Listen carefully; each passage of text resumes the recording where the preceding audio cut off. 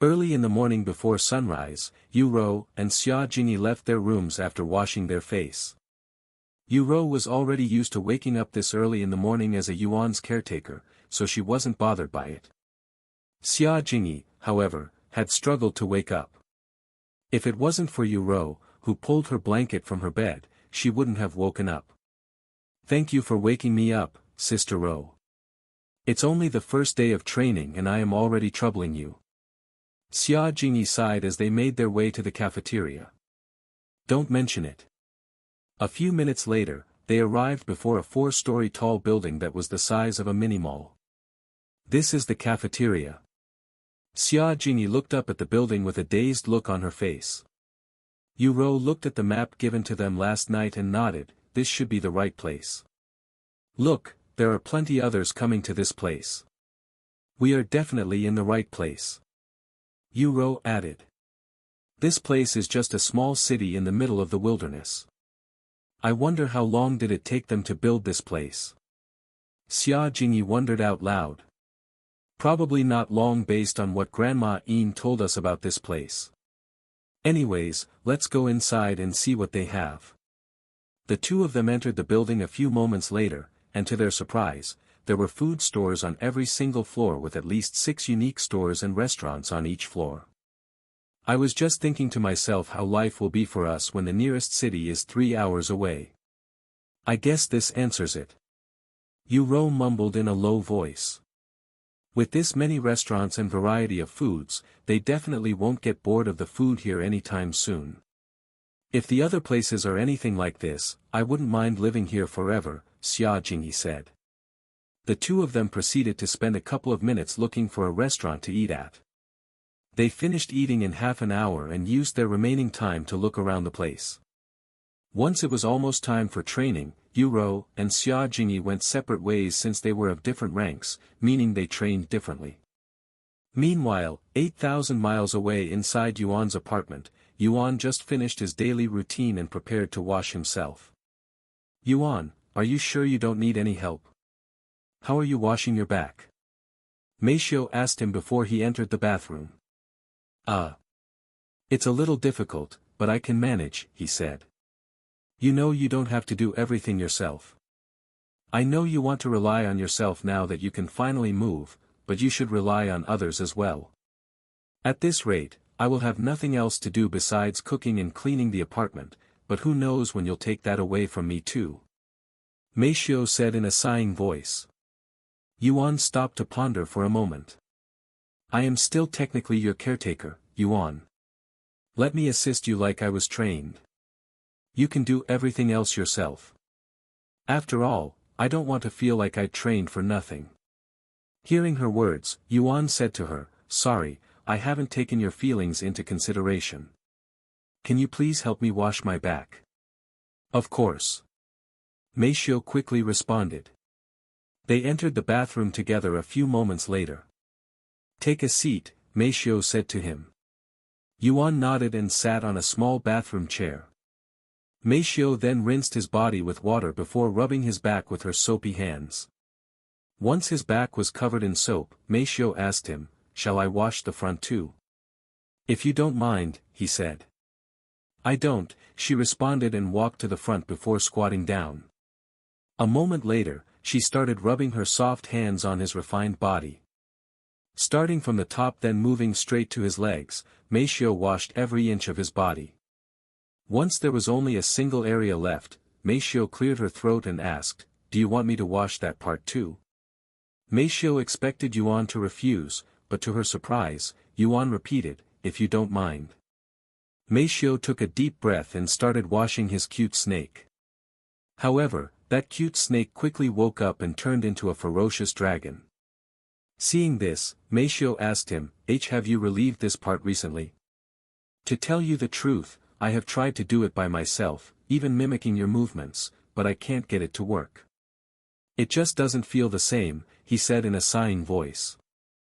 "I understand. Then allow me to do it for you.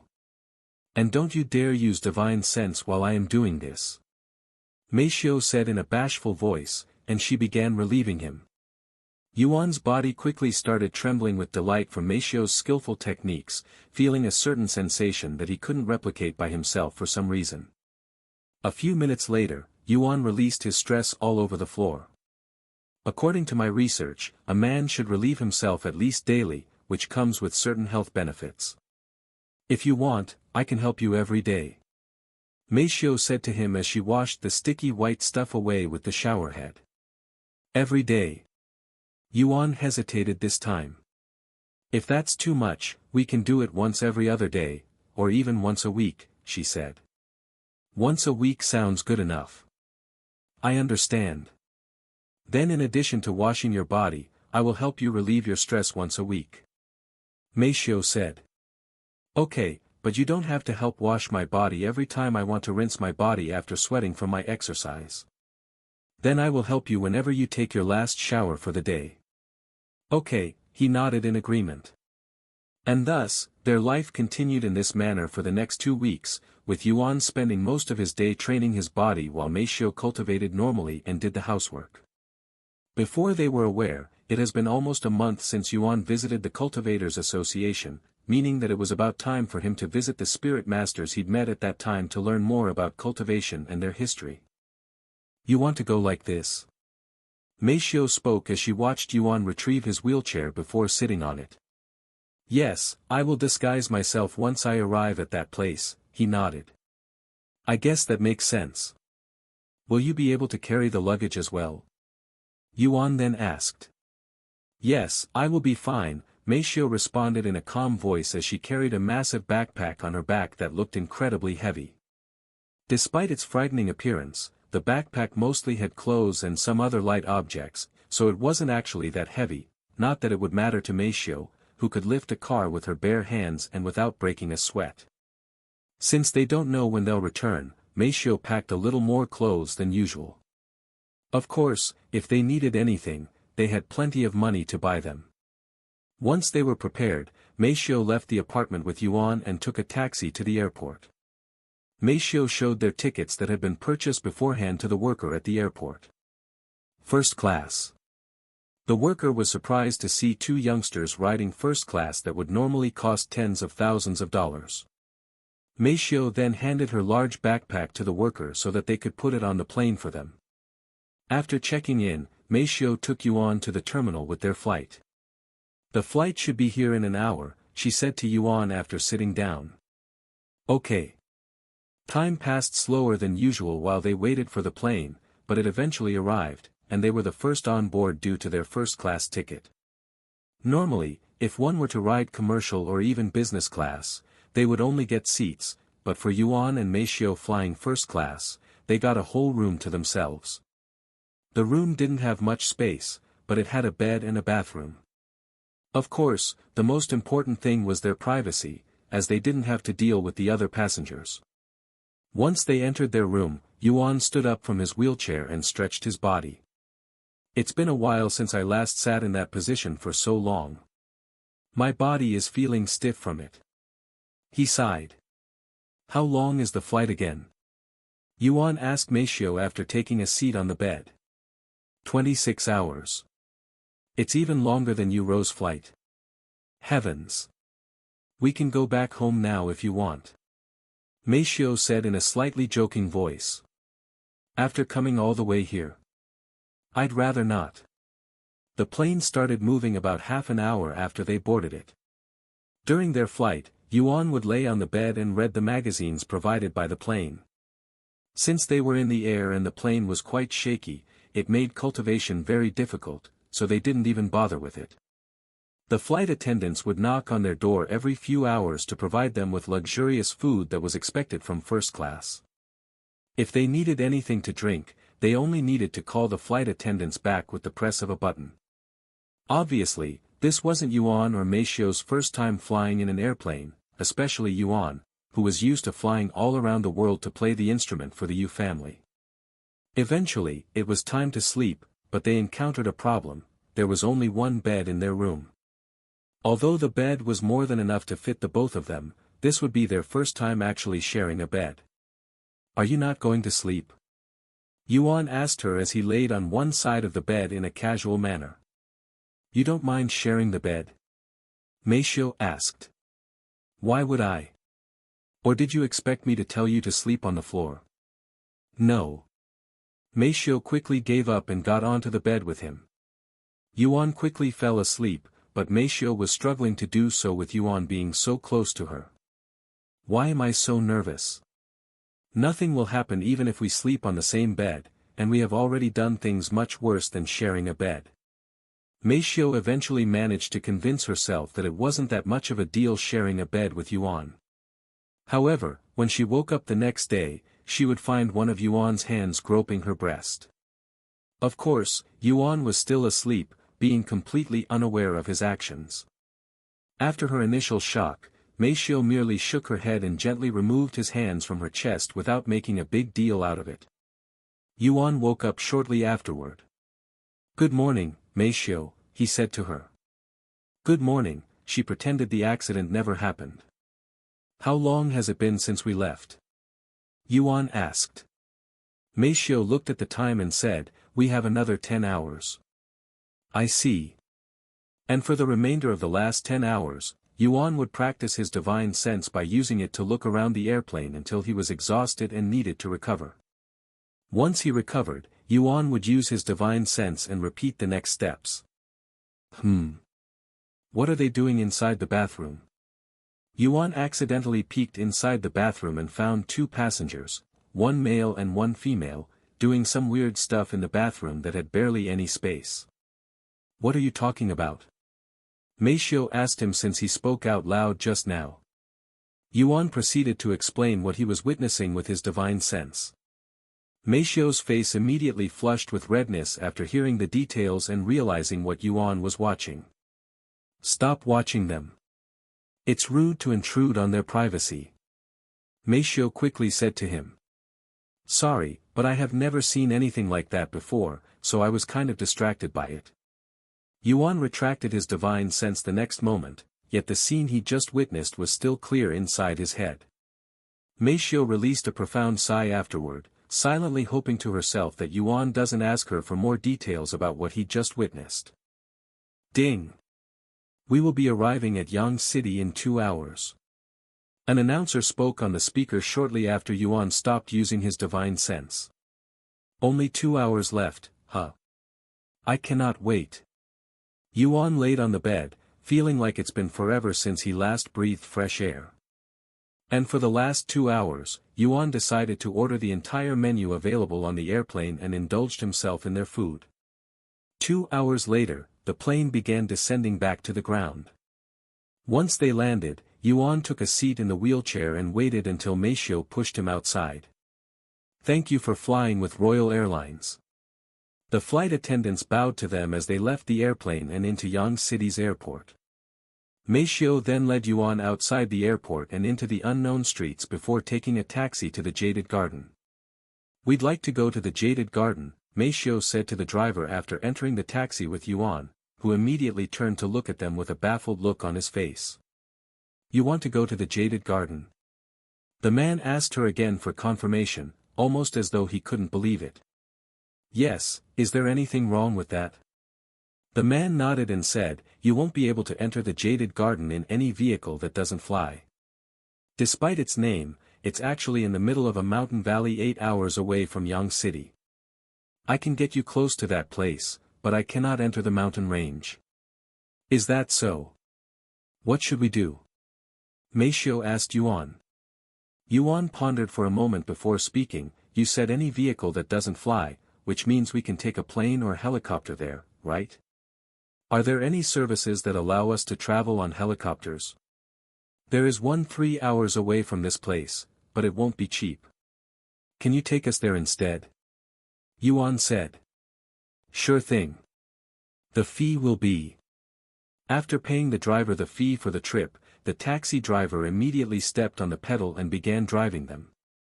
About 3 hours later, they arrived at this tall building with multiple agencies working inside. Thanks a bunch. Once they left the taxi, Meishio entered the building with Yuan still in the wheelchair. Hello, how may I help you? The receptionist waved at them the moment she noticed them. Meishio approached the receptionist and said, good morning, I heard there's a helicopter service here. Yes, that's correct. Where are you trying to go? Jade Garden. Jaded Garden, huh? It's not that far away, but due to the high terrains and foggy environment in that place that makes it difficult to traverse even in the air, the price will increase exponentially. If you're okay with that, please fill out this piece of paper and we'll get to you.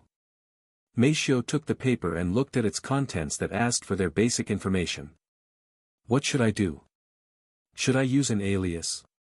Meishio asked Yuan for advice. I think you can use my real identity since I am basically a nobody here, Yuan said. Okay. Meishio then filled out the paper using Tian's identity that has long been forgotten. Furthermore, even if they somehow link Yuan to Tian, they won't be able to find him unless they speak with the Yu family or those that know his identity. Here you go. Meishio handed the paper back to the receptionist after filling it out. Thank you. Please give me a minute to calculate the price of the trip. Also, will this be a one-way or a round trip? If you choose a round trip, we will land and stay at a certain location until you return. However, you'll have to pay a certain fee for every single day we wait. We'll do a round trip. If we no longer need the service, can we cancel the round trip? Meishio asked. Of course, but you'll still have to pay the fee depending on how many days you made the pilot wait regardless if you return or not. That sounds good. Meishio nodded. The receptionist then took a couple of minutes to calculate the cost. The total amount will cost $50,000 for a round trip, not including the waiting time. The waiting fee will be $1,000 for every 24 hours we wait at that location. Here. Meishio placed their debit card on the desk without any hesitation despite the ride costing a whopping $50,000. Clearly, that amount of money wasn't enough to make her even raise an eyebrow. The receptionist gladly accepted their card and charged them $50,000. I have notified the pilot of your ride. It should be ready within 2 hours. Please wait in the guest room until then. It's that room over there. The receptionist pointed to the room at the end of the hall. Meishio and Yuan proceeded to wait inside the guest room until their ride was ready. A little over 2 hours later, the receptionist knocked on the door before entering their room with a blond middle-aged man wearing a uniform. Hello, esteemed guests. Your ride is ready, and he will be your pilot. The middle-aged man greeted them with a smile on his face. My name is Jean. I have over 20 years of experience, and I have traveled to the Jaded Garden over 100 times in my career without a single accident, so you can rely on me. Meishio and Yuan then followed the pilot to the back of the building, where there was a large empty field alongside a couple of helicopters idling inside a hangar. The helicopter they were going to ride was already prepared and was waiting for them to board in the middle of the track. After boarding the helicopter, the pilot took a few minutes to explain some rules to them. Do you guys have experience with helicopters? Jean asked them after explaining the rules. Yes, we do. Meishio nodded. I figured. Then let's go. We should arrive at the Jaded Garden in an hour. Jean said as he operated the helicopter, taking them into the air. Mister, you mentioned that you traveled to the Jaded Garden multiple times, right? Do you know the families that live there such as the Wang family? Can you tell us a little about that place as well? Yuan asked the pilot as they traveled in the air. Of course. The Jaded Garden is a unique place that's home to the 6 spiritual families, and the Wang family is one of these families. The 6 spirit families is an alliance of sorts between 6 separate powerful families, but not much is known about them, as they have only revealed themselves recently, quickly becoming powerhouses within the cultivation world. In fact, the Jaded Garden used to be a secluded area, but ever since cultivation became known to the world, they began opening their doors to outsiders, even taking some people in as disciples. Is this why you're traveling to that place? Jean asked them. Something like that. Yuan nodded. Well, good luck. It won't be easy joining their faction. From what I've heard, they have many cultivation geniuses that have already reached spirit warrior within their background, but I don't know whether that information is true or fake, and it's quite hard to believe that there are already people that have reached Spirit Warrior. Many Spirit Warriors. Yuan mumbled. If they'd known about cultivation for hundreds of years now, it wouldn't be weird if they had Spirit Warriors, and even Spirit Master was possible as they'd already proved to him. In fact, it would be weird if they didn't. About half an hour later, they arrived before a mountain valley that was enveloped in thick fog. Can you even navigate inside such a thick fog? Meisho asked when she saw the fog in the distance. Yes, it'll be fine. It's only foggy at the entrance and high altitudes which we must travel because of the tall mountains. Once we pass the mountain, we can start to descend into the valley where there isn't as much fog. As for the navigating through the fog, we have an autopilot system prepared just for this, allowing the helicopter to autopilot itself through the fog at a predetermined path, Jean explained to them. I see. Meisho nodded. And just like he'd said, Jean made the helicopter go into autopiloting mode once they reached the fog. After another half an hour, they could feel the helicopter descending towards the ground. A few moments later, their helicopter emerged from the fog and entered a vast but clear plain in the middle of a mountain valley. We have safely entered the Jaded Garden. We will arrive at the landing site in 10 minutes. Jean said to them as he regained control over the helicopter. Although he could have continued to let the helicopter fly on autopilot, he enjoyed controlling the helicopter personally. 10 minutes later, the helicopter landed in a spacious land that had a couple of helicopters that belonged to others parked. Here's my phone number. Call me if you need anything. Jean handed Meisho a business card that had his name and phone number. Also, I can only stay here for 30 days maximum before I have to return to the agency. If you stay longer than that but still wish to return with me, you'll have to purchase another ride with the agency including the waiting fee. Jean warned them. As for where I will stay. Jean pointed to a building a few hundred meters in the distance and said, I will be there if you cannot call me for any reason. I understand. Meisho nodded. Before they left, Yuan asked Jean, Mister, can I leave my wheelchair here in the helicopter? I don't mind. Jean nodded his head, but he was definitely taken by surprise by Yuan's question. After all, why would someone who had to travel in a wheelchair leave it behind? Does he intend on letting the young lady carry him the whole time? Thanks. Yuan then stood up from the wheelchair without any effort before folding it and putting it inside the helicopter, leaving Jean dumbfounded. By the way, which direction do we go? Meisho then asked, as she couldn't see any cities or buildings beside the one Jean pointed to in the area. It's 3 miles that way. Jean pointed in a certain direction, and he continued, unfortunately, there are no taxi services in this area, so you'll have to walk there. That's fine. Let's go. Yuan said. Meisho and Yuan then quickly left the scene, and since they weren't in a hurry, they walked very slowly, quietly enjoying the environment and fresh air. I have never smelt such fresh air before, Yuan said after he took a few deep breaths. Yes, this place has very clean and high-quality air. Every single breath I take makes me feel cleaner inside. Meisho agreed with him. After walking for an hour, Meisho could finally see some tall buildings in the distance. We're almost there, she said to Yuan since he couldn't see that far with his divine sense. Here you go. She then handed Yuan his black mask before wearing one herself. A couple more minutes later, they arrived before a large gate where a few guards stood. The guards quickly noticed their presence, and one of them said, that person is wearing a black mask. Do you think he's the person Senior Wang warned us about? What was his name again?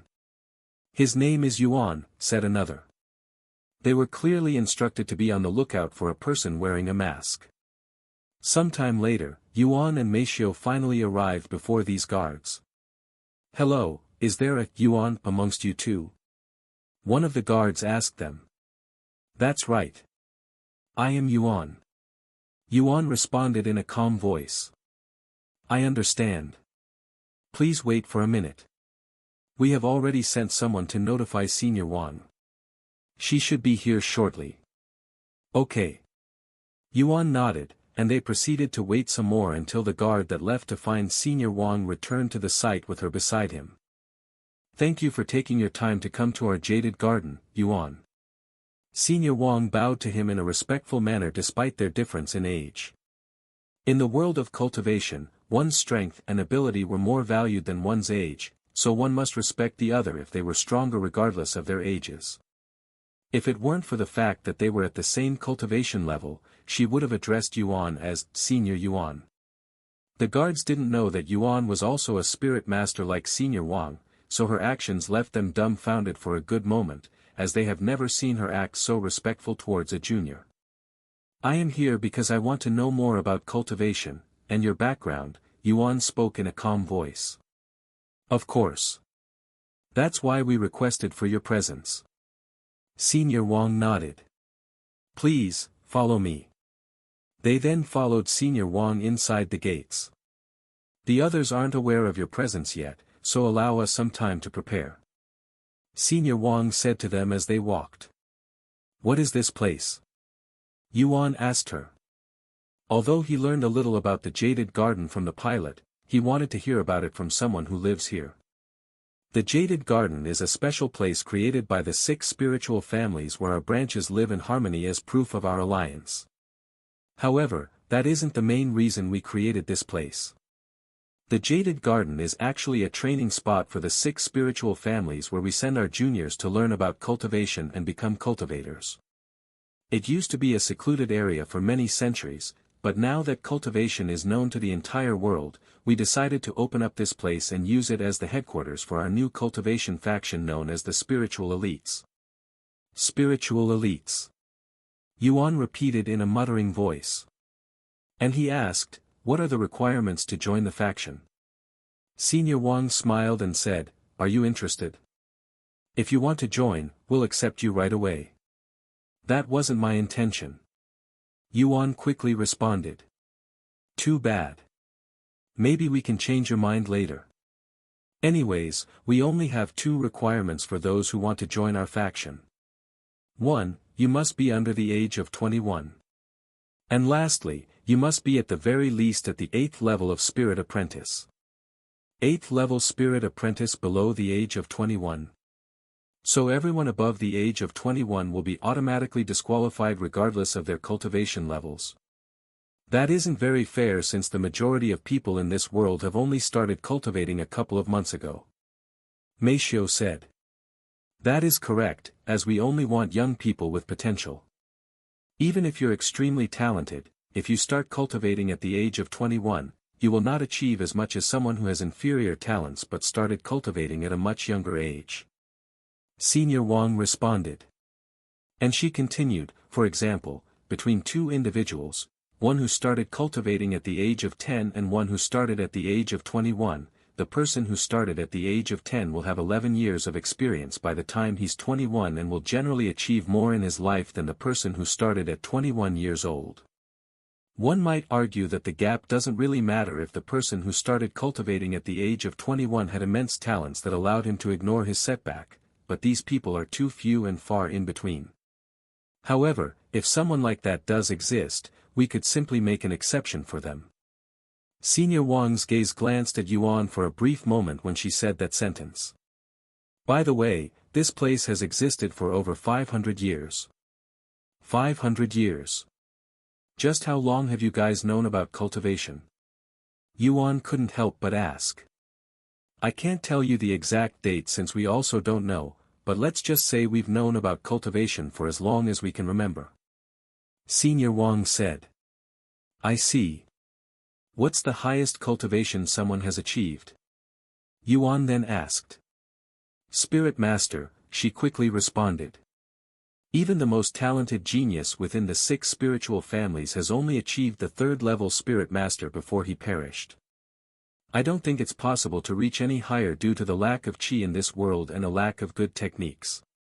The existence of Cultivation Online might change that since we'll be able to acquire better cultivation techniques, but that won't fix the issue with the lack of chi.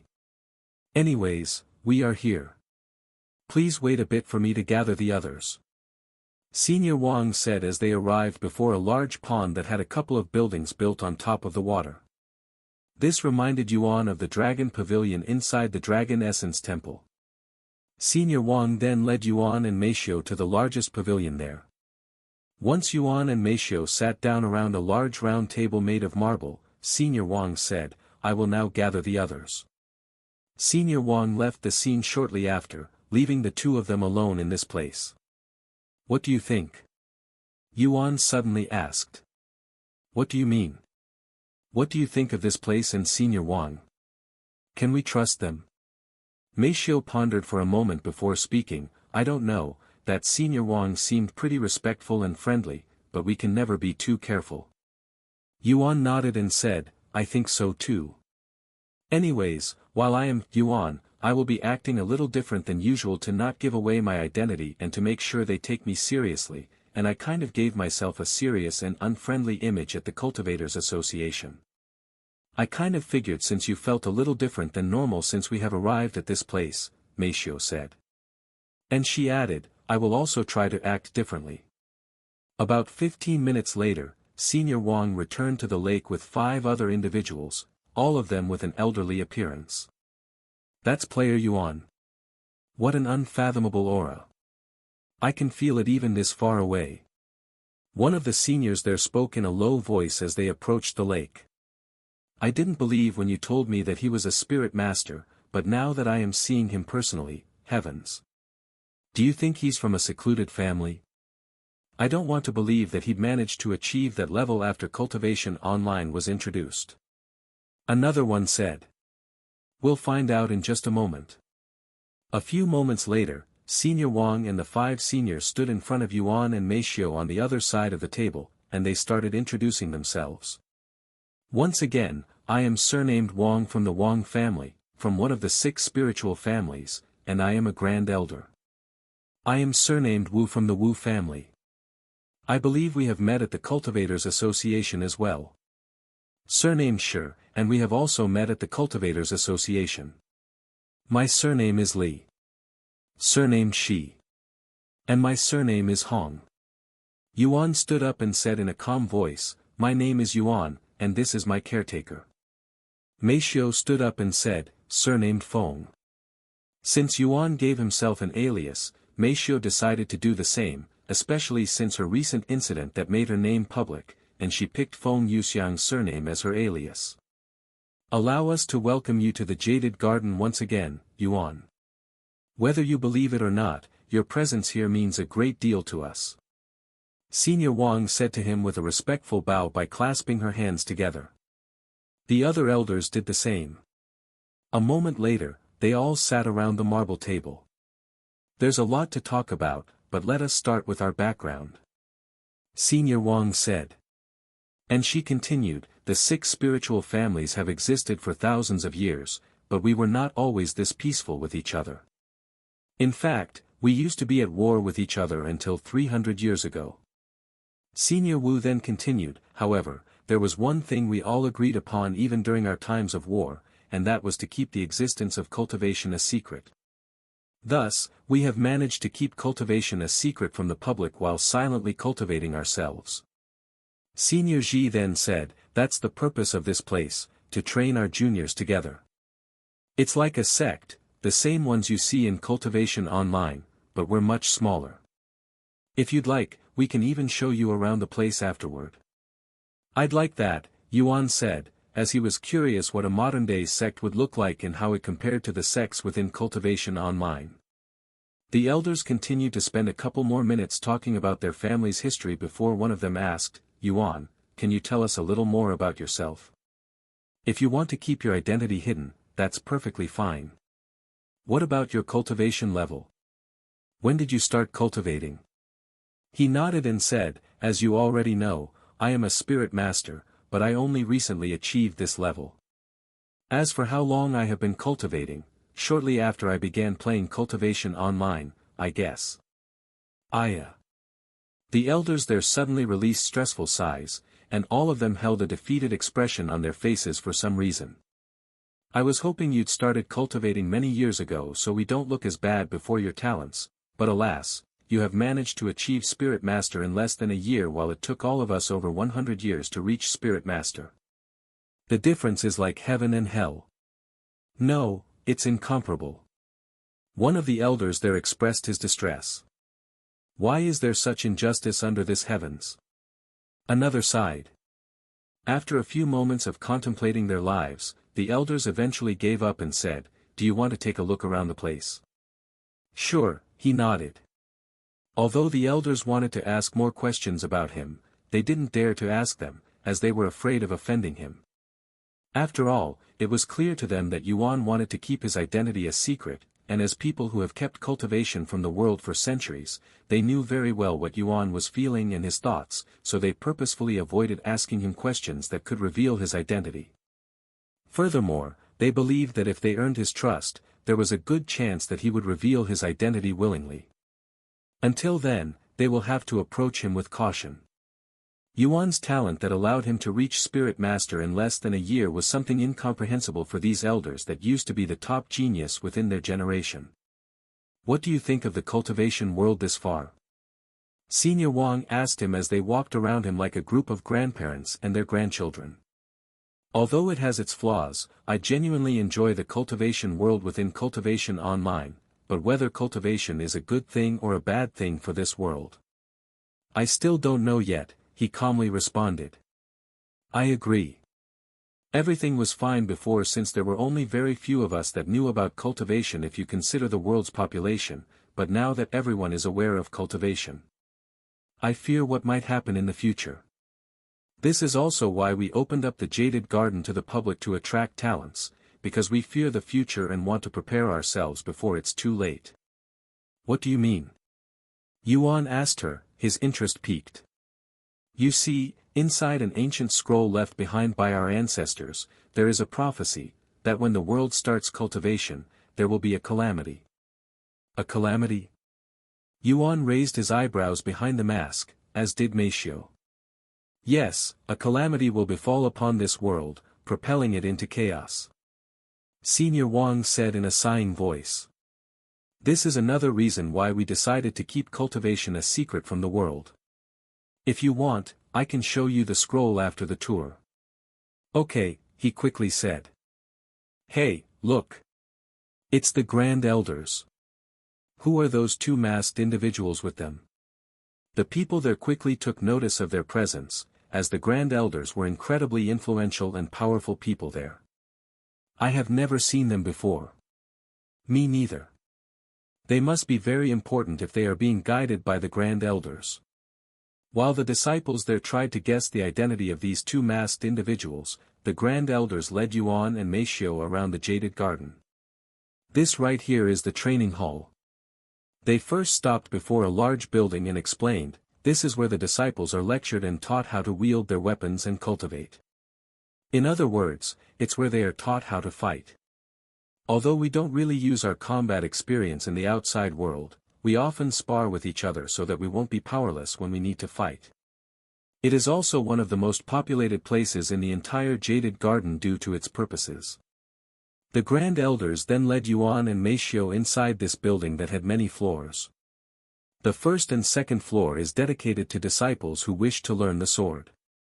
Senior Wang said as she opened the door to a spacious gymnasium where hundreds of disciples could be seen practicing their sword techniques. The sword is the most popular weapon for cultivators due to its ease of use and its destructive prowess. That's why we have two entire floors dedicated to the sword. Yuan used his divine sense to watch a few of these disciples practicing their sword techniques. Then he noticed something, that their swords were enveloped by a thin layer of spiritual energy. They're using sword techniques. Are these techniques from Cultivation Online or something from your families? Yuan decided to ask them. These sword techniques came from Wu family since it's their specialty, said Senior Wang. I see. If you'd like to learn the technique, you can join our faction and we'll let you learn as many techniques as you want, and we have over 20 different techniques combined, she said with a smile on her face. I will consider it, he said. Sometime later, they skipped the second floor since it was the same as the first floor and went straight to the third floor.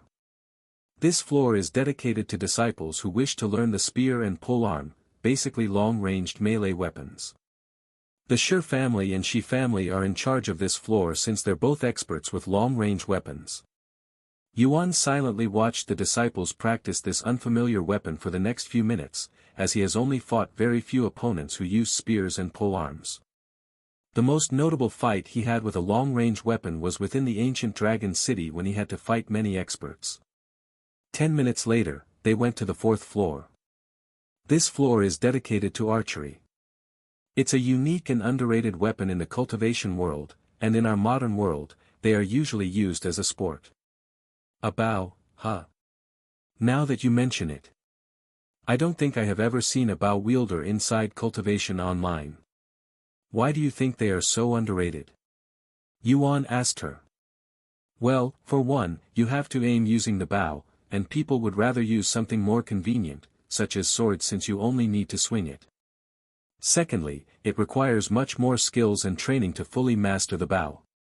Third, in the cultivation world where most people fight close quarters, you won't be able to use the bow efficiently unless you gain distance from your opponent, which is easier said than done. There are more reasons why people don't use the bow, but these are the main reasons. However, even if the weapon is underrated, it is by no means weak. Once you put the time to master the bow and how to fight with it, it could become an unstoppable weapon, and it would only become even more powerful if you have a partner that can protect you while you fight in the back. The bow can quickly become a nuisance and untouchable in the right situation and the right hands. Meishio silently listened to Senior Wang talk about the bow. Although she'd intended on using her bare hands in Cultivation Online, she was starting to have thought about using the bow, as this will allow her to support Yuan from the rear without getting in his way. And with Yuan in front of her, she was confident that nobody will be able to get to her while she abuses their opponents from a distance. However, there was one issue, and that was she didn't have any experience with the bow. Although she has plenty of experience with a gun, she had zero when it comes to the bow. Twang! The sound of strings trembling would constantly resound in the room as a little under 100 disciples practiced their aiming skills on their targets. A couple of minutes later, they made their way to the 5th floor. The 5th and 6th floor is the last 2 floors to this tower, and they are both dedicated to cultivation since the bottom floors are usually the loudest. We also have private cultivation rooms that are completely soundproof just in case. There isn't anything fancy like formations in this place, but this place is mostly for ordinary disciples. Elite disciples and us elders usually cultivate at the immortal caves, where the spiritual energy is much denser. There are immortal caves in this world. Yuan was truly surprised to hear this. Do you want to see them later? Senior Wang asked him with a profound glint in her gaze. She knew that this could potentially convince him to join their faction. Of course, he quickly nodded. Then let's make our way to the sparring area. It's on the way to the immortal caves. Senior Wang said, and they left the building shortly after. After leaving the training area, the Grand Elders led Yuan and Meishio to the sparring area that was an open field with multiple stages available, and there was even a spectators area. When they arrived at the sparring area, they could see a couple of disciples sparring with each other on the stages, but all of them were fighting without any weapons. Most disciples come here for training and experience, but it's also very common for disciples with grievances to come here to release their stress or simply to settle things. Although they get out of hand sometimes, killing or serious injuries that could cripple another are not allowed, or they will be crippled and be forced to work as a servant in one of the 6 spiritual families. Senior Shi explained to them. Of course, since we risk them revealing the existence of cultivation to the world, we cannot allow them to simply leave the family, so they can either choose to work as a servant or be killed. To be a servant or to be killed. Yuan mumbled in a low voice. Then he asked, others can also leak this information, so does this mean that disciples are not allowed to communicate with the outside world? You are correct. Most of us live a secluded lifestyle, and when we go outside, we are only allowed to communicate with the other cultivation families. Though, trusted individuals and high-ranking elders such as ourselves are allowed to communicate with the mortal world. Yuan sighed inwardly after learning about their secluded lifestyle. He couldn't imagine living such a boring life, where you can only communicate with those around you, but fortunately for them, they had other families to keep each other accompanied. However, compared to the majority of his life, where he was secluded within his own room for many years with barely any interaction with others, it was still much better. After watching the disciples spar for a couple of minutes, one of the grand elders suddenly said, "Fellow Taoist Yuan, if it isn't too much to ask, can I request for a friendly exchange with you?" Yuan turned to look at the old man who just asked this question and said in a calm voice, "You want to spar with me?" "Yes." The old man confirmed. "You can't be serious right now, Elder Shi." Senior Wang said with a slight frown on her face. "I don't mind," Yuan suddenly said. He then continued, "However, I will only be dodging your attacks, if you don't mind." "Only dodging?" Elder Shi raised his eyebrows in a puzzled manner. "Yes, you can attack me as you like, and if you manage to hit me even once, I will consider it my loss." Yuan nodded. There were a few reasons as to why Yuan made this suggestion, but the biggest reason as to why he would only be dodging is simply because he has zero experience in fighting in his current body. Although he has plenty of experience in Cultivation Online, things were different in this world, and he didn't have his sword with him. Furthermore, he wanted to test out the movement technique that he'd been practicing for the past month and see how effective it was against the top cultivators of this world. "Good luck, Yuan," Meishio said to him before they entered the stage.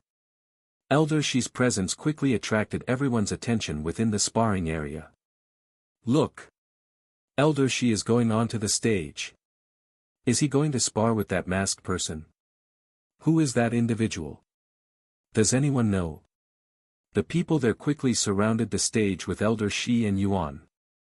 "Whenever you're ready." Elder Shi said to Yuan as they stood a couple of meters away from each other. "Attack me whenever you're ready." Yuan then said. "Then here I come." Elder Shi immediately rushed forward with incredible speed, arriving before Yuan a second later. However, Yuan remained standing there without moving a single muscle. The spectators thought that was because he couldn't react to Elder Shi's speed, but they quickly realized how wrong they were when Yuan barely dodged Elder Shi's attack right before the strike landed. Elder Shi wasn't too surprised that his attack had been avoided since he was just testing Yuan, so he continued to throw his hands at Yuan, using basic martial arts. This guy. What a fearsome movement technique. Elder Shi soon realized that Yuan would always barely avoid his attacks, meaning that Yuan was purposefully minimizing his movements to dodge flawless while saving himself energy at the same time. Wow! Look at that masked person's movements. They are so profound. I have never seen anything like that before. Heavens! Where did he learn such a technique? This continued for over half an hour with Elder Shi being unable to touch even Yuan's clothes, much less the person himself. Elder Shi eventually stopped moving and said, "I give up. You win this one, fellow Taoist Yuan." What? Did Elder Shi just called him Yuan? Could he be that famous player Yuan? What's he doing here? When the spectators heard Elder Shi addressing Yuan by his name, they all expressed great shock. However, if they thought about it, it made sense since only player Yuan could possibly be powerful enough to defeat their Grand Elder. "You have me completely beaten without attacking me. I cannot imagine winning if you're allowed to attack." Elder Shi bowed to him afterward, not feeling bitter despite losing since he was well aware of their disparity.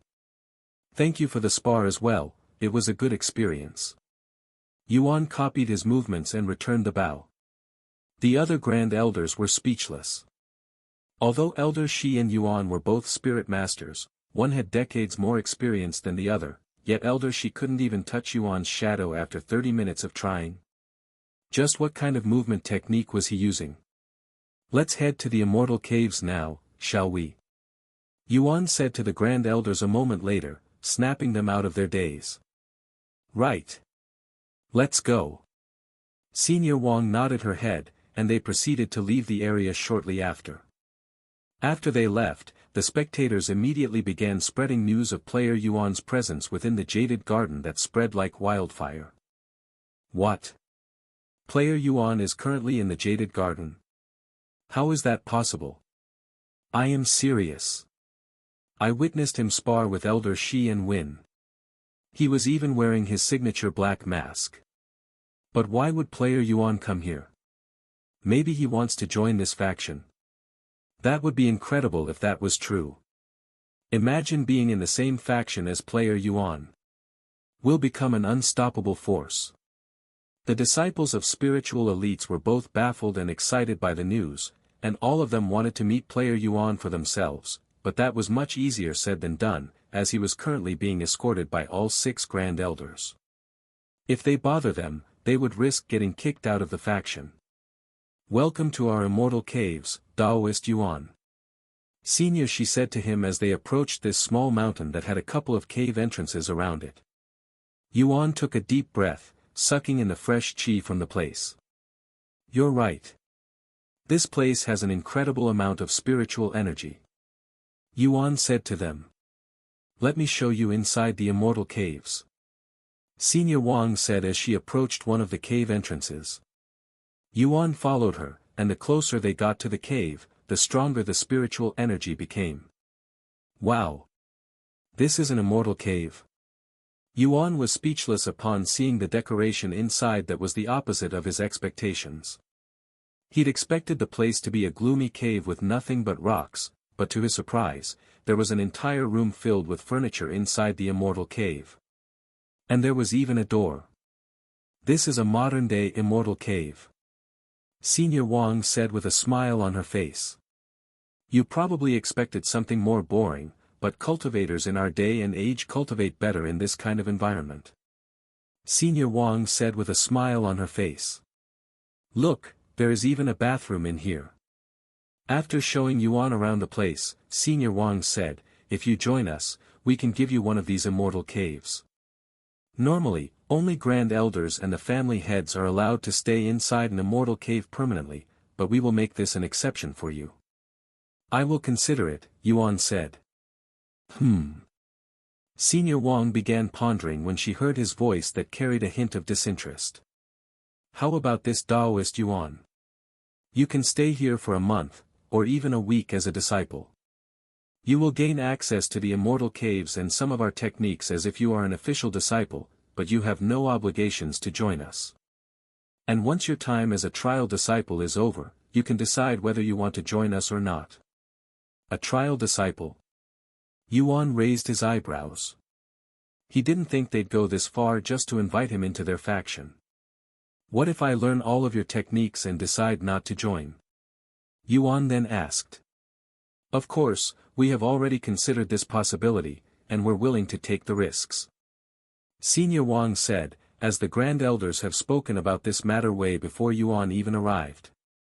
Furthermore, while she didn't say it, she didn't believe that Yuan would be able to learn their techniques so quickly.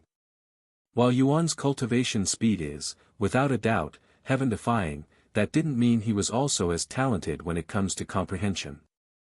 Most of their disciples needed many months to learn a single technique, and even their top geniuses required at least a week to learn a new technique. What do you think? Yuan turned to ask Meishio. I don't really care. Do as you wish, she calmly responded. Yuan pondered for a moment before nodding his head. All right, we'll stay here for a week. After all, it would be a shame if I left so quickly after traveling so much. Great.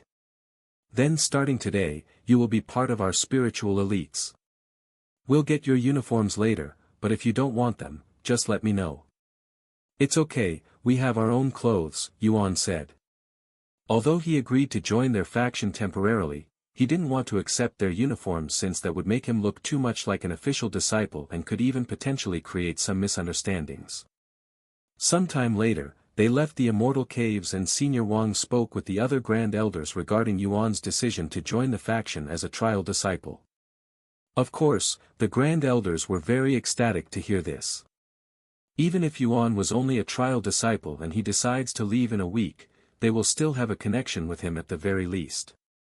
Taoist Yuan, which immortal cave would you like to use for your time here? Elder Shi asked him. I don't really care. Whichever one is available, I guess. The immortal cave I just showed you isn't occupied by anyone at the moment. You can use that one if you like. Senior Wang said. Okay. Yuan nodded. Senior Wang then retrieved a jade medallion from her clothes before offering it to Yuan. Take this. If you run into any trouble within the Jade Garden, you can use this medallion. Only those approved by the Grand Elders are allowed to carry this, and anyone that dares to challenge the medallion means they're challenging us, the Grand Elders. Yuan accepted the medallion without any hesitation. Then we will leave you alone now. If you need anything from us, you can find us at our family living quarters. Only family members are allowed to approach these living quarters, but you will be fine as long as you have the medallion on you. Senior Wang said. Once again, you may be a trial disciple, but you will have access to things that even normal disciples cannot reach. I hope you will enjoy your stay here. Thank you. Yuan nodded. The Grand Elders left the scene shortly after, leaving Yuan and Meishio alone. Why did you agree to stay here? Meishio suddenly asked him. During my spar with Elder Shi I realized that I don't have any combat experience in this body, so I want to acquire some of that experience in this place.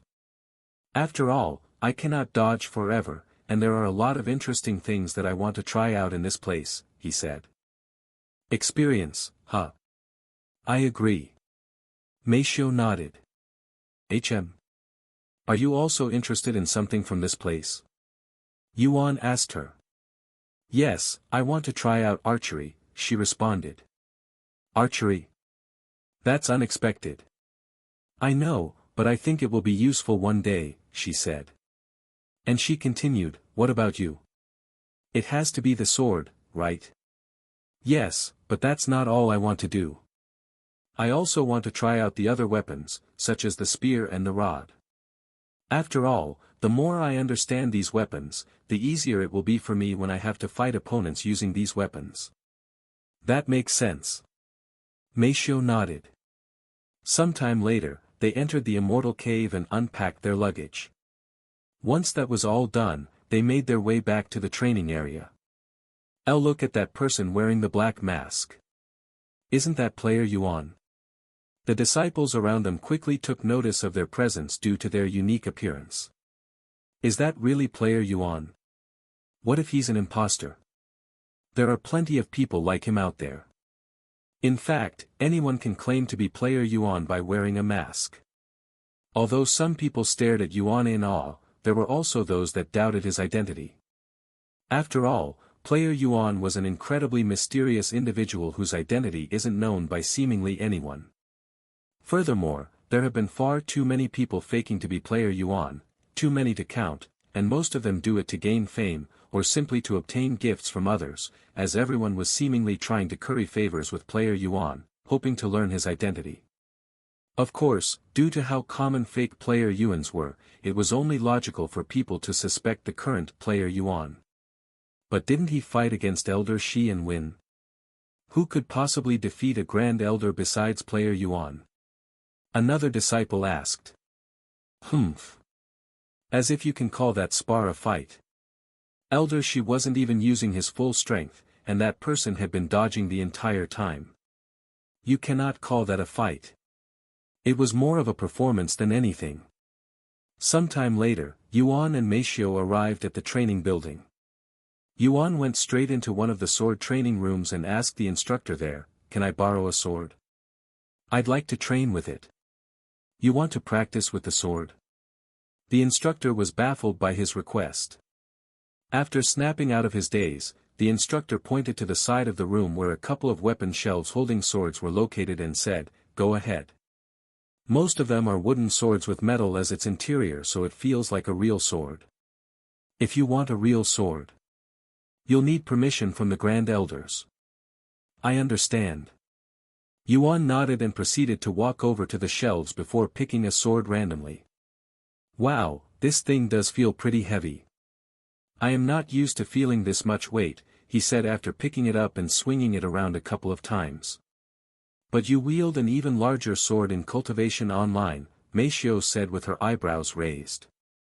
The sword may be big, and it may seem heavy, but it actually weighs almost to nothing for me since I am its master, he said. After picking up the sword and getting comfortable with it, Yuan said to Meishio, "Can you bring me to a spacious area that doesn't have many people?" Since he couldn't see the entire gymnasium even with his divine sense, he asked for her help. Meishio looked around the place before saying, "Follow me." Yuan then followed her. The gymnasium was incredibly big enough for them to walk a couple of minutes without stopping. Once they stopped, Yuan used his divine sense to make sure there wasn't anyone around them. "Stand back a little. I don't want to hurt you by accident," Yuan said to Meishio. Meishio nodded and took a couple of steps back until she was many meters away from him. Once he was alone, Yuan took a deep breath and recalled his experience in Cultivation Online. Although his body wasn't the same, his memories and experience within Cultivation Online were real. After standing there for a few minutes without doing anything, Yuan began moving his body, calmly swinging his sword around. Each of his swings was incredibly precise and powerful.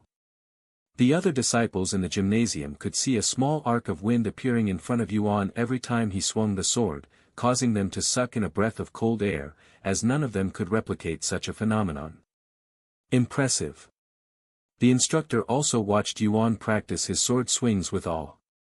Although there were no sword techniques behind Yuan's sword swings, his sword still emitted a profound aura, and every swing left a deep impression on the disciples there. Yuan proceeded to practice with his sword for the next hour without any disruptions. Sometime later, Yuan stopped swinging the sword and turned to look at Meishio, who looked a little bored. "Meishio, you can go practice archery if you're bored of watching me." "Are you sure?" Meishio asked him. "Yes, I will probably be here for a while working up a sweat. I will find you when I am done if you're not finished by then," he confirmed. "Okay. I will see you later." Meishio nodded and made her way to the 4th floor, where the disciples were practicing archery. Once she entered the room, Meishio looked around until she found someone who looked like the instructor and walked up to her. "Hello, I'd like to try archery," Meishio said to her. The middle-aged woman turned to look at Meishio, who was wearing a black mask. "Are you with?" Meishio nodded, "Yes, I am." "Have you used a bow before?" The bow instructor then asked. "No, I have not." "That's perfectly fine.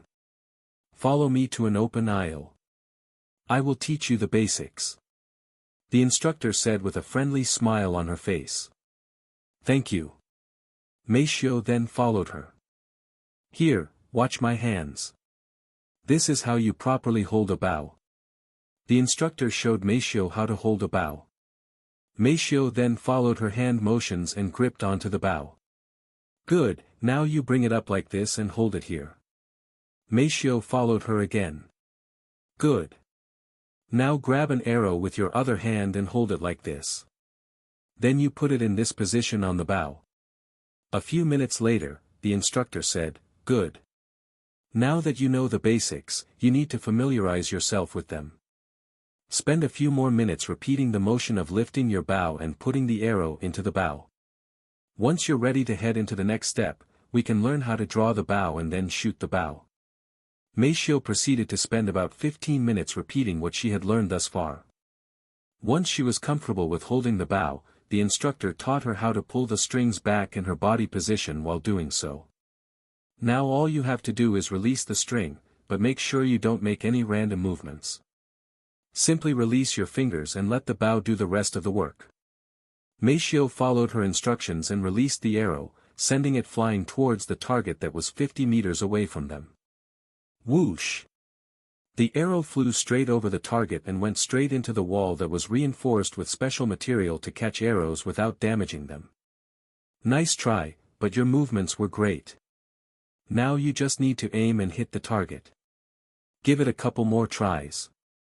Meishio continued to shoot the bow afterward, and by her third try, she was able to hit the target in the outer areas. On her fourth and fifth shots, she got closer and closer to the red circle in the middle of the target. On her sixth shot, her arrow barely missed the red.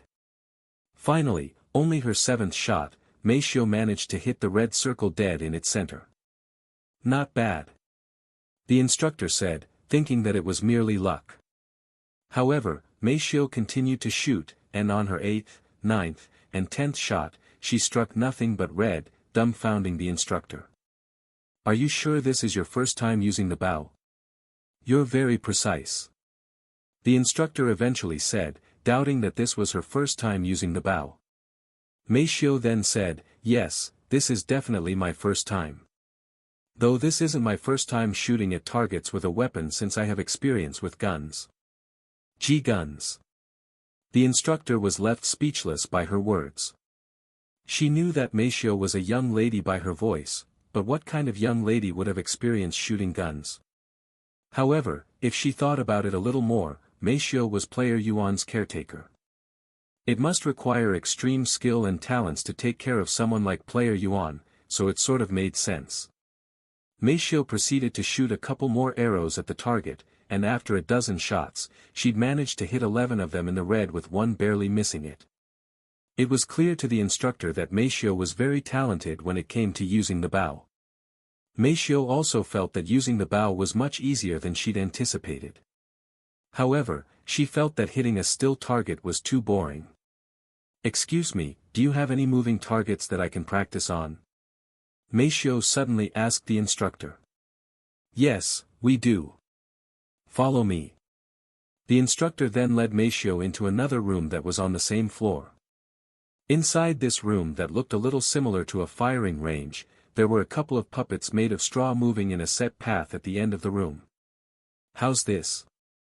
The instructor asked her. This is perfect. Meisho then looked for an available aisle before practicing on the moving targets.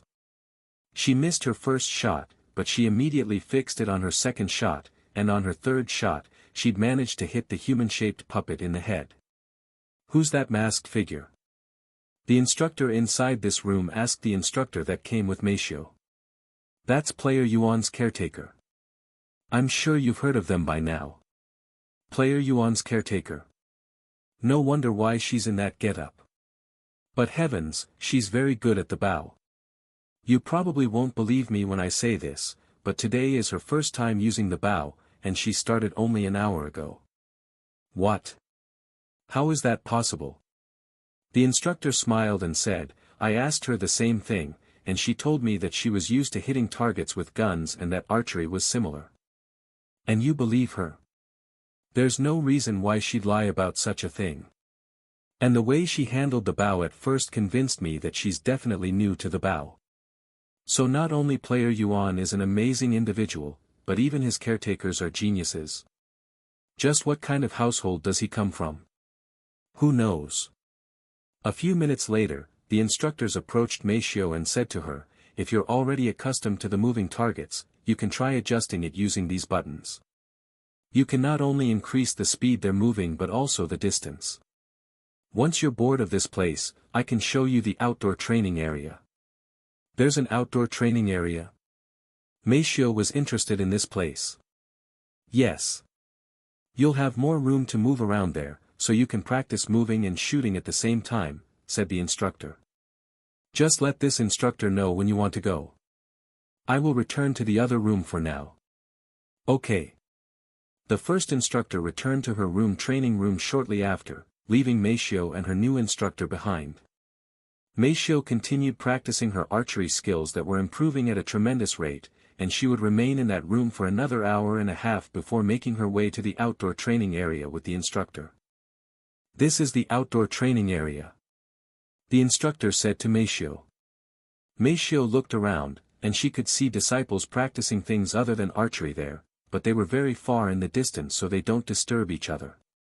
She then looked at the disciples practicing archery, and they were running around doing complicated maneuvers while shooting their bow at the same time.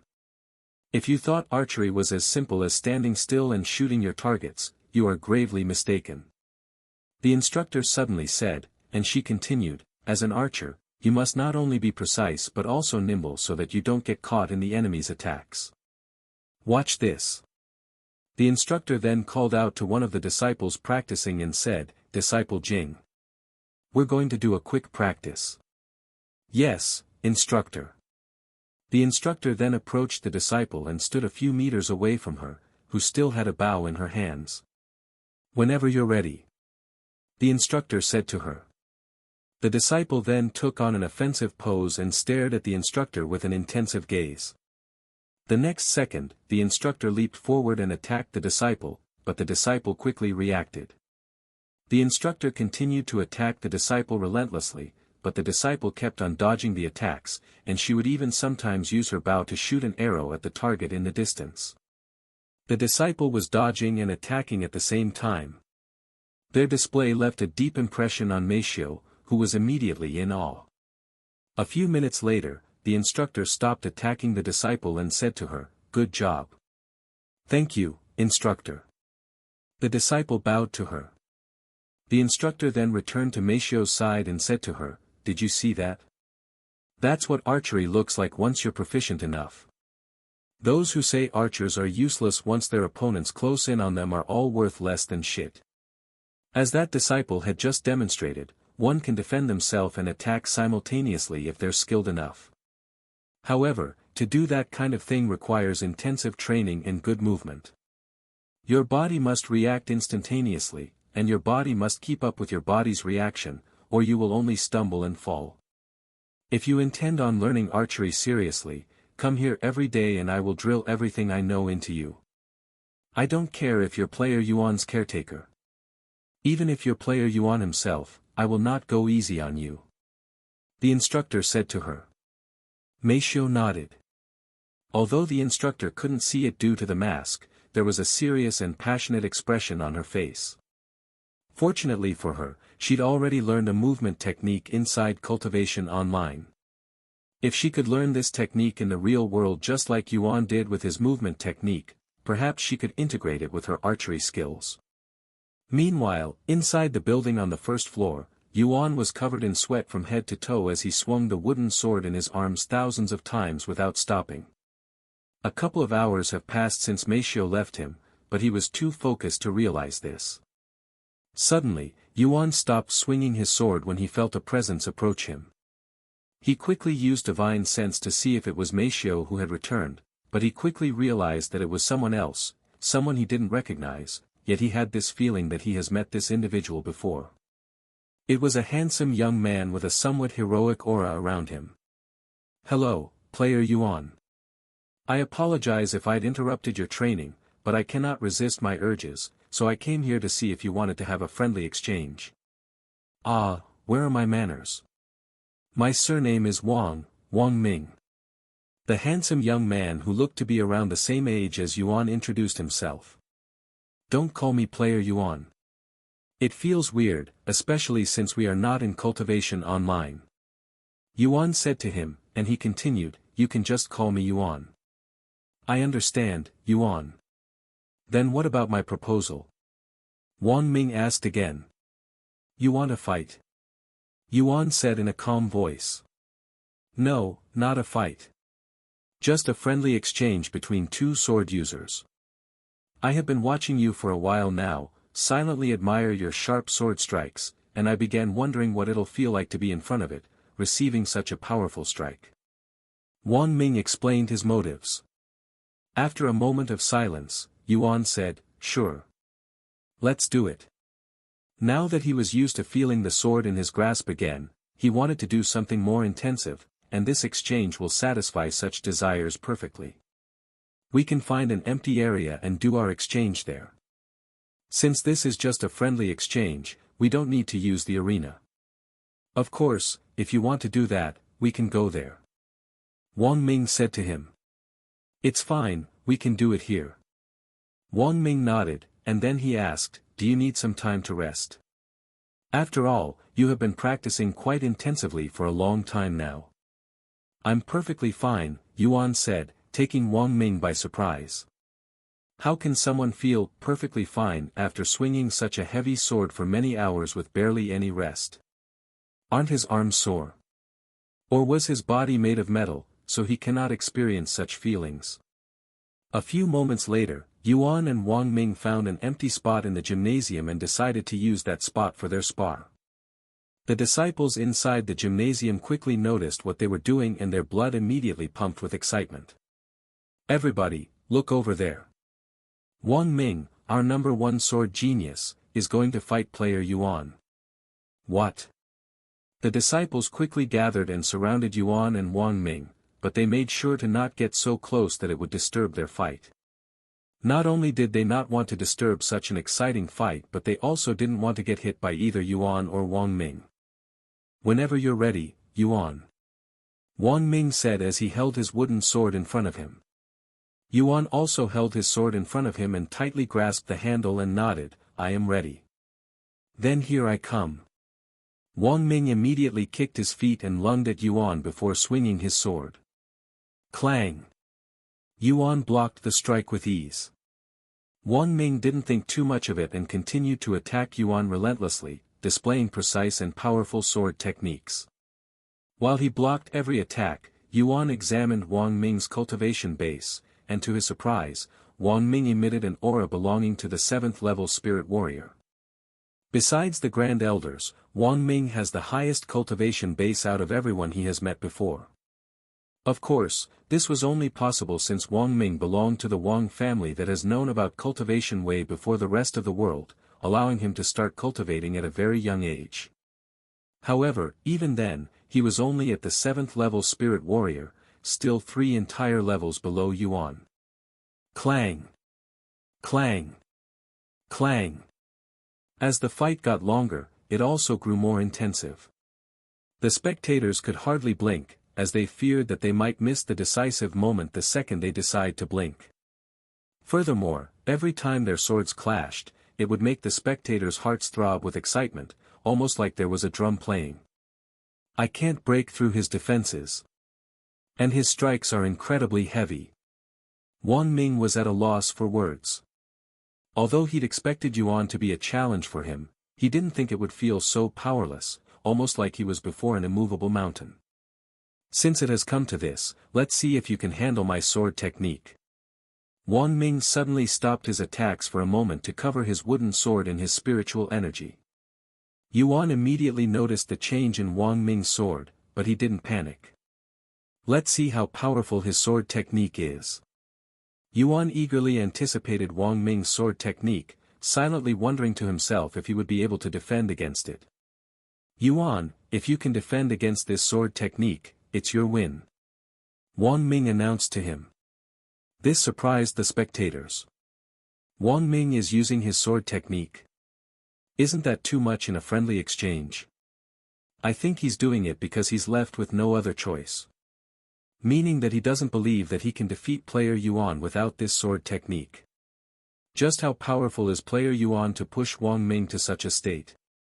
Not only does player Yuan have his mysterious movement technique that makes it impossible to hit him, but even his sword mastery appears to be very good. If you ask me, I think he belongs to a secluded cultivation family that's outside the 6 spiritual families. Do these secluded families really exist? I mean, there are always rumors about their existence, but we haven't seen any of them even to this day.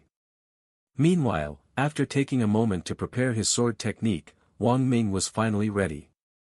"Here it comes, Yuan," Wang Ming warned him before releasing the sword technique. Yuan tightened his grasp on the sword and prepared for it. Sword of Dominance. Wang Ming's eyes flickered with a golden glow for a moment before he released his sword, sending a semi-transparent golden arc of light at Yuan. Yuan immediately used his sword to block the incoming arc of light, but he had a bad feeling about it. However, he wasn't going to dodge it, and he intended on taking it head-on. The arc of light flew at Yuan at incredible speed and arrived before him almost instantly after it was released, and the moment it touched the wooden sword in Yuan's grasp, it sliced the wood easily. If it were not for the metal core inside the wooden sword, the arc of light would have gone straight through. However, the metal wasn't enough to defend against the arc of light and was also being cut. Dodge it. Wang Ming realized that he'd gone too far with this technique and might actually harm Yuan, perhaps even kill him. Of course, Yuan also had a feeling that this arc of light would go through his body once it cuts through the sword. And right as before the metal core was cut in half, Yuan sensed the danger and subconsciously reacted. Whoosh! A profound aura emitted from Yuan's body, sending chills down everyone's spine, and the half-broken sword in Yuan's grasp suddenly gushed with a sharp aura that sliced the arc of light in half and seemingly with ease. What kind of sword technique is that? Wang Ming exclaimed in a shocked voice when he witnessed his arc of light destroyed. Huh! Yuan also didn't know what happened and looked at the sword, and to his complete surprise, there was a familiar yet otherworldly aura covering the sword. It was sword aura. He had somehow managed to use sword aura. However, the moment Yuan lost his focus, the sword aura also disappeared. The instant the sword aura disappeared, the half-broken sword completely broke in half, leaving everyone there speechless. After a long moment of silence, a defeated smile appeared on Wang Ming's face, and he clasped his hands before Yuan. Thank you for the exchange, Yuan. It was an incredible experience for me, especially since I don't usually have anybody that can fight me equally, much less defeat me. We should spar with each other more often, without using any sword techniques, of course. Likewise, it was also a good experience for me. Yuan clasped his hands together while still holding the broken sword. Now that is out of the way. If you don't mind, can you tell me what kind of sword technique you just used? I have never seen anything like that before, not even in Cultivation Online. Wang Ming then asked him, his gaze filled with interest. Of course, if you don't want to tell me, that's fine as well. Wang Ming added. After a moment of silence, Yuan said, it's sword chi. Sword chi. I have never heard of this technique before. Where did you learn such a powerful technique? Cultivation Online, he responded calmly. Wang Ming's eyes widened with surprise. As far as he was aware, there hasn't been a single person that has successfully learned a technique from Cultivation Online that wasn't a cultivation technique. Congratulations, Yuan. You're the first person I know of that has successfully learned a martial technique from Cultivation Online. Wang Ming said after his days. Anyways, it's getting late. I will be here again tomorrow if you'd like to spar again. Wang Ming then said. Yuan nodded. Once Wang Ming left the scene, the crowd around them also dispersed.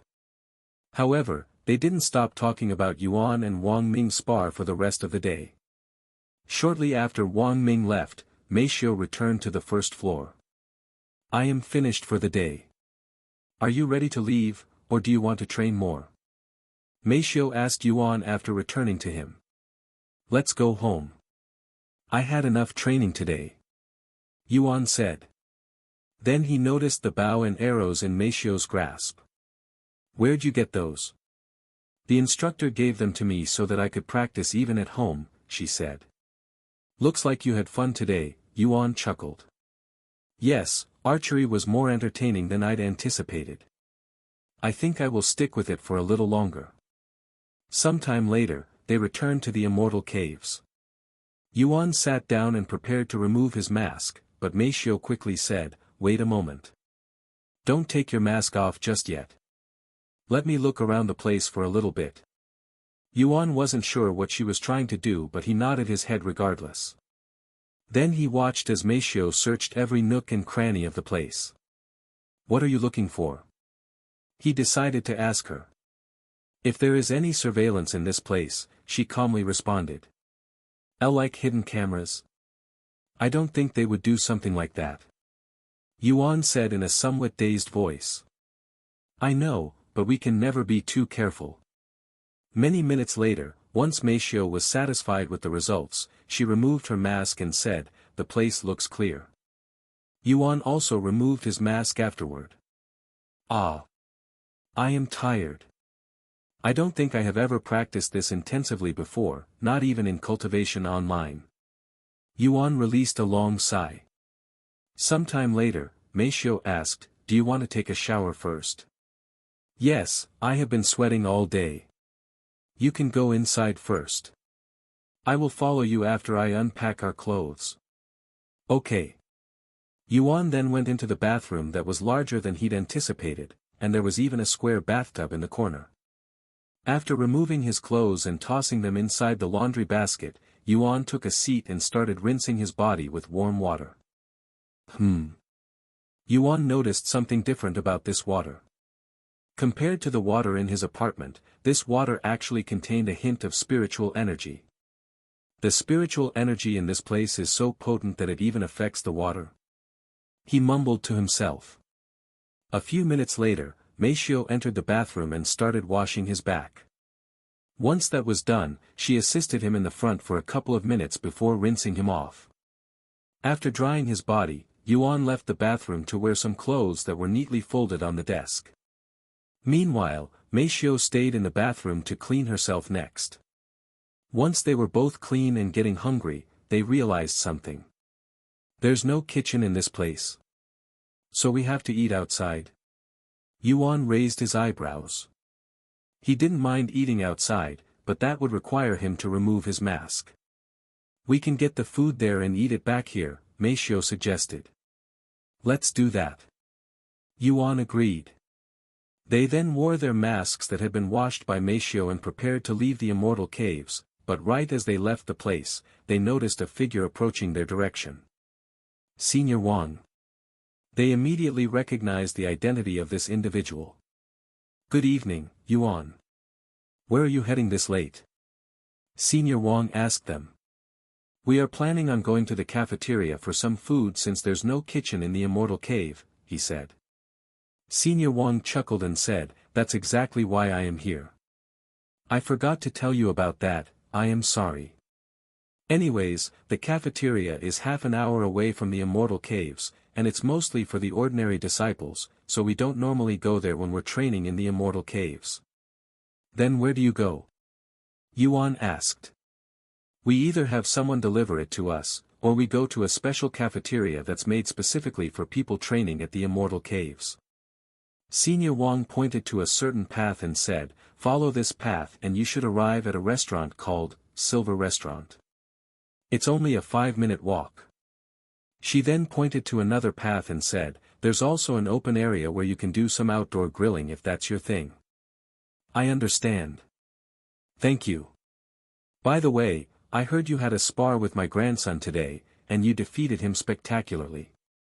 Senior Wang suddenly mentioned their exchange today. I knew he was from your family since he had the same surname, but I didn't think he was your grandson. Yes, you should have seen his face when he told me about how he'd lost to you. I have never seen him so happy despite being the loser. I think he's just happy to have a worthy opponent that can challenge him since he can defeat even the elite disciples quite easily. And she continued, he will surely approach you for more spars in the future. If it ever gets annoying, you can tell me and I will do something about it. After their short conversation, Senior Wang left the scene while Yuan and Meishio made their way to the Silver Restaurant. 5 minutes later, they arrived before a medium-sized building that was painted metallic white, making it appear to be made out of silver. They quickly went inside, and to their surprise, it was completely empty. In fact, there were only 2 tables in the whole building, a small square table with 2 seats and a large round table with 8 seats. I don't recognize either of you. Are you new? The old man standing behind the reception asked them. Yes, today is our first day at the Jaded Garden, said Yuan. Then you probably don't know this, but we only serve those training at the Immortal Caves, he said.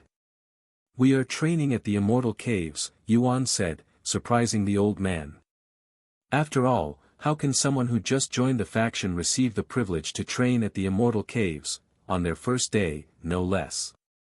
Meishio could tell that the old man didn't believe them based on his expression, so she said, Yuan, show him the medallion you got from Senior Wang. Yuan nodded and retrieved the medallion, showing it to the old man. The old man was completely speechless now. Even if he didn't want to believe it, he had to before the presence of the medallion. The old man then straightened his back and bowed to them, I apologize for doubting you too. Please forgive me. Yuan nodded and said, we're just here for some food. Of course. Tell me what you'd like to eat and I'll cook something for you. The old man said. Do you have a menu? Yuan then asked. Nope. I can cook almost anything as long as I have the ingredients. Even if I don't have all of the ingredients, I will somehow manage, said the old man in a confident voice. Anything? Yuan raised his eyebrows. He wasn't sure what he wanted to eat. Then how about you cook us your best dish, or whatever you recommend? Yuan said after pondering for a moment. Sure thing. Give me about 20 minutes since everything will be cooked fresh. In the meantime, you can do whatever. Oh, one more thing. Would you like to eat here or would you like the food to go? To go. I understand. The old man then went to the back of the room and proceeded to cook. Meanwhile, Yuan and Meishio went outside to smell the fresh air alongside the old man's cooking that grew more delicious as time went on. About 20 minutes later, they went back inside to grab the food. What's your name? People call me Chef San. You can call me Yuan. Feng, Meishio said. Yuan and Feng, huh? What unique names. Anyways, I hope you enjoy the food. I'll see you two tomorrow. After getting their food, Yuan and Meishio returned to their immortal caves, their mouths salivating the entire time as they couldn't wait to taste whatever Chef San cooked, as the fragrance just smelled too good. Once they returned home, they immediately opened the food, and to their surprise, there was a lot of food, more than one would anticipate for two people. Why did he give us so much food? Does he really expect two of us to eat all of this? Meishio mumbled, as there were enough to feed 4, even 5 people. Maybe he was feeling generous since it's our first day here, Yuan said, not thinking too much about it. Thus, they began eating the food shortly after. Heavens! The flavor is indescribably delicious. I have never tasted food this amazing before outside of Cultivation Online. Yuan exclaimed after taking his first bite. Meishio nodded her head in agreement. Besides the food at the Dragon Pavilion, nothing could compare to Chef San's cooking skills. The food was so amazing that Meishio was wondering if she should ask the old man to teach her how to cook better. Of course, Meishio is a pretty amazing cook herself, but compared to Chef San who has decades of cooking experience within a cultivation family, the disparity was too vast, and it wasn't fair to compare them. I'm definitely going back tomorrow morning for breakfast, Yuan said after they finished eating all of the food. You can really eat. Even though she already knew about his massive appetite, it was still surprising to see him eat so much food. Sometime later, after washing their face and brushing their teeth, they went to the bedroom to sleep. However, there was a problem. There's only one bed. Yuan and Meishio stood before the only bed in the entire place. After all, immortal caves were built with a single person in mind, since they are mostly for training, and most people cultivate alone, so there wasn't any need for a second bed. At least it's big enough to fit both of us, Yuan said. It's okay, I can sleep outside, Meishio said. Although she had slept on the same bed with him on the airplane, she had the courage to do so only because it was for a single day. Doing so for many days was too much for her at the moment. I don't mind even if you sleep with me, Yuan said, not minding that he has to sleep with Meishio, as they have already done it once, and it gives him a secure feeling when he's sleeping with someone. Meishio didn't know how to respond to his question since she'd said such words without thinking about it. Yuan then got inside the bed and under the blankets before patting the space beside him. Come, sleep with me, he said in a calm voice. Meishio sighed inwardly. Although she had taught him some common sense, there are some things that cannot be taught through words alone. Meishio eventually gave up and entered the bed with Yuan, spending the rest of the night together in the same bed. Good night, Meishio, Yuan said to her as he got comfortable underneath the blankets. Good night, Meishio responded in a somewhat nervous voice, trying her best to not think too much about their situation. Nothing will happen. Yuan. He's not someone who would do such a thing unless I initiate it. She eventually convinced herself that nothing will happen and slowly fell asleep. They wake up the following morning without any incidents, and they returned to the Silver Restaurant for breakfast. "Good morning, young lads. What do you think of yesterday's food? Was it to your liking?" Chef San asked them the moment they entered the restaurant. "Yes, it was amazing, and thank you for giving us so much food," Yuan said to him. Chef San laughed out loud and said, "If I didn't cook so much food, you would have starved the entire night, young man." Yuan was surprised to hear this and wondered why he would say such a thing. "I can tell just by looking at your body, that you require a lot of energy, so I purposefully made more food for you. You eat a lot, right? I guess." Yuan said, completely dumbfounded now. How does one tell how much someone can eat just by looking at their body? Is Chef San using a cultivation technique? Thank you for the food. Sometime later, Yuan and Meishio left the restaurant and returned back to the immortal caves to eat their breakfast that tasted as amazing as last night's dinner. After breakfast, they spent a few hours cultivating, as the spiritual energy in their area was too good to not cultivate. Once their bodies were filled with energy, Yuan and Meishio made their way to the training tower, where they would proceed to spend the rest of the day training. "I will see you later. If you need anything, you can find me on the 4th floor. If I am not there, I am at the outdoor training area," Meishio said to Yuan before separating from him. "There's an outdoor training area?" Yuan asked, as this was his first time hearing about it. "Yes, you follow this path behind the building, and it will lead you to a large outdoor training area." "Alright, I will check it out when I have the time." Yuan nodded. A few minutes later, Meishio arrived at the 4th floor and was immediately welcomed by the instructor. At the same time, Yuan was approached by Wang Ming the moment he noticed Yuan entering the gymnasium. "Hey, Yuan. How about another round?" Wang Ming asked with a bright smile on his face. "Sure." Yuan calmly nodded, and they went to look for a spacious area to spar again, which quickly attracted the attention of other disciples in the gymnasium. Meanwhile, tens of thousands of miles away, back in their hometown, the Yu family sat before two individuals with a seemingly nervous expression on their faces, which was very unnatural and rare. In fact, they weren't this nervous even when dealing with Chairman Zhao. One of these two individuals was sitting on the couch, and she was a graceful young lady who appeared to be around 18 years old, wearing a luxurious red dress adorned with gems. The second guest was an old man wearing a butler suit, and he was standing behind the young lady, clearly her caretaker. "What brings you to our humble Yu family, esteemed guests?" Yu Yong asked them. The young lady calmly sipped on the tea that had been provided by the Yu family before quickly putting it down. "Whoever made this tea should learn how to make tea," she said. Yu Yong and Tang Li's eyebrows uncontrollably twitched when they heard her words, but they didn't get angry. Yu Yong even put on a forced smile on his face before speaking. "I apologize for the inconvenience, Lady Chu, and I will make sure whoever made this tea will be removed for their incompetence."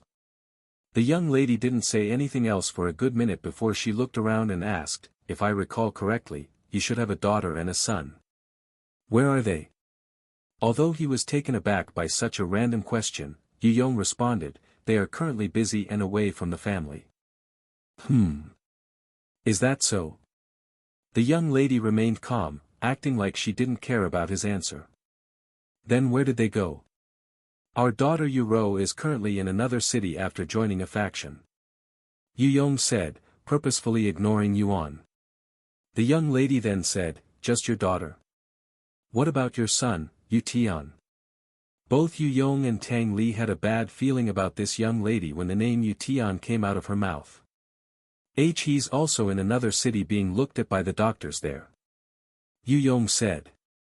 Although he could have told her that Yu Tian had left the family, he was afraid that she might ask more questions, so he gave her something less questionable. "I see. Do you mind telling me which city?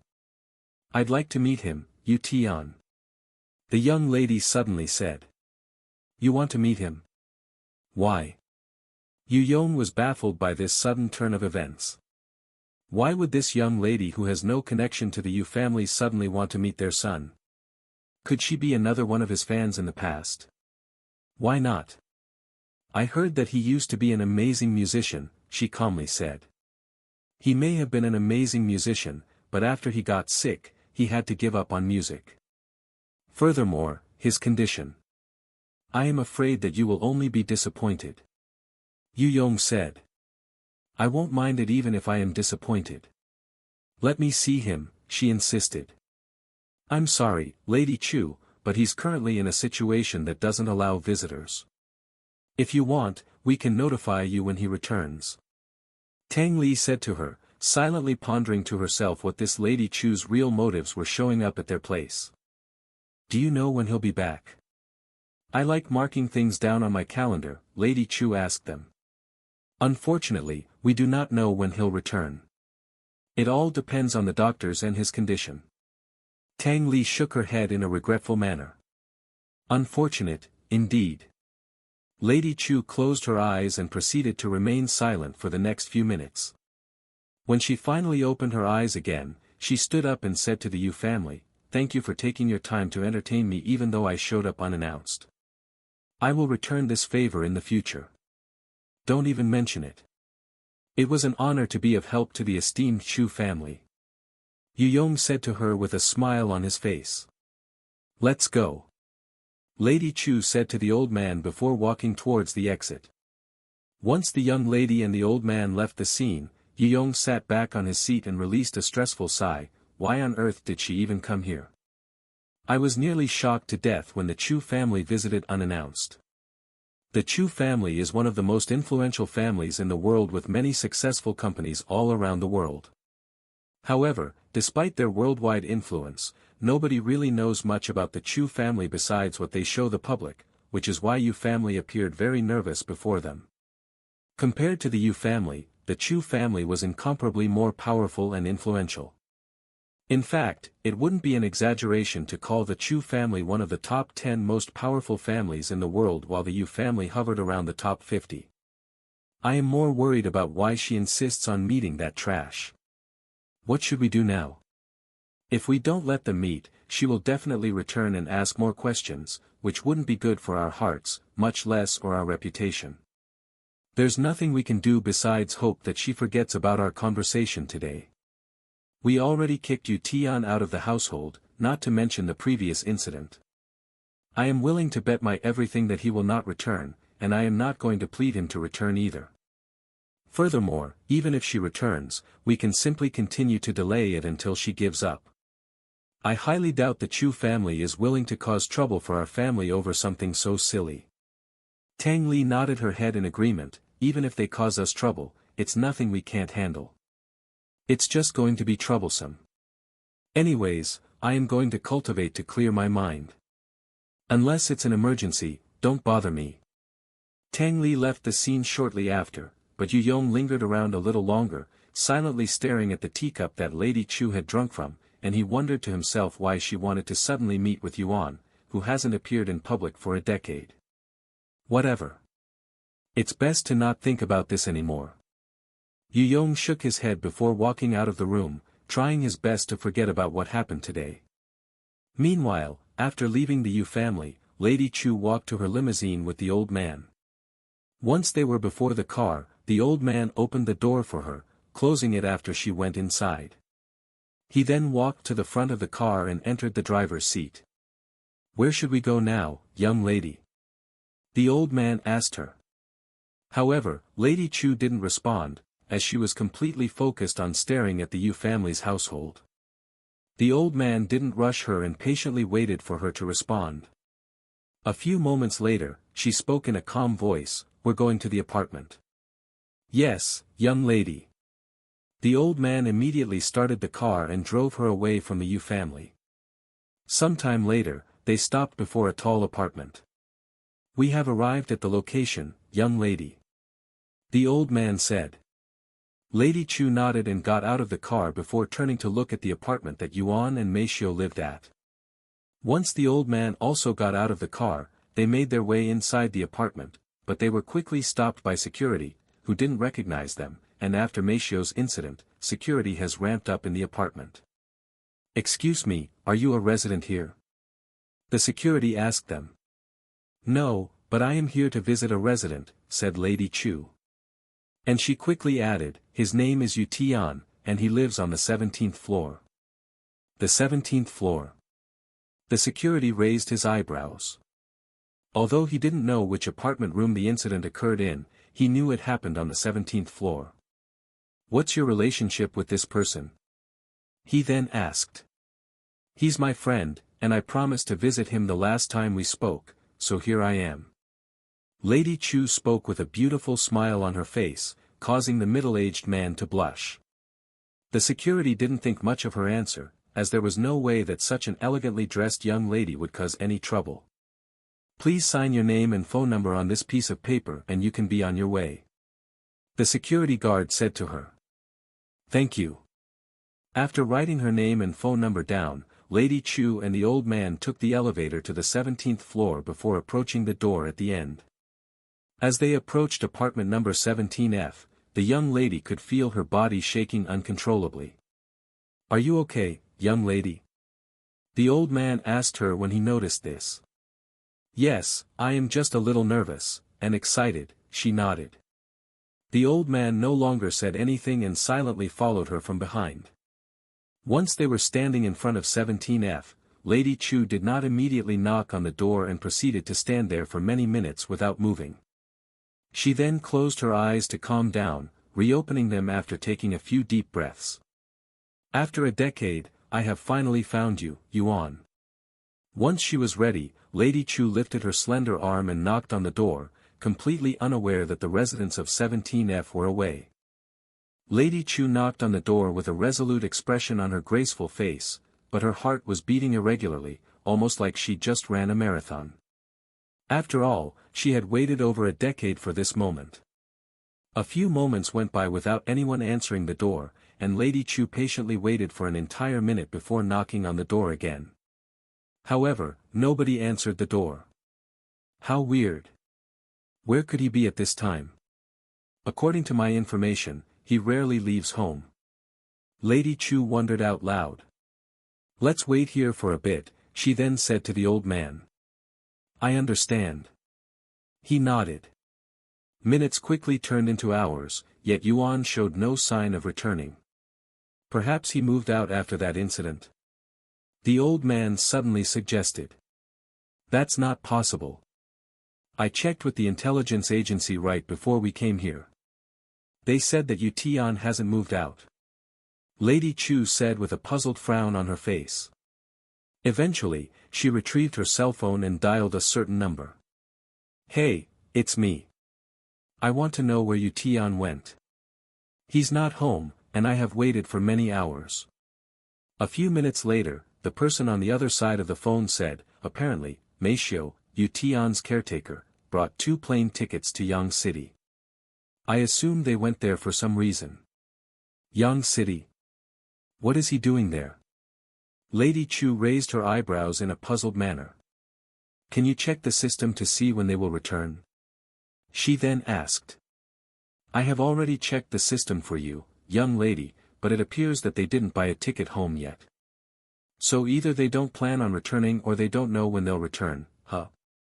Keep me updated, and try to find out where they went after going to the Yang City." "Roger, young lady." Lady Chu released a deep sigh after hanging up the phone. "I waited 10 years for this moment, and he's gone off to another city with another woman. How troublesome. Will we be heading to Yang City?" the old man suddenly asked her. "Of course, and we're not going to stop until I find him." "I understand. Allow me to prepare the airplane." The old man nodded before taking out his cell phone and making a few calls. "I have notified the masters that we will be going to Yang City. They said to stay away from the 6 spiritual families' territory." "Okay." The two of them left the apartment shortly after and returned to the car. Once they were inside, they drove to the airport, where their private airplane was already prepared for them, and they lifted into the air shortly after boarding. Meanwhile, in the jaded garden, Yuan and Meishio returned to the immortal caves after another day of intensive training. After a quick shower, they went to the Silver Restaurant for dinner. At night, they would either go to sleep or cultivate. Yuan decided to go to sleep since his cultivation base was barely improving after he entered Spirit Master. Meishio decided to cultivate, as that would mean she didn't need to share a bed with Yuan, and she also wanted to take advantage of the rich spiritual energy in the area. The two of them would repeat their next few days in such a manner. By now, Meishio has completely familiarized herself with the Bao, and she would even spar with some of the instructors. Okay, let's end it here today. The instructor said to Meishio after training with her for half an hour. Thank you for the session today, Instructor Lee. Meishio bowed to her afterward. Even though I am supposed to be training you, I am also getting good training out of this. You have improved vastly after just a few days. At this rate, you'll surpass me after a few more weeks. Anyways, before you leave, I should let you know that there will be a small competition amongst the archery disciples tomorrow afternoon. If you want to see how you compare with the others, you should join the competition. The prize will be a premium bow crafted by Elder Hong himself. Tomorrow, right? I will be there. Meishio nodded. After saying her goodbyes, she went back down to the first floor, where Yuan was training with Wang Ming. The two of them have been practicing basically every day. In fact, they fought so much that the other disciples in the gymnasium would no longer stop to watch them, as it was such a common occurrence. The sound of wood colliding with each other would resound every time Yuan or Wang Ming swings their sword, creating this somewhat rhythmic sound. Is it already evening?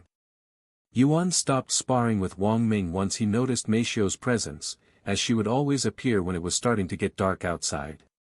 After Meishio nodded, Yuan said to Wang Ming, let's stop here today. All right. Oh, and before you go, there will be a friendly competition between the elite disciples next week. This will be a good opportunity for you to see what it's like fighting the other disciples, as they all wield different weapons. A competition, huh? That sounds interesting. Yuan nodded, and he continued, where will it be held? I can take you there. I will tell you more about it the day before. Sometime later, Yuan and Meishio returned to the Immortal Caves.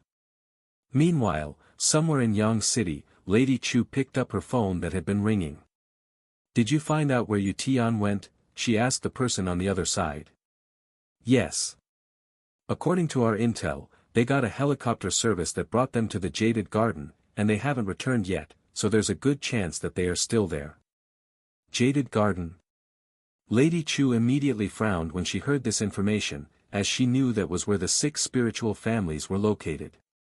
In fact, it was the core of their headquarters. However, she was advised to stay away from the 6 spiritual families, putting her in a difficult situation. After pondering for a moment, Lady Chu retrieved her phone and dialed a number. Good evening, esteemed father. I am currently in a difficult situation and I need your help, she said. Immediately, a frantic voice resounded from the phone. What happened? Are you in danger? Where are you? I will immediately send support. Calm down, father. I am fine. Anyways, you told me to stay away from the 6 spiritual families, but I might have to see them, and I was hoping you'd let me go. Her father didn't immediately respond and took a long moment to ponder. Sometime later, he asked her in a solemn voice, does this have anything to do with the person you are looking for? Yes, it does. According to the intelligence agency, he is inside the Jaded Garden, and I have to go see him. After another moment of silence, her father released a low sigh. I promised you that if you managed to endure your training that lasted over a decade, I would let you meet this person. Although I would have preferred that you stayed away from the 6 spiritual families since there's no other way. Go ahead. Just try to keep your identity hidden. I will have people on standby near that place just in case you encounter any trouble with them. Thank you, father. I love you. Moi. After kissing her father through the phone, Lady Chu hung up and turned to look at her caretaker with a smile on her face. We are going to Jaded Garden, she declared. I understand. The old man nodded. The following morning, they boarded a private helicopter and made their way to the Jaded Garden. Meanwhile, Yuan and Meishio had just finished eating breakfast. There's going to be a competition between the archery disciples and I am going to participate in it, so I might be a little later than usual today, Meishio said to him as they walked to the training area. Really? Can I watch it? I need a break from training as well, Yuan asked her. I think so. I will ask the instructor. Okay. After arriving at the training area, Yuan said, "Give me a minute to speak with Wang Ming since he's probably expecting to train with me today." He then went inside the gymnasium on the first floor, and as he'd expected, Wang Ming approached him with a sword in his grasp. "You ready?" Wang Ming asked him in a casual manner, feeling completely familiar with Yuan after sparring with him for the past few days. "Sorry, but I am going to take a break today to watch me, Foam participate in an archery tournament," Yuan said to him. "Oh, right, there was something like that going on today. All right. I guess I will take a break as well. To tell you the truth, my body has been aching for a while now ever since we started sparring, but this means I am getting good training, so I don't mind it. And since I have nothing else to do, allow me to follow you." Thus, Wang Ming tagged alongside Yuan to watch Meishio's competition. A few minutes later, they arrive on the fourth floor, where the instructor was already waiting for them. "That's player Yuan, huh? He certainly gives off an unfathomable aura." The archery instructor, who was a mid-level spirit warrior, stared at Yuan for a moment before turning to look at Meishio. "The competition won't begin until the afternoon, but we can start making our way there now." Meishio nodded, and they followed the instructor to the outdoor training area, but they continued walking a little further down the path, where they arrived before a massive grassland with many people already setting up the targets for the competition. The moment they arrived, the disciples there turned to look at them. "Hey, look! Is that her? That genius who can spar with an instructor after a few days?" One of the disciples there whispered to another. "I think so. My instructor had been talking about her with another instructor and I happened to overhear them. Is she really that good? Has anybody here seen her archery skills?" "Nope. Not me." After a disciple reaches a certain skill level, they would rarely visit the training building since they would receive new and more professional instructors that will teach them privately, hence why nobody there recognized Meishio. "Since we have some time, allow me to explain the competition to you," the instructor said to Meishio. "There will be 4 different exercises, each testing your archery skills. For the first exercise, you simply need to shoot a still target to earn points, and the further target you hit, the more points you will receive. For the second exercise, you will have to shoot a moving target, but it won't be any ordinary targets. They change things up every year so I can't go too deep into this one. You will understand what I mean during the competition. For the third exercise, you will be standing on a moving platform while trying to shoot your target.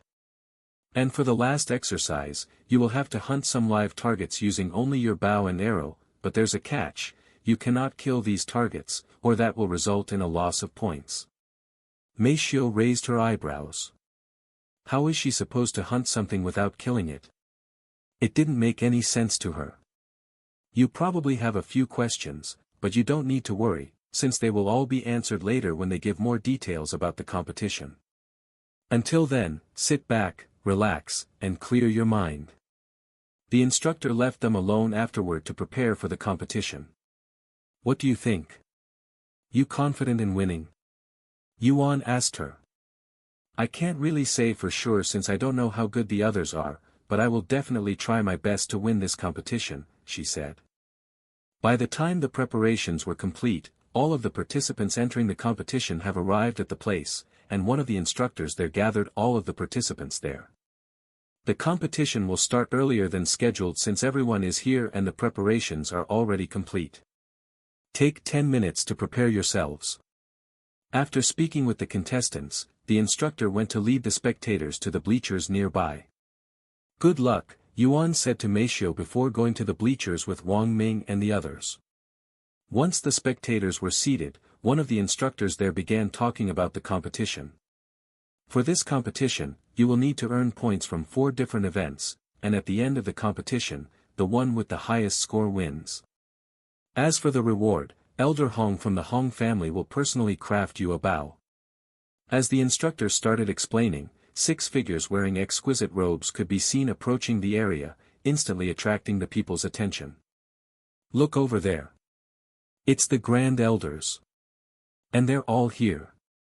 Wow, it's rare to see them all together besides grand celebrations or during important events. I don't think they were even here during the last competition. It must be because of that person. The people there turned to look at the only individual that was wearing a mask sitting in the bleachers.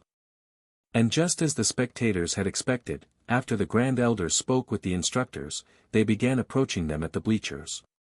Greetings, Grand Elders. Everybody there but Yuan suddenly stood up and bowed to the Grand Elders in a respectful voice. Don't mind us. Senior Wang said to them. We're just here to spectate the competition just like the rest of you. The Grand Elders then turned to look at Yuan and clasped their hands towards him. It's been a while, Taoist Yuan. How has the Jaded Garden been treating you the past few days? Senior, she said to him. It's been great. I have gained a lot of experience here, yet there is still so much for me to do, so I'm thinking about extending my stay here if you don't mind. The Grand Elders were ecstatic to hear that Yuan was planning on staying longer than a week. At this rate, he might even decide to join them. That's great to hear. If you need anything, just let any of us know. Senior Wang said to him before they went to take a seat in the bleachers.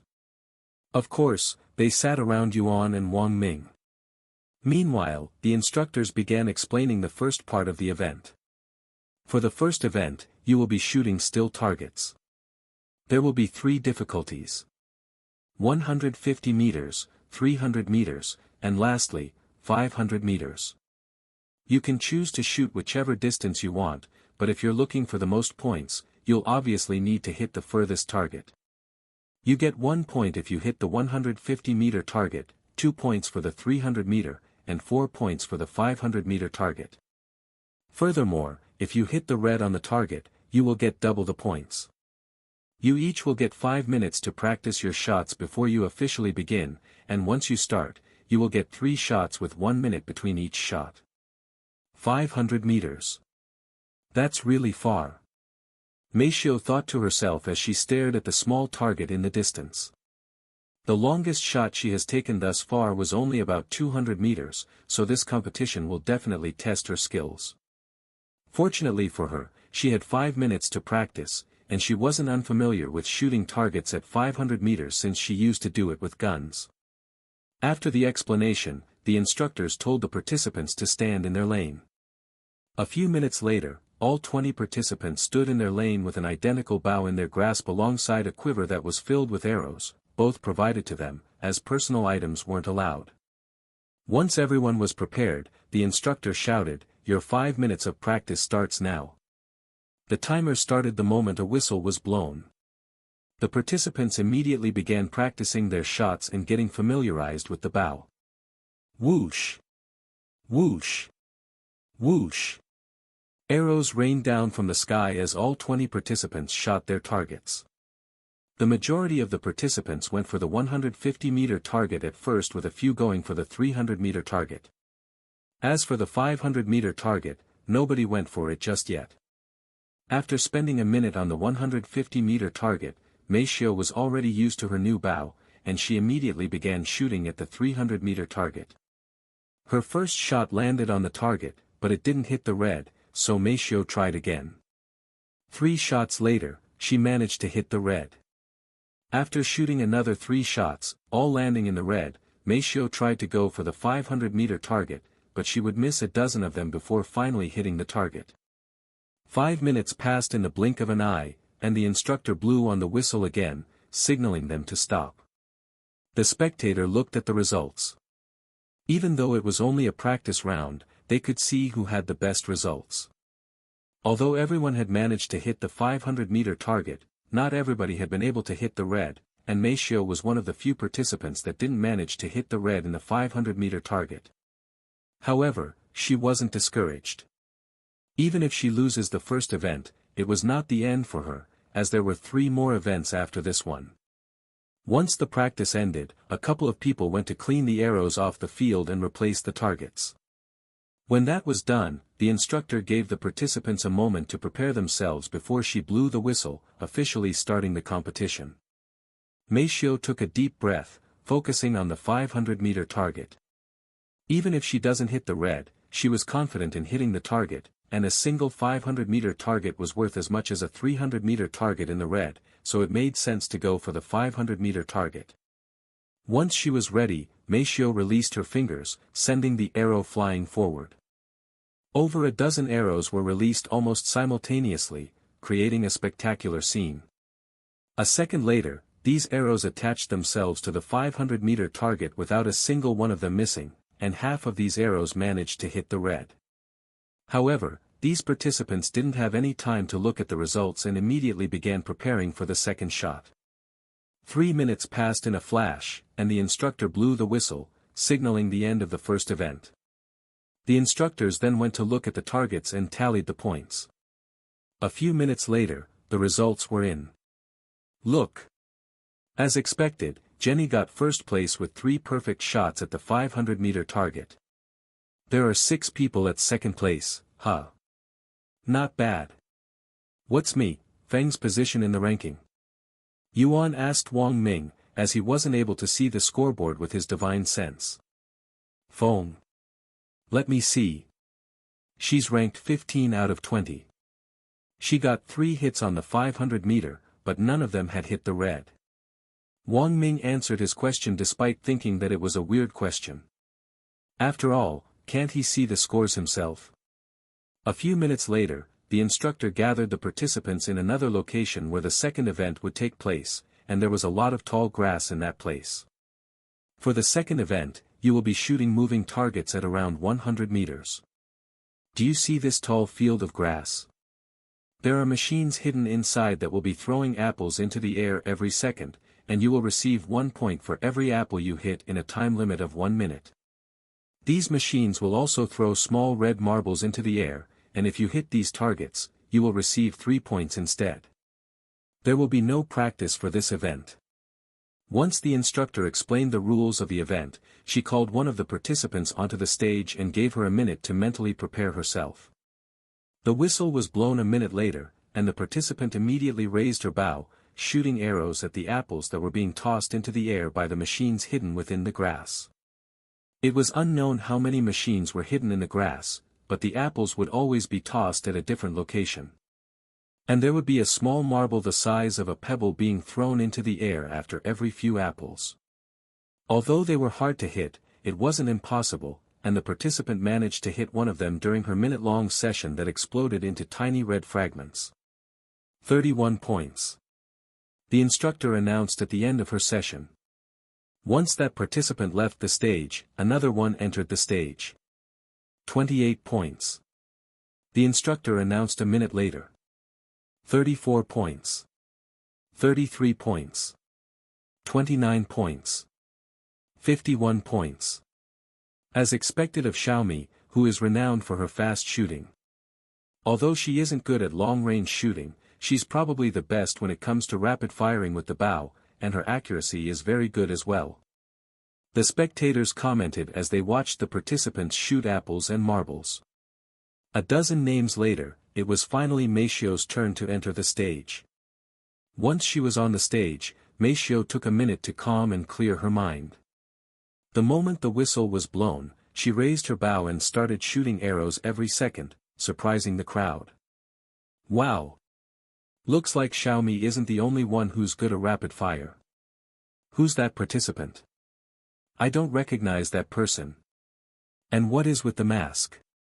You don't know. That's player Yuan's caretaker, Feng. What? Really? No wonder.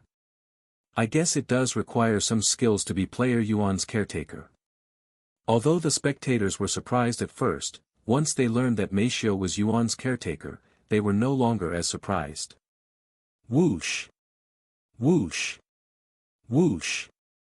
Meishio kept shooting her bow almost every second until the whistle was blown. 60 points. The instructor announced. Wow, that's even better than Xiaomi. How many marbles did she hit? I counted 7. Yeah, she'd hit 7. The second event finished half an hour later, and Meishio had achieved first place, boosting her total rank to number 7. Wow, your caretaker is very talented. Where did you find someone like her? Wang Ming asked Yuan. Who knows? Yuan responded with a smile behind his mask. Sometime later, the instructors gathered the participants again at the third location, which was a large but weirdly made platform, and it sort of resembled a treadmill.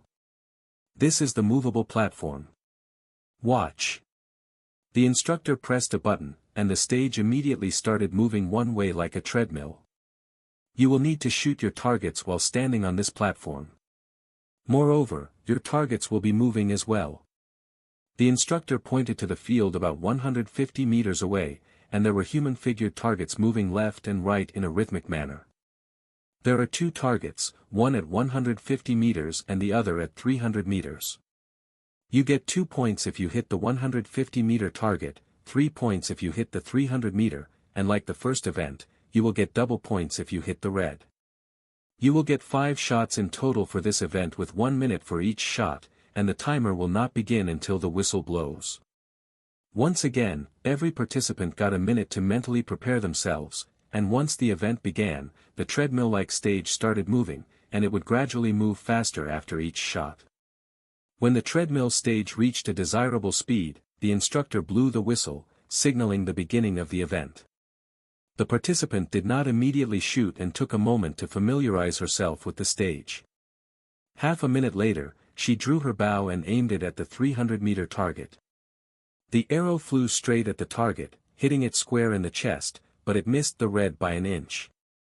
5 minutes later, the instructor blew the whistle and said, 17 points. How much more difficult do you think the third event is compared to the first or second event? Or is it easier? One of the spectators asked out loud.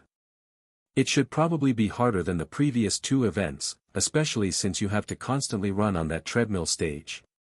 I cannot imagine trying to do what they're doing right now. As expected of the best archers in the spiritual elites.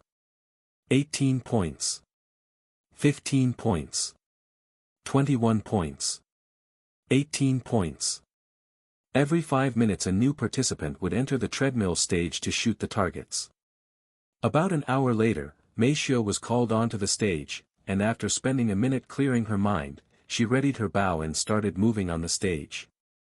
Meishio shot her bow 30 seconds after the whistle was blown while in a jogging motion. After her first shot was released and the arrow hit the 300-meter target, Meishio could feel the treadmill stage moving a little quicker, forcing her to jog faster as well. Another half a minute later, she shot her second arrow. Then her third. And her fourth. By the time she was on her last arrow, the treadmill stage was moving so quickly that it looked like Meishio was sprinting for her life. After taking a deep breath, Meishio pulled the string with her eyes focused on the 300-meter target.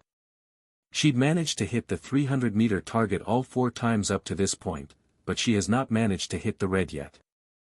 And on her last second, Meishio released the arrow half a second before the instructor blew on the whistle. Whoosh! Thud! The arrow hit the 300-meter target inside the red. 18 points. After another hour, the third event came to an end, and Meishio actually managed to increase her rank by 1 despite only hitting the red 1 time, reaching 6th place. The instructor gathered all of the participants once again, but she didn't lead them to the last location just yet. Instead, she explained to them about the event first. For the final event, you will be hunting rabbits within a certain area with your bow and arrow. However, you are not allowed to kill them. I repeat, you are not to kill them, or you will receive a penalty that is a deduction in points. The fourth event won't start right away since we still need to prepare for it.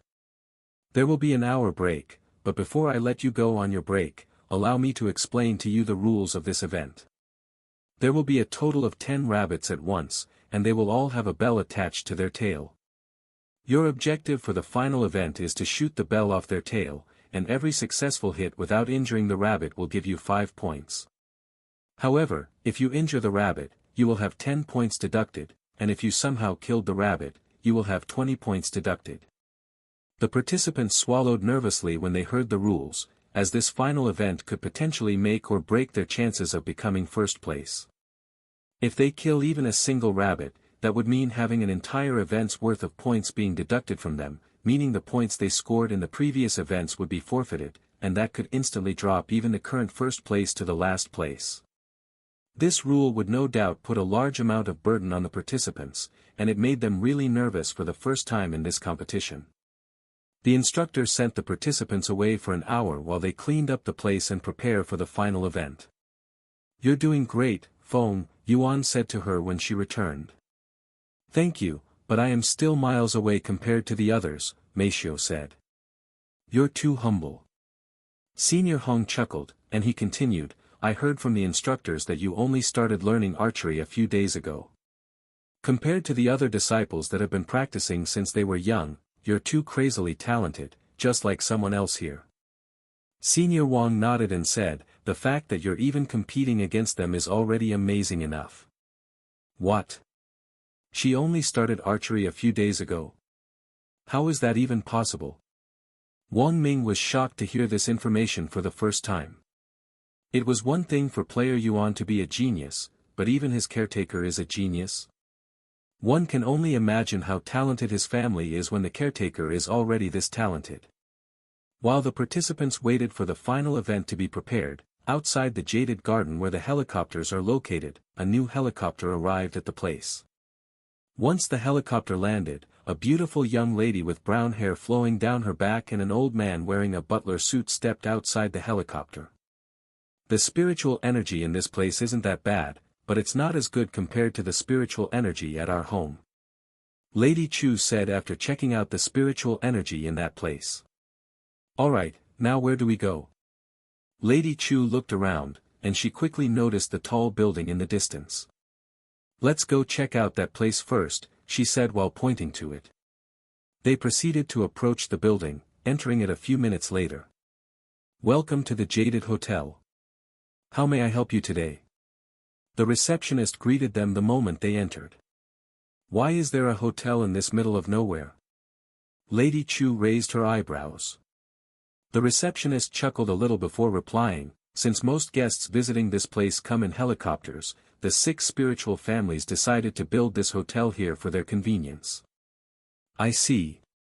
Then can you tell me where the 6 spiritual families are located?" "This is our first time to this place." The receptionist nodded and left the desk. She then took them outside and pointed them in a certain direction. "If you walk straight down that way, you should reach the entrance in about an hour since it's 3 miles away." "I understand. Thank you," Lady Chu said to the receptionist before following the directions she was given.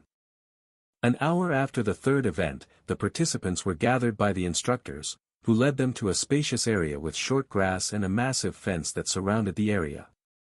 This area is exactly 1 mile in diameter, and it is where you will be hunting the bells. There will be a total of 10 rabbits in the field, each scoring you 5 points, granted that you don't injure the rabbit. Moreover, each of you will have 30 minutes inside the field. However, you will only have 11 arrows in your quiver, and you are not allowed to reuse an arrow once it has been shot. Doing so will be an automatic failure. After giving the instructions, the instructor sent in the first participant, who immediately began running towards the first rabbit she noticed. Although 30 minutes may seem like a lot for each person, one must consider how many rabbits there were in the field. Since there are 10 rabbits in the field and the participants had 30 minutes, that gave them 3 minutes for each rabbit, not including the time they have to spend running around to find the rabbits. The first participant noticed the first rabbit relatively easily due to the low grass and open field. She then readied her bow and aimed it at the rabbit. However, she didn't release the arrow and held that position for a good minute before finally releasing the arrow, as she wanted to make sure that the rabbit wouldn't suddenly move around. Whoosh! The arrow flew straight at the bell tied to the rabbit's tail by a single strand of string. Ding! The arrow struck the bell perfectly, sending it straight off the rabbit's tail. However, the moment the bell rang, the other rabbits in the vicinity became alert and started jumping around, almost like they are trained to do so. The participant was immediately overwhelmed by 10 rabbits jumping around, not to mention the obnoxious noises caused by the bells that would ring every time a rabbit moved, and there were 9 of them ringing at once, which easily affected the participant's focus. Whoosh! The participant eventually shot another arrow, but it missed the target by a large margin. She then took a few moments to calm herself, but it was much more difficult than she'd anticipated. Hell, even the spectators were getting irritated by the constant ringing sounds, much less the participant that was in the middle of it. Heavens! This last event is freaking annoying. I cannot imagine being in the field right now trying to concentrate with all the noises. Right? And they also have to deal with the pressure of trying not to injure the rabbit. A minute later, someone exclaimed in a shocked voice, "Ah! She actually hit the rabbit. How unfortunate." Indeed, the participant had accidentally struck the rabbit with her arrow due to losing her concentration from the constant ringing. The participant could feel her heart getting squeezed in pain when she saw the arrow struck the rabbit.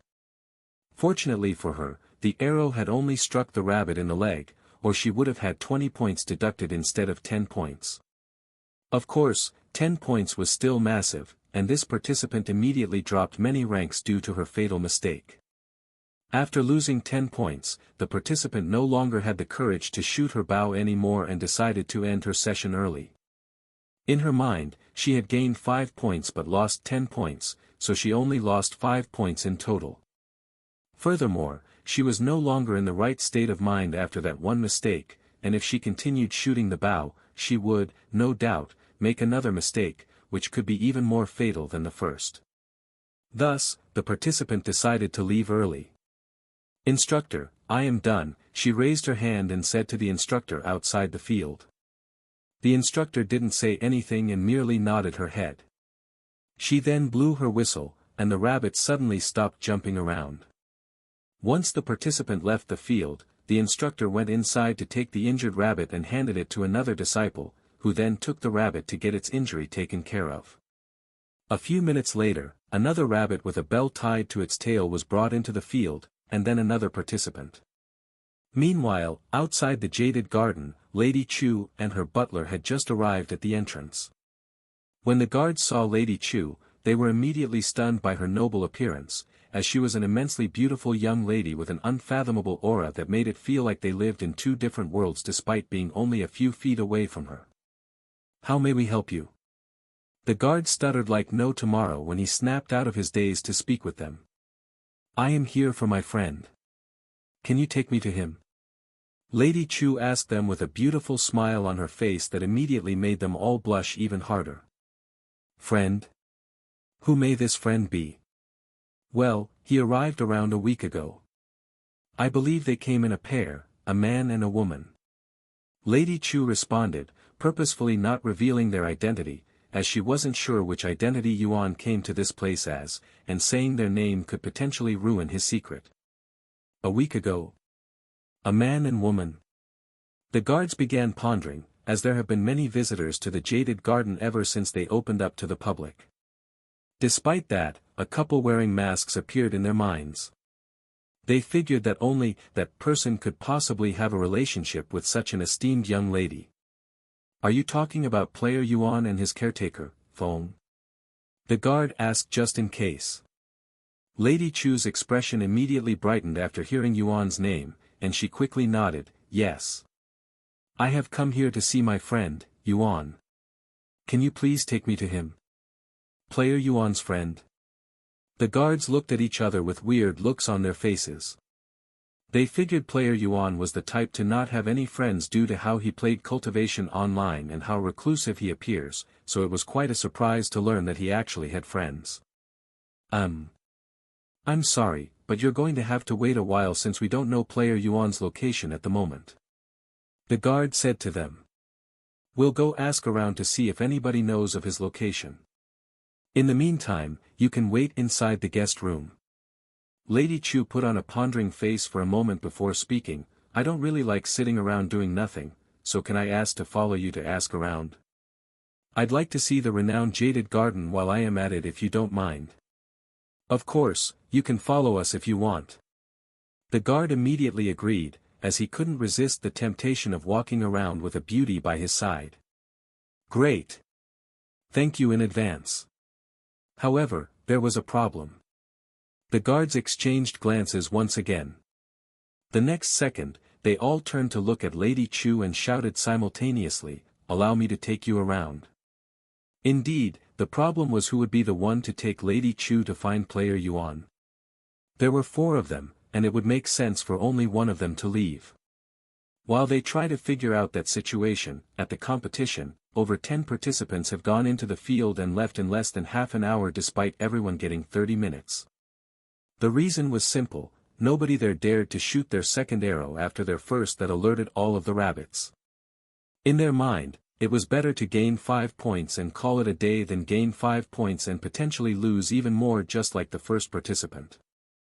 Furthermore, nobody there was really able to focus with all the noise, as it was even giving them a headache. One might think that giving up after the first shot was unsportsmanlike, but nobody really blamed the participants for their actions, not even the Grand Elders. In fact, the spectators even hoped that the participants would give up, as that meant they would have to listen to the ringing less. I don't understand why they would give up. Even though it's a little noisy, they should still try. After all, if they don't, they will never be able to reach first place. Even if they might lose some points, if they don't shoot, they have no chance. Yuan said out loud after seeing so many participants give up. In his mind, weren't they all fighting for first place for the reward?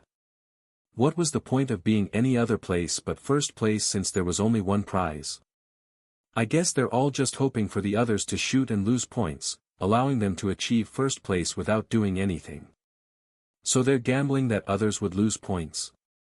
Yuan was speechless, as this was his first time seeing such a thing in a competition. As someone who has entered many competitions throughout his life, he has not once hoped that someone would mess up their performance so that he could win. It was simply an unthinkable strategy. Meanwhile, Meishio was called into the field. After handing her a bow and a quiver of 11 arrows, the instructor sent Meishio inside the still field. And just like the other participants, Meishio quickly took her first shot at a rabbit, shooting the bell off its tail successfully. However, what ensued was chaos with the sound of bells resounding in every direction. Ding! Ding! Ding! Although it wasn't bad at first, the sound gradually got worse and more annoying. Do you think she's going to quit after her first shot as well? The spectators began guessing whether Meishio would leave early like the others or not. And to their surprise, after her first shot, Meishio actually pulled a second arrow from her quiver, her intentions clear. Oh! She's going to shoot. Let's see if she hits the bell or... The participants watched with anticipation. Whoosh! Meishio released her second arrow. Oh no! She struck the rabbit in the leg just like the first participant. That's a 10-point deduction. The participants exclaimed, and they expected her to quit after the second shot. However, to their surprise, almost as though she didn't care about losing points, Meishio actually retrieved the third arrow from the quiver and aimed it at the rabbit that she just failed to hit. What? She's still going to shoot after that? Whoosh! The arrow struck the bell this time since the rabbit was injured and couldn't move properly, and for the first time in this event, Meishio became the first to shoot a second bell successfully. After hitting the bell, Meishio lowered her bell and turned to look at the instructor outside. Take the injured rabbit out. I have plenty of time, she said in a calm voice. The instructor nodded and quickly retrieved the injured rabbit from the field. Once that was done, Meishio began looking for her next target. However, she wouldn't shoot another arrow for the next 10 minutes, and she would just silently stand there and watch the rabbits. She's taking her time analyzing the rabbit's movements, huh? What a smart girl. Xenia Wang chuckled when she realized what Meishio was doing. These rabbits were trained to move in a specific manner, so if you learn their movements, you will hit them with ease. 20 minutes later, when Meishio only had 10 minutes left, she began moving for the first time, raising her bow and shooting it the next second with barely any pause. Whoosh! The arrow struck the rabbit closest to her, hitting the bell for her third bell. After that, Meishio would go on to rapid-fire her bow, hitting bells upon bells with seemingly no effort, shocking the spectators and the other participants. With a little more than 5 minutes left, Meishio left the field after hitting every single bell off the rabbits, earning her a total of 40 points, and she instantly shot up to first place in the competition. The spectators exploded with cheering after they witnessed the spectacular display. Meanwhile, the other participants were left speechless. Half of them had given up after their first shot, and the other half that hasn't entered the field had planned on giving up, but after witnessing Meishio's display, they began feeling ashamed of themselves for giving up so easily.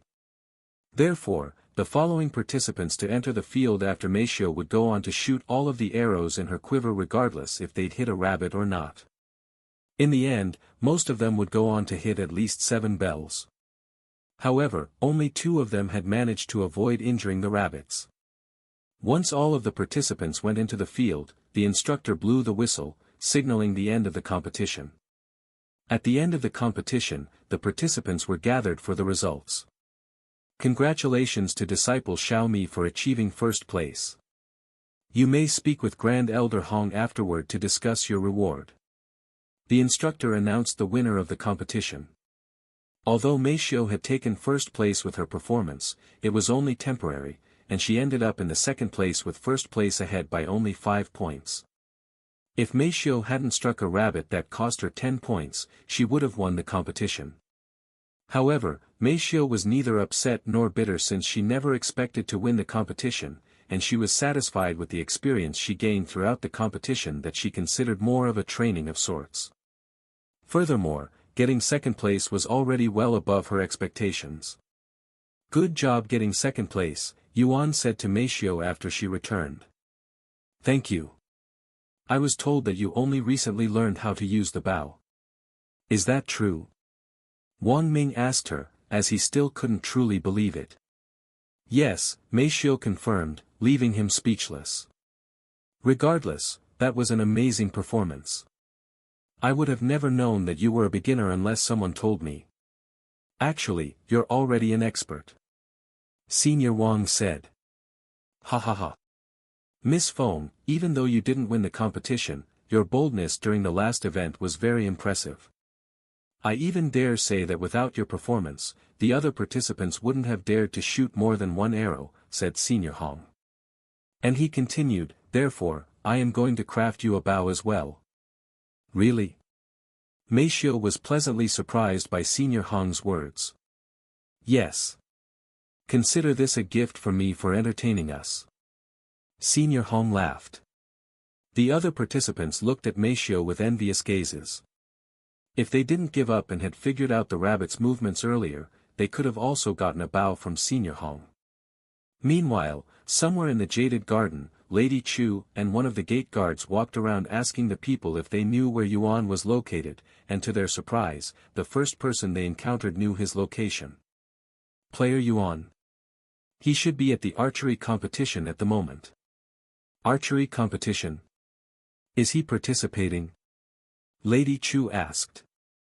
I don't know. Where's the competition held? The guard asked the man. Once they got the directions, Lady Chu and her butler began following the guard to that location. If you don't mind me asking, how long have you known Player Yuan? The guard asked Lady Chu as they walked.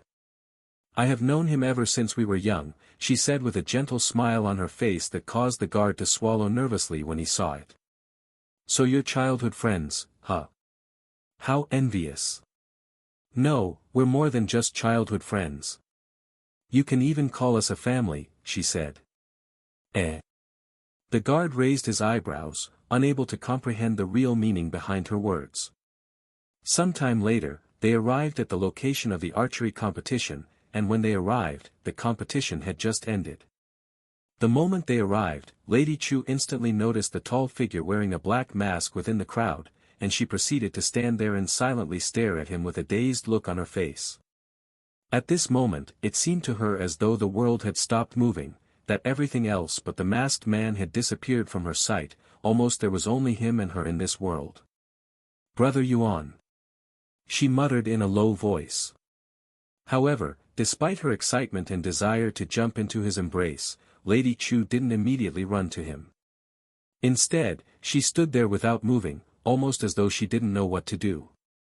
After waiting for over a decade for this moment, Lady Chu figured that she would be prepared to finally see him again, but to her surprise, when it was actually time to see him, her body froze with nervousness. What if he doesn't remember me? This thought that hasn't appeared in her mind for the last decade suddenly appeared for the first time. Indeed, she feared that Yuan had forgotten about her. After all, 10 years was a long time, and people tend to forget about their childhood. Maybe I should just watch over him from a distance for now. Lady Chu suddenly had this thought. However, before she could even decide, she noticed the person that she had been staring at suddenly turned to look in her direction. Lady Chu's heart immediately began throbbing like crazy, and her body became so stiff that she couldn't even move a finger.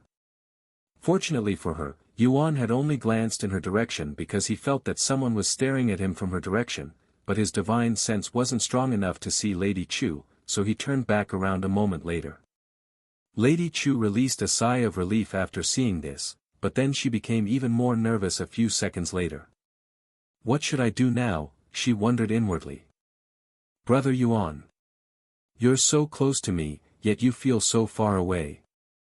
Lady Chu continued to stare at Yuan's figure from a distance for many moments. The guard wondered when she was going to approach Yuan, but he noticed her expression and decided to simply wait for her to do something. The old man stared at Lady Chu with a profound gaze, as this is his first time seeing her acting this timid and nervous, looking like a lost little girl. Young lady. The old man suddenly called out to her, and he asked, "Shall we go home?" "No." Lady Chu subconsciously responded. She then took a deep breath to calm herself down, but a single breath wasn't enough, so she took a few more deep breaths. Once she was ready, Lady Chu took her first step forward and slowly approached Yuan. The people there quickly noticed Lady Chu's presence due to her formidable aura that caused them to subconsciously turn and look at her, almost like their senses felt something threatening coming from her direction. When the Grand Elders saw Lady Chu, their eyes immediately widened with shock, but it was not because they recognized her. In fact, they didn't know her. Spirit Master.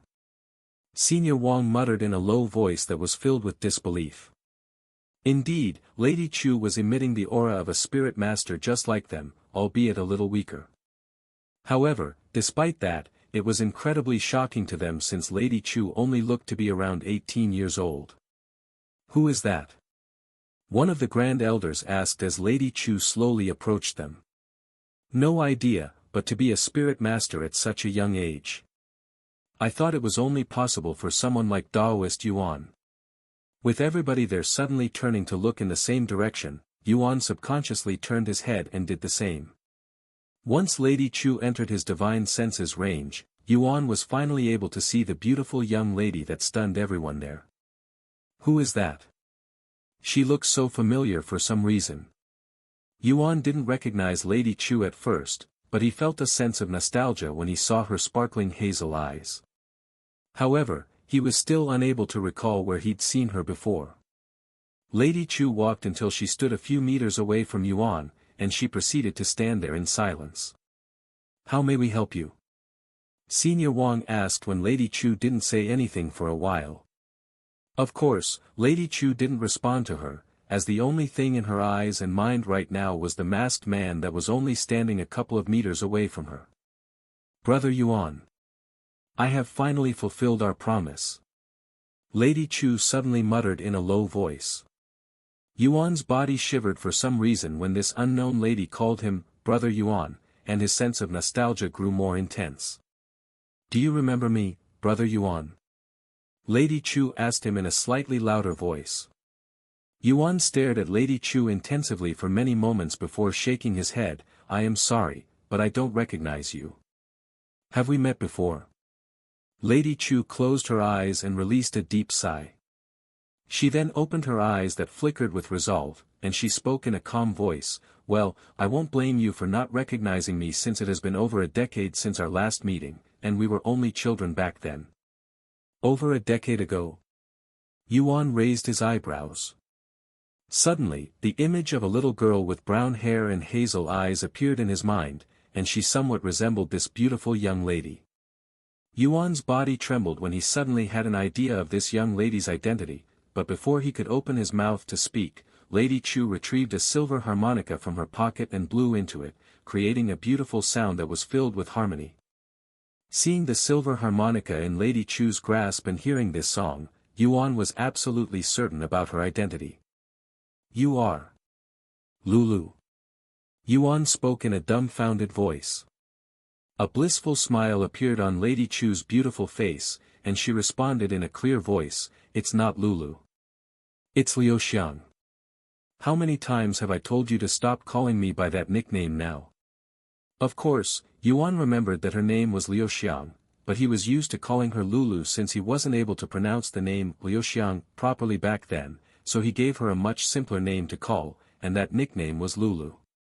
"What are you doing here?" Yuan randomly asked her, as he wasn't able to think properly due to her sudden appearance. "What do you think, you idiot? I came here to find you since you didn't come looking for me. Just like we had promised. Or did you forget about that?" Lady Chu said. Memories began flashing inside Yuan's head after hearing her words. Outside this remote building that had the sign, Jade Orphanage, on the doors, he stood before Lady Chu when she was still a little kid. "Don't leave me behind, brother Yuan. Don't be sad, Lulu. Although I have to leave now, we will definitely see each other again in the future. If I cannot look for you for some reason, then you should come to look for me. Here's my harmonica. You can keep it until our next meeting."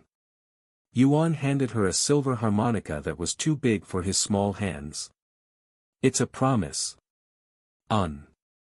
After hugging her, Yuan left the orphanage with a beautiful woman that was Mei Feng, who had come to take him away from the orphanage after the Yu family adopted him into their family, and that was the last they saw each other. "I remember. I'm sorry that I couldn't find you." "No, I didn't even try to."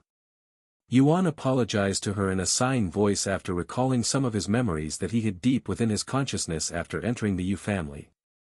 "You don't have to apologize since I am well aware of your situation. It was simply impossible for you to do anything. Anyways, why don't we continue this conversation somewhere more private?" Lady Chu said. "Okay." Yuan quickly nodded. "Let's go, brother Yuan." Lady Chu said as she walked to stand beside Yuan. Yuan nodded and said, "We can go back to the immortal caves for now." He then turned to look at the Grand Elders and said to them, "Please excuse us." The Grand Elders didn't say anything and silently nodded their heads in a dazed manner. "Follow me." Yuan began walking back to the immortal caves with Lady Chu following closely beside him. As for Meishio, she quietly followed them from behind, silently wondering to herself what kind of relationship they had and how they knew each other. Lady Chu's butler also followed them from behind Meishio. "I don't recall seeing this woman before. Just where did she meet Yuan? They also seem to go way back." Meishio wondered to herself. She had been with Yuan ever since he was adopted into the Yu family, and as Meifeng's daughter, she got to see a lot of influential people. However, she doesn't recall this hazel-eyed beauty, who definitely looked very influential just by her graceful appearance alone. Their journey back to the immortal caves was a quiet one without anyone starting a conversation. Yuan was still in a daze because of his sudden reunion with Lady Chu, who has been by his side even before he could learn how to walk in the orphanage. As for Lady Chu, she was too nervous to say anything, and she was satisfied with just being by his side again. Eventually, they reached the immortal caves, and Yuan brought them inside. "Is he with you?" Yuan turned to look at the old man that had been following them but stopped at the door. "Yes, he's my caretaker. You can trust him." Lady Chu nodded. "Are you coming inside?" Yuan asked him. "I don't want to disturb the young lady's reunion, so I will wait out here until you're done," he said to them in a calm voice. Once they entered the immortal caves and sat down, Yuan removed his mask and said, "Before we start our conversation, allow me to introduce you to each other. Meishio, this is Liu Xiang, a very important friend of mine from the orphanage that I used to live at before I was adopted into the Yu family. And Liu Xiang, this is Meishio, my caretaker, who is also very important to me." "Hello," Meishio said to her in a low voice. "Hello." Lady Chu responded in a similarly low voice. Although this is Meishio's first time hearing about Lady Chu, it wasn't the same for Lady Chu, who has known about Meishio for many years now. After the brief introduction, they returned to being silent, as both of them had so many questions but didn't know where to start. Eventually, Yuan said, "Well, let's start with you, Liu Xiang. What happened to you after I left the orphanage? I know I told you to stop calling me Lulu, but it doesn't feel right when you call me anything else, so you can continue calling me Lulu. Lady Chu said. And she continued, "Anyways, shortly after you left the orphanage, I was also adopted and entered the Chu family, so I am currently Chu Liuxiang." "I see. I hope you lived a good life after your adoption," Yuan said to her. Chu Liuxiang chuckled and said, "Hardly. My life has been repetitive, boring, and even painful at times ever since I joined the Chu family." "What do you mean?" Yuan asked. "You can probably tell from my aura that I am a spirit master just like you, right? Well, the Chu family is actually a hidden cultivation family, but unlike the 6 spiritual families that live in seclusion and away from society, we hide in plain sight. The Chu family is an immensely successful family in the modern world with many businesses around the world, but at the same time, it's also a cultivation family that has known about cultivation since ancient times." "So you've been cultivating ever since you were young?" Yuan asked. "Yes. Apparently, I have the perfect body for cultivation, and someone from the Chu family noticed my talents by chance and decided to take me into their family. In other words, they adopted me for my cultivation talents, and I have been cultivating in seclusion ever since I joined the Chu family. That means I cannot leave the Chu family's territory.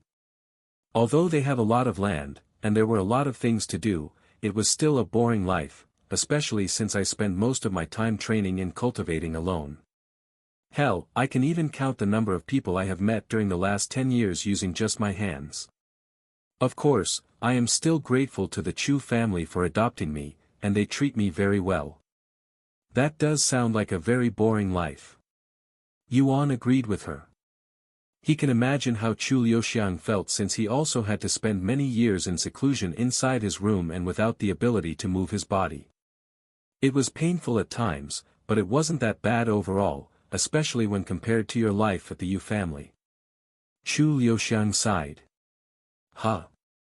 Seeing Yuan's puzzled face, Chu Liuxiang continued, "I know what the Yu family made you go through, brother Yuan. I know how they treated you like a tool for their own benefit and how they tossed you away like trash when you suddenly became sick and was no longer useful to them.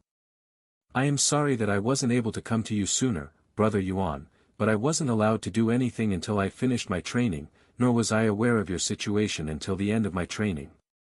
If I had known about it earlier, then maybe you wouldn't have had to suffer so much. You didn't deserve any of that." Chu Liuxiang sighed, even feeling the urge to cry. A gentle smile appeared on Yuan's face after hearing her words, and he said, "It's okay. Although it was painful at times, there were also joyous moments that made everything worth it in the end, at least that's what I think. After all, I got to meet with people like Meishio, Yu Rou, and the others.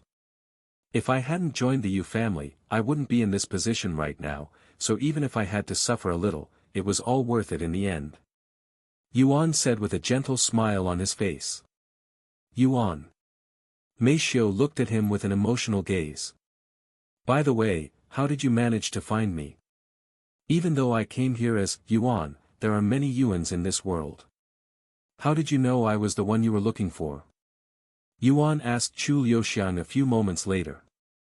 "I knew you would achieve great things in the future, so when I learned about player Yuan, I was certain that you were the one I was looking for.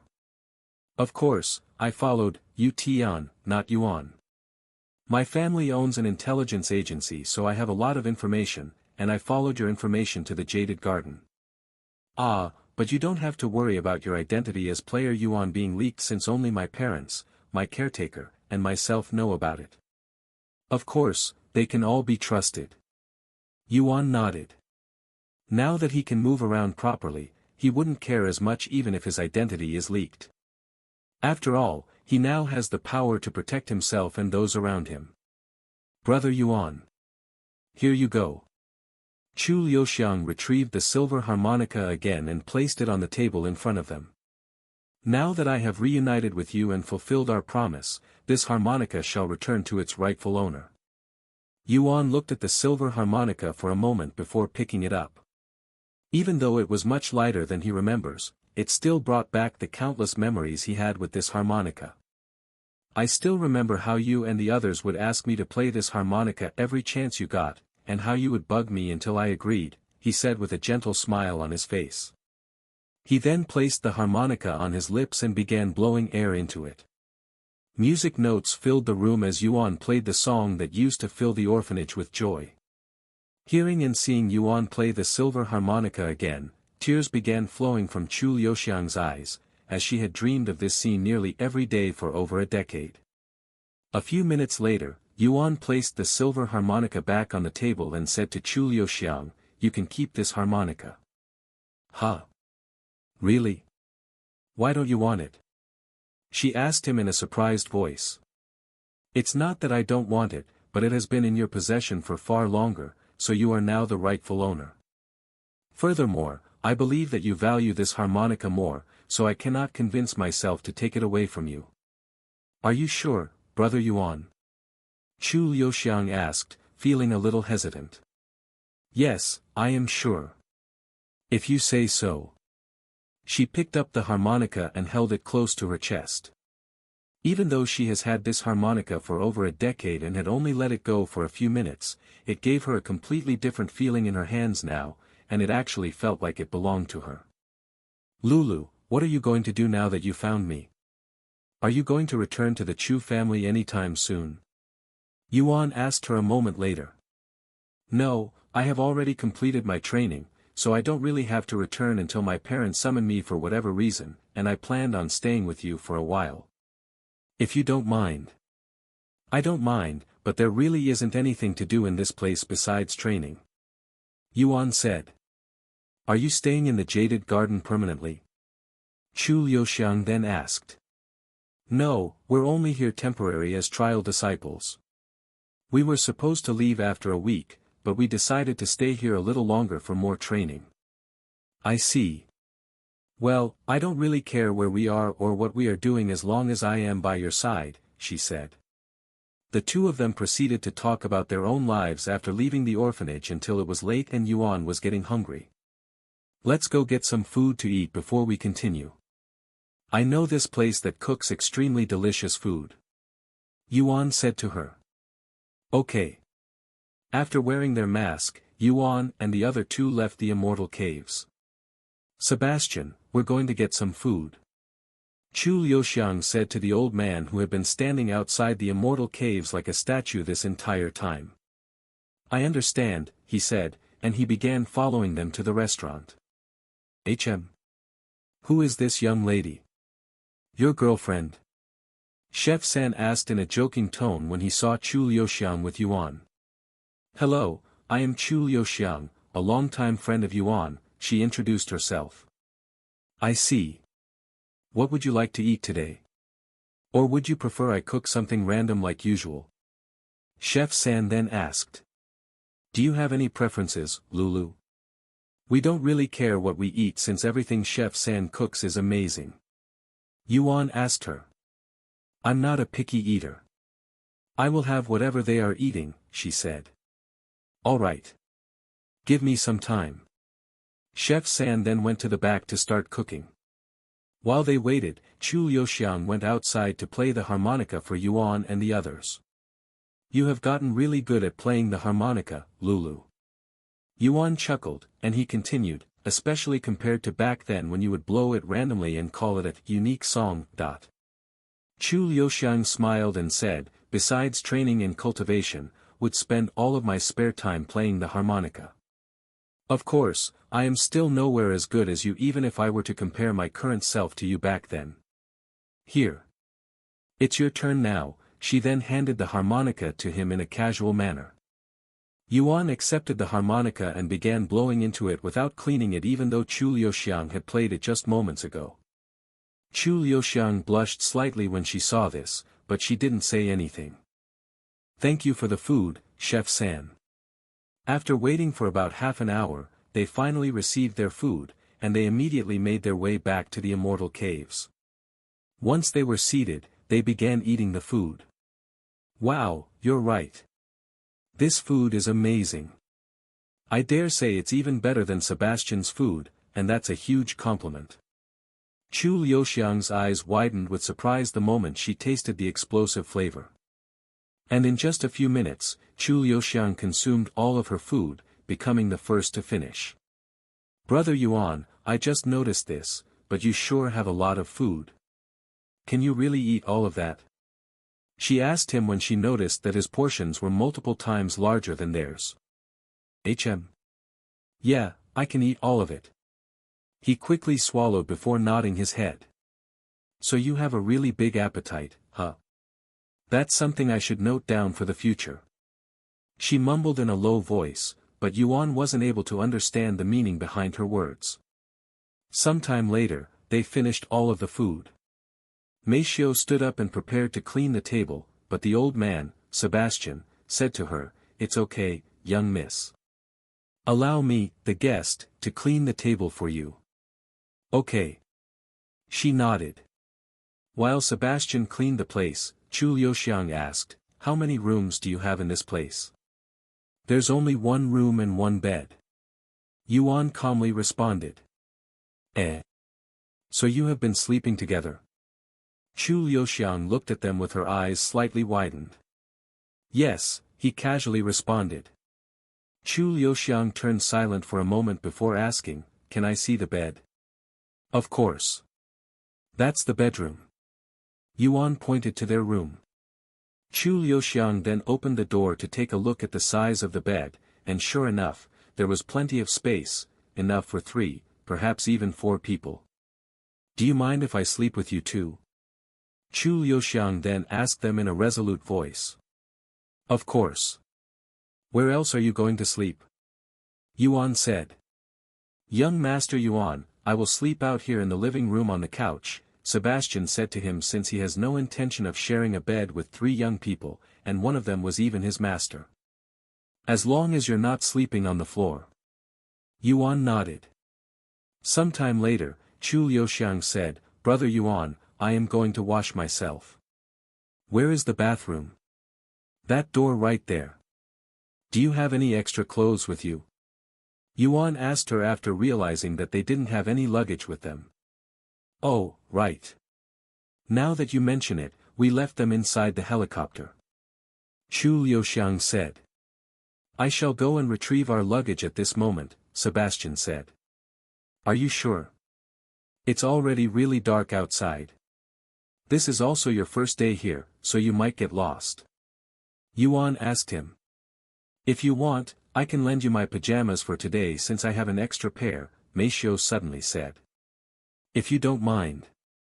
Chu Liuxiang calmly agreed. After Meishio handed her own pajamas and a towel to Chu Liuxiang, she whispered something in Chu Liuxiang's ears. "No, I don't need them. Thank you for asking." Chu Liuxiang shook her head before entering the bathroom and locking the door.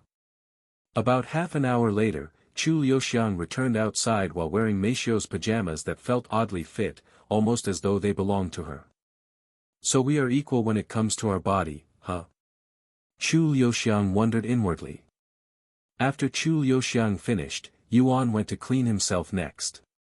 Of course, Meishio didn't follow him inside like she normally would, as there was no way that she'd do anything to Yuan with guests around.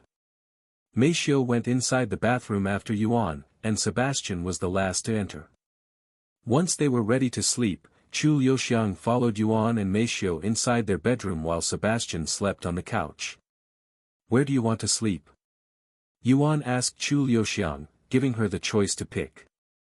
Brother Yuan, you can sleep in the middle. I will just sleep beside you, she said. Okay, he nodded. A few moments later, Yuan laid in the middle of the bed while sandwiched by two beauties, one on each side. If any human being that wasn't Yuan saw this scene, they would definitely vomit blood from envy. Brother Yuan, do you remember how we would always share a bed in the orphanage? She asked him. Yes, because you were always afraid that something was hiding under your bed, he chuckled. I don't recall such a thing. You must have remembered it wrong. She quickly refuted with a slightly rosy face. The two of them proceeded to spend many minutes reminiscing their time together in the orphanage.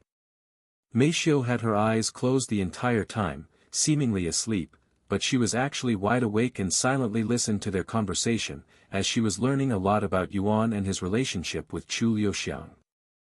And the more she listened, the more obvious it was to her that they were definitely very intimate with each other. Meishio then recalled what her mother told her not long ago, that someone will take Yuan away from her if she's too slow, and this caused her heart to tremble. Sorry, Meishio, I got too caught up in our conversation and almost forgot that we're trying to sleep. Yuan suddenly said to her. However, Meishio didn't say anything and pretended to be asleep. Seeing that Meishio didn't respond, Yuan released a sigh of relief knowing that she managed to fall asleep despite their conversation. Let's lower our voices so that we don't wake her up, he said to Chu Liuxiang in a low voice, who was lying on the bed on her side so that she could stare at Yuan's face. They then continued reminiscing about their past for pretty much the majority of the night. Brother Yuan, I have been wondering. Aren't you angry at the Yu family for what they have done to you? Don't you desire revenge? They treated you like an animal, after all. If I speak with my family, they should be able to do something about the Yu family. Chu Liuxiang suddenly asked him after they finished reminiscing their past.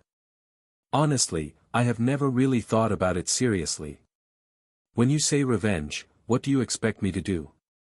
I do not like unnecessary violence, and even though they have done some horrible things that deserve some sort of punishment, I don't think violence is the right answer. I know, Brother Yuan, that you're not the violent type.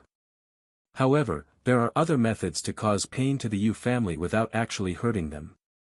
For example, you can ruin their company, or you can destroy their family by tearing them apart. How is that any different?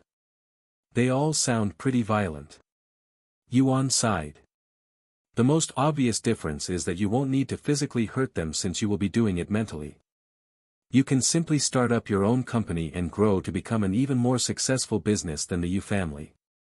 That will definitely make them regret throwing you away. Or, you can reveal yourself as Player Yuan, instantly gaining worldwide fame. This will make the Yu family regret ever treating you wrongly, and they will be kicking themselves for the rest of their life knowing that they'd tossed away the one and only Player Yuan.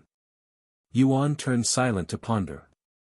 Can these methods really help him take revenge against the Yu family for mistreating him and many other things? However, it does sound better than getting violent with the Yu family. Brother Yuan, if you want, I can help you. Let's make the Yu family regret treating you the way they did. Chu Liuxiang said to him with a resolute look in her gaze. Yuan sighed and said, as much as I want to make the Yu family suffer for what they have done, I cannot bear to hurt Yu Rou, who is also part of the Yu family, and I am afraid that hurting her family will also hurt her. I don't think Yu Rou will be affected, since she has already left the family. While she has the Yu family's surname, it doesn't mean that she will follow in their footstep. If you're really that worried, you can simply take Yu Rou into your faction. My faction? Yuan mumbled in a low voice. I don't have a faction. Then you should start one, at least I think you should start one. You have the capabilities and the resources to create one of the strongest factions in the world. If you create a faction, I will also join you, and with 2 spirit masters, I don't think we will have any competitions for a long time, long enough to reach the peak and solidify our foundations. Yuan turned silent to ponder, as he has never really thought about starting his own faction since that was akin to starting up his own sect in the cultivation world. Does he have what it takes to manage a faction? What if things don't work out? And what if it brings more trouble than good? Wouldn't it be easier if we all just joined an existing faction that already has its own foundation? Take the spiritual elites for example. I think they're a trustworthy bunch. Chu Liuxiang shook her head on the pillow and said, I don't know much about the spiritual elites or the 6 spiritual families operates, and I believe you when you say that they are trustworthy, but I still think that it would be for the best if you created your own faction. This way, you don't have to worry about any restrictions in the future, and you can do everything at your own pace. If you join another faction, you will never fully be able to spread your wings, at least that's what I believe. Alright, give me some time to think about all of this since it's not something I can rush. Take all the time you need, Brother Yuan, since I will always be by your side now. Chu Liuxiang giggled in a low volume. Eventually, Chu Liuxiang started getting sleepy, but before she closed her eyes, she made sure to snuggle herself closer to Yuan. Yuan could feel her soft body clinging to him, and he could smell the soothing fragrance coming from her silky brown hair, but he didn't think too much of it and also went to sleep, as he was used to sleeping with her in such a manner back in the orphanage. The two of them quickly fell asleep, and once Meishio could no longer hear them talk, she also decided to finally go to sleep. The following morning, Yuan woke up with a somewhat heavy feeling on his body, and it felt like something was restricting his body. His heart immediately began beating nervously since his initial thought was that his body had suddenly returned to being crippled. However, he quickly realized that was not the case, and the reason for this heavy feeling was Chu Liuxiang, who had somehow managed to climb on top of his body, and she still appeared to be asleep. A relieved smile appeared on Yuan's face when he recalls how Chu Liuxiang has bad sleeping habits and would always toss around in bed. How am I supposed to get out of this without waking her up? Yuan sighed inwardly. Chu Liuxiang was not only lying on top of his body, but she was also hugging his body like a koala hugging a tree. Then Yuan noticed something soft pressing against his chest, and he realized that it was caused by Chu Liuxiang's breasts. However, they felt softer than when he accidentally touched Meifeng's breasts, who was wearing her undergarments at that time. Indeed, Chu Liuxiang wasn't wearing any undergarments as of this moment since she didn't have her luggage, and she would rather not wear anything than reusing her old ones, but it was not as though she wasn't offered some by Meishio. But for some reason, Chu Liuxiang refused Meishio's offer and decided to sleep without any undergarments. Yuan eventually got Chu Liuxiang off his body, and to his surprise, it didn't wake her up. Oh, right. She's also quite the heavy sleeper. Yuan then recalled this detail. He left the bedroom shortly after, and he noticed that Sebastian was already awake and sitting on the floor in the lotus position, seemingly cultivating. Yuan decided to not bother him and approached the bathroom, but before he could walk 2 steps, Sebastian opened his eyes and turned to look at Yuan. Young Master Yuan, if you don't mind, can you spare me some of your time? After you come out of the bathroom, of course. Sure, he casually nodded, thinking that this probably had something to do with Chu Liuxiang. After washing his face and brushing his teeth, Yuan came back outside, and Sebastian was already standing at the door. Let's talk outside, shall we? Yuan nodded and followed him outside after changing out of his pajamas and wearing his mask. Once they were outside, Sebastian tilted his head to look at the clear blue sky for a silent minute before turning to look at Yuan. Sensing Yuan's nervousness, Sebastian showed a friendly smile and said, "There's no need to be so tense.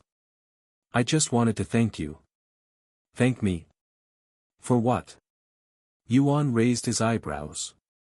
"For accepting the young lady despite being separated for so long. I don't know how much she told you about the Chu family, but she lived a very reclusive and boring life there with barely any interactions.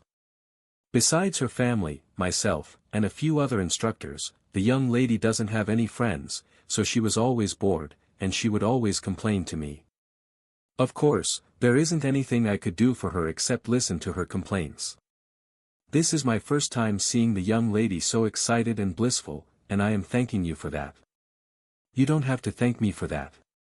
I have known Lulu ever since the orphanage, and we were the closest thing to a family back then. No matter how much time has passed, I will always value her as such." Yuan said to him. Sebastian nodded, and then he asked, do you have any plans for the future? That's a very vague question. I kept it vague on purpose since I don't know anything about you besides the fact that you're player Yuan and that you're the young lady's childhood friend. What do you see yourself doing in the future? Are you going to continue living like this, doing whatever you please, or do you intend on doing something big like standing at the top of the world? Maybe you will even start a family and settle down somewhere in the world. I can't tell you anything since I don't know what I want to do myself. I have only recently regained my ability to move not long ago, so I didn't even have the luxury of deciding what I want to do, since there's literally nothing I can do in that state. Fair enough. Sebastian nodded. Then allow me to ask you this. Where do you see yourself with the young lady in the future? With Lulu. I hope we can continue being close to each other, I guess, but that will also depend on what she wants to do with her life. Sebastian remained silent for a moment before speaking. You see, the young lady is a very important individual within the Chu family, and being one of the most powerful families in the world, the young lady will definitely become a grand figure in the world. The masters, her parents haven't decided on what they want to do with her after she finished her training, hence why they allowed her to do as she pleases for now. However, once they have come to a conclusion, they will ask her to return to the family. Maybe they will make her take over the family, or maybe they will send her to another family through marriage. We won't know until that day comes. However, regardless of what her parents want the young lady to do, there will be a problem. And that problem is you, young Master Yuan. Huh? Why would I be a problem? Yuan asked, as he was truly puzzled. You're too important to the young lady. I dare even say that you're more important to the young lady than the Chu family is to her, so if she has to pick between you or the family, she will most definitely pick you. That is what I believe after seeing you two together for less than a day. Sebastian's words confused Yuan even further. Why does she have to pick between me and her family? As I'd said, the young lady's freedom is only temporary. Once she has to return to the family, she will most likely lose that freedom again and return to being alone or live with another family, which means that she will no longer be able to see you again, and the young lady won't accept that, so she might decide to leave the family, which will cause many problems. Yuan was speechless. Why must a family become more complicated the more powerful they become? Why would they take away Chu Liuxiang's freedom? Why won't she be able to see him again? He cannot see how this would benefit anyone. Sebastian then continued, therefore, you must make a decision. If you want to stay with the young lady, then you should prepare yourself for the future and become more influential so that you can affect even the Chu family. You may be a little famous right now, but it's not nearly enough to truly affect the world and those that stand at the top. However, if you don't intend on doing that, then I suggest you separate from the young lady as soon as possible so that neither of you gets hurt, especially since the longer you're together, the more difficult it will be for you two when you have to separate. You must also understand that I am not threatening you right now, young Master Yuan. In fact, I am on the young lady's side, as I have been ever since I was assigned to take care of her. I just want you to be aware of the young lady's situation, and I don't want her to experience any grievances. I have been with the Chu family for nearly my entire life, so I know how they operate very well. Although there is no doubt that they care deeply for the young lady, it is also a fact that she was adopted, so she isn't truly part of the Chu family. Even if they cannot benefit from her, they won't just throw her away, as they have sacrificed too many resources for her. After a moment of silence, Yuan said, I don't know what to say or think of this information. Don't worry, you have plenty of time to think and come to a conclusion, but don't take too long since the Chu family is sometimes very unpredictable. Anyways, it was nice talking with you, young Master Yuan. If you have any questions, I will always be available. Sebastian said to him. Shortly after Yuan and Sebastian left the immortal caves to talk, Meishou woke up from her sleep to find Chu Liuxiang sleeping in a weird position and Yuan gone. She didn't think too much of it and went outside, but neither Yuan nor Sebastian was around. She wondered where they went as she entered the bathroom to clean her face. And as Meishou left the bathroom, Chu Liuxiang was coming out of the bedroom with a sleepy expression on her face. "Where's brother Yuan?" Chu Liuxiang asked. "I don't know. He was gone by the time I woke up." "Is that so?" Chu Liuxiang then entered the bathroom to clean her face.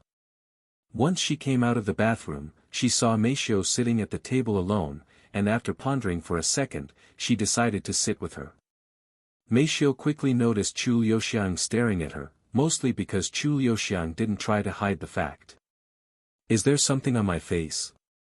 Meisho asked her. "No, I was just thinking that you're very pretty." To her surprise, Chu Liuxiang actually praised her appearance. "Thank you." Meisho felt a little awkward after hearing Chu Liuxiang's praises. "Hey, I have a question. What do you think of brother Yuan?" Chu Liuxiang suddenly asked her. "What do you mean?" Meisho raised her eyebrows slightly. "I am asking what you think of brother Yuan as a man. Are you interested in him? Or are you already in love with him? I have watched you for an entire day, but I cannot figure it out. Surely, you must have some feelings for him since you have been living with him for so long, and brother Yuan is a very charming man, in his own way." Chu Liuxiang blatantly asked Meisho if she loved Yuan. And sure enough, Meisho was left speechless by such a question. But before she could even respond, Chu Liuxiang continued, "Actually, you don't have to tell me since it won't really change my decision." "Your decision?" Meisho asked out of curiosity. "My decision to stay with brother Yuan for the rest of my life as his wife. I wasn't sure about my feelings at first, but after seeing him again, I am certain that I love him, so I want to be with him, even if I have to leave the Chu family." Meisho's eyes' visibility widened after hearing Chu Liuxiang's declaration of love for Yuan, but she was more surprised that Chu Liuxiang had the courage to say such words out loud than the words themselves. After all, anyone could tell that Chu Liuxiang had intimate feelings for Yuan just by how she acted when around him. Seeing Meisho's reaction, Chu Liuxiang smiled and said, "Don't worry, it's not like I am declaring war or anything like that by telling you that I love brother Yuan. I just wanted to clear your doubts since you seem to question my feelings for him." Meisho opened her mouth, but no words came out, as she wasn't sure how she should respond to Chu Liuxiang's words. Obviously, she had some feelings for Yuan, but she wasn't as bold as Chu Liuxiang to announce that out loud. 2. I want 2 children with brother Yuan no matter if they are a boy or a girl. That is my dream, or should I say dreams. And I hope to achieve one of these dreams before I have to return to my family. Meisho's jaw dropped a little after hearing her words. Does Chu Liuxiang plan on getting pregnant before she returns to the Chu family? Aren't you a little too young for a child? Meisho couldn't help but ask. Although she didn't know Chu Liuxiang's age, they looked to be around the same age. Too young. Based on what? I am already an adult, so why must I pointlessly wait to conceive when I am already prepared to have children?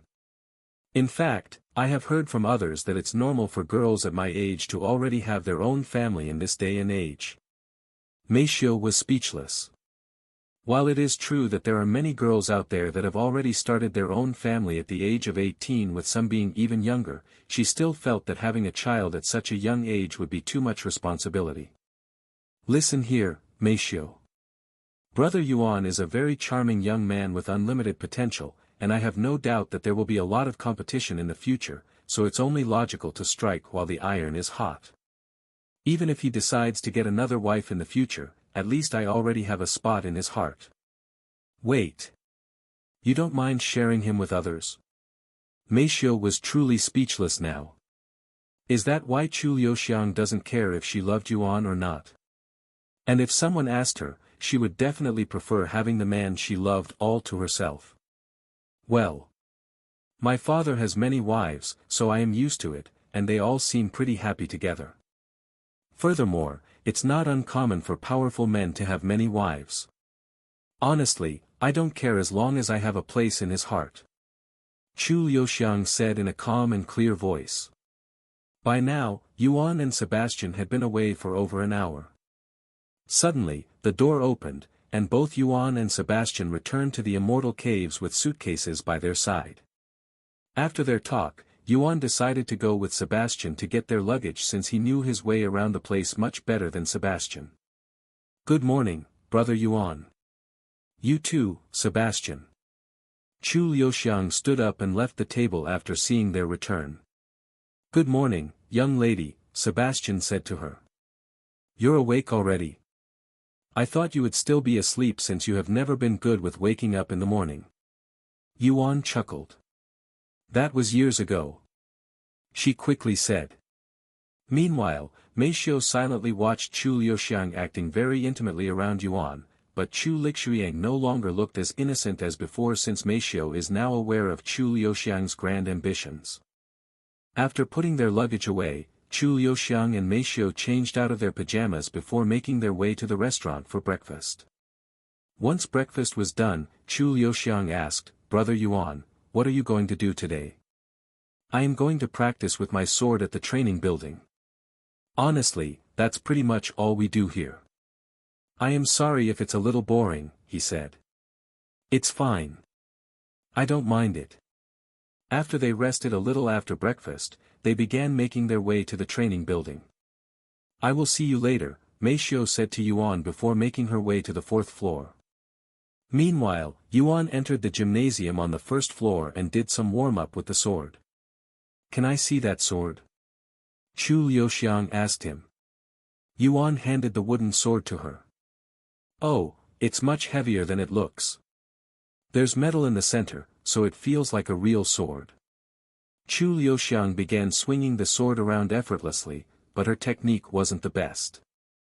In fact, one could even call them choppy and amateurish, and anyone watching could tell that she was a complete beginner with the sword. "What kind of training do you do?" Yuan asked her out of curiosity. "Mostly how to control my spiritual energy. Like this." Chu Liuxiang held the sword in front of her for a moment before letting the handle go. However, to Yuan's surprise, the sword didn't fall to the ground and hovered in the air. "This is qi manipulation." Yuan could tell that Chu Liuxiang was controlling the sword with her spiritual energy so that it wouldn't fall, and this technique greatly resembled qi manipulation that can only be used by spirit grandmasters in Cultivation Online. Qi manipulation. It's a technique from my family, but they call it spiritual control. Chu Liuxiang said. "Does that mean you also know how to fly?" Yuan couldn't help but ask. "Fly? That's impossible," she said. "Really? In Cultivation Online, if you know qi manipulation, then you can control the spiritual energy around your body, allowing you to fly." "I'm not sure, but I cannot control the spiritual energy around me, only my own spiritual energy. I can use it to move things from a distance, and it can even deal significant damage, but that's pretty much all it can do." "Flying is out of the question," she said. "Then it's not qi manipulation." Yuan mumbled to himself. Of course, there is also the chance that it's actually qi manipulation, but Chu Liuxiang hasn't reached that level yet.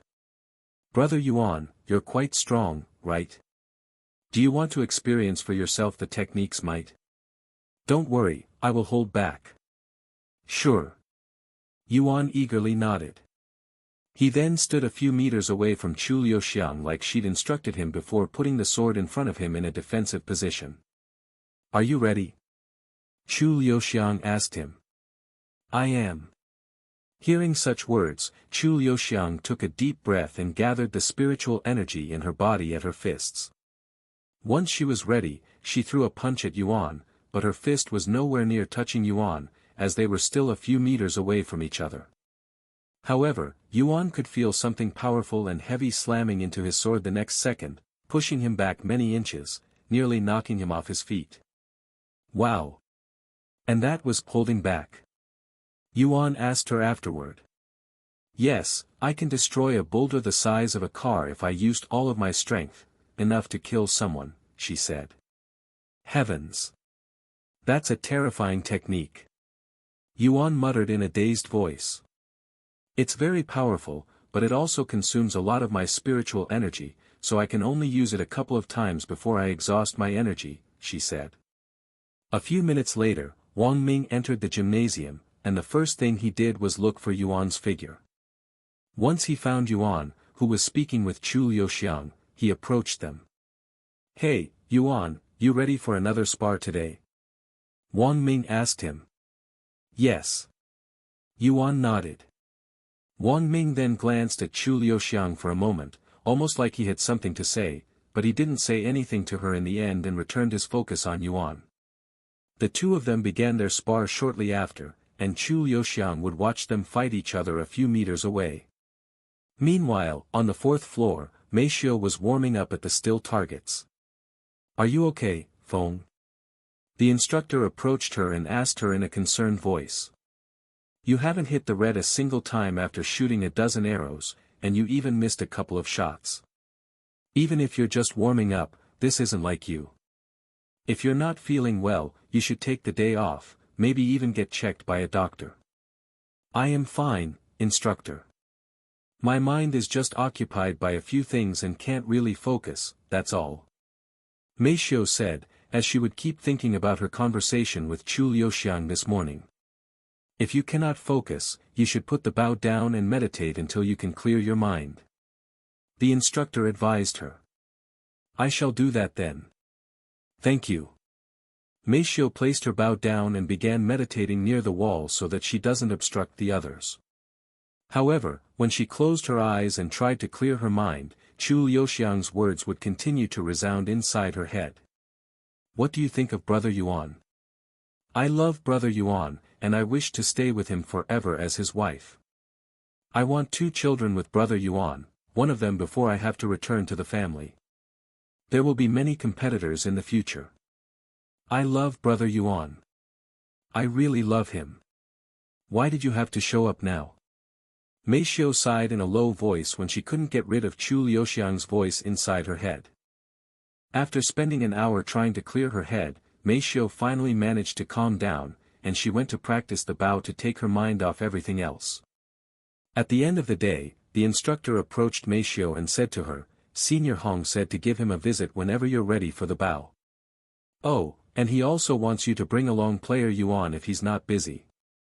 I will ask him later." Mei Xiu nodded. Sometime later, Mei Xiu returned to the first floor, where Yuan and Wang Ming had just finished their training for the day. "Yuan, Senior Hong said that he'd like to see us." Mei Xiu approached them. "Is this about your bow?" Yuan asked. "Yes." "All right. Let's give him a visit after we tidy up our appearances. See you tomorrow," Wang Ming said to Yuan before they left the training building and returned to the Immortal Caves to take a quick shower. Once they were prepared, Mei Xiu and Yuan went to the Hong family's living quarters with Chu Liuxiang and Sebastian following them. However, they had to ask for directions since they have never been to the place before. After asking a few people, they finally arrived at the Hong family's main living quarters, and there appeared to be smoke coming from the back of the massive building. "Welcome to the Hong family, esteemed guests. Master Hong is currently in the crafting hall. Allow me to bring you there." The guard there greeted them. They then followed the guard to the back of the area, where the smoke was coming from.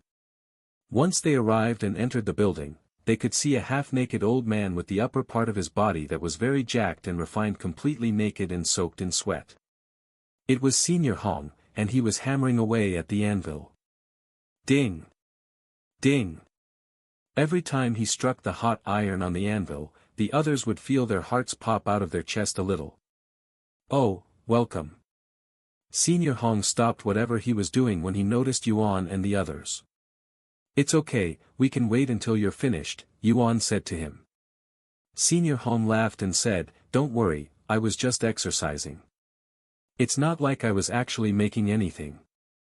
"Exercising?" Yuan raised his eyebrows. "Anyways, give me a few minutes. As you can see, I am covered in sweat." Senior Hong then walked outside the building and into this small building that was literally a few steps away from the crafting building. After Senior Hong disappeared inside this small building, they could hear water splashing a couple of times before stopping. A few minutes later, Senior Hong left the small building with a fresh appearance. Follow me.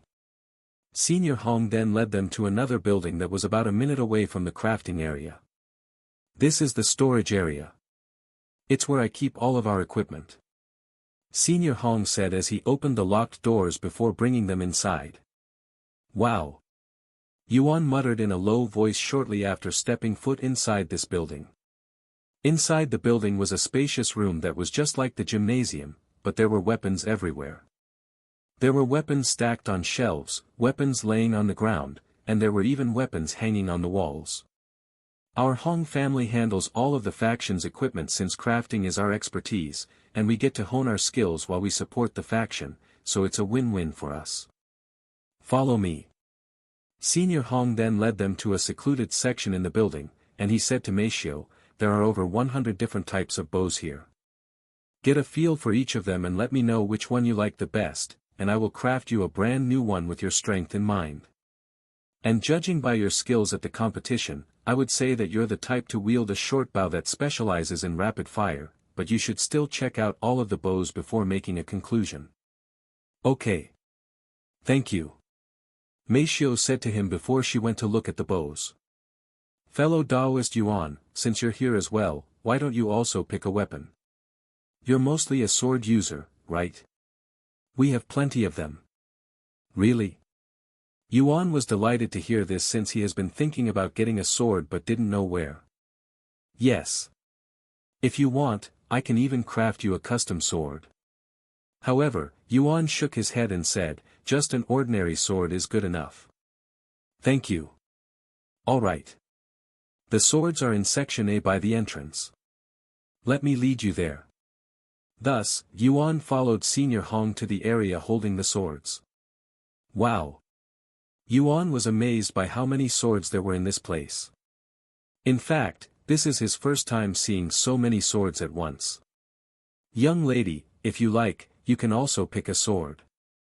Senior Hong didn't want her to feel left out and said. Thank you, but I don't use swords, or any weapons for that matter. Senior Hong nodded and didn't say anything else. Yuan proceeded to pick up every sword to feel them in his grasp. Once he found the perfect sword that felt the best in his grasp, he showed it to Senior Hong. I want this sword. Senior Hong nodded without any hesitation. It may be an ordinary sword, but it's still a good sword nevertheless. Now that Yuan had a sword, they returned to Meishio's side. Take your time, Yuan said to her. Meishio nodded.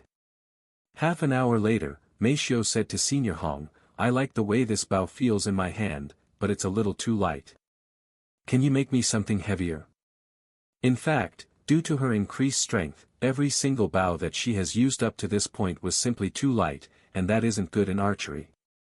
In other words, Meishio has been at a disadvantage this entire time due to this setback and hasn't shown her real potential. Too light, huh? That's not good. Although light bows are easier to handle, they won't be able to compare to heavier bows in terms of power and speed, just like how a sword shouldn't be too light, sacrificing power for control. I will need to conduct some tests to see how strong I should make the bow. Senior Hong said to Meishio. Okay. Follow me to the workshop. Yuan and the others followed him back to the crafting area, where Senior Hong retrieved a couple of dumbbells of different sizes. The lightest dumbbell is 100 kilos while the heaviest dumbbell is 1000 kilos. Go ahead and try each of them. Meishio nodded and proceeded to pick up each of the dumbbells, starting with the lightest one. A few minutes later, Meishio placed the 1000 kilo dumbbell down and said to Senior Hong, I still think they're a bit too light. Still too light? The heaviest dumbbell weighs over a ton, you know. Even I have trouble picking it up, and you're only a spirit warrior. Just how much innate strength do you possess? Senior Hong was speechless. After a moment of silence, he asked her, what is your limit? I don't know, but I have picked up a car with relative ease before, she calmly responded. A car? How big was the car? Just an ordinary sedan-type car. Heavens! These types of cars are usually around 1500 kilos. And that is still too easy for you. I'm afraid that I won't be able to craft a bow that could handle your monstrous strength. Senior Hong shook his head in a defeated manner. He could have never imagined that Meishio would have such immense strength when her slim figure looked so fragile and weak. Anyways, even though I won't be able to make a bow that won't feel too light in your hands, I will still try to craft you the heaviest bow that I can manage. It'll take at least a week. I will send someone to notify you when it's done. Thank you. Meishio bowed to him. Sometime later, Yuan and the others left the Hong family's living quarters and returned to the immortal caves. After resting for a little, they went to the silver restaurant for dinner. Once dinner was finished, they took another quick shower before going to bed.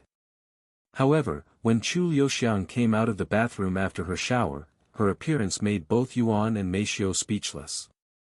What do you think of my pajamas, brother Yuan? Chu Liuxiang showed off her one-piece pajamas shaped like a dress, but it was see-through, meaning that they were able to see her skin and her undergarments very clearly underneath. What kind of pajamas is that? You might as well be naked. Meishio cried inwardly when she saw Chu Liuxiang's daring and shameless pajamas. They look very unique. Yuan responded after a moment of silence.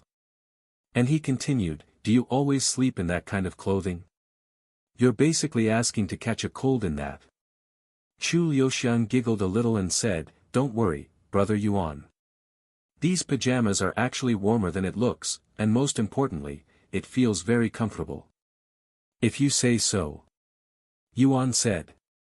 Yuan and the other two entered the bed a few moments later, and Chu Liuxiang attached herself to Yuan the moment they went under the blankets. Brother Yuan, can I ask you something? Chu Liuxiang suddenly asked him. What is it? Do you have anyone that you like? Meishio's eyebrows twitched uncontrollably after hearing Chu Liuxiang's question. And to their surprise, Yuan quickly responded in a calm voice, of course. I have a lot of people that I like, and you're one of them, he continued in an innocent tone. That's not what I mean, you silly. I am asking if you fancy any girls, to the point where you want to spend the rest of your life with them. Well, I wouldn't mind spending the rest of my life with you or Meishio. Does that count? Yuan asked. Chu Liuxiang chuckled and said, I guess that's good enough for now. And she continued, one last thing, brother Yuan. Can you do that to me like you used to before we slept? That? Yuan had to think for a moment before he realized what she was talking about. All right. Yuan then turned his body until he was facing Chu Liuxiang. The next moment, he gave her a gentle kiss on the forehead. Are you happy now? Very. Chu Liuxiang said before also giving him a kiss on the forehead. Meishio looked at Yuan's back with her eyes wide open. Since Yuan was facing the other way, Meishio wasn't able to see what they were doing, but she definitely heard them kissing each other, and this made her heart feel like it was being squeezed. Yuan and Chu Liuxiang went to sleep shortly after, but Meishio remained unable to sleep. Eventually, she gave up trying to sleep and spent the rest of the night cultivating inside the room since she didn't want to leave the two of them alone in the room for some reason. However, she would quickly realize that it was impossible to focus when her heart was beating so nervously. Meishio released a deep sigh. Mother was right. And it didn't even take long. Meishio stopped trying to cultivate and returned to the bed, and she would spend the next few minutes staring at Yuan's sleeping face. If I don't do anything. Meishio closed her eyes and took a silent but deep breath. When she opened her eyes, they were filled with determination. Yuan.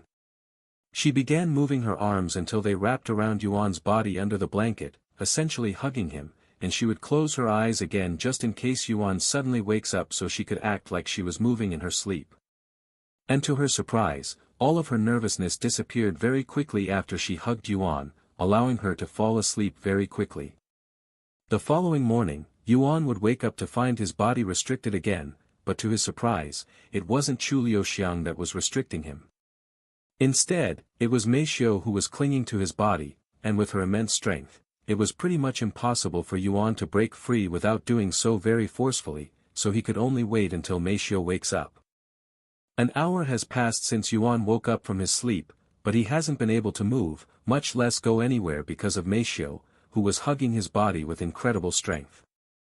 Fortunately, Yuan only had to wait a few more minutes before Meishio woke up and realized the situation.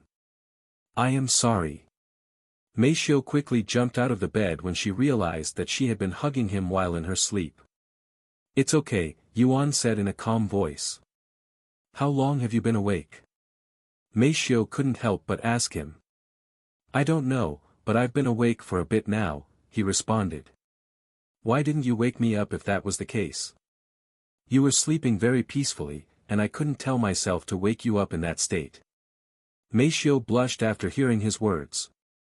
Does this mean he has been watching my sleeping face this entire time, she wondered inwardly. "Anyways, now that you're awake, I can finally use the bathroom," Yuan said as he got off the bed and went to the bathroom. "Not bad, Meishio. Looks like you're finally showing your true self." Chu Lixuyang's voice suddenly resounded, causing Meishio to look at her. "Chu Liuxiang. It's not like that." Meishio refuted in a low voice. "Who are you trying to fool? As someone who is deeply in love with brother Yuan, I can tell when another girl is also in love with him. You're not benefiting anybody by lying to yourself." Meishio remained silent for a moment before releasing a deep sigh. "You're right. I love him," Meishio said as she looked at Chu Liuxiang with a confronting gaze. Chu Liuxiang smiled and said, "I know." The two of them proceeded to silently stare at each other without blinking like they were in a staring contest. After a long moment of silence, Chu Liuxiang broke the silence and said, "I wish you the best of luck." She then left the bed and made her way outside the bedroom. "I really don't understand her at all." Meishio shook her head afterward. Sometime later, once they all washed their faces, they made their way to the Silver Restaurant for breakfast. After their breakfast, they went to the training building for another day of training. "Hey, Yuan." Wang Ming approached Yuan with a sword in his hands. "Sorry, but I won't be able to spar with you today," Yuan said to him. "Eh? Why not? I already have enough experience with the sword, and I want to practice with the other weapons while I am still here, so I will be going to the other floors today. I am only here to let you know." "I see. That's fine. I should probably take a few days off too." Wang Ming nodded. "Well, let me know when you feel like sparring again." "Okay." Yuan left the first floor shortly after and went to the third floor since the second floor is also meant for swords. Inside the gymnasium on the third floor, Yuan could see many disciples swinging and twirling their spears around like they were performing for a show. It was completely different from training with a sword. Instructor, isn't that player Yuan?" One of the disciples there notified the instructor when he noticed the masked man standing at the door. The instructor, who was a bulky middle-aged man, turned to look at the door, and sure enough, it was Yuan. He then approached Yuan and said, "You're player Yuan, right? How may I help you?" "I'd like to try wielding a spear, or even a staff," he said. "Have you used one before?" "No. I can teach you the basics if you want," the instructor offered. "Thank you." Yuan nodded. "Follow me." The instructor brought Yuan to one of the main weapon racks there and said, "Pick whatever you want." Yuan looked at the weapon racks that had many different kinds of polearms and was a little overwhelmed. "Are they all spears? I don't know which one to choose." "They are called polearms. A spear is only a variety of polearms. This one here is called a lance, and this one is called a halberd. They all have their pros and cons, but if you prefer something more balanced, I would recommend the staff." "Which of them is the most popular? And which one of them is best for beginners?" Yuan then asked. "I'd say the spear since they're lightweight and very flexible. The lance is basically a larger and heavier spear, allowing it to have much more raw power at the cost of speed and control. As for the halberd, they are mostly defensive, and they specialize in disarming your opponents. But since you're a beginner, I would recommend training with the staff first since it's basically a spear without the head. Once you're familiar with the staff, you'll also be familiar with the other polearms to a certain extent. Yuan nodded, then I will start with the staff. The instructor then showed him two different types of staff with one longer and thinner than the other. The thinner staff is more flexible and has a longer reach. The other one is shorter and thicker, but it's much easier to control and has more blunt force. If you're looking to practice with the spear afterward, I would recommend the former one. If you want to use the lance or halberd, then I would go for the thicker staff. The instructor said. I will start with the thinner one first, Yuan said. All right. The instructor placed the other staff back in the weapon sack before taking Yuan to a more spacious area. The first thing you need to learn about the staff, or any polearm for that matter, is how to properly hold it. If you don't know how to hold the weapon, you will never be able to use it at its full potential. I will now show you how to hold the staff properly. Yuan nodded and proceeded to focus all of his attention on the instructor.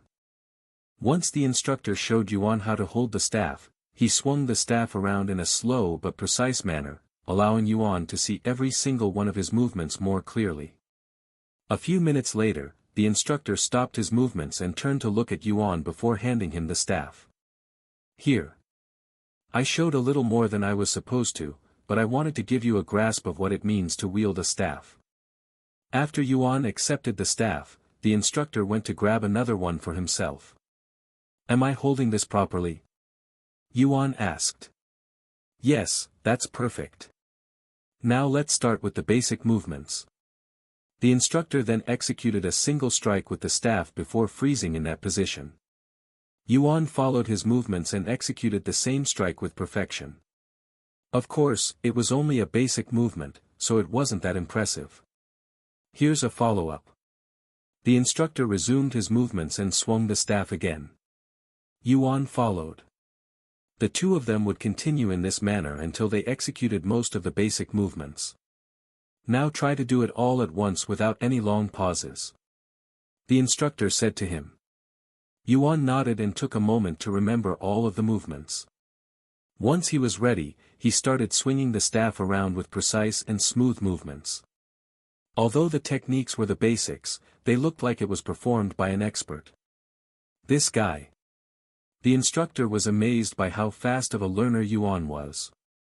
It had only been a few minutes since they started, yet Yuan was already performing like he was an expert. How did I do? Yuan asked the dazed instructor after performing the basic techniques. Not bad. I don't have anything to say, which is a good thing. Practice like that a few more times and we'll move to the next step. Okay. Yuan began swinging the staff around again. About 10 minutes later, the instructor stopped him and started showing him more advanced techniques. This continued for the rest of the day. Meanwhile, on the fourth floor, Meishio was doing much better than the previous day. Looks like you're back to normal. I hope you've solved whatever was troubling you. The instructor said to her. Thank you for your concern. Meishio nodded.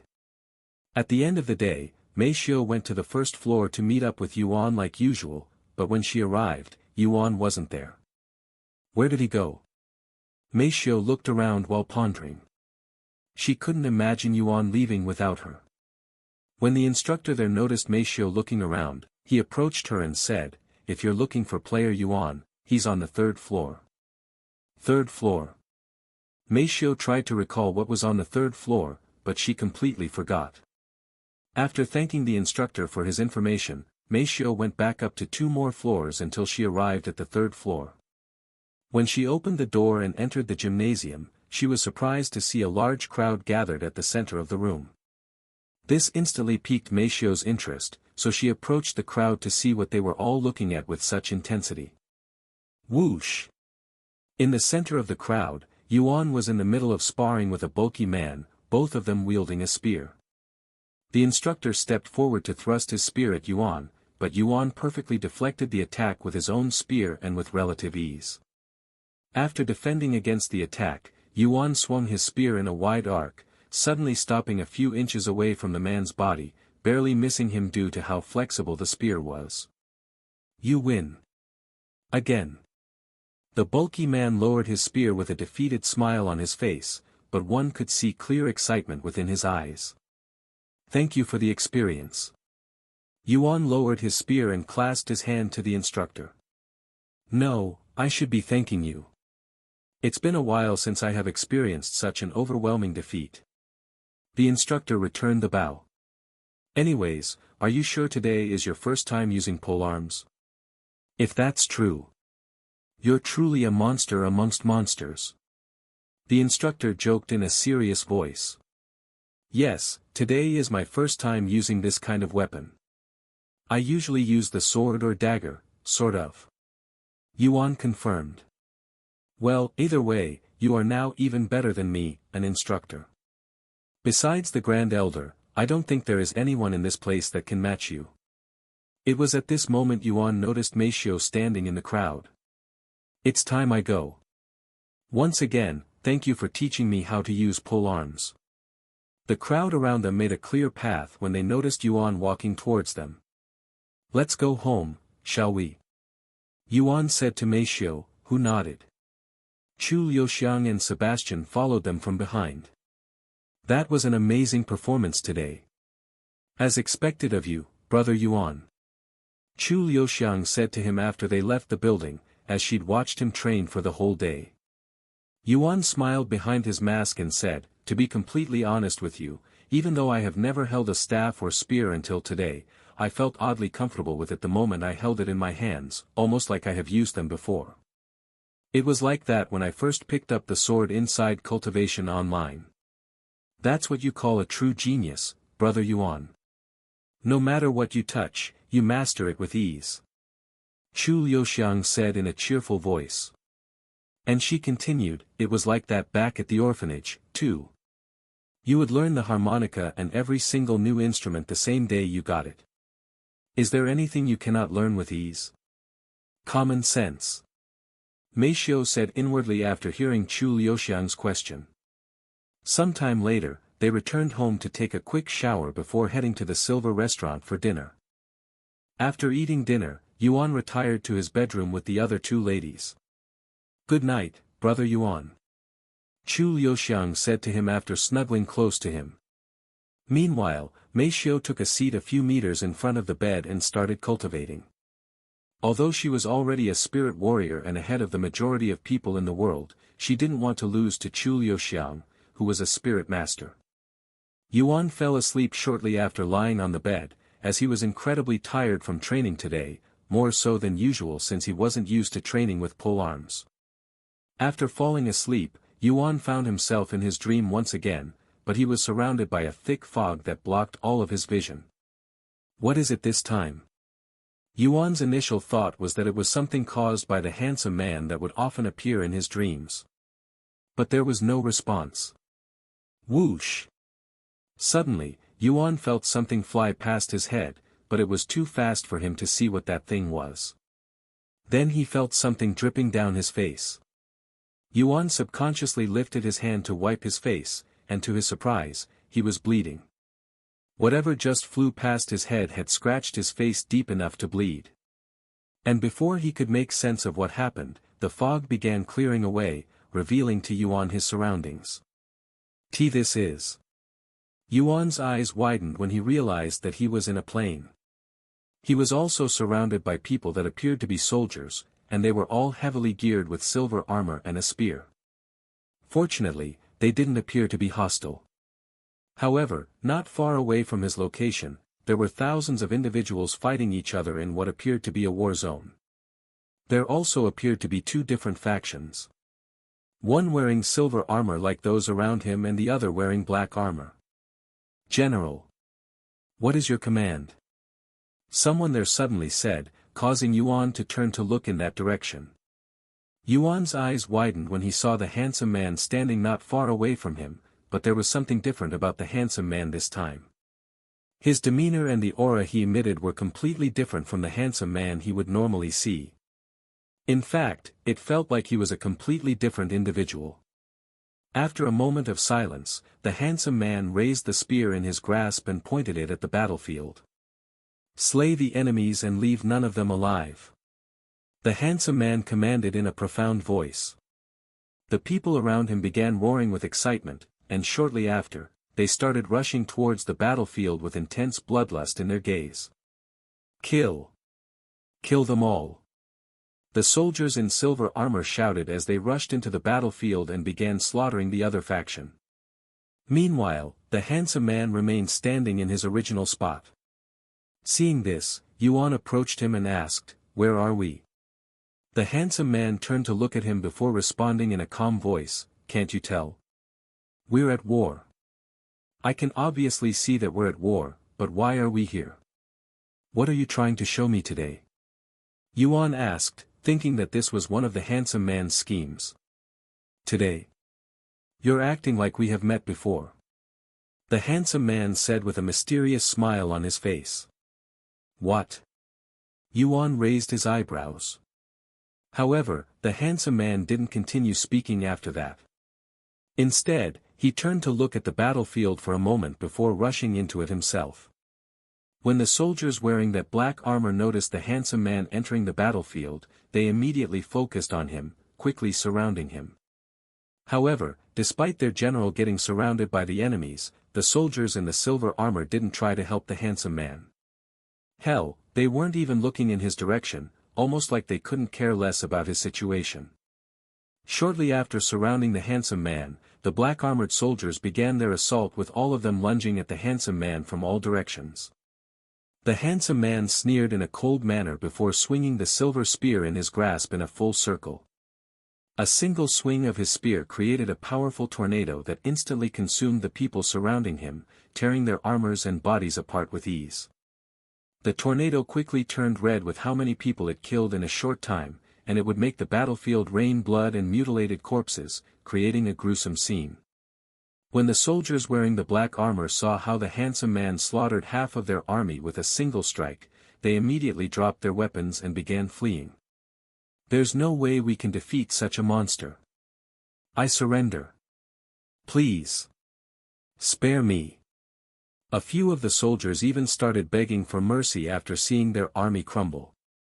However, the silver-armored soldiers completely ignored their enemies' pleas and used their spears to finish off their enemies without mercy. Once the battlefield was cleared of the black-armored soldiers, the soldiers there gathered around the handsome man and started celebrating their victory. Yet another easy victory for the Silver Dragon army. We'd even given them an hour to defeat our weakest squad. You're simply too powerful, General. With you by our side, we will never experience a single defeat. However, the handsome man wasn't celebrating, and he shouted, "It's still too early to celebrate. Until we destroy their entire army and make their lord surrender, the war is still ongoing. Hurry up and get moving." The soldiers immediately stopped celebrating and saluted.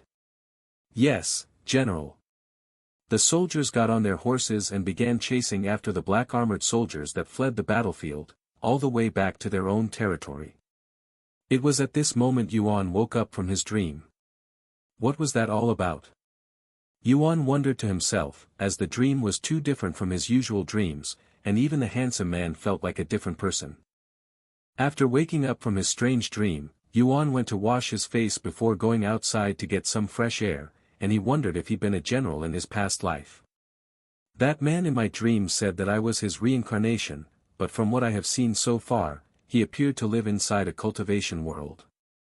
Does this mean there exists a cultivation world out there somewhere in the universe? Many minutes later, Yuan returned inside the immortal caves, and everyone there was already awake and prepared to grab some breakfast. "Where did you go, Brother Yuan?" Chu Liuxiang asked him. "I was right outside the caves getting some fresh air," he said. They left the immortal caves shortly after to get breakfast. After eating breakfast, they made their way to the training building, where Yuan would spend another day on the third floor training with the spear. As for Meishio, she'd spent most of her time in the outdoor training area. "Instructor, can I train with you again today?" Yuan approached the bulky man who showed a bittersweet smile on his face after hearing Yuan's request. After all, he didn't want to lose again before so many disciples, and he'd already lost plenty of face from yesterday's loss. However, As though the heavens were on the instructor's side, before he could open his mouth to speak, someone suddenly approached them and said, "I could spar with you if you'd like." Yuan turned to look at this individual who just spoke, and he was a tall, handsome young man with long hair that was tied into a single ponytail at the back of his head. Wow, he's tall. Yuan subconsciously said to himself when he saw this young man who was definitely an entire head taller than him. My name is Shi Lang, and I am an elite disciple. I don't usually train here, but I heard that you defeated the instructor yesterday, so I came here today to see if I could spar with you. I promise you that I won't disappoint you. The tall young man continued. Oh. Shi Lang. If it's you, you will definitely be able to fight with him. The instructor said with a gleeful look on his face since he no longer has to fight Yuan. He then turned to look at Yuan and said, as you can probably guess from his surname, he's from the Shi family. If I have to be completely honest, he's even stronger than me, so you'll definitely have fun sparring with him more than sparring with me. Yuan nodded and said, okay, let's spar. By the way, I am Yuan. I know. Shi Lang smiled.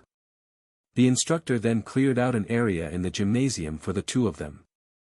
Sometime later, Yuan and Shi Lang stood a few meters away from each other with a spear in their grasp. Of course, the entire spear was completely made out of bamboo, so they didn't have to worry about accidentally inflicting grave injuries on each other.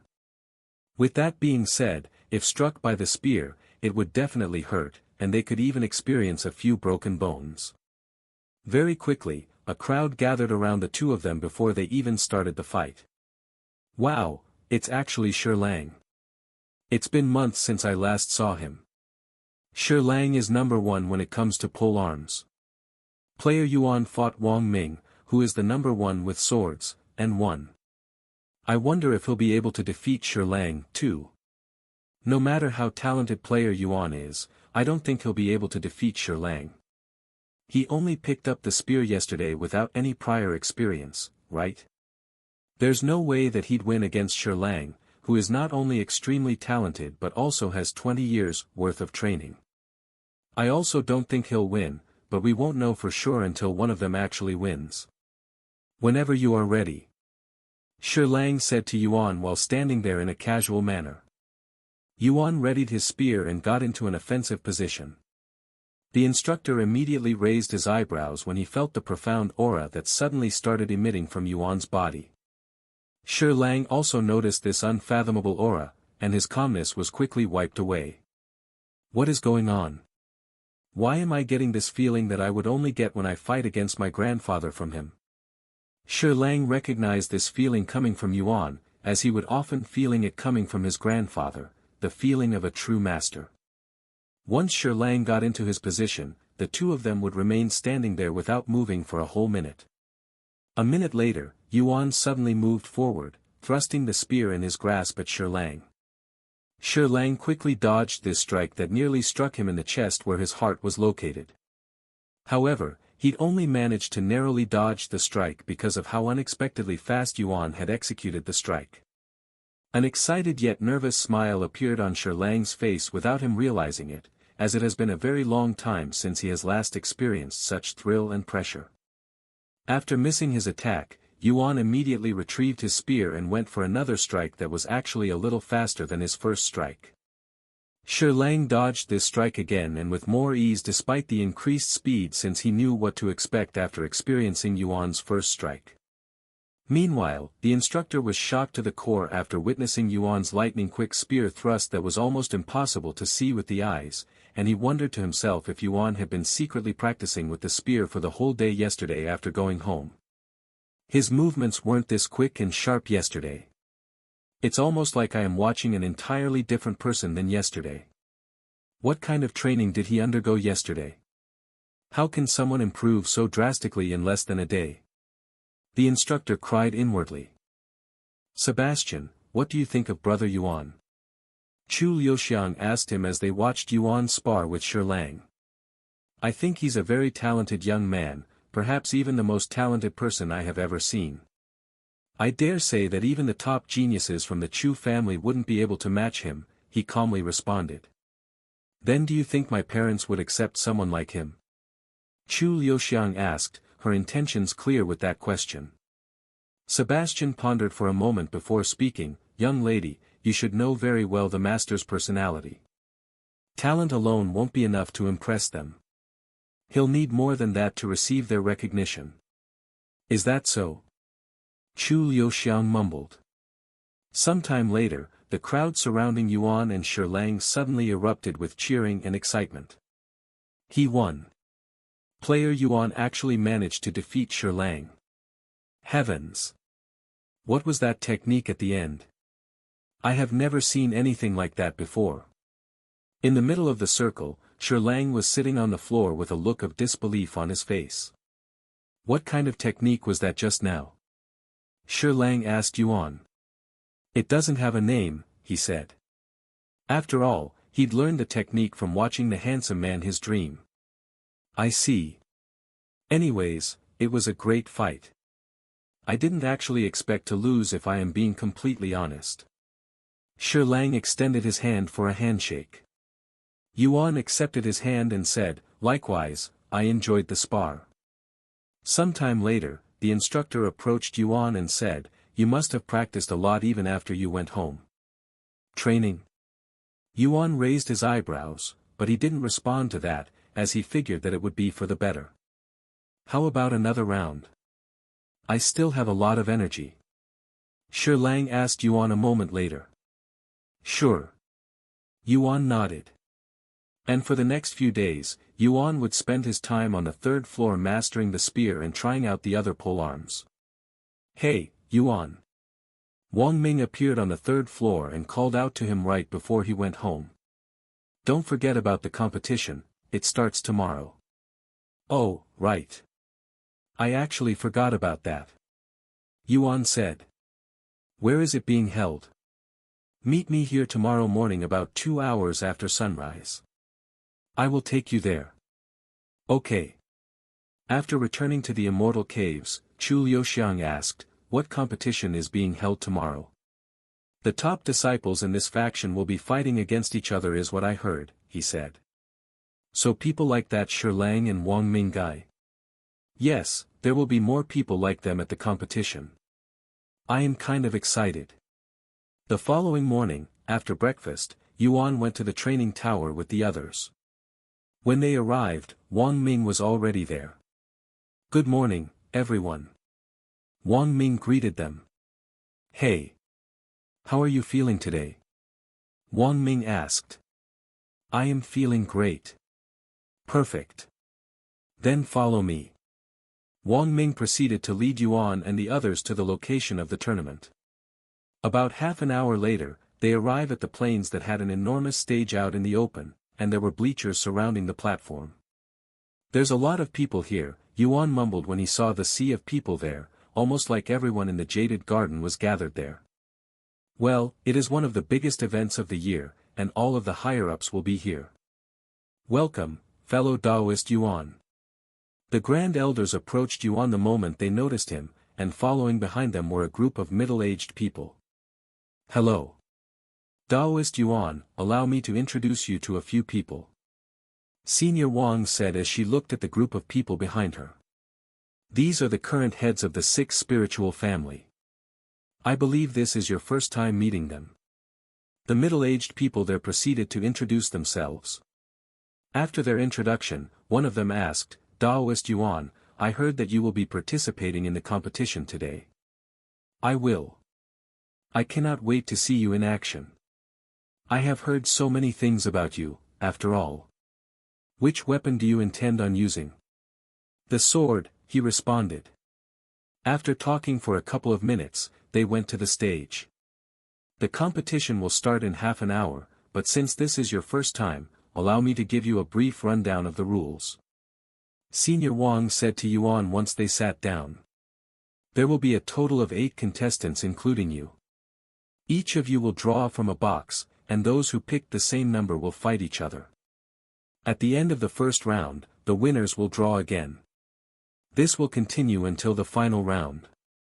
You are not allowed to bring anything but the weapon we provide you onto the stage. Doing so will be an automatic disqualification. Besides these rules, there isn't much else to say. Yuan then asked, what kind of weapons will we be using? You get to choose the type of weapon you wish to wield on the stage, but none of them will be lethal. That makes sense. Yuan nodded.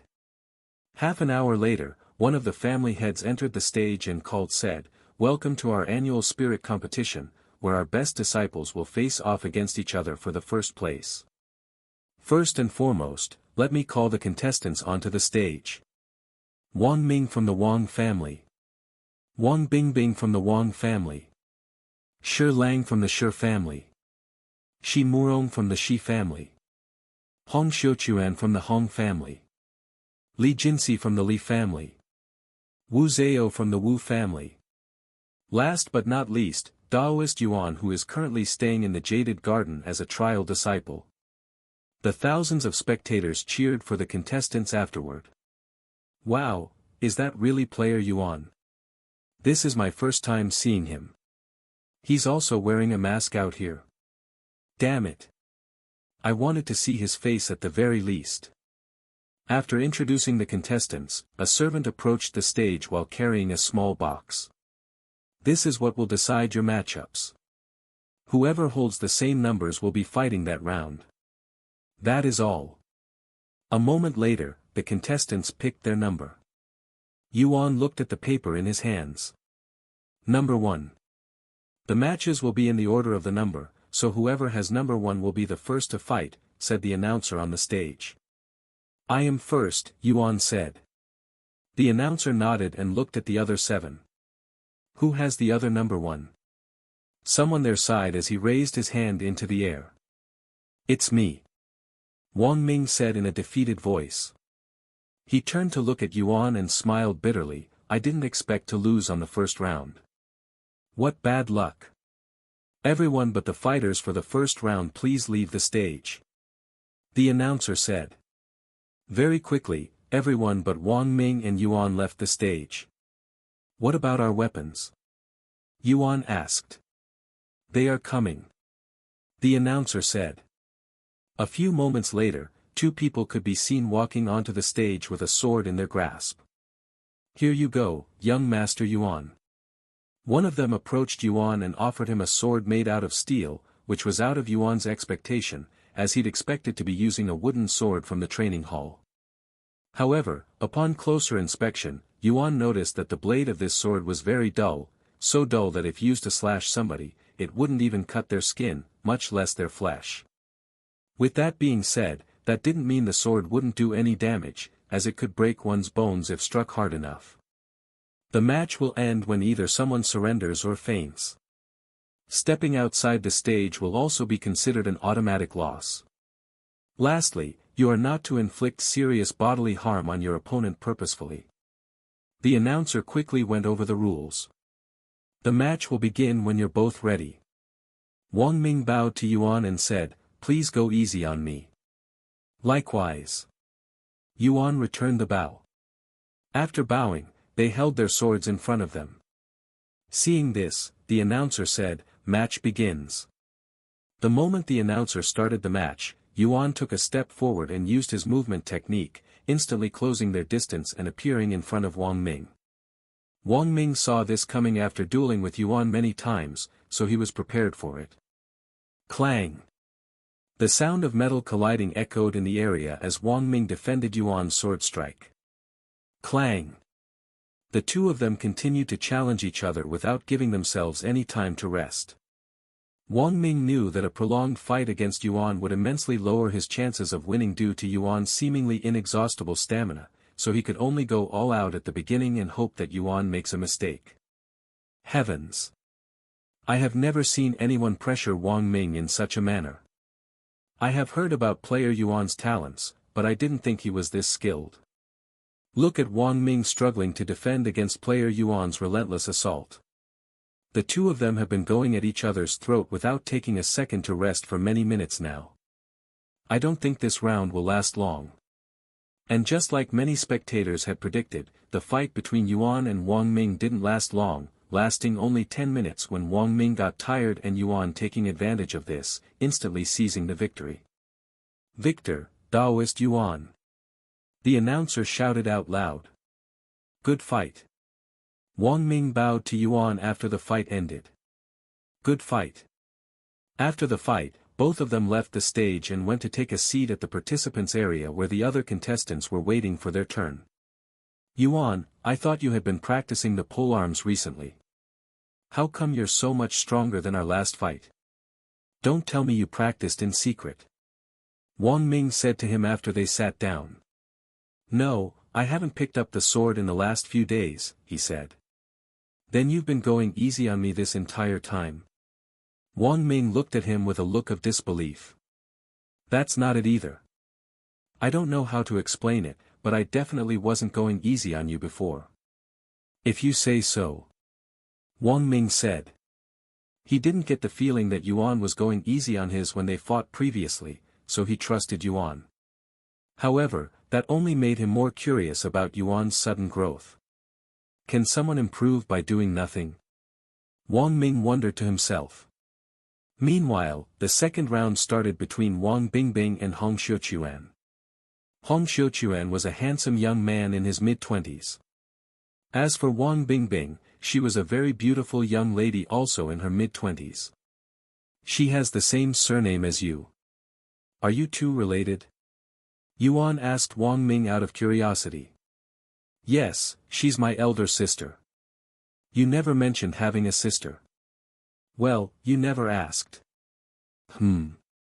Are you interested in her? I can introduce you to each other after the competition." Wang Ming said with a somewhat smug look on his face. "I don't really care, but if you want to." Yuan nodded, misunderstanding Wang Ming's intentions. On the stage, Wang Bingbing and Hong Xiuquan started fighting shortly after greeting each other. Wang Bingbing wielded a sword just like Wang Ming, but as for Hong Xiuquan, he had metal gloves around his hands and half of his arm. "He's using gloves to fight?" Yuan raised his eyebrows when he saw Hong Xiuquan's choice of weapon. "They are called gauntlets, and they're for people who mainly use their fists to fight, turning their hands into even deadlier weapons." "Is this your first time seeing someone using gauntlets?" Wang Ming asked him. "Yes." Yuan nodded, and he focused on Hong Xiuquan, as he wanted to see how Hong Xiuquan was going to fight someone with a sword using those gauntlets. Wang Bingbing swung her sword at Hong Xiuquan, but Hong Xiuquan used his gauntlets to protect himself, using it as a shield. After defending the attack, Hong Xiuquan used his other hand to throw a powerful punch at Wang Bingbing, who elegantly twisted her body to dodge it. "Wow, it's like wielding two weapons at once," Yuan mumbled.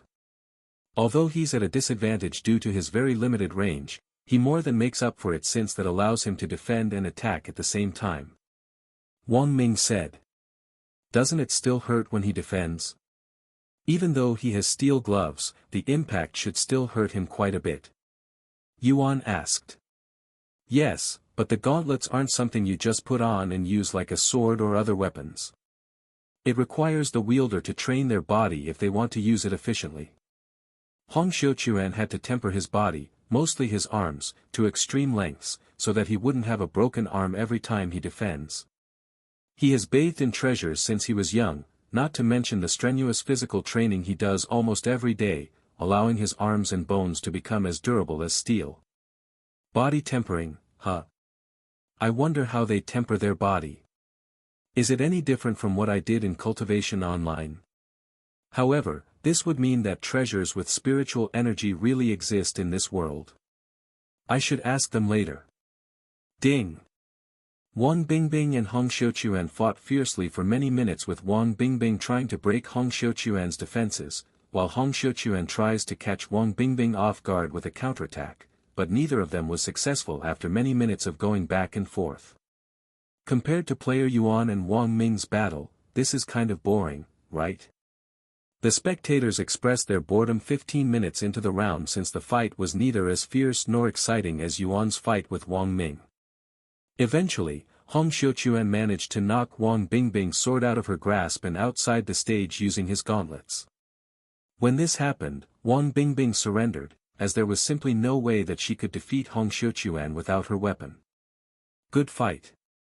Wang Bingbing bowed to him afterward. Good fight, senior sister Wang. Hong Xiuquan returned her bow. However, even though he won the fight, it was actually a very close fight. If Wang Bingbing had lasted a little longer without losing her sword, Hong Xiuquan would have been the one to surrender since his arms were reaching their limit from defending too many of Wang Bingbing's sword strikes.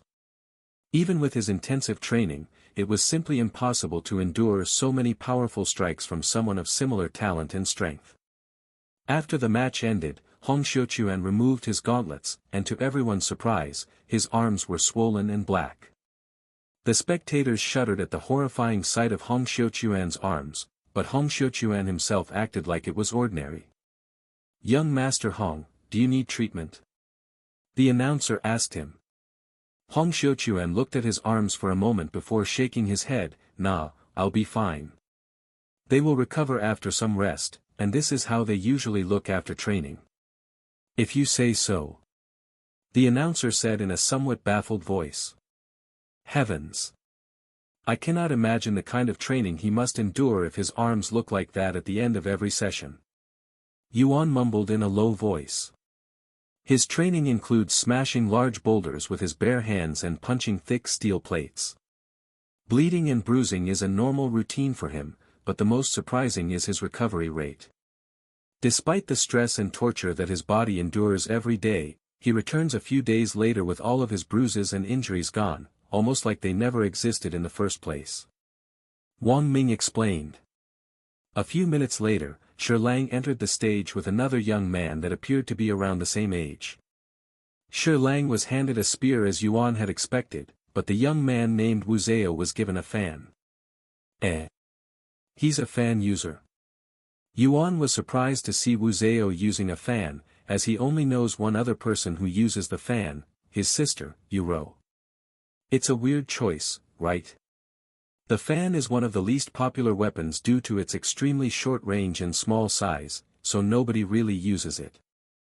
Even if somebody decides to pick it up, they are usually women, so it's really rare for a man to pick up the fan as their weapon. Wang Ming said.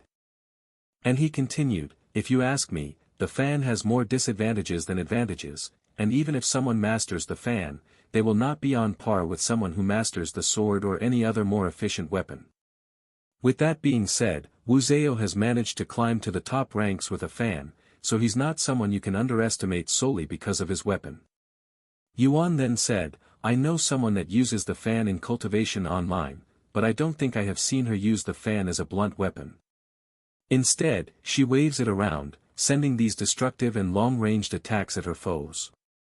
Yes, that is what the fan specializes in, spiritual techniques that require qi. However, that isn't something you can rely on in this world due to our limited techniques, since spiritual techniques like that are really rare.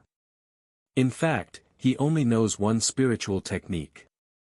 Once Shi Lang and wuxia were ready, the announcer began the fight. Immediately, Shi Lang used his spear to attack wuxia from a distance since it was the obvious thing to do with his huge advantage in range. Wuxia didn't panic and used his metal fan to deflect the spear by hitting it at the right spot at the perfect moment, sending the spear to the side. Once that happened, wuxia actually advanced forward and closed their distance. However, before wuxia could get too close, Shi Lang retrieved his spear and swung it sideways, sweeping it at wuxia. Seeing this, wuxia held the fan with both his hands to block the strike. Although he'd successfully blocked the strike, wuxia was still sent a couple of steps backward from the impact. The spectators cheered at their exciting fight even though it had only been a couple of seconds since the match started. I kind of want to fight that wuxia. Yuan thought to himself after he witnessed wuxia using the fan with such skills. Who do you think will win? Shi Lang or wuxia? Yuan asked Wang Ming. Although he knew Shi Lang's strength very well after sparring with him many times, he knew nothing about wuxia. Wang Ming pondered for a moment before speaking, honestly, I have no idea. One might favor Shi Lang due to his immense advantage as a spear user, but wuxia is actually more talented and powerful than Shi Lang, so it kind of balances things out. I guess whoever makes a mistake first will lose the entire battle, just like Wang Bingbing and Hong Xiuquan's fight. Shi Lang continued his assault on Wu Zhao relentlessly, but Wu Zhao would always manage to block or deflect the attack. However, Wu Zhao was also unable to close their distance, much less reach Shi Lang to attack him. Ha! Shi Lang suddenly took a large step forward while thrusting his spear, taking Wu Zhao by surprise. Not bad. Wu Zhao twisted his body in an odd manner, barely dodging the strike. After dodging, Wu Zhao grabbed Shi Lang's spear with his bare hands, before pulling Shi Lang towards him. What incredible strength! Shi Lang struggled to retrieve his spear, but he also didn't want to let go of his spear. He couldn't, or that would spell the end for him. However, that meant Wu Zhao could finally reach him. Seeing that Shi Lang didn't let go of his spear, Wu Zhao immediately stepped forward and swung his fan at Shi Lang, who used his other hand to block the fan. However, Shi Lang didn't temper his body like Hong Xiuquan had, so his arm was immediately bruised by the strike. Shi Lang endured the pain and used this chance to kick Wu Zhao in the stomach, breaking his hold on the spear. The spectators cheered after realizing what had happened. Looks like it will be Shi Lang's loss, Wang Ming said after assessing the situation. After getting hit in the arm by Wu Zhao, Shi Lang could no longer hold his spear properly, and against someone like Wu Zhao, that was akin to being crippled. And just like Wang Ming had predicted, the fight ended shortly after with Wu Zhao becoming the victor.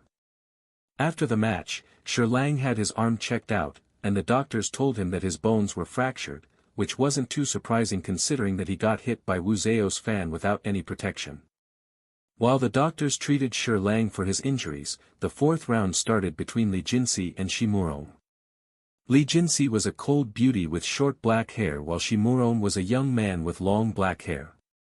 As for their weapons, Li Jinsi wielded a great sword that was twice her size while Shi Murong had a small dagger in his grasp. Wow, what a matchup! Wang Ming mumbled in a dazed voice. Yuan, who do you think will win? He suddenly asked. I'm not sure, but I can feel an unfathomable aura coming from that young lady. Yuan said after a moment of silence. Well, believe it or not, Li Jinsi is actually the strongest disciple in the entire faction. She has a special body that gives her tyrannical strength. As for Shi Murong, although he's very talented, he cannot compare to Li Jinsi. This is going to be a one-sided fight. Wang Ming said. A special body? Like a physique in Cultivation Online? Yuan asked.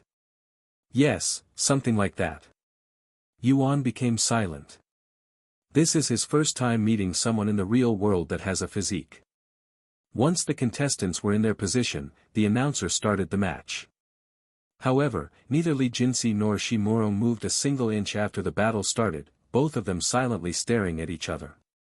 Why aren't they moving? Yuan asked after waiting for an entire minute. Because the first one to move loses. Shi Murong may be quick on his feet, but he cannot defeat Li Jinsi with speed alone, and a single hit from her will spell the end for him. As for Li Jinsi, I guess she just wants to see what Shi Murong intends on doing. Wang Ming said. After many minutes of silence, Li Jinsi spoke in a nonchalant voice, how boring. I guess you haven't managed to grow out of your cowardness, Shi Murong. Right as Shi Murong opened his mouth to speak, Li Jinsi suddenly dashed at him, forcing Shi Murong to close his mouth to focus on her. Once she was in range, Li Jinsi swung her large sword at Shi Murong, who quickly turned his body to dodge the incoming attack.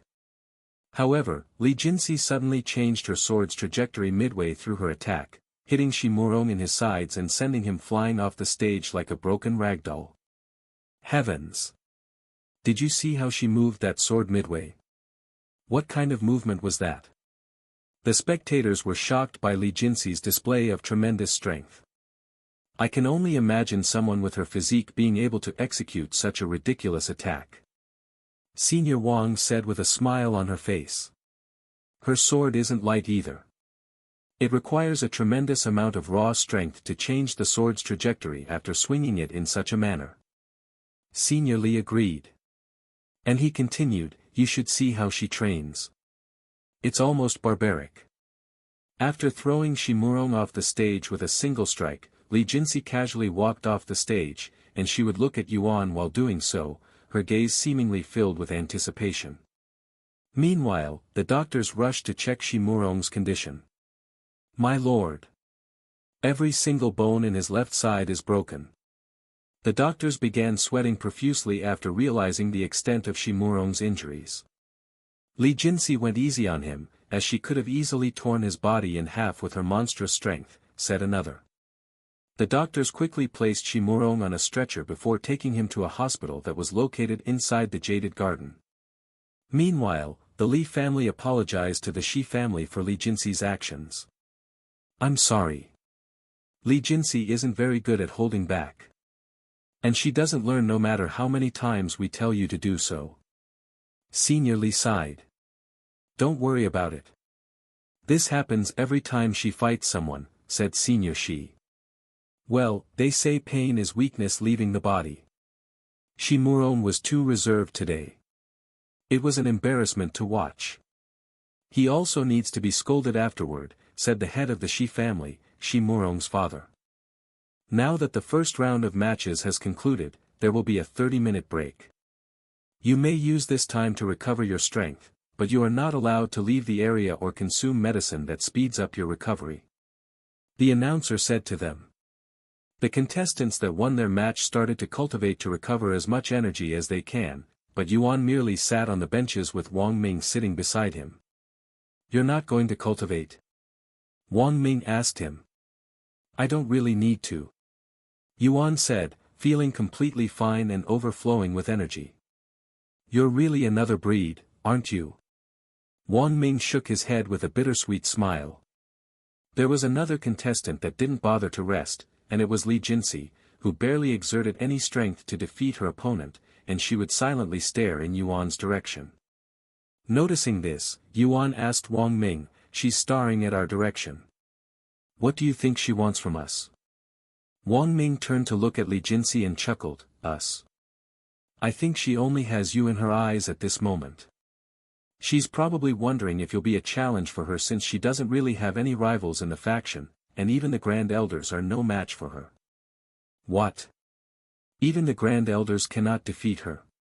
Yuan was surprised to hear this. Li Jinsi may only be at the peak of Spirit Warrior, but her tremendous strength is on another level. In terms of experience and skills, the Grand Elders are definitely above her. However, in a fight, Li Jinsi's superior strength allows her to dominate everyone. But it's not like the Grand Elders cannot defeat her. If they fight 10 matches, Li Jinsi would probably win 6 to 7 of them. I see. Yuan nodded. I think she will be a worthy opponent for you, Yuan. You'll understand it once you stand on the same stage as her. Wang Ming chuckled. 30 minutes later, the announcer called the 4 contestants that won back onto the stage for another round of picking numbers. Yuan looked at his number after picking it. 2. Who has number 1? The announcer asked after everyone picked a number. I do. Wu Zhao raised his arm, showing the paper with the number 1 in his hand. Who has the second one? I do. Li Jinsi said. Aya. Wu Zhao sighed out loud when he realized that Li Jinsi was his opponent. Although he could defend against Shirlang's spear attacks with his small fan, Li Jinsi's large sword supported by her immense strength was another story. Then I am going to fight him. Yuan looked at Hong Xiuquan, the gauntlet wielder. Hong Xiuquan was also looking at Yuan while thinking the same thing. So he's my opponent, huh? Young Master Yuan, young Master Hong, please exit the stage so they can fight. The announcer said to them in a respectful tone. Once they left the stage, Li Jinsi and Wu Zhao were handed their weapons. This matchup doesn't look fair even in the slightest. Right? There's no way Wu Zhao can defend against her attacks with that tiny fan. Let's just see how he's going to handle this. Hopefully, he doesn't stand there for a few minutes before attacking. The spectators said to each other. Please go easy on me. Wu Zhao clasped his hands before Li Jinsi, who merely stood there with a nonchalant look on her beautiful yet cold face. A few moments later, the announcer shouted, "Fight!" Li Jinsi rushed at Wu Zhao in an aggressive manner the moment the fight started, acting completely different from before. Whoa! Wu Zhao didn't dare to block her attack head-on, nor did he dare to try and dodge her attack normally. Instead, he made sure to stay out of Li Jinsi's range. Every step Li Jinsi took towards him, he would take 2 steps back. In other words, he was running away. However, despite running away, Wu Zhao didn't dare to show his back to Li Jinsi, so he was running backward. Calm down, senior sister Li. Why do you seem so impatient to finish this match? Let's enjoy ourselves, shall we? Wu Zhao said to her. Li Jinsi coldly snorted in response, the faster I deal with you, the faster I get to face that person. I don't want to waste my time with you weaklings. That person? Are you talking about player Yuan? So you're that confident that he will defeat Hongxiuquan? Hongxiuquan cannot beat that person. He's too weak. Li Jinsi bluntly said. We won't know that until they finish their fight. Are you trying to say that you have a chance of defeating me? Li Jinsi frowned. I didn't say that, whoa. Li Jinsi suddenly picked up her speed, chasing Wu Zhao around the stage like they were playing tag. I was wrong, senior sister Li. Have mercy. Wu Zhao cried as he continued running away. However, the next moment, without waiting for Li Jinsi's response, Wu Zhao suddenly changed directions and actually started running at Li Jinsi. This entire time, he was trying to distract Li Jinsi so that he could take her by surprise. Wu Zhao, you think I don't know your tricks? You think you can surprise me with such a sloppy tactic? Li Jinsi didn't even flinch when Wu Zhao suddenly started rushing at her, as she had anticipated his plans the moment he started running around. The next second, Li Jinsi swung her sword horizontally at Wu Zhao, giving him no room to dodge. Che! Wu Zhao gritted his teeth and held his fan in front of his body to block the incoming attack. The instant he felt some pressure on his fan, Wu Zhao tried to deflect the attack so that he doesn't need to block all of it. However, Li Jinsi's strength was simply too overwhelming and was not something Wu Zhao could withstand, and the moment he tried to deflect her attack, he was sent flying off the stage just like she did to Shimuro. Fortunately for Wu Zhao, he didn't actually get hit, so his injuries were relatively minor with a few broken fingers and wrist, at least compared to Shimuro. Damn gorilla monster. She grew so much stronger since our last fight that was only 3 months ago. Just what is her body made of? Does she even have a limit? Wu Zhao cursed inwardly as he was brought away in a stretcher by the doctors. Wang Ming swallowed nervously after seeing Wu Zhao fly off the stage.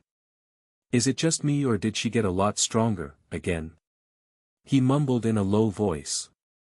Meanwhile, Yuan held a serious expression on his face behind his mask. She's strong. Can I defeat someone like her? Yuan wondered inwardly, his confidence wavering after witnessing Li Jinsi's inhuman strength. Sometime later, the announcer called Yuan and Hongxiuquan onto the stage. Are your hands okay? If you cannot fight. Yuan asked Hongxiuquan. After all, he wouldn't feel good about beating someone who can barely use his arms. Thank you for your concerns, but I can fight. Hongxiuquan said. If you say so. Yuan nodded. Are you two ready? The announcer asked Yuan and Hongxiuquan.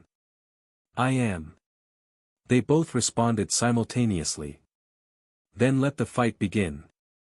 Once the fight started, Yuan slowly approached Hongxiuquan, who was standing still in a defensive position. His intentions were clear, he was going to repeat what he did during his fight with Wang Bingbing. So he's going to defend and try to counterattack, huh?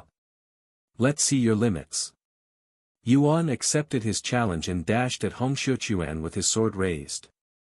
However, midway through his swing, Hongxiuquan, who was prepared to block the attack, suddenly shouted with his eyes wide, I surrender. Yuan immediately halted his movements, stopping his sword an inch away from Hong Xiuquan. Huh? Yuan doubted what he'd just heard. Did Hong Xiuquan just surrender? The spectators were also dumbfounded by Hong Xiuquan's sudden surrender. They didn't even fight. Why would he suddenly surrender? Young Master Hong, did you just surrender? The announcer asked Hong Xiuquan for confirmation. Yes, I surrender. Hong Xiuquan said in a nonchalant voice as he removed his gauntlets before leaving the stage and everyone speechless. Why? Yuan couldn't help but ask him, as he was looking forward to their fight. Hong Xiuquan stopped for a moment and turned to look at Yuan. He then said in a low voice, I lied. My arms are not in the condition to fight. After a moment of silence, Yuan said, then let's fight again after you've fully recovered. Hong Xiuquan merely nodded his head and didn't say anything else before leaving the stage. The announcer snapped out of his daze and said, Young Master Yuan wins by default since his opponent forfeited the match. He then asked Yuan, since the fight ended before it even started, do you wish to immediately continue on to the final fight, or do you need some time to rest? You're allowed a 30-minute rest period after every match. I don't need any rest. The announcer nodded his head before turning to look at Li Jinsi, who was already approaching the stage. Do you wish to immediately start the fight? Li Jinsi nodded with an eager look on her face. Meanwhile, back at the benches, Wang Ming asked Hong Xiuquan, so, what's your real reason for surrendering the fight? Your arms look fine. Hong Xiuquan looked at him with raised eyebrows and said, You're asking me? Didn't you fight against him during the first round? Yes, I did. So what of it? Hong Xiuquan frowned and said, Are you mocking me right now? I didn't even need to block his attack to know that it has a tremendous amount of strength behind it. My arms will literally break if I block it. Wang Ming's jaw dropped, and he said, Surely, you're over-exaggerating. I have fought with him many times. There's no way that you wouldn't be able to handle his attacks. Sure, they are powerful, but I can defend against them properly. I don't believe that he was using all of his strength against you. I dare even say that his strength is on par with Li Jinsi. Wang Ming laughed at Hong Xiuquan's claims, You're definitely over-exaggerating. Screw you. I'm not going to waste my breath on you any longer. Hong Xiuquan proceeded to ignore Wang Ming, who merely shook his head. Meanwhile, on the stage, Yuan and Li Jinsi stood a couple of meters away from each other. Are you two ready to fight? The announcer asked them. Wait. I have a question. Yuan said. What is it? Can I change my weapon? He asked. Your weapon? The announcer raised his eyebrows. This is the first time he's been asked such a question. He then turned to look at the Grand Elders and asked, Grand Elders, are there any rules regarding changing one's weapon after the competition started? Well, there aren't any rules that forbid the participants from changing their weapons. Senior Wang said. The announcer nodded and returned to Yuan, since it's not against the rules to change weapons, that means you are allowed to do so. What kind of weapon do you want? And to everybody's surprise, Yuan pointed at Li Jinsi and said, I want a weapon like hers. Huh? The announcer looked at him with wide eyes. You want a great sword? He asked for confirmation. Yes. Yuan nodded calmly. After all, Li Jinsi's sword resembled his Empyrean overlord more than his current sword that had a thin blade in comparison, and there was simply no way that he would be able to defend against her attacks with such a sword. A few minutes later, they handed Yuan a great sword that was just like the one wielded by Li Jinsi. It's heavy. The announcer warned him. Yuan nodded as he grabbed the handle and waved it around casually. It's not that bad. Yuan thought to himself. The sword itself weighed around 100 kilos, but Yuan was a spirit master, not to mention his body that had been strengthened by the golden symbols, so it didn't feel any different than wielding a normal sword. Of course, both Li Jinsi and Yuan could wield much heavier swords, but that would be an unfair advantage since the others could only wield weapons at around 50 kilos. Since when can he use great swords? Wang Ming mumbled to himself. Although great swords and long swords are considered as swords, they require different techniques to wield properly. I am ready, Yuan said after getting comfortable with the sword. The announcer nodded and started the fight shortly after. However, neither Yuan nor Li Jinsi moved from their spots. After a moment of silence, Li Jinsi lifted her sword and pointed it at Yuan. Don't disappoint me, she said in a calm voice. I will try my best not to, Yuan said. The next moment, they both moved at the same time, running straight into each other. Li Jinsi swung her sword at Yuan with half of her strength to test Yuan's capabilities. Yuan also swung his sword, accepting Li Jinsi's attack head-on, something most people wouldn't dare to attempt. Clang! The air vibrated when their swords collided, causing the spectators' hearts to tremble. However, neither Yuan nor Li Jinsi moved from their spot. A cold grin appeared on Li Jinsi's smile when she felt the force behind Yuan's attack, looking like she'd just found her perfect prey. Let's dance! She suddenly shouted, her voice filled with excitement. Yuan and Li Jinsi continued to swing their large swords at each other for many minutes, but neither of them was using their full strength just yet, as they were gradually increasing their strength to match each other. Heavens! How is he defending against Li Jinsi's attacks head-on? Does he also have a unique physique that gives him tyrannical strength? The spectators were shocked to witness Yuan fighting Li Jinsi on equal terms, something none of them have seen before. Who do you think will win this fight? Senior Wang asked the other grand elders. It's hard to tell. While we know Li Jinsi's full strength, we don't really know Daoist Yuan's full potential. Senior, she said. That is indeed true. For example, I could have never predicted that he had the strength to fight Li Jinsi head-on. I wonder if he also has a divine body. Considering how many talents he already has. It's not that crazy of an idea. Just what is he made out of? He's the definition of a flawless entity created by the heavens just to mess with everyone else. Meanwhile, on the stage, Li Jinsi started laughing, finally. I have been waiting for someone like you. Someone that I can fight to my heart's content without worrying that you die in a single hit. Clang! Yuan was pushed back a full meter when Li Jinsi started fighting for real. What a heavy strike! Yuan cried inwardly, his entire arm shaking afterward, feeling like he'd just struck an immovable mountain. What should I do? I am a little behind in terms of raw strength. Yuan pondered as he looked at Li Jinsi, who was glaring at him like a tiger before its prey. What are you waiting for? Are you too afraid to continue? I can tell that you're weaker than me in terms of strength. Li Jinsi said to him. Yuan remained silent.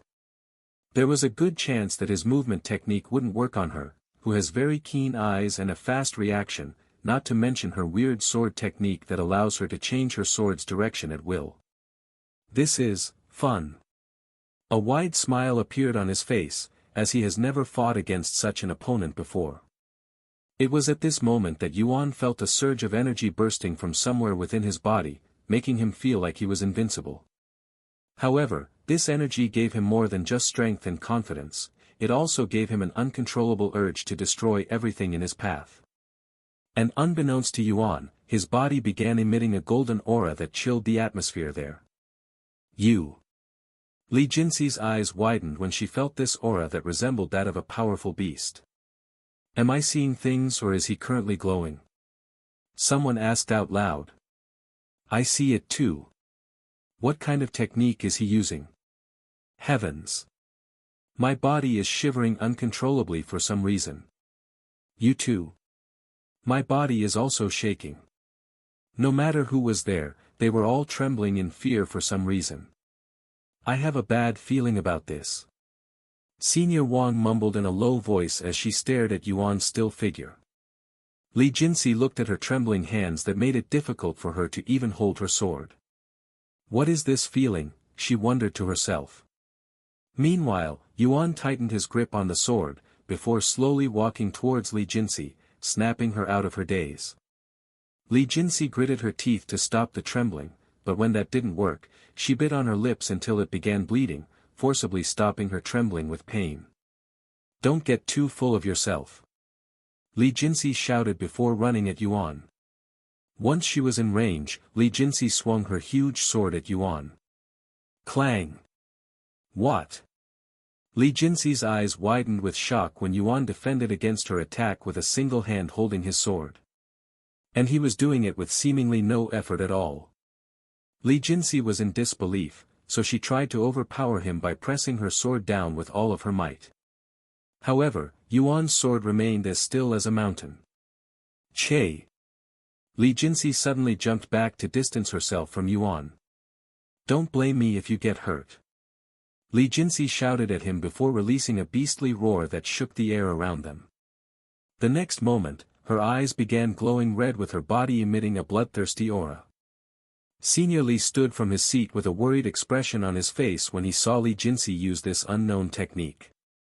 "Aya! What is that troublemaker doing? I specifically told her to not use that technique during this competition," he sighed out loud. The other Grand Elders looked at him with their eyebrows raised. This is their first time seeing Li Jinxi use such a technique. What technique is she using? Senior Li sighed again before speaking. "It's an ancient technique from our family that allows one to increase their body's limits while boosting their overall prowess for a short amount of time. It's a very overbearing technique that nobody in our family has managed to learn since ancient times because our bodies could not handle the stress, at least until Li Jinxi's appearance. However, even she cannot control the technique very well. She has gone on a rampage a couple of times after using that technique, and it would take almost every expert in the family to calm her down afterward. We need to prepare ourselves to go down there when she loses control." Good Lord! The Grand Elders were speechless. Yuan. Meishio looked at his figure with a worried look on her face after hearing Senior Li's words. Meanwhile, Yuan remained calm despite Li Jinxi's threatening aura. "Are you ready?" he asked her in a calm voice. Li Jinxi responded to his question by running at him with her sword raised. "Let's see if you can handle this." Li Jinxi swung her sword at him that had enough force to instantly crush a metal ball the size of a large boulder. Yuan tightened his grip on his sword before intercepting Li Jinxi's attack. Clang! The entire platform shook from their impact. The next second, Li Jinxi's figure could be seen flying off the platform and into the spectators' area, shocking everybody there. "Impossible!" Senior Li muttered in disbelief when he witnessed the results. Not only did Yuan manage to defend against Li Jinxi, who had her overall prowess boosted by their family's ancient technique, he completely overpowered her. Yuan looked at his great sword afterward, which was snapped in half from the impact. What is this feeling? He wondered to himself as the overwhelming energy in his body began disappearing shortly after the fight. "Winner, Yuan," the announcer said out loud after realizing that the fight had ended. The spectators began cheering out loud. Meanwhile, the doctors went to check on Li Jinxi's condition, who was only knocked unconscious with a couple of minor injuries. "Young Master Yuan, do you have any words to say?" The announcer handed Yuan a microphone. Yuan subconsciously accepted the microphone, but he had nothing in mind. "Thank you for letting me fight here today. It was a wonderful experience," Yuan said to the microphone before handing it back to the announcer and walking off the stage. "Yuan. What kind of technique was that? I have never seen anyone dominate Li Jinxi in such a manner before." Wang Ming approached him with a look of disbelief on his face. "Technique? That wasn't a technique. At least I don't think so," Yuan said. "In fact, even he doesn't know what that power was. It came suddenly and disappeared as quickly. And even though it gave him incredible strength, Yuan regretted that he wouldn't be able to fight Li Jinxi properly. Is there anyone out there that can push me to my limits?" Yuan sighed inwardly. At this rate, he will have to play Cultivation Online if he wants to fight any worthy opponents. After the tournament, Yuan regrouped with the others. "Congratulations, brother Yuan. You were very handsome on the stage. Chu Liuxiang said to him. Thank you. Yuan nodded.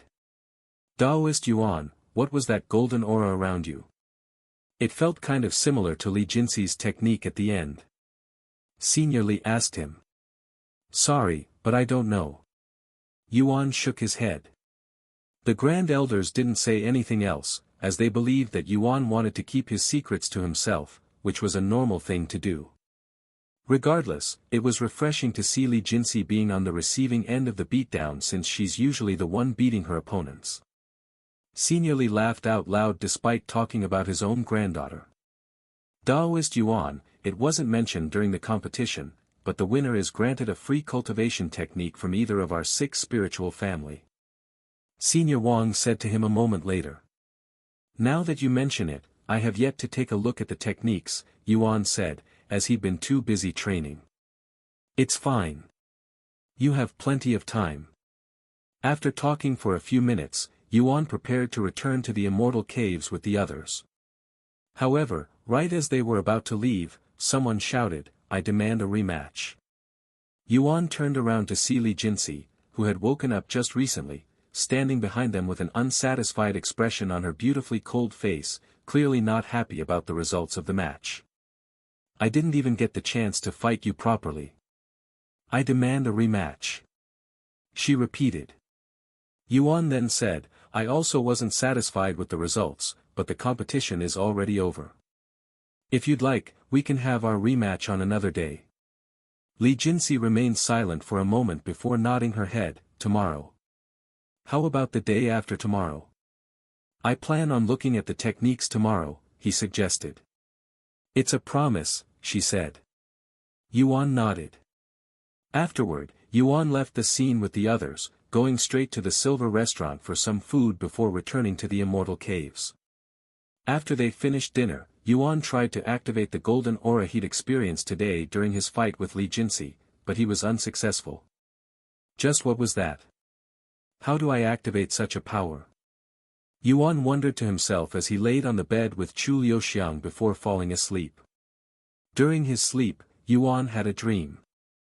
However, he was alone and surrounded by darkness, almost like he was in the middle of a black hole. Where am I? He wondered out loud. Do you seek power? A deep voice suddenly resounded, causing Yuan to raise his eyebrows. Who's there?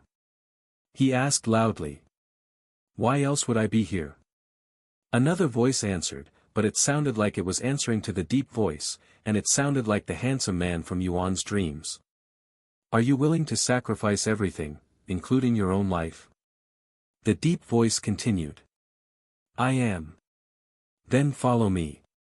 The voices disappeared shortly after, and lights began flickering in the distance, resembling stars, quickly filling the void and turning it into the starry sky.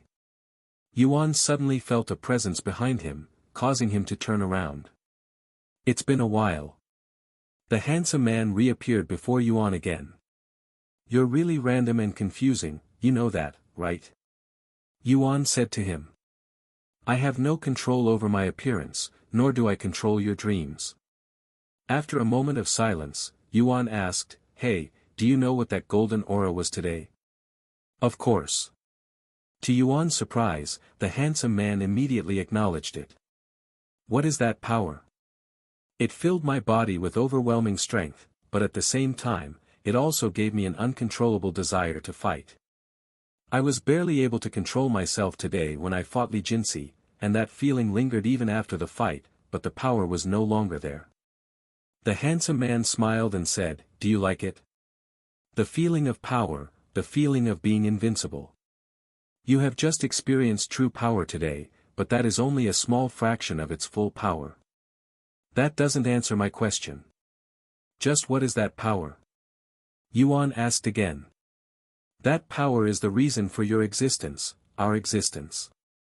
You will eventually remember, but that time is not now, so I cannot answer your question, as I do not know the answer. Then do you know how I can use that power again? You're too weak to control that power. The fact you managed to use it today without facing any backlash is already a miracle. Don't worry, you'll eventually remember how to use it. The handsome man then turned around and disappeared into the void. However, his voice resounded even after he disappeared, "You should prepare yourself. Your first tribulation will arrive soon." Tribulation? What are you talking about? Everything comes with a price, especially power. The dream ended with that sentence, and Yuan woke up the next moment.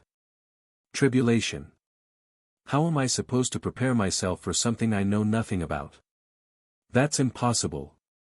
Yuan sighed to himself.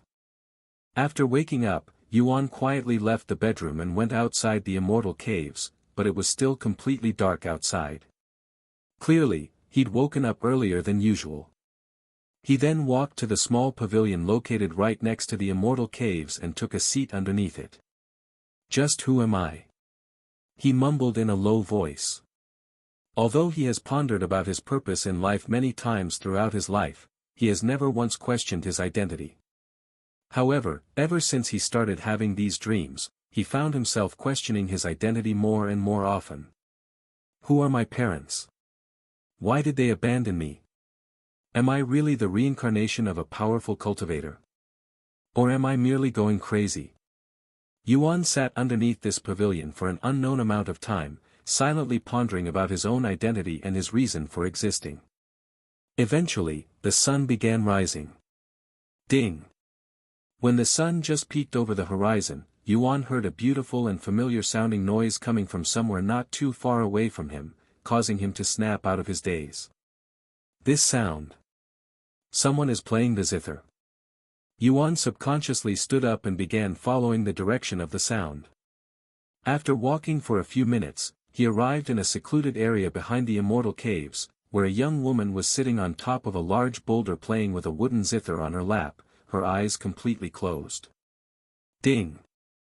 Yuan didn't immediately approach this young woman, as he was afraid of disturbing her, so he stood there quietly, enjoying the young woman's zither performance that was incredibly skillful, comparable to even Fei Yuyan from the Dragon Essence Temple. The song lasted for a little over 5 minutes, and once the young woman stopped her performance, she turned to face Yuan's direction, but her eyes remained close. "Who's there?" she asked in a gentle and soothing voice. "Sorry, did I disturb you? My name is Yuan." "Yuan? I am not familiar with your name. Are you new here?" "Yes, you can say that." "Then how may I help you?" "You have been standing there for a while now. Your music brought me here. You're playing the zither, right?" "This is my first time seeing someone playing the zither, and I doubted my hearing at first, so I came here to confirm my suspicions." "You are familiar with the sound of a zither?" "How unusual." "Yes, somewhat. I also enjoy playing the zither, after all." "Eh? You also play the zither?" The young woman expressed surprise after learning this information. "Yes." Yuan nodded even though he only touched the zither in Cultivation Online. "If that's true, why don't you play a song for me, Yuan?" The young woman suddenly offered her zither to him. It was obvious that this young woman didn't believe Yuan when he said that he also played the zither. After all, the zither is known as a cursed instrument, and she has never met anyone else that would dare to play the zither besides herself. "Sure." Yuan approached the young woman and accepted the zither without caring about the curse. He then took a seat on the soft ground and placed the zither on his lap in a calm and smooth manner. After taking a deep breath, Yuan began pulling the strings on the zither, playing a song that he'd learned from Fei Yuyan. The young woman remained silent throughout the whole song, but it was not because she wasn't impressed. Instead, she was shocked speechless by Yuan's flawless performance. "What do you think?" Yuan asked the young woman after his performance. After a moment of silence, she responded in a dazed voice, "Where did you learn how to play the zither?" "I learned it from a friend in Cultivation Online," he answered. "Cultivation Online?" The young woman tilted her head, looking a little confused, almost like this was her first time hearing about Cultivation Online. "You don't know about Cultivation Online? It's one of if not the most popular game in the world right now," Yuan said to her with a dumbfounded look on his face. He didn't think that there would still be people in this world that hasn't heard of Cultivation Online.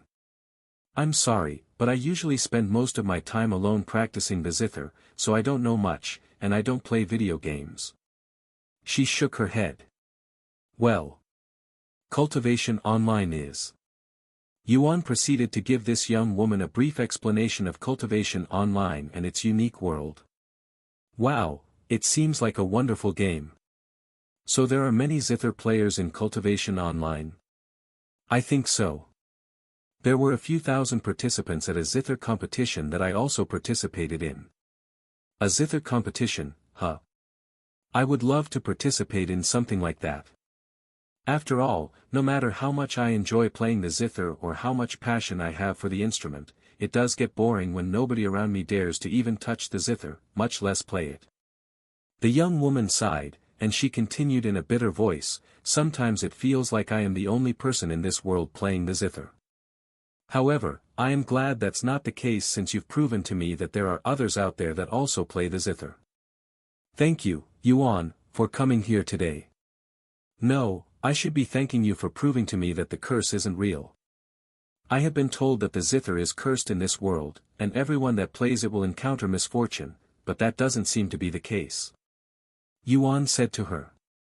However, the young woman remained silent with a perplexed expression on her face. After a moment of silence, she said, about that. She pointed at her closed eyes and said, I don't want to scare you, but I lost my vision shortly after I started playing the zither, and I was born with perfect vision. What? Yuan muttered in a dazed manner. You sound surprised. The young woman said after hearing his dazed mumble.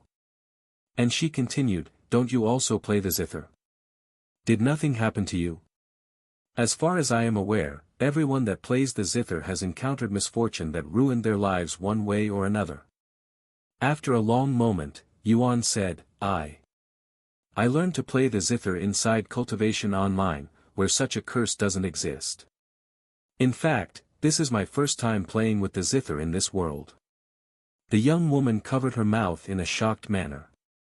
Why didn't you say so before I handed you the zither? And why did you accept it? Now you'll also be met with misfortune.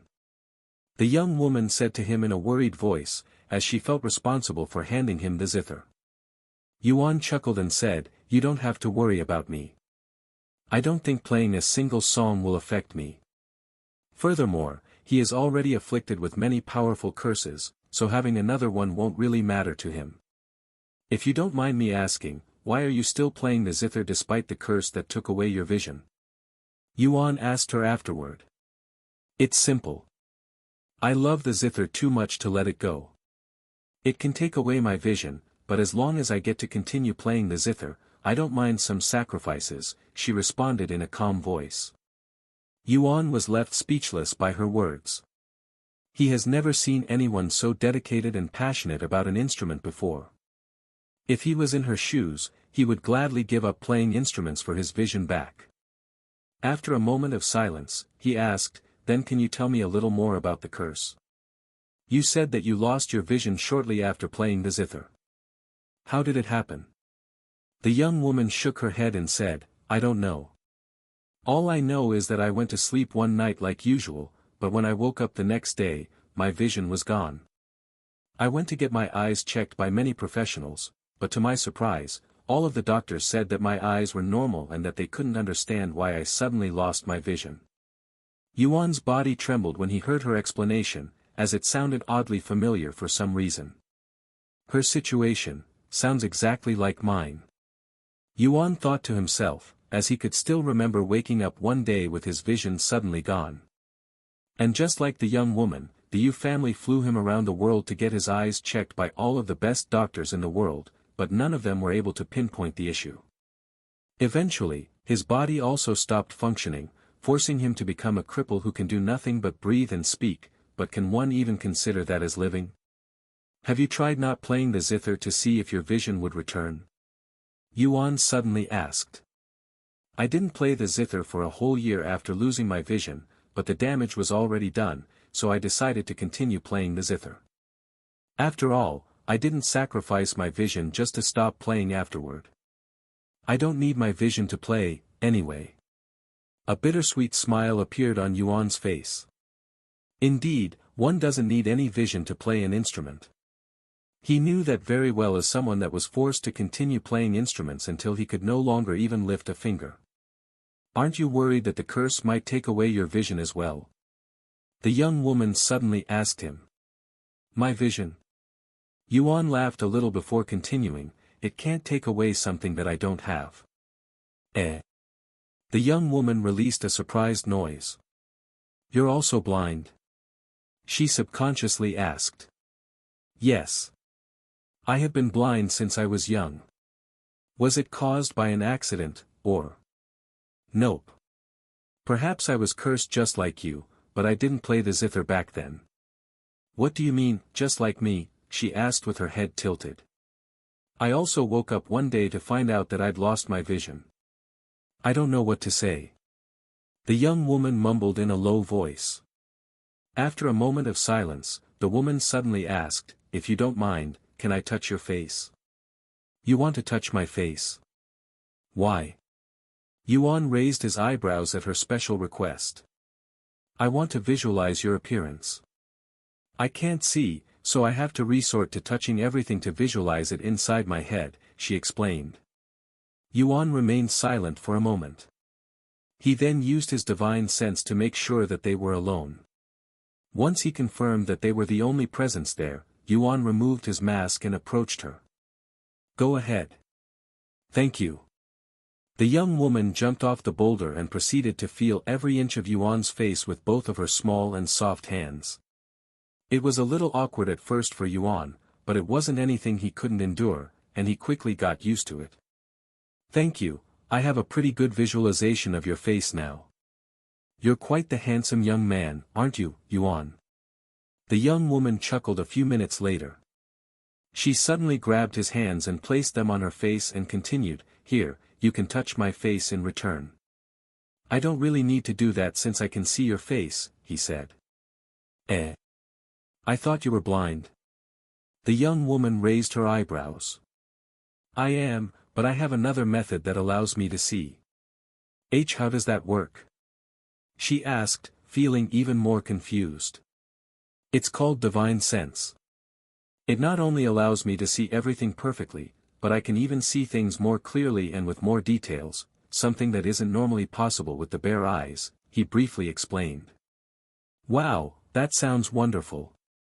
Do you think you can teach me such a technique? Well, it's not that I don't want to, but in order to use this technique, you will need a very high cultivation base, preferably spirit master. That's a pity. I am only a spirit apprentice. Oh, I almost forgot to introduce myself. My name is Azure, and I am part of the Wang family, she introduced herself. Azure? Is that your nickname? Yuan asked her, as it was a weird name to have for someone part of the Wang family. Azure chuckled like a fairy before speaking, no, that's my real name. I belong to the Wang family, but I do not share the same blood as them. In other words, I was adopted, and Azure was what the kids at the orphanage would call me, so I stuck to it. She's also adopted? Yuan's mouth opened a little from surprise. This is the first time that he can relate to someone so well. Not only were they both orphans, but both of them became sick out of the blue and without any logical explanation, not to mention that they also played the zither. It was almost as if Yuan was standing in front of a mirror right now. Anyways, I have to go now. It was nice speaking with you, Yuan. If you are free in the future, let's play the zither together. I don't normally play outside, but since you're here, I will come outside more often. Okay. Yuan immediately nodded. How about tomorrow? She then asked. Same time? Yuan asked. Same time. Then it's a promise. See you tomorrow. Azure then picked up her zither and left the place shortly after, but she didn't forget to wave at Yuan before she left. Once Azure left the scene, Yuan returned to the immortal caves. Where did you go? You've been gone all night according to Sebastian. Chu Liuxiang asked him when he returned. I woke up early and couldn't go back to sleep, so I went outside for some fresh air, he said. Chu Liuxiang raised her eyebrows slightly, but she didn't question him any further. What are we going to do today? She then asked. I am going to take a look at the 6 spiritual families' cultivation techniques and see if they have anything interesting, he said. Chu Liuxiang shook her head and said, Brother Yuan, I suggest that you don't accept any cultivation techniques from them. Why not? Yuan immediately asked. Because you'll owe them if you do. Even though you won the competition and are entitled to a cultivation technique, I wouldn't accept anything from them if you do not intend on joining their faction, as that will only make it harder for you to leave them. Chu Liuxiang explained to him. That makes sense. Yuan nodded. And he continued, well, I am mostly going there to see what they have, but I will keep that in mind. I doubt they'll have any cultivation technique that I cannot find in Cultivation Online. Sometime later, they went to get some breakfast at the Silver Restaurant before making their way to the building that stored the cultivation techniques after asking around for directions. This place is smaller than I had anticipated, Yuan mumbled in a low voice as they approached a small pagoda that only had 1 floor. Hello, I am Yuan, and I am here to look at the cultivation techniques, Yuan said to the guard standing in front of the heavily guarded pagoda. The guard in the front nodded his head and said, I have already been notified by the Grand Elders about your situation. Please, follow me. However, the guard stopped when he noticed that Meishio and the others were also following them. I'm sorry for the inconvenience, but only Daoist Yuan has clearance to enter the building. The rest of you are not allowed to follow him inside. After all, Meishio was only his caretaker, and Chu Liuxiang was an uninvited guest at the Jaded Garden. If not for Yuan, Chu Liuxiang would not have been allowed to stay for so long. I understand. We'll wait for you out here. Meishio said to Yuan. Yuan nodded and said, I won't take long. He then entered the building with the guard while the others remained outside. What a bummer. I wanted to see how the 6 spiritual families' cultivation techniques compare to our Chu family's collection. Chu Liuxiang shrugged. Anyway, since we're alone, why don't we have a little chat?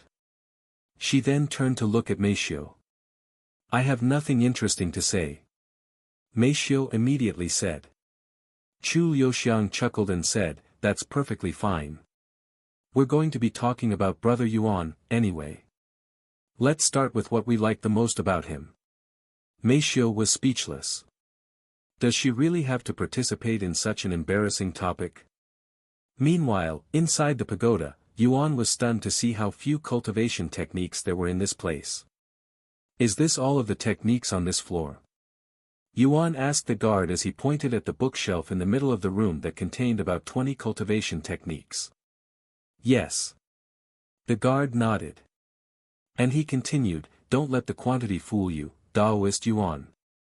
These cultivation techniques were not taken from Cultivation Online.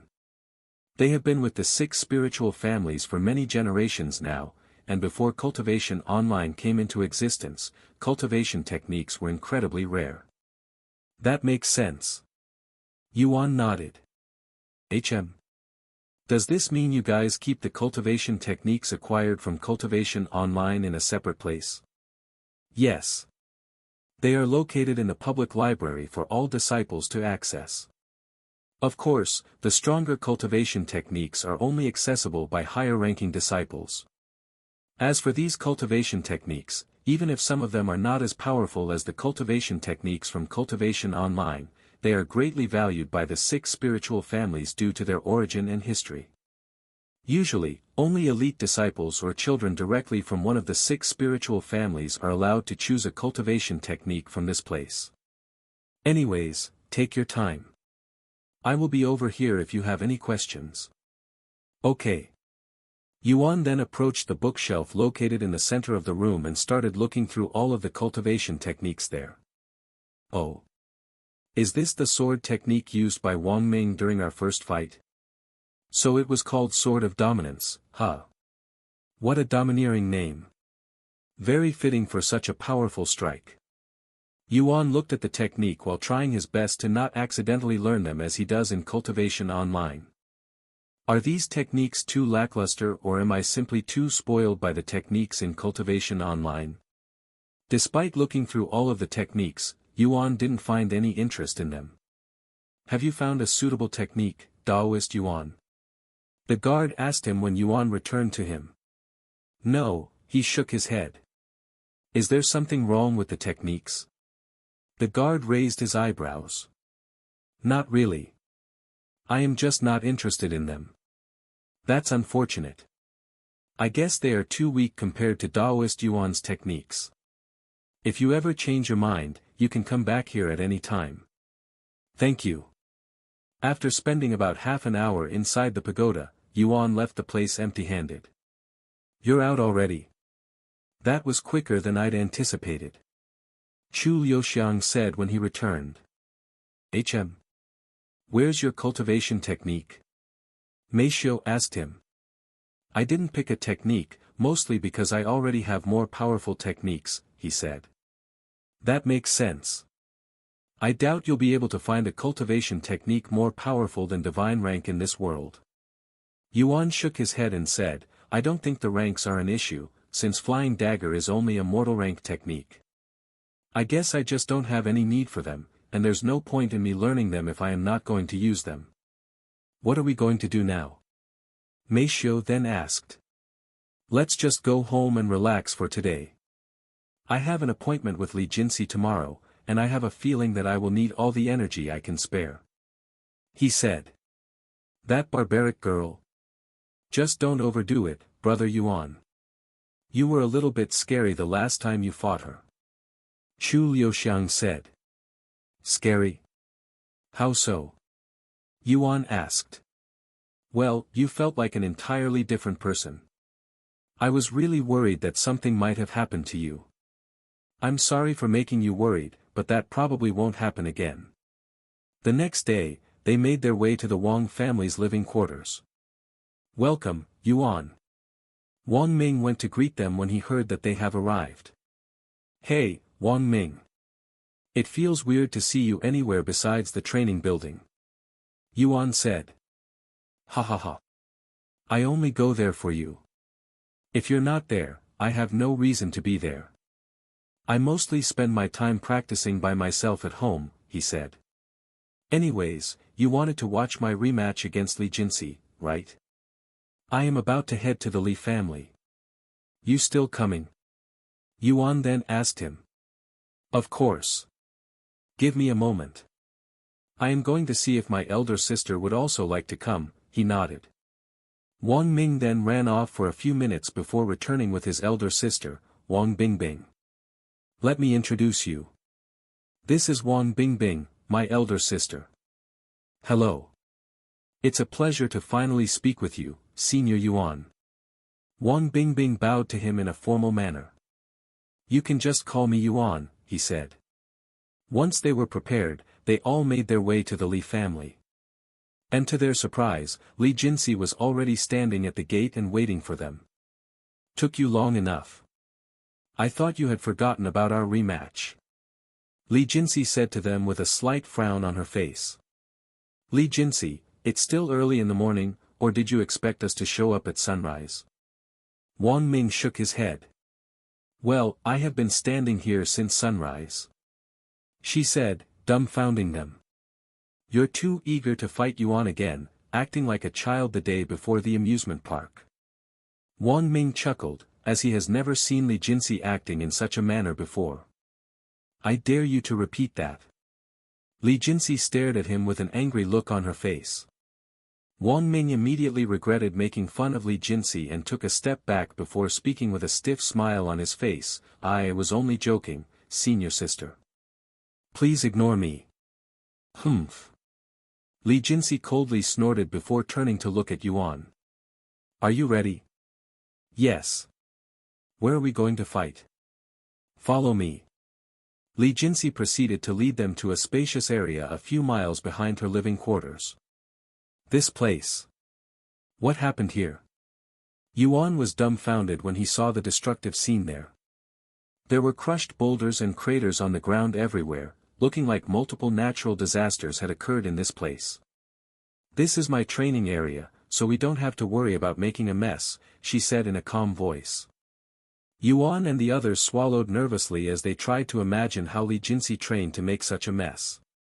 "Oh. You're finally here. Welcome." A voice suddenly resounded from behind them.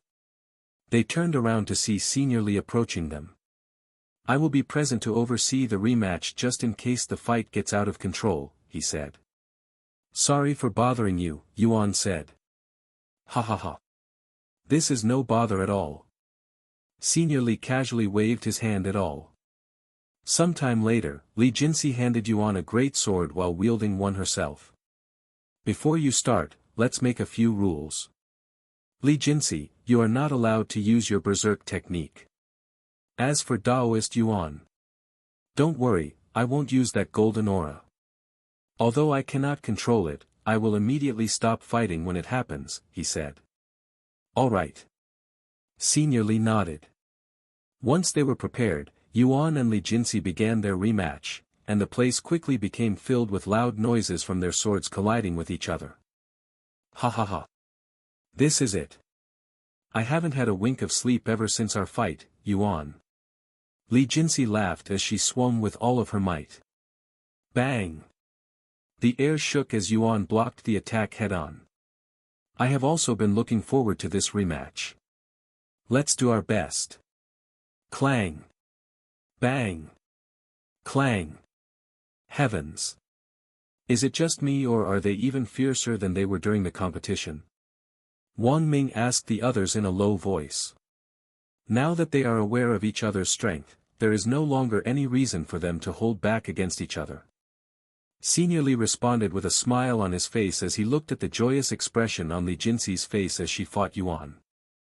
The ground shook as Li Jinsi struck the ground with her greatsword, creating a large crack in the earth, but she immediately pulled it back out to defend against Yuan's attack. Dong! Li Jinsi was sent flying for a few meters before stabilizing herself. Once she stabilized herself, she immediately rushed at Yuan again. How long are they going to keep this up? It's already been 3 hours since they started fighting. Wang Ming suddenly muttered. I think the better question is how much stamina do they have to continuously go at each other in such an aggressive fashion for so long without any breaks? I would have collapsed from exhaustion long ago. Wang Bingbing said. Ridiculous strength requires a ridiculous amount of stamina to back up that strength, so it's not unnatural for them to have so much stamina. Senior Li said. It's no wonder why she wasn't satisfied after the competition when their match only lasted for a couple of minutes. Wang Ming said. After fighting for another 2 hours, Yuan dropped his sword and said, Stop. I give up. I am too exhausted to continue. He then collapsed onto the ground in a similar manner and began gasping for air. Li Jinsi stopped moving and stood there with her entire body covered in sweat, looking like someone had poured a few buckets of water on her body recently. She then stabbed her sword into the ground before falling onto her buttocks. Wow! Yuan actually lost to Li Jinsi. Wang Ming mumbled in a dazed voice. Besides Meixiu and Chu Liuxiang, nobody there was aware that Yuan had only started moving his body recently after spending many years on the bed as a cripple who couldn't move even a finger. It was already a miracle that he lasted this long. Meanwhile, Li Jinsi has been training her body ever since she was young, and coupled with her unique physique, it was only natural for her to beat Yuan when it came to endurance. However, neither of them cared about the result of their rematch, as they were already more than satisfied from the fight itself. As for Li Jinsi, she only wanted the rematch because she wanted to fight with Yuan, not because she wanted to win. Are you both okay? Senior Li approached them a few moments later. Yes. Just, give me, a few, minutes. Yuan struggled to speak due to exhaustion. Take all the time you need, Daoist Yuan. Senior Li chuckled. In the end, it took Yuan almost half an hour to recover enough energy to stand up again. As for Li Jinsi, it only took her half the time. I have never been this exhausted before. You're really a good opponent. Yuan said to Li Jinxi afterward. Likewise, you're the only one who can push me this far. Li Jinxi said. If you don't mind me asking, do you temper your body for training? Yuan suddenly asked her. Yes, I do. Does that involve bathing in treasures with spiritual energy? It does, but we mostly use herbs and medicine since actual treasures are too rare. So treasures really exist in this world? Yuan mumbled in a low voice. Of course, they exist, Taoist Yuan. If you'd like, I can show you a few later. Senior Li said to him. Really? Yes, but I must warn you beforehand that they're not as impressive as the treasures you find in Cultivation Online. That's perfectly fine. Sometime later, they returned to the Li family's living quarters. Taoist Yuan, you can use our bathroom to clean yourself. I will give you some temporary clothes for today. Senior Li said to him. Thank you. He nodded. After Li Jinxi showed him the bathroom, Yuan removed his sweat-soaked clothes and quickly washed his body before entering the large bathtub to relax in the warm water that had been prepared beforehand. Ah! This feels great, especially after such an intensive workout. Yuan released a deep sigh as he sunk his body deeper into the water. Suddenly, the door to the bathroom opened, and a figure casually walked inside. Yuan immediately panicked, as he'd removed his mask before entering the bathtub since he didn't expect any visitors. Who's there? He shouted as he turned his back to the door so that they wouldn't be able to see his face. It's just me. Li Jinxi's voice casually responded. Li Jinxi. Yuan quickly used his divine sense, and sure enough, Li Jinxi was the intruder, and she appeared to be completely naked. What are you doing in here? What else? I was also soaked in sweat after our fight, so I came here to wash myself. Li Jinxi rinsed her body as she spoke. Yuan was speechless. She couldn't wait until he was done. And surely, they must have another bathroom within these large living quarters, so why did she purposefully pick the one that was already occupied? After rinsing her body, she began washing her body with soap that gave off a sweet fragrance. Unbeknownst to Yuan, this bathroom was Li Jinxi's personal bathroom, so nobody uses it besides Li Jinxi herself. Furthermore, Li Jinxi wasn't the type to be shy, nor does she care about others seeing her body, hence why she showed up even though it was clearly occupied. However, that didn't mean Li Jinxi would be okay with sharing the bathroom with just anyone, as only those she approves of would receive this kind of special treatment, and in the entire Jaded Garden, Yuan was the only man that she approves of. After washing herself, Li Jinxi approached the bathtub that had more than enough room to fit 10 people, casually submerging herself in the warm water. She turned to look at Yuan, who was facing her with his back, and said in a nonchalant voice, I don't care about your identity or your background, so you can relax. Even if I see your face, I won't tell anyone. After a moment of silence, Yuan turned around and showed his face to Li Jinxi. Seeing his closed eyes, she continued, you can also open your eyes. I don't mind if you see my body. I have nothing to be ashamed of, anyway. I cannot open my eyes, because I'm actually blind. Yuan revealed to her. What? As expected, Li Jinxi's eyes widened with shock when she heard this information. You're blind? How is that possible? Clearly, she was in disbelief. After all, how can a blind man move around without any support, much less fight with the powerful cultivators? That didn't make any sense. You can't be blind. You're definitely joking with me. Li Jinxi said to him after snapping out of her daze, refusing to believe that she'd been fighting with a blind man this entire time. I am serious, Yuan said. He then opened his eyelids with his hands, revealing his blank eyes that lacked any light to her. Li Jinxi covered her mouth and mumbled, then how? How are you moving around like you can see? Nobody would believe that you're blind with how you move around and fight. I can use divine sense, allowing me to see things around me, but I can only see a few meters away from me. However, despite the limited range, I can see things clearer than others, he said. Divine sense. I think I have heard of that before in Cultivation Online. To think you can use such a technique in this world as well. You're really something else. If word gets out that Yuan is actually blind, who knows how they will react? Li Jinsi thought to herself. After a moment of silence, Li Jinsi spoke, "Hey, you're interested in body tempering, right? Do you want to try it?" "Huh? I'm asking if you want to try tempering your body. I always have some medicine and herbs prepared. We can do it right now if you wish." "Alright now?" "Yes. Give me a moment."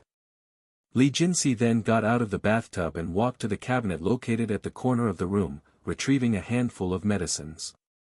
She then returned to the bathtub and tossed all of the medicine in the water. Once the medicine was floating on the water, Li Jinsi went to press a switch that was at the side of the bathtub. "The water will get a little hot in a minute.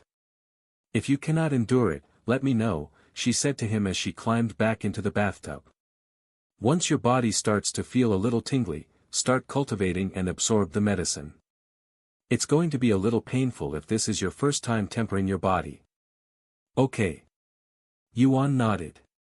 A minute later, when the water reached almost boiling point, the clear water began turning green, and Yuan could feel a slight tingling sensation all over his body. He immediately started cultivating and absorbing the medicine in the bathtub, as did Li Jinsi. "This isn't that bad. In fact, the pain is nothing compared to the bath foam prepared for me," Yuan thought to himself. After all, the treasures that Feng Yuxiang had used for his bath were countless times more valuable than the medicine that Li Jinsi used. "How are you feeling?" Li Jinsi asked him a few minutes later. "It's manageable," he calmly replied. "Good. The medicine should last us about half an hour since there are two of us absorbing the medicine." The next 30 minutes inside the bathroom was completely silent as Yuan and Li Jinsi tempered their bodies in the same bathtub. 30 minutes later, Li Jinsi stood up with her pale skin slightly rosy and said, "The medicine is gone, but if you want to temper yourself more, you can simply put more medicine into the bathtub." "I will leave first." "I will also leave." Yuan left the bathroom shortly after Li Jinsi left, changing into the Li family's clothes that had been provided to him. "What do you think?" Li Jinsi asked him afterward. "I don't know. My body doesn't feel any different once I left the bathtub," he said. "Obviously. You've only tempered your body for a few minutes. If you want to see some real results, you will need to do that for at least a few hours every day. I'm asking how you feel about tempering your body. I would do it every day, but acquiring the medicine to do that is a different story. I don't even know where to obtain the medicine," he sighed. "If you're worried about not having enough resources, you can speak with the Hong family. They're the ones who provide us with our medicine. They should also have the solution to your problem." Li Jinsi said to him. "Okay. I will visit them when I have the chance." They reunited with the others a few minutes later. "Where did you go? It's been almost an hour since you went to clean yourself," Senior Li asked Li Jinsi. "Yuan seemed interested in tempering his body, so I showed him how to do it, and we ended up tempering our body together." Li Jinsi responded in a casual manner. "Huh?" Senior Li raised his eyebrows at his granddaughter. "You what?" Wang Ming looked at them with his eyes wide open. "Does this mean you shared the same bathtub?" he proceeded to ask them. "Yes, we did." Li Jinsi responded in a nonchalant manner. The room immediately turned dead silent with everyone there too speechless to respond.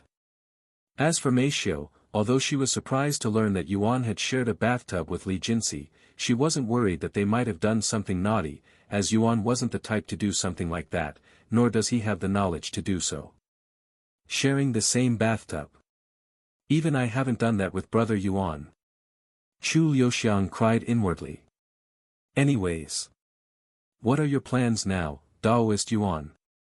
We still have a few hours before it gets dark outside. Do you want to look at the treasures now? Senior Lee asked after snapping out of his daze, trying to change the topic to something else. Yuan nodded and said, "Of course, and I'd like to visit the Hong family after looking at the treasures." The Hong family? May I ask what business you have with them? Perhaps I can help you. It's about getting medicine to temper my body. Although I would like to start tempering my body, I don't know where to acquire the medicine to do so, and Li Jinsi told me to visit the Hong family, he explained. Medicine, huh? I understand. If that's the case, there isn't anything my Li family can do for you, as the Hong family handles most of the medicine in the Jaded Garden. Senior Li said. Wow, they must have a lot of medicine if they supply the entire faction. Yuan said in a surprised voice. After all, they are the ones that require the most medicine because of people like Hong Yuan, who tempers his body around the clock almost daily. Senior Li laughed. Anyways, follow me. I will show you some of our Li family's treasures. Senior Li then led Yuan and everyone to another room. Please wait for a minute while I retrieve the treasures. Senior Li said before leaving them alone in the room. Even if Senior Li trusted Yuan and greatly valued his presence, there was no way that he'd bring someone that isn't part of their family to their storage area where they keep all of their treasures. Yuan patiently waited for Senior Li's return, his anticipation high. About 15 minutes later, Senior Li returned with 3 boxes in his grasp. He placed them on the table before Yuan and the others. This is the first treasure. Senior Li opened the first box, revealing a somewhat dried-up ginseng inside. This is a treasure. Yuan raised his eyebrows. Don't let its appearance fool you, Taoist Yuan. Try looking deeper. Senior Li said with a profound smile on his face. Yuan proceeded to analyze the ginseng with his divine sense, and to his surprise, there was a large amount of spiritual energy within the ginseng. This is a 1,000-year-old ginseng. And yes, just like its name implies, it's 1,000 years old. Senior Li said. The only reason it hasn't rotted after so long is because of the spiritual energy within. If we wait another 500 years, it will become a 1,500-year-old ginseng, but that will be its limit. If we keep it for any longer, it will become useless, so we have to use it before then. How come it has spiritual energy? How did it grow? Yuan asked. All living things in this world, including animals and plants, have the ability to absorb spiritual energy. This means even the meat and vegetable that you eat contains spiritual energy, but the amount is insanely low, too low to affect anyone, so you cannot become a cultivator no matter how much vegetables or meat you eat. The reason is simply that they require a ridiculously amount of time to absorb enough spiritual energy to be qualified as a treasure, and they are usually killed or plucked before they absorb enough spiritual energy. Furthermore, just like how humans are not born with equal talents, plants also have their own limit, so it doesn't mean they can become treasures if given enough time. Wow! I never knew this. Yuan mumbled in a dazed voice. A few moments later, Senior Li opened the second box, revealing a piece of jade slip inside. This jade slip also contains spiritual energy. I thought only living things can absorb spiritual energy. Yuan quickly asked. Yes, but inanimate objects can also gather spiritual energy. Let me ask you this. What exactly is spiritual energy? Senior Li suddenly asked him. No clue. Yuan shook his head. Spiritual energy is essentially a type of oxygen that you cannot absorb normally, and they grant you more benefit than oxygen if you know how to absorb them. Just like air, they flow through the world, touching everything it passes through. Although rare, spiritual energy can sometimes gather inside an object and stay there. Eventually, enough spiritual energy will gather inside the object, turning it into a treasure, just like this jade slip. Just like that? Yuan raised his eyebrows. Yes, just like that. However, they require much more time to become a treasure. Unlike plants that usually take a few hundred years to become treasures, inanimate objects require thousands of years if not tens of thousands of years before they can turn into treasures. This is why most inanimate treasures come from ancient times in the form of antiques and why they're valued more than medicine. Yuan was speechless. He didn't think that this world would be so profound and mysterious. After giving Yuan some time to digest the information, Senior Li opened the third box, which was also the biggest. "This is a dagger," Yuan muttered in a surprised voice when he saw the weapon. Then he said, "But I don't sense any spiritual energy from this dagger. How can it be considered a treasure?" "Because it's not the spiritual energy that makes this dagger a treasure. Go ahead. Try picking it up," Senior Li urged him. Yuan nodded and picked up the dagger, and to his surprise, he could feel some sort of energy entering his body, making him feel more confident and powerful. "Wow, what is this feeling?" "It's the dagger's aura that you're feeling, Taoist Yuan." "Aura?" Senior Li nodded and retrieved an ordinary dagger before handing it to him. "Go ahead. Try holding this." Yuan accepted the dagger, but he couldn't feel anything from the dagger. That is the difference between an ordinary weapon and a treasure, its aura, which can make its wielder more powerful. As for how they come into existence, "I'm sorry, but even I don't know." Senior Li shrugged. People speculate that they gather spiritual energy just like inanimate objects, but they somehow can turn that spiritual energy into a unique aura, turning it into a treasure weapon. Honestly, we might never know the truth. Yuan looked at the dagger with the aura in his grasp. Now that I think about it, the weapons in Cultivation Online also give off this feeling. Whenever I wield a weapon, it would boost my confidence. Perhaps an expert in that world might be able to explain this phenomenon. Yuan thought to himself. Thank you for showing me these treasures as well for the lesson. It was very informative and an eye-opener. Yuan said as he placed the dagger back inside the box. It was an honor. Senior Li smiled. By the way, I forgot to ask, but how do you use the treasures? Yuan asked Senior Li after he returned from putting away the treasures. Well, you can consume the ginseng or use it to make medicine. As for the jade slip, you simply absorb the spiritual energy within, he said. I see. Sometime later, Yuan and the others left the Li family's living quarters. Li Jinsi, show them the way to the Hong family. We also need to restock our medicine. Senior Li said to her. I understand. Thus, Li Jinsi led them to the Hong family. Taoist Yuan. What brings you to the Hong family?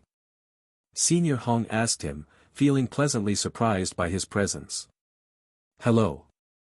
I'd like to temper my body, but I don't know where to get the medicine required for it, and the Li family recommended that I speak with your family. Yuan said. I see. You came at the perfect time. Our family is currently harvesting this month's medicine supply, Senior Hong said. Harvesting? Yuan raised his eyebrows. So you grow your own medicine? Yes. Follow me. Senior Hong then led Yuan and the others to a few miles behind their living quarters, where a large medicine farm was located. Wow. Yuan mumbled, feeling awed from the medicine farm that stretched to the horizon.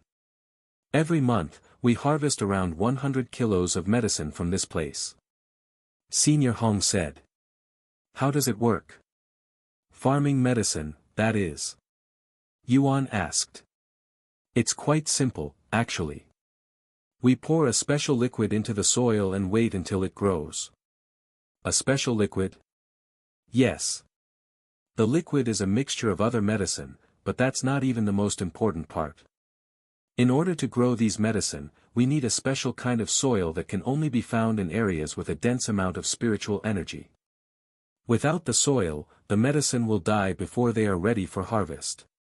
Would you like to try planting some? After harvesting, we obviously need to plant more. Senior Hong suddenly asked him. Of course. Yuan eagerly nodded. After watching the medicine being harvested for a couple of minutes, Yuan asked, do we need to do anything special when we harvest them? No. You simply cut the leaves off the stem before pulling out the stem so that we can plant more. Here, let me show you. Senior Hong then harvested a few medicines before Yuan and the others. Want to give it a try? He then handed Yuan a pair of scissors. Yes. Yuan accepted the scissor and began harvesting the medicine. You're right. It's very easy. About an hour later, when the harvesting was completed, Senior Hong handed Yuan a bottle of green liquid and said to him, watch me. He then used his own bottle and dripped a single drop of its liquid onto the soil before him. That's all you need to do. Try it yourself. Yuan followed his movements and dropped a single drop of the green liquid onto the soil. Now you just wait for them to grow. It takes about 3 months for the medicine to be ready for harvest. You'll know when they are ready when they have a dark green color. Once Yuan was satisfied with the information, they returned to the Hong family's living quarters. What do you think? Senior Hong asked him afterward. Well, even though the process is easy, it won't be possible for me to grow them. Not only do I not have the liquid required to grow them, but I also don't have the soil. If you join our family, you can have all the medicine you want to temper your body every day. Senior Hong said with a smile on his face. Yuan chuckled and said, thank you for the offer, but I am still not sure if I want to stay in the faction. Is there something preventing you from joining us? Or are we simply not good enough for you? Senior Hong asked him. It's neither of that. I am just having other thoughts. Recently, I have been thinking about creating my own faction, he explained. Your own faction? Senior Hong looked at him with wide eyes. If someone like Yuan creates a faction, one can only imagine how powerful it will become in the future. Meanwhile, Chu Liuxiang looked at Yuan with a joyous gaze. Although the spiritual elites are great, I want something that feels more personal, something I can call home, and creating my own faction is the only thing I can think of. Senior Hong nodded and said, if you actually decide to create your own faction, don't forget about us. We can start an alliance with each other. Alliance, huh? I will definitely ask you when it happens. Yuan nodded. After talking for a little longer, Yuan and the others prepared to leave the place. Wait a moment, Taoist Yuan. Senior Hong handed him a basket filled with medicine before he left. This should last you a few weeks even if you temper your body every day. Thank you, Senior Hong. Yuan happily accepted the medicine. And this is for your family. Senior Hong handed Li Jinsi a basket of medicine next. Thank you, Elder Hong. After leaving the Hong family, Yuan parted ways with the Wang family and Li Jinsi. Yuan, when are you going to return to the training building? I have been itching to fight you. Wang Ming said to him before they left. I can try showing up tomorrow, he said. Great. Then I will see you tomorrow. I will also be there. Li Jinsi said before leaving. Yuan and the others returned to the Immortal Caves shortly after. So you're really thinking about creating your own faction? Chu Liuxiang asked him. Yes. I have been thinking about what you told me, and I think that creating my own faction will be the best choice for someone like me. Great. When do you plan on creating your faction? Yuan pondered for a moment before speaking, I want to stay here for another week or 2. After that, I will make my own faction. After resting for a bit inside the Immortal Caves, Yuan and the others went to get dinner. Once dinner was finished, Yuan went to take a bath, and he decided to try tempering his body with the medicine he'd received from the Hong family. However, during his tempering, someone opened the door and entered the bathroom. Knowing that it wasn't a stranger, Yuan didn't panic this time. However, he was still surprised to see Chu Liuxiang entering the bathroom with nothing but a towel around her body.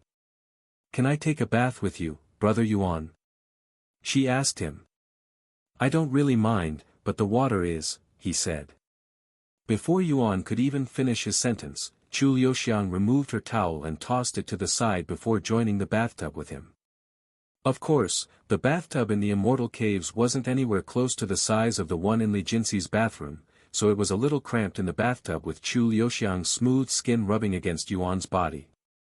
Once the both of them were comfortable, they would sit there in awkward silence. "We should do this more often," Chu Liuxiang suddenly said. "I wouldn't mind that if we had a bigger bathtub." Yuan chuckled. After another moment of silence, Chu Liuxiang asked, "Brother Yuan, have you ever considered starting your own family?" "No. I can't say that I have." "Why? Do you wish to start a family?" "Yes, I do."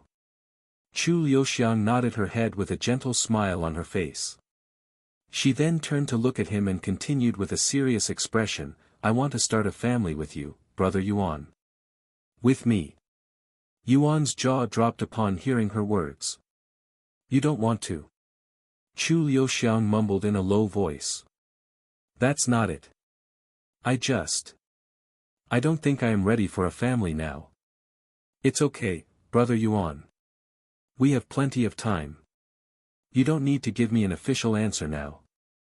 I just wanted you to know my feelings. That's all." Seeing Yuan's dazed look, Chu Liuxiang suddenly approached his face and kissed him on the lips. The kiss lasted for only a second before Chu Liuxiang moved back. She then got out of the bathtub and left the bathroom with a slightly rosy face. Meanwhile, outside the bathroom, Meishio noticed Chu Liuxiang, who had suddenly disappeared, coming out of the bathroom. "You were inside the bathroom this entire time?" "But Yuan is." Chu Liuxiang, who had snuck inside the bathroom while Meishio wasn't looking, smiled and said, "I didn't want to be left out, so I went to take a quick bath with Brother Yuan." "Unbelievable." Meishio was speechless. "I hope you didn't do anything weird to him." Chu Liuxiang chuckled at Meishio's question. Inside the bathroom, Yuan laid in the bathtub with a weird feeling in his body, as it was feeling hotter than usual, and even his heart was beating faster. He could also feel a certain area between his legs becoming stiff. "Starting a family, huh?" he mumbled in a pondering voice.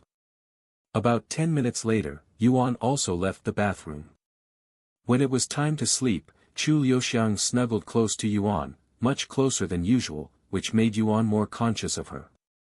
After falling asleep with difficulty, Yuan encountered the handsome man again. "Hey, I have a question for you." "What? Did I have my own family in the past?" The handsome man raised his eyebrows, and he said, "As in a wife and children?" "What do you think?" "I don't know, that's why I am asking you."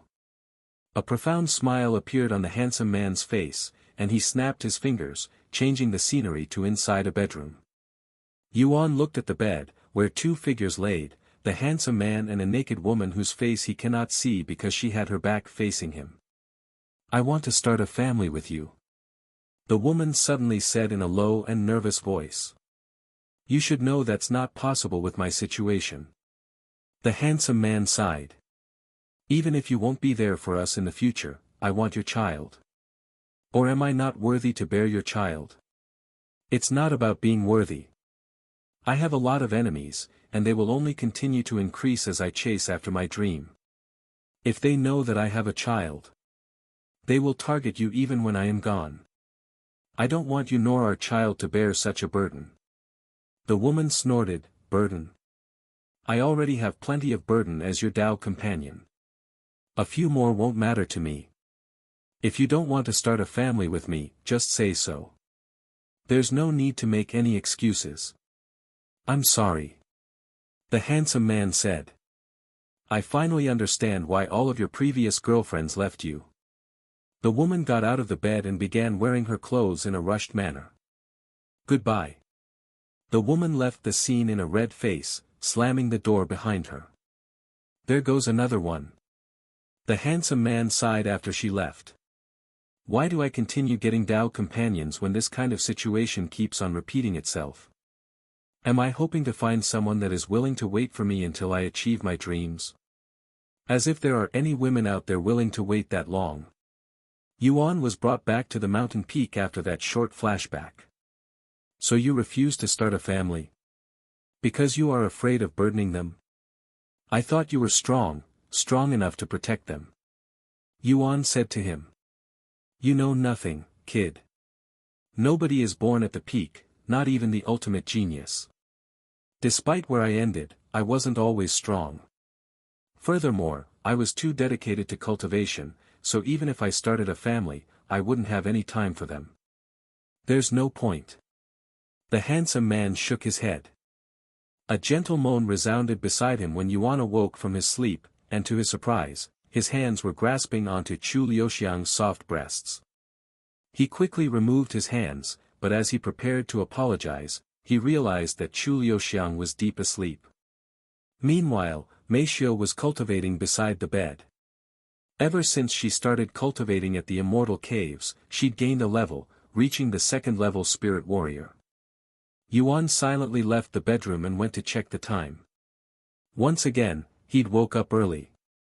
He then went to the bathroom to wash his face before making his way outside, returning to the spot he'd met Azure.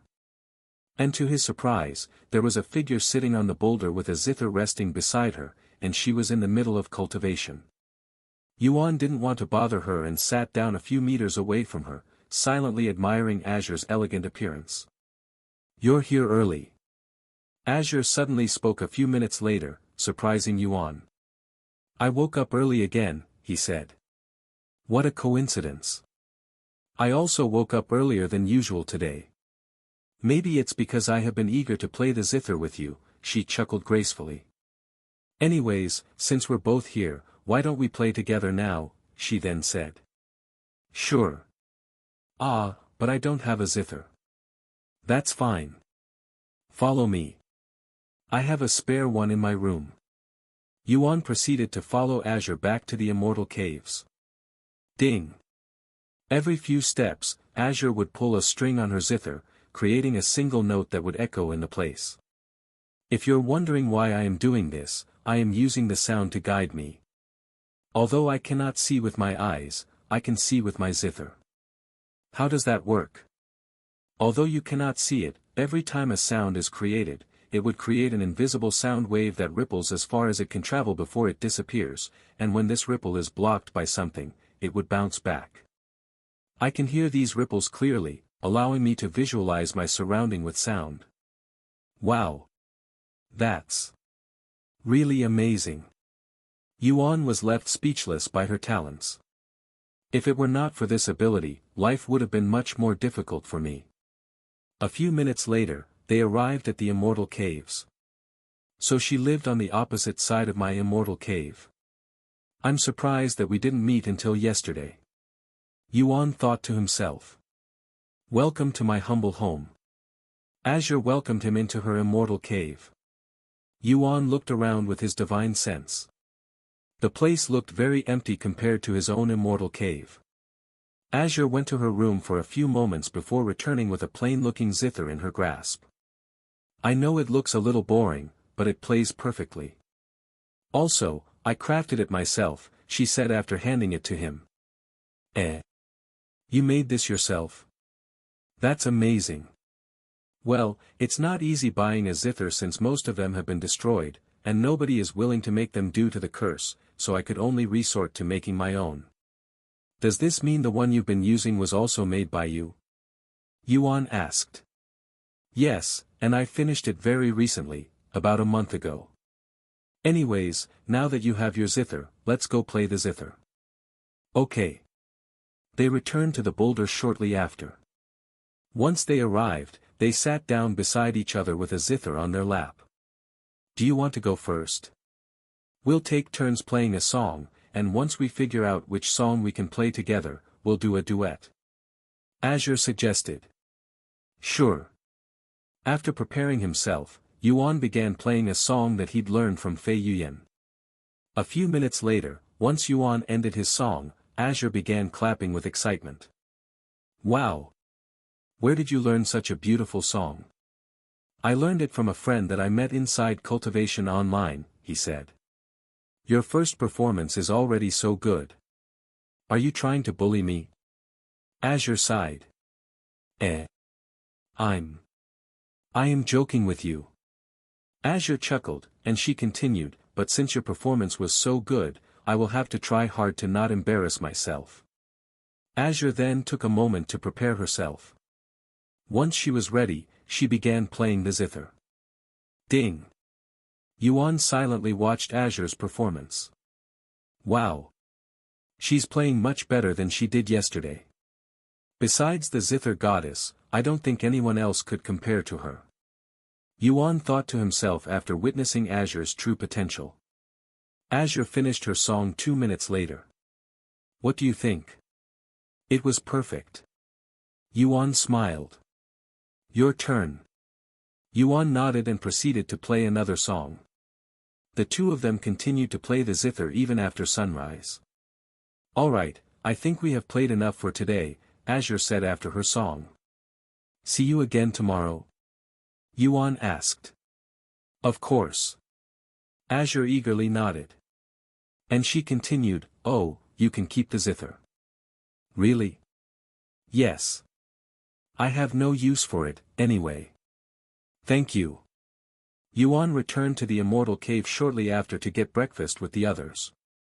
After breakfast, they made their way to the training hall, where Yuan would spend the rest of the day sparring with Wang Ming and Li Jinsi. Heavens! This is my first time seeing Li Jinsi in the training hall. The disciples there were shocked to see their most talented disciple in the regular training area.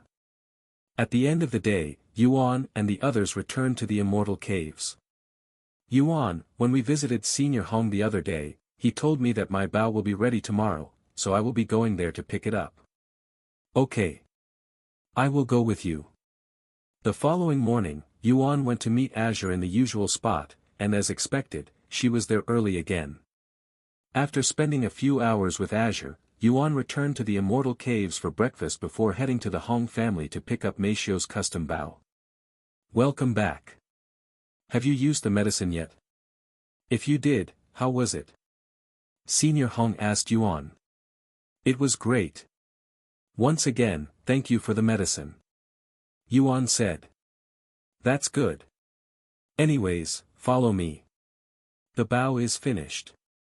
A few minutes later, they arrived at the crafting area. Give me a moment. Senior Hong went inside the building for a minute before returning with a cart that had a long wooden box resting on it. Here's your bao. Check it out. Senior Hong opened the box, revealing the beautiful black short bao inside. Meishio immediately went to pick up the bao, and to her surprise, was it many times heavier than any bao she has wielded before. However, it wasn't heavy enough to where she couldn't use it. She proceeded to move the bao around trying to get a feel for it. What do you think? If the weight isn't right, I can adjust it for you, but I can only make it lighter since that's already the heaviest I can make it. The weight is perfectly fine. Thank you for this bao. Meishio bowed to him in a respectful manner. Ha!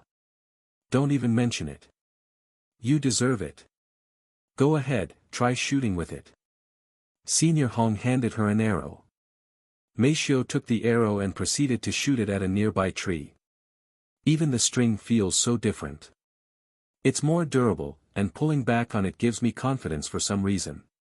Meishio thought to herself. Whoosh! Meishio released the string once she got her aim, and the arrow flew in a straight line until it hit her desired location. Your bao is very heavy compared to ordinary bows, so it can handle special arrows like this one. Senior Hong retrieved another arrow. This time, it was a black arrow that seemed to be made purely out of metal, and the arrow itself weighed a couple of kilos. Meishio used this arrow to shoot the same tree. Whoosh! The arrow flew straight at the tree, hitting the first arrow she shot before tearing a hole in the tree. It went through the tree. Yuan mumbled in a dazed voice. However, despite its ridiculous power, Meishio wasn't that excited. After all, it wasn't like she could use the special arrow for other things besides showing off. If she had this bao in Cultivation Online, where she could use the special arrow to fight magical beasts, that would be an entirely different story. If you're satisfied with the bao, it's yours. I am supposed to have an urgent meeting with the other grand elders and family heads, so I won't stay here any longer. Senior Hong said to her later.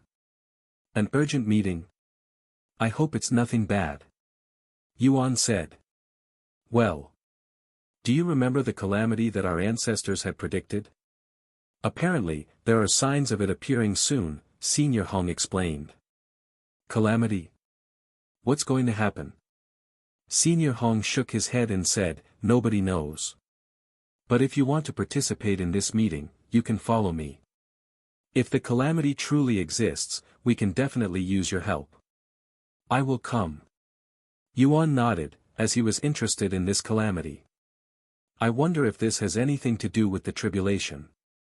Yuan wondered inwardly as he followed Senior Hong to another location. About half an hour later, they arrived at this large building. When they entered the building, Senior Hong led Yuan and the others into this spacious room where the other grand elders and family heads were already present. Taoist Yuan. You're also going to participate in this meeting? Senior Wang and the others were pleasantly surprised by his presence. Yes. I would like to know more about this calamity. Hopefully, there is something I can do to help. Thank you. Words cannot express how grateful I am to hear such words. Senior Wang nodded. Once everyone was seated, Senior Wang spoke, since Taoist Yuan is new to the subject, let's start from the beginning. She then retrieved an old-looking scroll and placed it on the round table. This was left behind by our ancestors. It's a divination that predicts a calamity when the whole world starts to cultivate. Take a look at it. Yuan took the scroll and read it in a low voice. When the world begins to cultivate, it will experience a tribulation that will dye the entire world red. When the crystal turns yellow, the tribulation is near. Once the crystal turns red, the tribulation will begin. Crystal? What crystal? Yuan asked afterward. Take a look at this.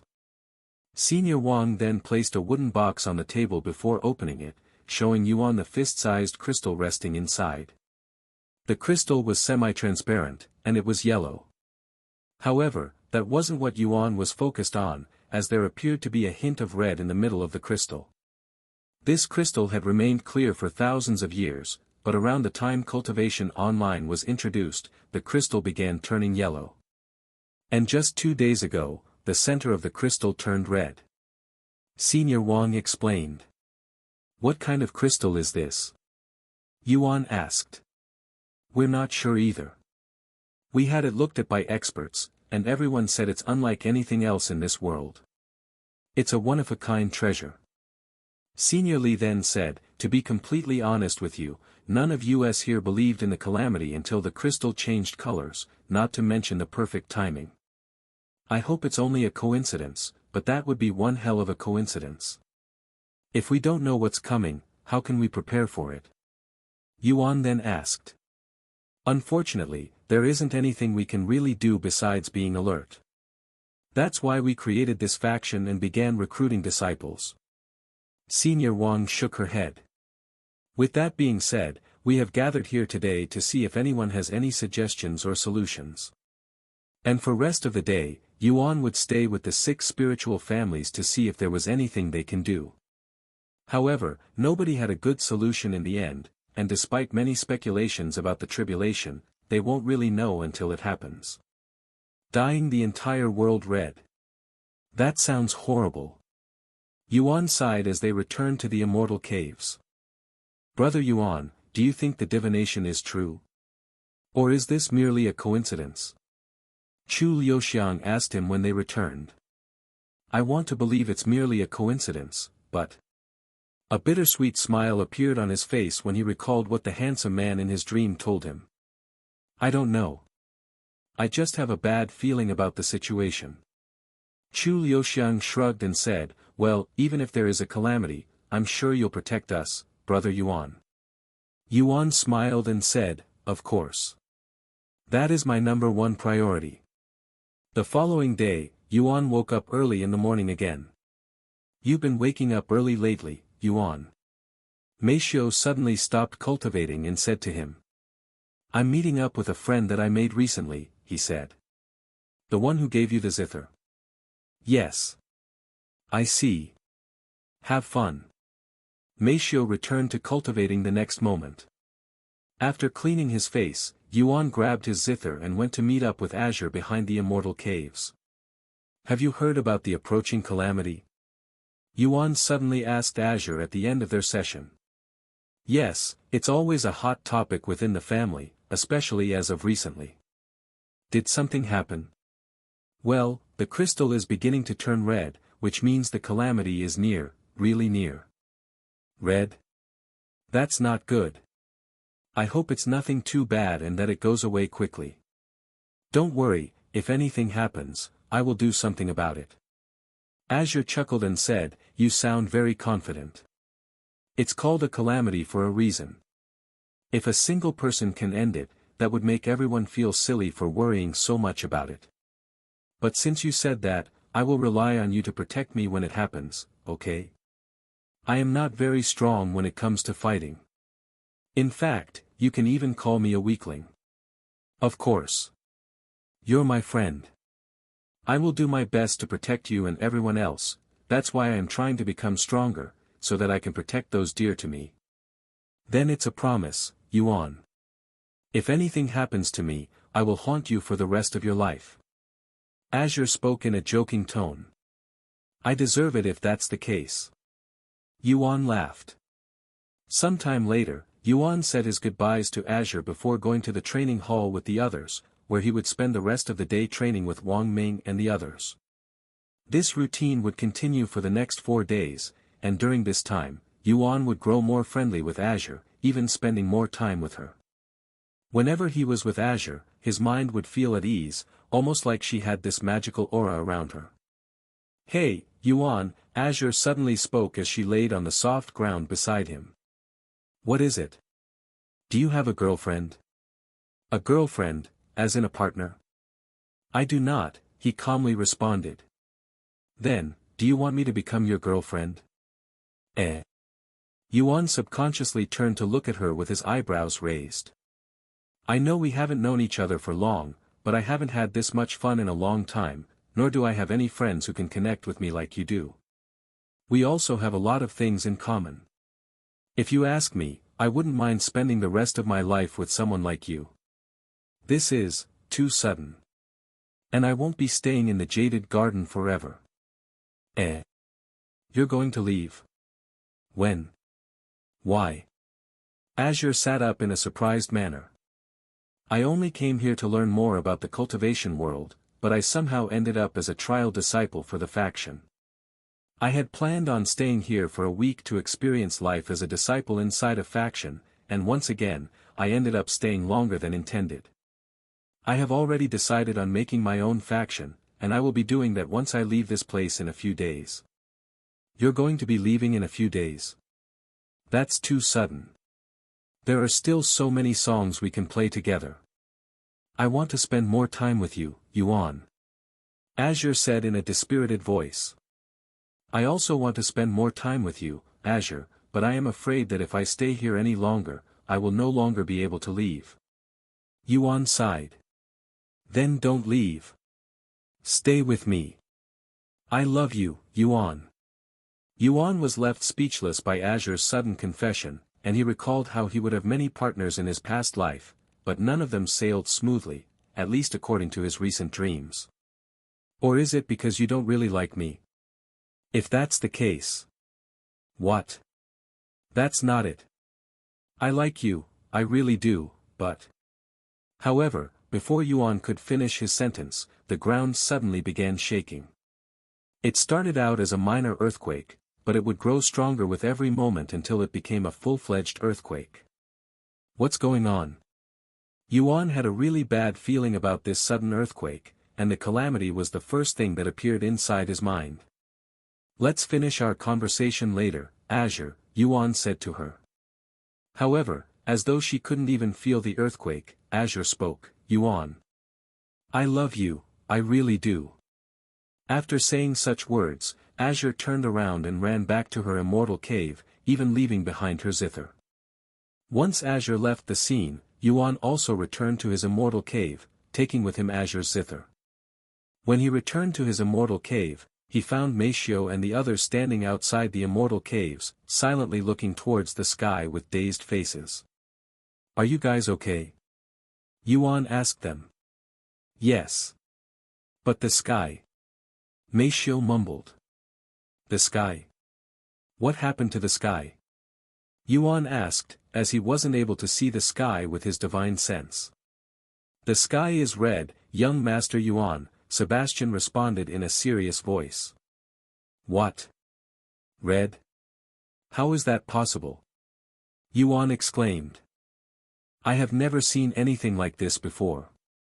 Sebastian continued speaking, although there were times when the sky looked red, it never looked this red, like the sky is stained with blood. "Brother Yuan. Do you think this is caused by the calamity?" Chu Liuxiang asked him in a worried voice. "I don't know, but it's very possible. Let's hurry and find the Grand Elders," Yuan suggested. Thus, they began running to the Wang family's living quarters since they were the closest to the immortal caves.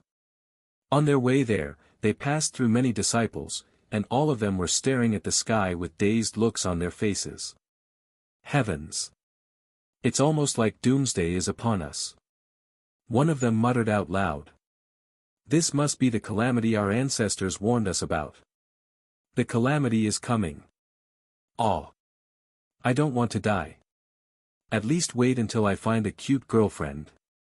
Everyone in the jaded garden appeared to be panicking, but nobody blamed them. In fact, it was a chaotic scene everywhere around the world at this moment.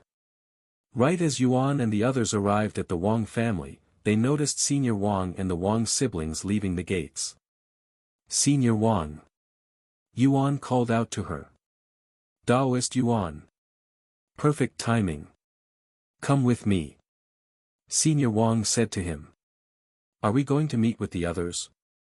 Yuan asked her as they moved. "Yes.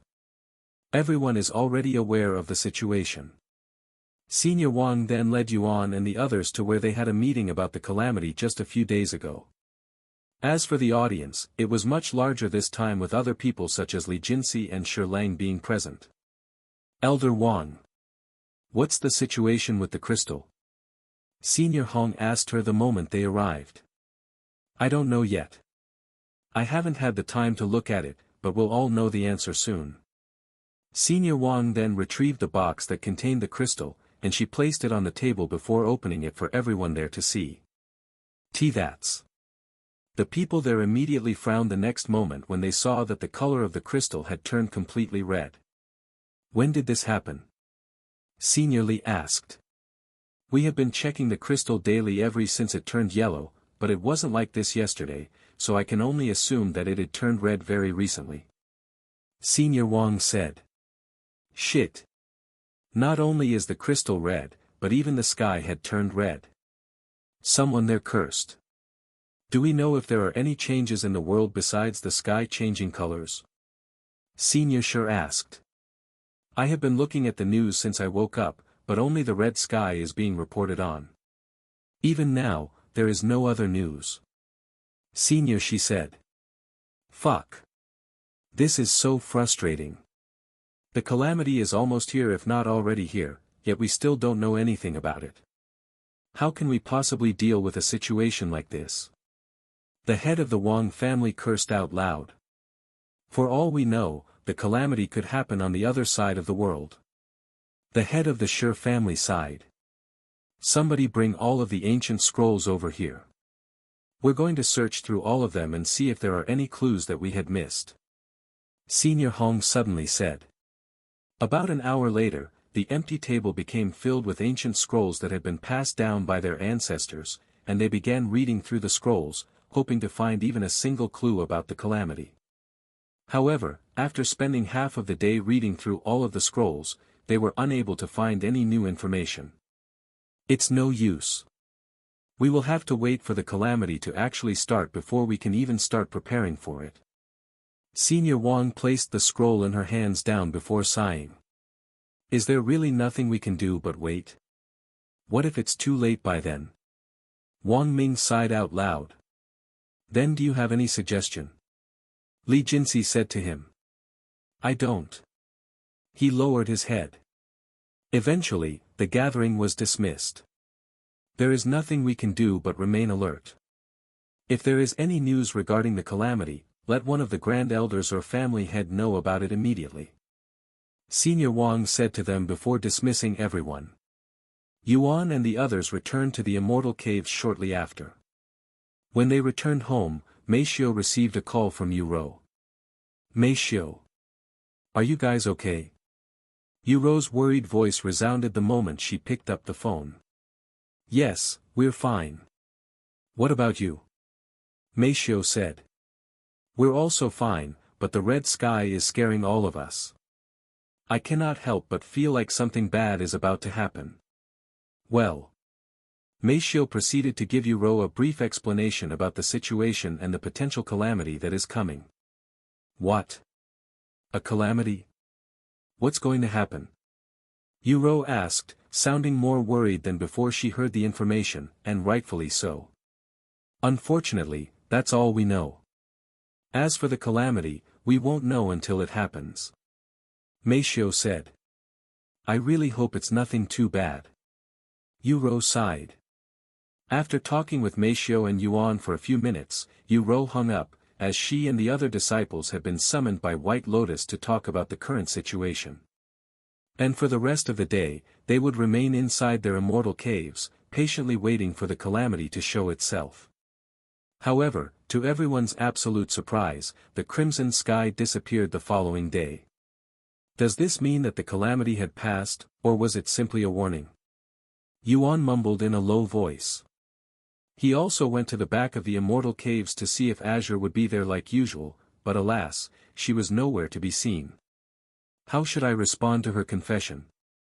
Yuan sat there and silently pondered to himself until sunrise.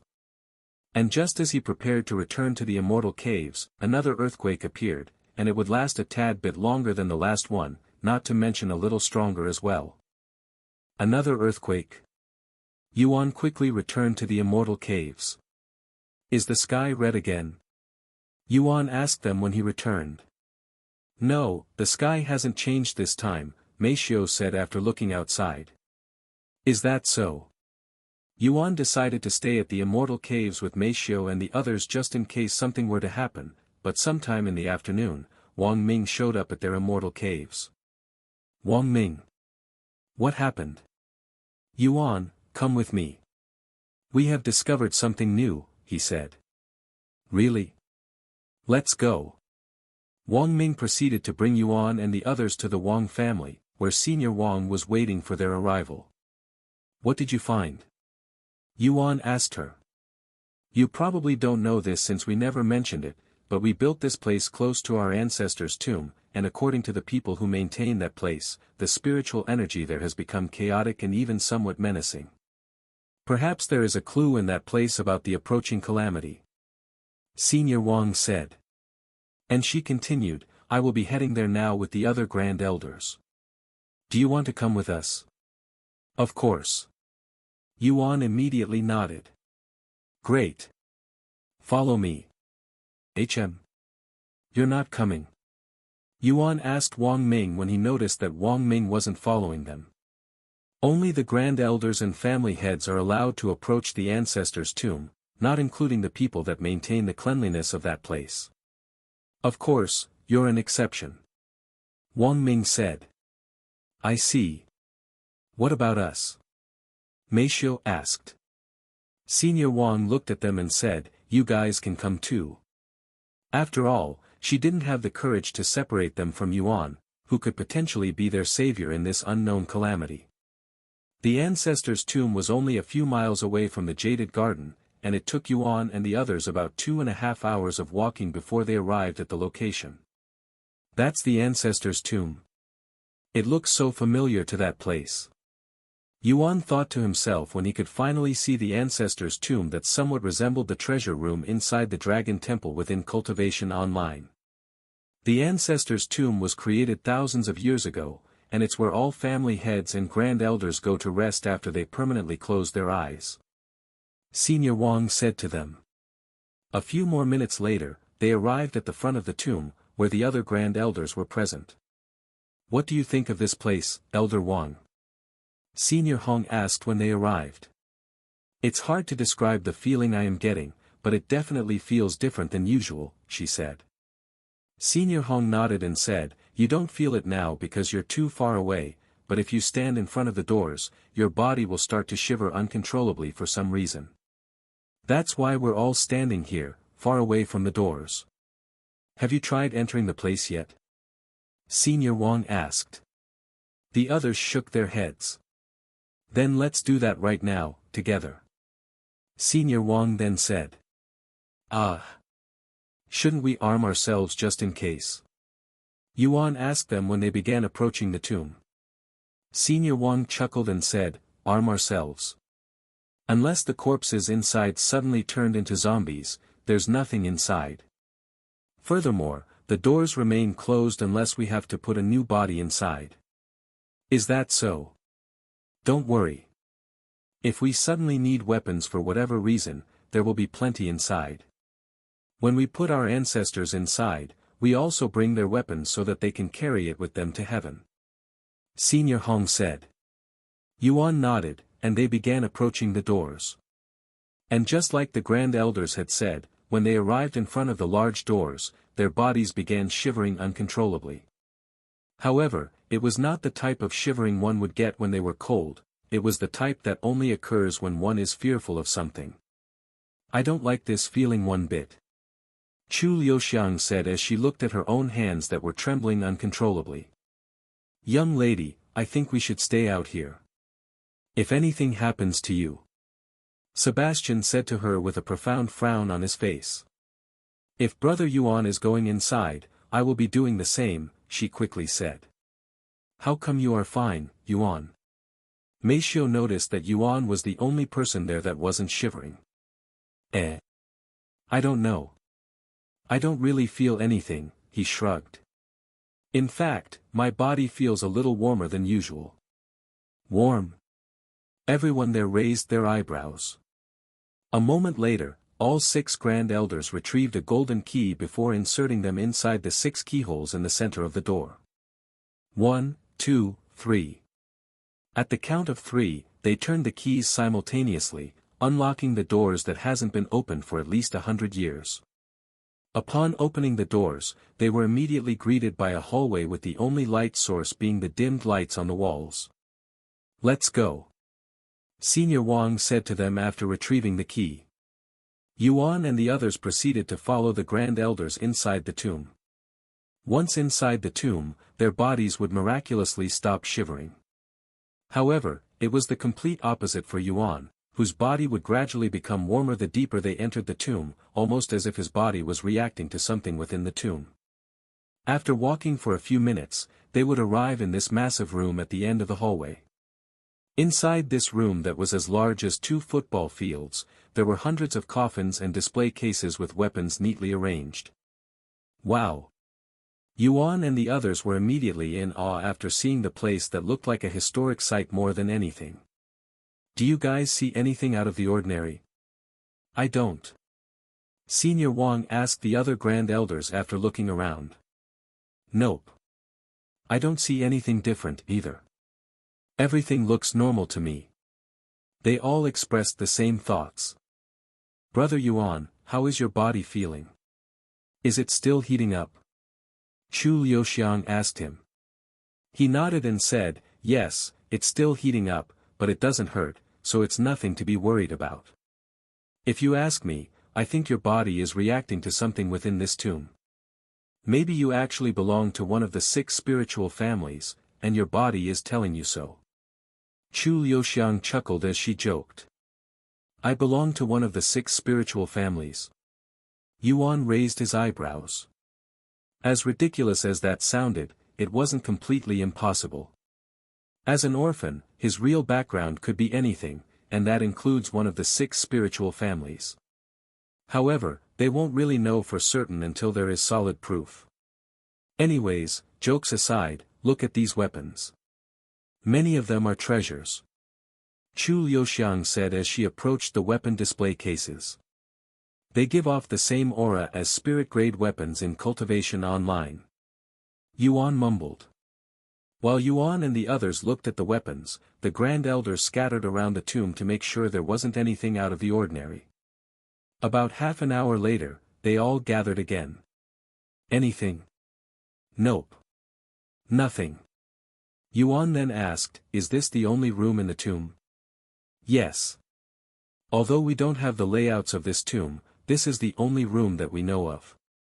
However, we do have speculations of a hidden room somewhere in this tomb. We just don't know where it is. Senior Wang said.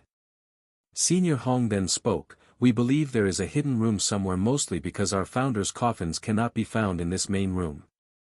They are probably in a hidden room, but we cannot find it no matter where to look. Besides the entrance that is also an exit, there are no other paths in this tomb, and we don't dare to tear apart the tomb to find this hidden room without concrete evidence that it exists." Yuan pondered for a moment.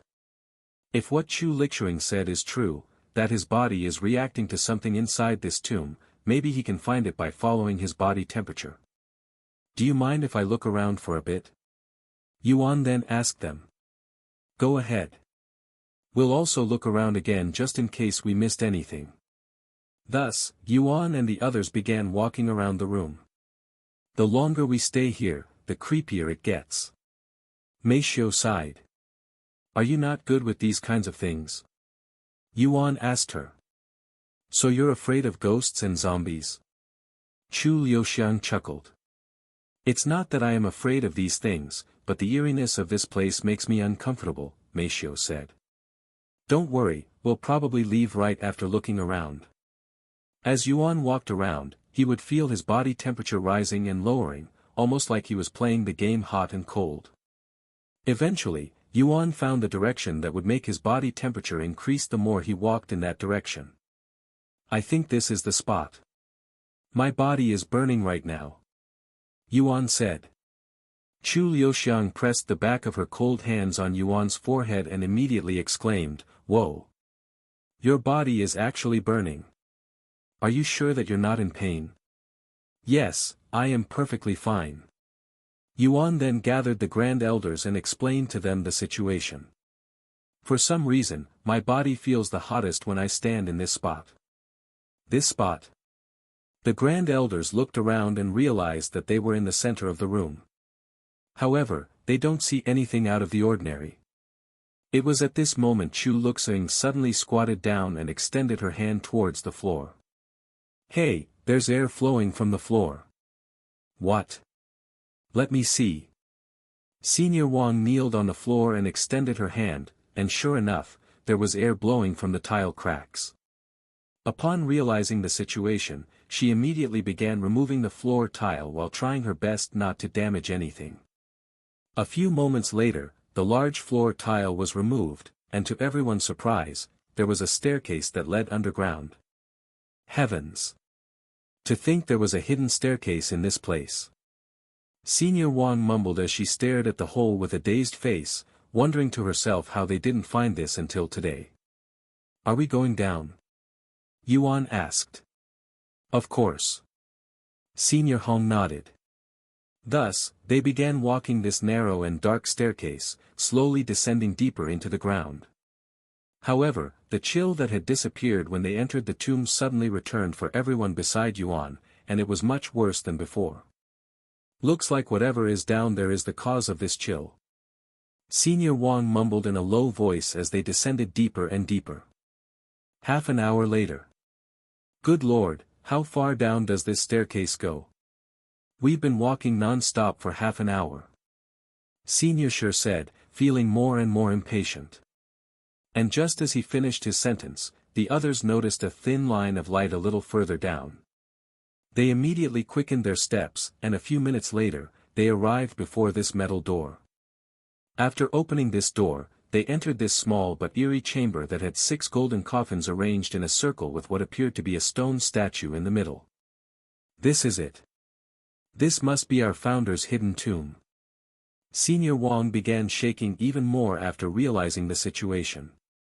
The Grand Elders began approaching the coffins and the stone statue to take a closer look, but they halted their movements when Yuan suddenly shouted in a panicked voice, "Stop! Don't get close to that thing." Everybody there turned to look at him with surprised expressions, and Senior Wang asked, "What is going on?" However, Yuan didn't say anything and continued to stare at the stone statue in the middle of the room with a deep frown on his face. "Impossible! What is that doing here?" Yuan cried inwardly when he recognized the stone statue that had a human figure, but if one looked closely, it had horns on its head and parts on its body that humans shouldn't have, resembling something Yuan had encountered inside Cultivation Online, a demon. "It's a demon. Impossible. Why is there a demon in this place?" Yuan was shocked to the core when he saw the demon statue. Although he has only seen a couple of them, their unique features were more than enough for Yuan to immediately recognize them at glance. "Wait. Calm down. I am overthinking things. There is no way demons really exist in this world, right? That is only a stone statue, nothing more." Yuan began trying to convince himself that the stone statue was merely just that and not a real demon that had been sealed, even though it looked ridiculously realistic. However, that didn't explain why his body was burning when looking at the demon statue, as his body was clearly reacting to it. "Brother Yuan, what do you see?" Chu Liuxiang asked him when he remained silent for too long. "Sorry, but I think I overreacted to that statue over there." Yuan pointed at the demon statue that was surrounded by the 6 golden coffins. "The stone statue?" Everybody there turned to look at the statue. Since it was sort of dark there, they didn't notice the horns and other features immediately. When they eventually noticed these unique features, their eyes widened with shock. "What the? Why is there such a thing in the founder's tomb? What even is this thing? It looks like a human, but humans don't have horns." "It's a demon, I think," Yuan answered their questions. "A demon? How do you know this?" Chu Liuxiang asked him. "Because I have fought with them before inside Cultivation Online." Yuan sighed. "Cultivation Online?" Everyone there turned to look at him with raised eyebrows. Yuan nodded and proceeded to explain to them his encounter with demons inside the mystic realm. Demons are powerful and immortal beings that have existed since ancient times in Cultivation Online. They cannot be killed through normal means. You can crush their body, burn them, and even sever their head, but they will regenerate completely like it never happened. I have fought a couple of them inside the mystic realm, and I was nearly killed by them. Wait. If they can regenerate any injuries no matter how severe, how do you defeat them? Senior Wang asked. There are 2 ways to defeat a demon.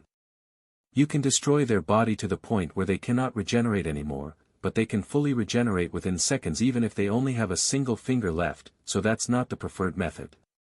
The second method is to seal them using a demon sealing technique, but that doesn't really kill them, and they will break out of that seal after a few hundred or 1,000 years depending on the strength of the seal. Oh, and I believe they're weak to techniques with the divine attribute. Heavens! How can such powerful entities exist? If they exist in our world in its current state, I highly doubt we will be able to defeat them. Senior Sher mumbled in a dumbfounded voice. Well, lucky for us, this is only a statue. Senior Shi said. What if it's not a statue? Meishio suddenly said. And she continued, what if that statue is the source of the calamity? If cultivation exists, then demons might also exist. She turned to look at Yuan and said, you've sealed them before, right? Can you look at that statue just in case? I have a bad feeling about it when I look at it. Yuan nodded and used his divine sense to take a closer look at the demon statue without actually getting close to it. This is... Yuan quickly frowned, but because of the mask blocking his face, the other couldn't see his expression.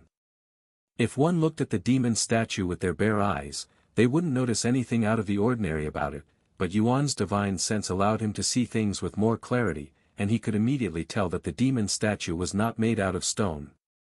Furthermore, he could sense a familiar feeling coming from within the statue, a feeling of carnage and bloodthirst. I think it's a real demon that had been sealed. Yuan muttered in a voice of disbelief after a long moment of silence. Nobody there responded for a very long time, as they were as baffled as Yuan. Real. Are you sure? Senior Wang asked for confirmation. Yuan nodded and said, I have sealed a few demons in Cultivation Online, and they all turn into that appearance when sealed. Furthermore, I can sense unusual energy flowing through that statue. Good Lord! How long did you say demons can be sealed for? Senior Hong asked him. I don't know. It all depends on the person who sealed the demon. Yuan shook his head. Chu Liuxiang then spoke with a serious expression on her face, this tomb has been here since ancient times, right? If you ask me, considering the situation with the calamity and the chilling energy from this place, there's a good chance that this demon is the calamity that we must face, and it's going to break out of the seal very soon. If that's the case, then we're all doomed. We have no way to defeat this demon if it really cannot be killed normally. The Grand Elders began panicking. They suddenly looked at Yuan and said, you have experience with sealing demons, right? Can you somehow reseal this demon before it breaks the seal? I'm sorry, but I don't really know how sealing demons work. I have a technique that allows me to seal demons, but I can only use that technique in Cultivation Online. I can try to learn the technique in this world as well, but I can't say for certain that it will happen before the demon breaks out of its seal, nor can I guarantee that it will work on the demon. Senior Wang then said, let's look around to see if there are any clues for now. I'm sure the founders placed this demon in this place for a reason. Hell, they might have even left behind the method to deal with the demon. We can figure out the other things later. Yuan and the other began looking around the room, but there really wasn't much there to look at besides the sealed demon and the 6 golden coffins. After a few minutes of looking around, the Grand Elders gathered. Besides the founder's coffin, there isn't anything else for us to look at. Senior Hong said. But to disturb the founder's peace. If we don't do it, that demon will kill everyone once it breaks out of the seal.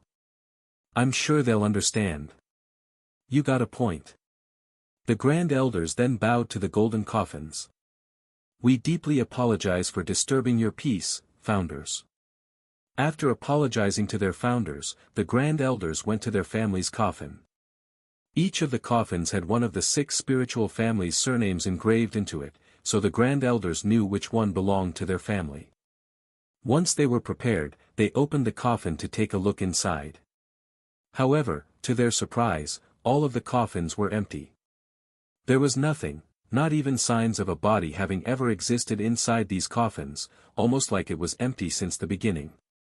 Why are these coffins here if they're empty? Senior Wang muttered out loud everyone's question.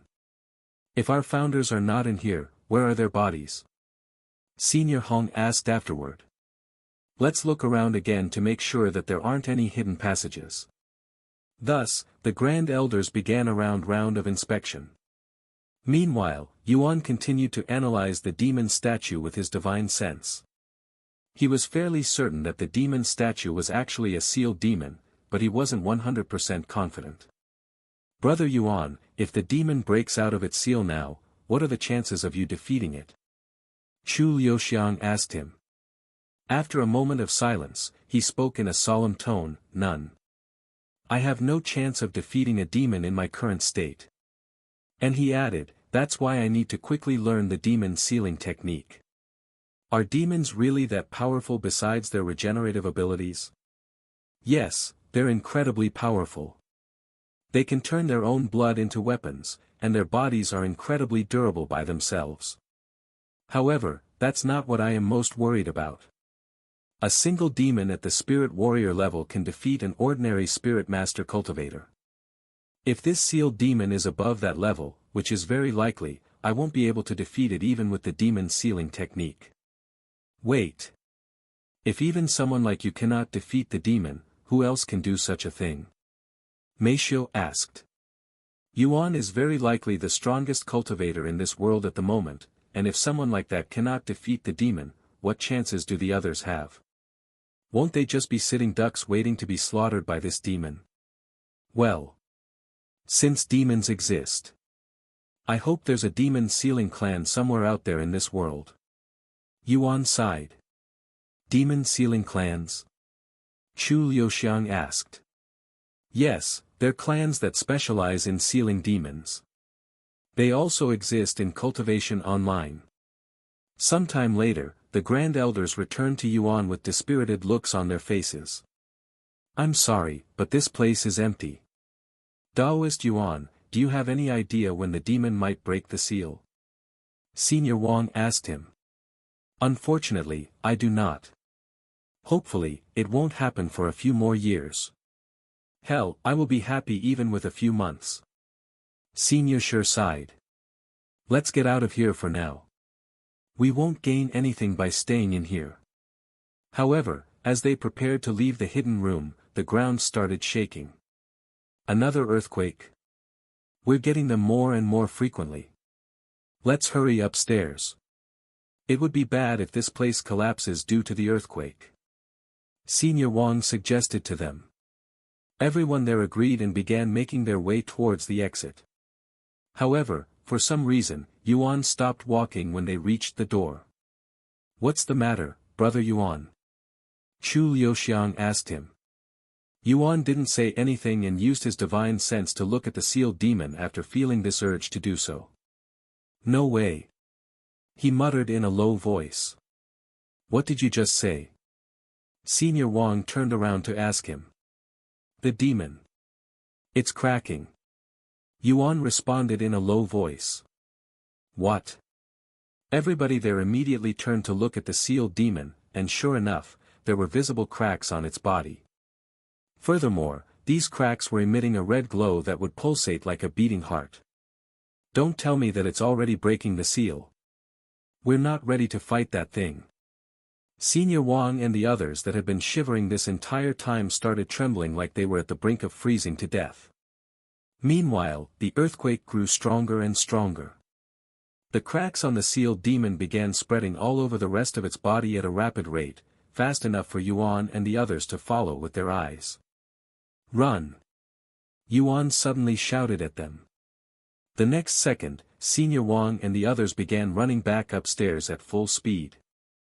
When they were halfway to the surface, the sealed demon that was completely covered in cracks started trembling. Boom!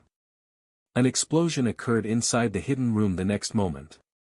When the smoke dissipated, a red-skinned figure could be seen standing in the middle of the room, silently looking at its own hands with a look of disbelief and excitement in its gaze. Once the demon realized its situation, it immediately burst with laughter. Haha, I am free. I am finally free. The demon laughed like a maniac. After countless years of being sealed, it had finally managed to break free from its imprisonment. The demon proceeded to spend the next few minutes digesting its current situation and pondering what it should do next.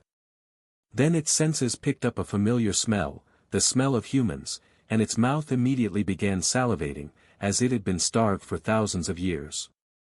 Once the demon realized that there were humans nearby, like a starved beast, it stopped pondering and began chasing after this smell.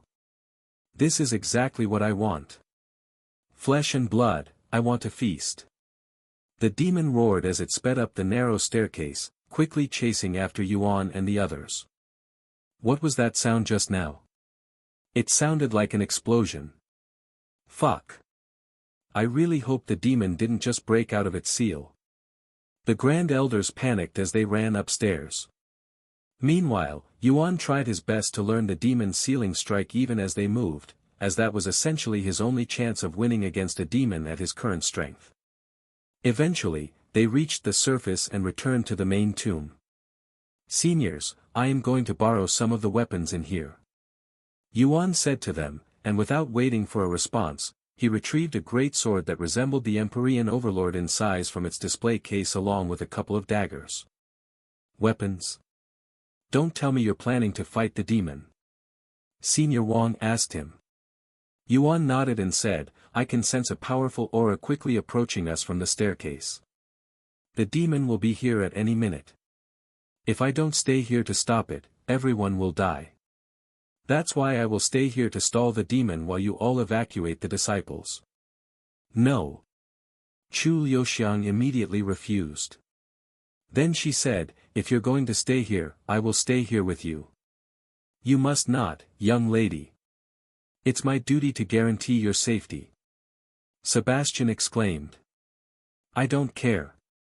I am not going to leave Brother Yuan here to die. Then I will stay here with the young master in your place. Sebastian said. What can you do, Sebastian? You may be strong, but you're only a spirit warrior. Lulu, leave. Yuan suddenly shouted at her. But. Chu Liuxiang looked at him with teary eyes. Yuan lifted his hands to wipe her tears, and he spoke in a calm voice, don't worry, even if I cannot defeat the demon, I won't die. I promise. He then looked at Meishio and continued, you too, Feng. No, Meishio. Leave this place with Lulu. If any happens to either of you, I will never be able to forgive myself. After a moment of silence, Meishio nodded her head, but she didn't say anything, mostly because she'll reveal the fact that she was crying behind her mask if she spoke now. No. I am not leaving you, Brother Yuan. We have yet to start our family. If you die, I will die with you. Chu Liuxiang was still reluctant to leave. Yuan sighed in an apologetic voice, I'm sorry, Lulu. He then used his movement technique to get close to Chu Lixuiyang, before knocking her out cold by hitting her with the sword hilt.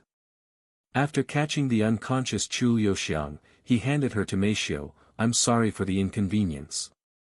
Yuan suddenly turned to look at the staircase, as he could feel the demon's presence getting incredibly close. Leave. Now. He shouted at them. Follow me. Senior Wang then said to them. Meishio and the others immediately followed Senior Wang outside. However, a few of the Grand Elders stayed behind with Yuan. Seniors. Taoist Yuan, do not forget that you are currently a guest at our home. Our ancestors will curse us to death from the heavens if we leave you alone now.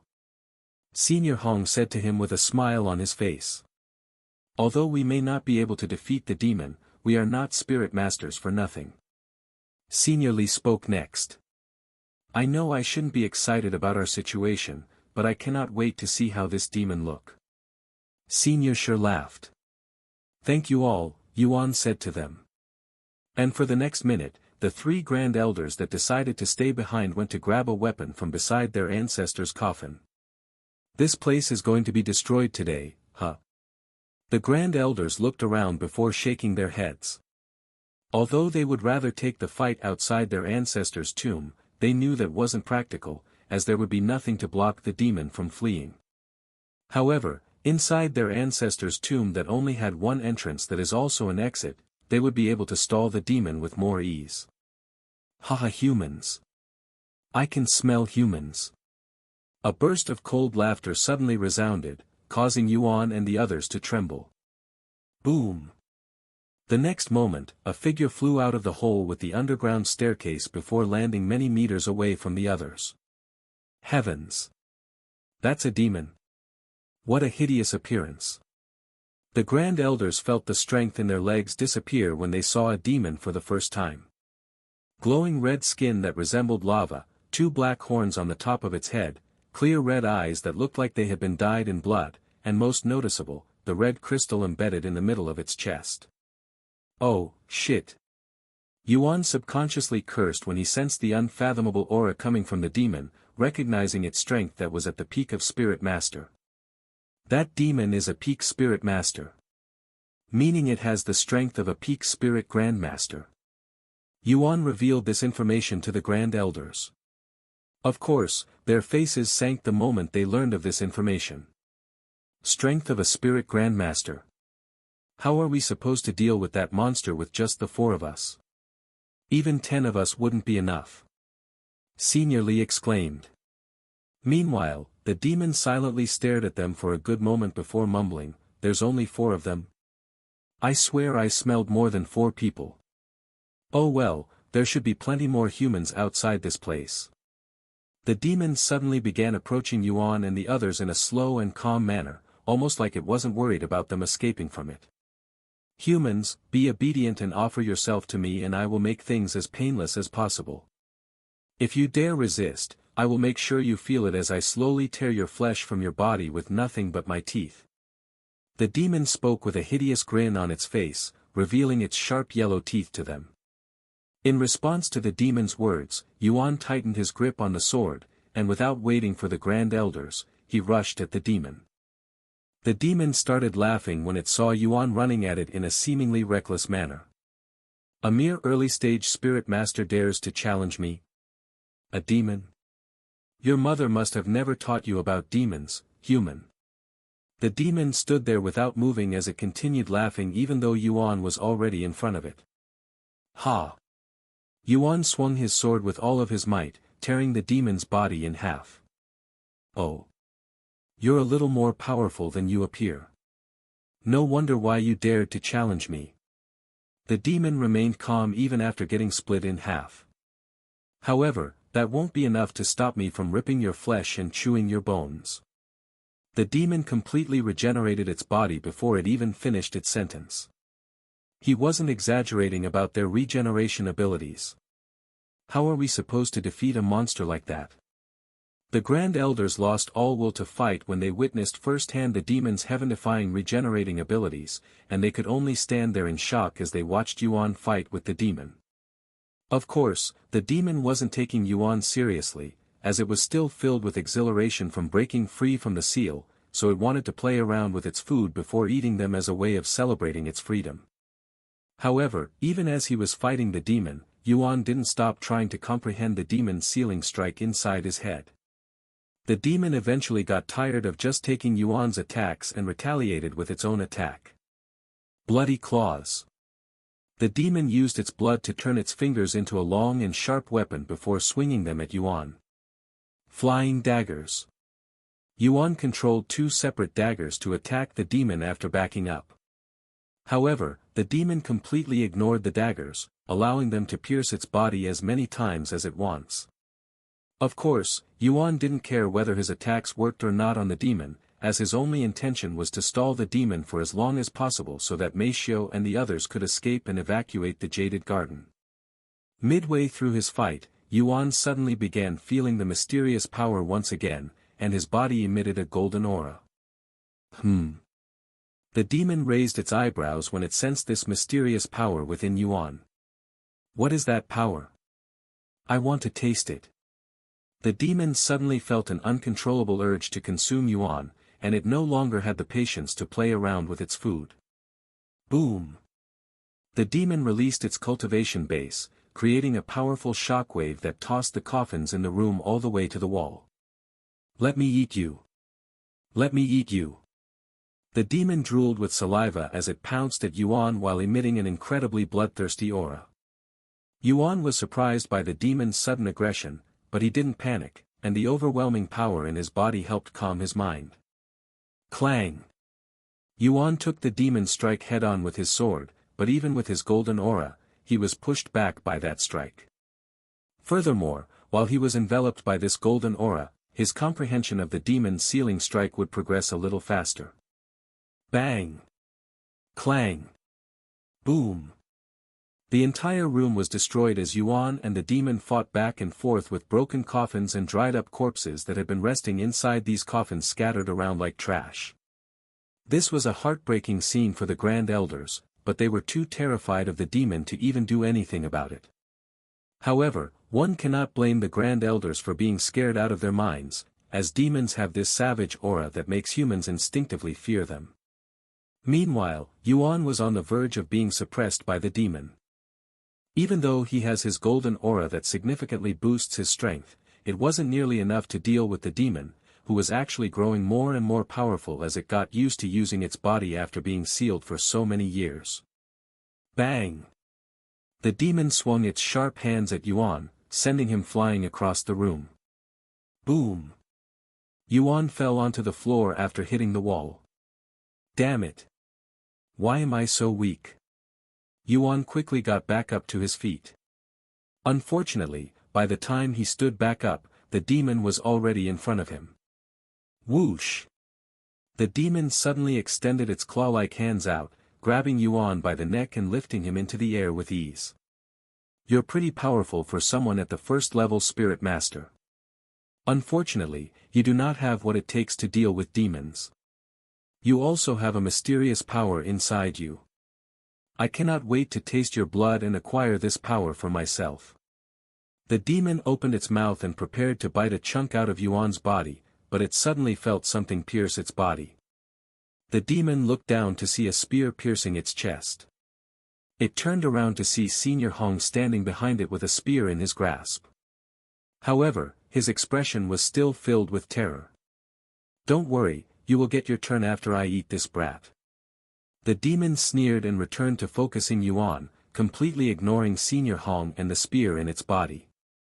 Yuan, who had been trying to break free from the demon's hold, accidentally removed his mask from all the struggling, revealing to everyone there his face for the first time. The Grand Elders weren't in the mood to care about Yuan's identity right now, so they didn't care. However, when the demon saw Yuan's face, its body immediately began trembling with intense fear, almost like an animal right before its prey. You! What are you doing here? The demon suddenly roared in a terrified tone, immediately released its grip on Yuan's neck, and even jumped back, distancing itself from him. You must be here to seal me again. No. I will not let you seal me for a second time. I will kill as many humans as I can before you take me. Almost like it had gone crazy, the demon began running towards the exit with its tail tucked between its legs, completely ignoring the fact that it had just dominated Yuan. Fuck. The demon is leaving the tomb. We have to stop it. The Grand Elders that had been rooted in their spot this entire time suddenly regained their ability to control their bodies, and they immediately chased after the demon. Taoist Yuan. Are you okay? Senior Hong helped him to his feet. I am. Let's also chase after the demon. Many people will die if that demon leaves this place. Yuan quickly stood up and began chasing the demon, not even bothering to ponder why the demon suddenly let him go. However, the demon was too fast for any of them to catch, leaving Yuan and the others in the dust. Shit! It's heading towards the Jaded Garden. How long did we manage to stall the demon for? Hopefully, it's enough to let the others evacuate. Taoist Yuan, you can go ahead of us. Yuan nodded and immediately used his movement technique while pouring all of his spiritual energy into it, reaching a speed that he didn't know was possible before. After leaving the ancestors' tomb, Senior Wang and the others rushed back to the Jaded Garden to warn all of the disciples about the demon. Of course, the disciples were in disbelief at first, but they eventually snapped out of their daze and started making their way to the evacuation site, where a private airport and dozens of large airplanes had been prepared just in case they ever needed to do a mass evacuation. Leave everything behind. The demon is being stalled by Taoist Yuan and the Grand Elders. Don't let their efforts go to waste. Senior Wang shouted at the disciples that were stumbling around in a panic. Miss Meishio, we have a helicopter. Let's leave here in advance. Sebastian said to her, who was still carrying Chu Liuxiang even though he'd offered to carry Chu Liuxiang for her. Meishio nodded. Although they will be leaving behind their luggage, they can always return for them in the future when the demon is no longer a threat. Thus, Meishio followed Sebastian to the helicopter. Of course, she made sure to warn the people in the hotel and Jean, who brought them to the Jaded Garden. What? There's a monster. How is that possible? Jean doubted Meishio's words at first, but then the hotel he was staying at received news from the Jaded Garden about the situation. I will be leaving this place with them, so you can return by yourself, Meishio said to Jean before following Sebastian to their helicopter and leaving the Jaded Garden. What are we going to do now? Meishio asked Sebastian once they were in the air. We'll stay in the Yang city for now, and depending on the situation, we may or may not return to the Chu family. If the demon is dealt with, we will return to the Jaded Garden, but if things get bad, we will return to the Chu family, Sebastian said. What about you? If you have no place to go, you can follow us back to the Chu family. But Yuan. Meishio immediately hesitated, as she didn't want to leave Yuan behind in the jaded garden. Sebastian remained silent for a moment before speaking. He'll be fine. I don't know him very well compared to you or the young lady, but I have a feeling that he'll be okay. Furthermore, he wishes for your safety, so I cannot allow you to go back there until the demon is no longer a threat. Thus, Sebastian controlled the helicopter, flying it to Yang City. Shortly after Meishio and the others left the jaded garden, the demon would enter the jaded garden, and it immediately began destroying everything in its sight. Unfortunately, not everyone had evacuated from the jaded garden, and when the demon spotted them, it would immediately sink its sharp teeth inside their body before ripping out their skin and meat. What the fuck is that thing? Run! It'll kill us all. Help me. It's eating me. Help. Chaos immediately ensued from the demon's rampage, and wherever the demon appeared, there would be carnage. Yuan returned to the jaded garden about 10 minutes after the demon, and by the time he arrived, the demon had already killed hundreds of people. Damn it! I was too late. Yuan could feel his heart beating uncomfortably loud when he saw the scene, and he couldn't help but blame himself for not being able to stall the demon long enough for them to escape. However, he didn't have the time to blame himself, and he immediately began following the trail of blood left behind by the demon. After following the trail for a few minutes, Yuan suddenly recognized the direction it was heading, and his face immediately sank. The demon is heading towards the immortal caves. Oh no! Azure!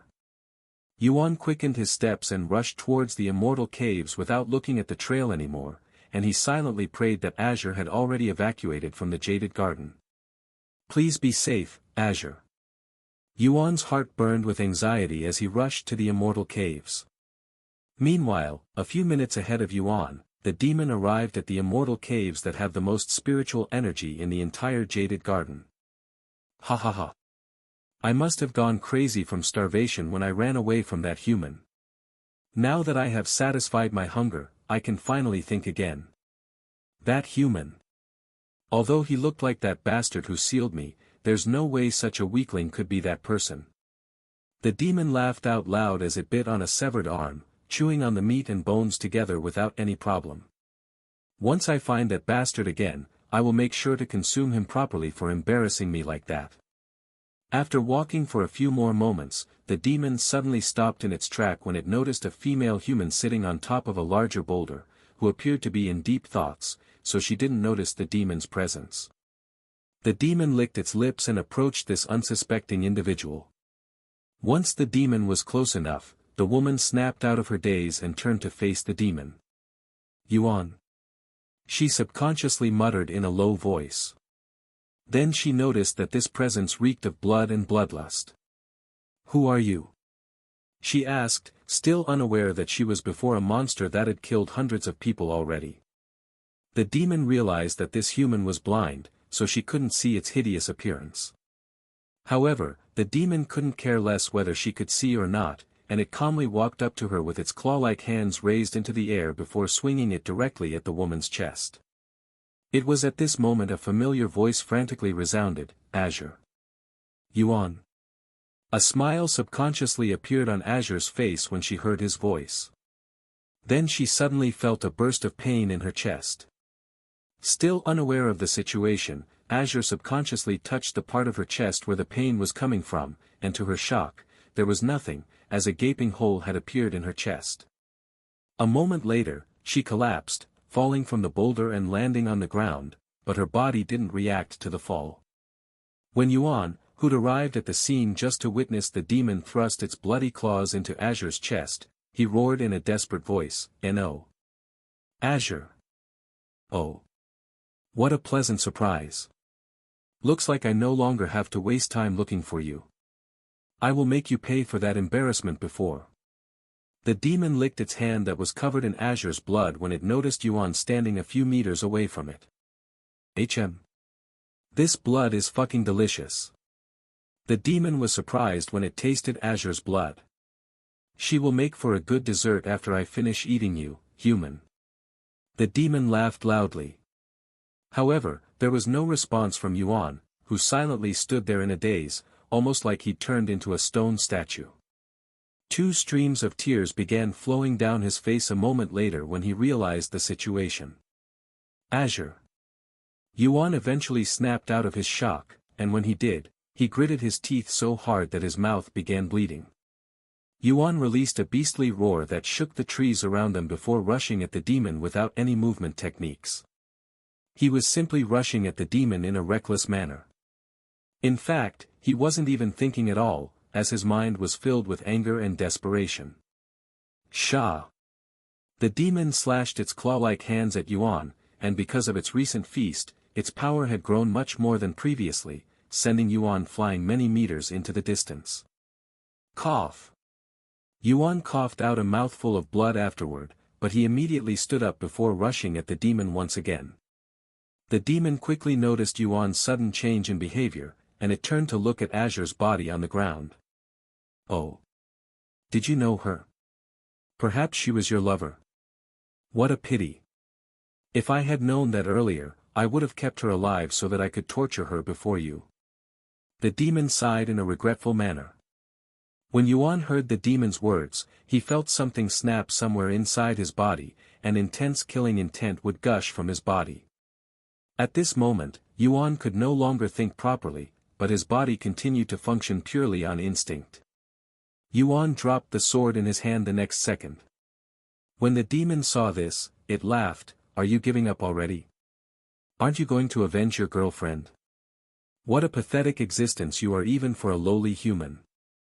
However, the next moment, a beautiful sword would appear out of thin air before falling into Yuan's grasp, and this sword greatly resembled his Empyrean overlord from Cultivation Online. The second this sword appeared in this world, it released a divine aura that sucked all of the spiritual energy from the immortal caves almost instantly, turning the place into an ordinary location. Where the hell did you pull that thing from? The demon could sense an unfathomable power hidden within the sword, but it wasn't scared. After all, no matter how powerful the sword was, its wielder was powerless. Once the sword was in Yuan's grasp, he immediately rushed at the demon again. Bang! The demon used its claws to block the sword, but the massive sword was countless times heavier than it appeared, and it tore right through its claws before slashing the demon's body in half. And before the demon could even have a chance to regenerate, it felt something pierce its face, creating a gaping hole in its head. Where did that attack come from? I didn't see anything. The demon wondered to itself as its body quickly regenerated until all of its injuries were healed. Yuan would continue his mindless assault on the demon, but no matter how many times he slashed the demon's body in half or tore a hole in its head, the demon would regenerate until there's not even a single scratch on its body. Are you done yet? The demon casually patted its shoulders, clearly unaffected by Yuan's attacks. Then it's my turn. The demon released its cultivation and started attacking Yuan aggressively, quickly overpowering Yuan. Even though you'd gained more strength, you're actually weaker than before.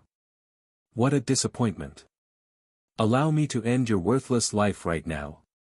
The demon suddenly grew a tail made out of blood before using it as a weapon, and because of Yuan's mindless state, he was unable to defend against this sneak attack.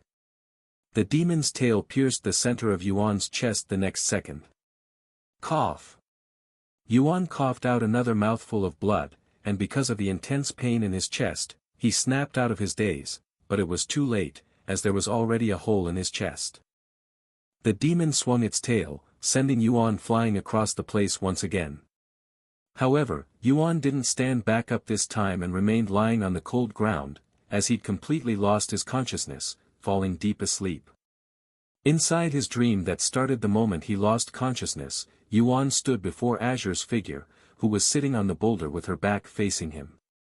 You broke your promise to protect me, Yuan, Azure spoke to him in a gentle voice. I'm sorry. I'm really sorry. Yuan could only mutter these few words as tears flowed from his eyes. HAA. Azure merely sighed in response.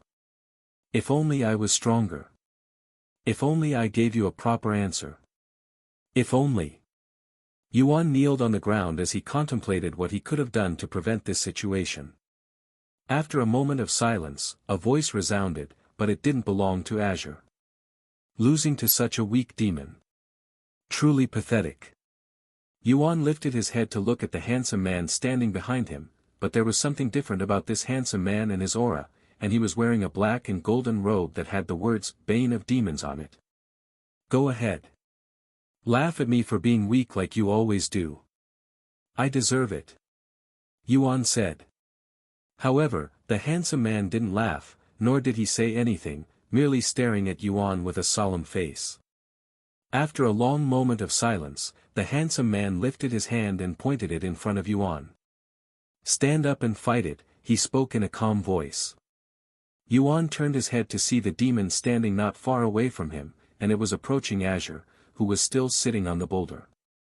Seeing this, Yuan shook his head. What's the point? I won't defeat it no matter what. I said stand up. The handsome man suddenly roared, and Yuan could feel an invisible force pulling him to his feet. Once Yuan was standing, the handsome man suddenly took a step forward, walking straight into Yuan. Yuan expected the handsome man to bump into him, but to his surprise, almost as though his body was made out of air, the handsome man walked through his body before disappearing from his sight. The next moment, Yuan could feel his body moving, but he was not the one controlling it, and he began approaching the demon in the distance. Meanwhile, in the real world, as the demon approached Yuan's unconscious body, it suddenly stopped moving when it noticed Yuan's body twitching. Not dead yet? The demon sneered before aiming its tail at Yuan's head.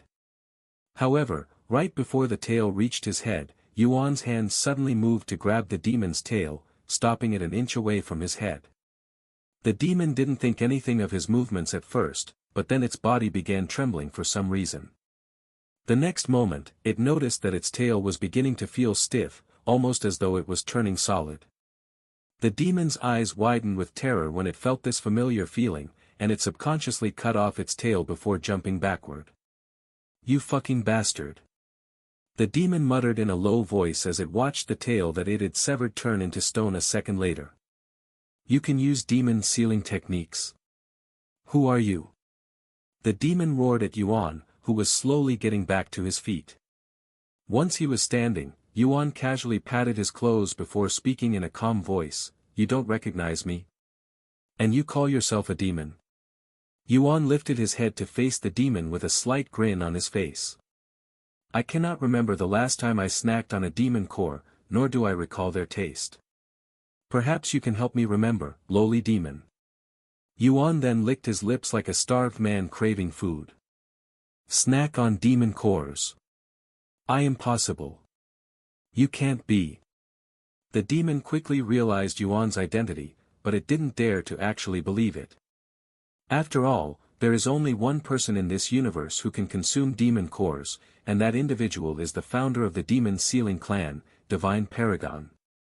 The Divine Paragon is the bane of all demons.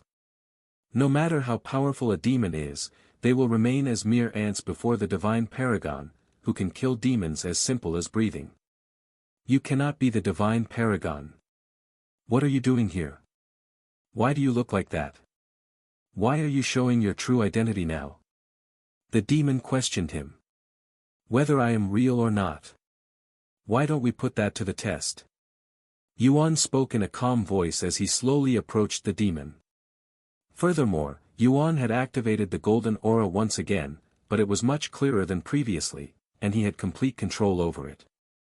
The demon took a step back every time Yuan took a step forward, but it didn't dare to turn around and run, as it was afraid that if it turned its back to Yuan, it would die without realizing what had happened. However, after walking a dozen steps, the demon suddenly felt something against its back, preventing it from walking back any further. The demon subconsciously turned around to see what was blocking it, as it was certain that there wasn't anything in that direction, and sure enough, when it looked, there was plenty of empty space behind it. However, for some reason, it was unable to move any further, almost like there was an invisible wall there. Where do you think you're going? Yuan suddenly spoke to it. The demon immediately turned to look at Yuan, who had a malicious grin on his face. You can force your way outside this formation if you'd like, but just know that the moment you leave this field, you will become sealed. This technique is called the demon sealing zone. Once activated, any demons within the zone will no longer be able to leave. If you do, you'll become sealed. Demon sealing zone. Why you really are. The demon sealing zone is one of the divine paragon's many unique techniques that allow him to completely turn any demon into powerless mortals, and it is also why all demons fear him. Once they enter this zone, they will no longer be able to leave for the rest of their lives, and if they force their way out of this imprisonment, they will only be greeted with another form of imprisonment that is getting sealed. Since you're just a lowly demon, I will give you a chance to escape. Yuan suddenly said. Really? The demon's eyes flickered with hope. However, when it heard what Yuan said next, its face sank. If you can defeat me, I will let you walk out here without getting sealed. Fuck you. You might as well keep me in here forever. The demon cursed. Yuan shrugged and said, since you'll stay in this place forever, you might as well try and defeat me. The demon gritted its sharp teeth, but it found no fault in Yuan's words. Indeed, if it doesn't try to defeat him, it will never be able to escape the demon sealing zone that has tormented countless demons before. The demon prepared to launch its attack on Yuan. However, right as it was about to strike, Yuan snapped his fingers, forcing the demon onto its knees with a tyrannical pressure that came out of nowhere. What is the meaning of this? The demon shouted out loud. You actually think you have a chance to defeat me? A lowly demon such as yourself? Know your place. The tyrannical pressure suddenly became countless times more powerful, immediately flattening the demon into meat paste the next second. Of course, the demon regenerated a few seconds later. The demon tried to lift its head to look at Yuan after recovering, but before it could even lift its head halfway, the pressure flattened its body once again. Once the demon regenerated, Yuan flattened it for the third time. Then a fourth time. A fifth time. A dozen times. Why are you wasting your energy on such pointless attacks? Such attacks have no use on me, as demons don't feel any pain. The demon managed to speak after regenerating for the 13th time. I am merely playing with you. Don't worry, the real punishment starts now. Yuan snapped his fingers, creating a golden sword made purely out of spiritual energy, before sending it flying at the demon's hand, pinning it to the ground. The demon suddenly screamed in pain. When the demon realized what had just happened, it looked at Yuan with a terrified face. What did you do to me? The demon roared. This must be your first time experiencing real pain, huh? The fact that demons cannot experience pain is false. Demons also experience pain, but their tolerance to pain is quite admirable, to the point where they don't feel any pain even when their body is turned to meat paste.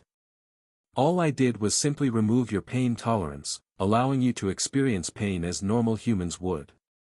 Don't worry, you won't die even if you can feel pain, but you will definitely wish for death after I am done with you.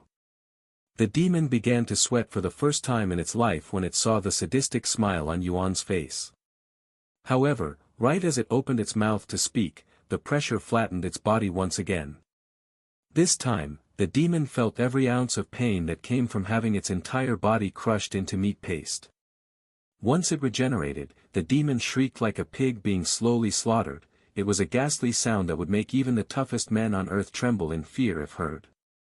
Hey, how many humans did you kill today? Yuan suddenly asked it. And he continued, I will crush you 10 times for every human you killed. If you don't tell me, I will torture you until I feel like stopping. The demon stared at Yuan with a terrified gaze. You, monster. It muttered in a powerless voice. Hurry up and tell me how many humans you killed today. I'm not a very patient person.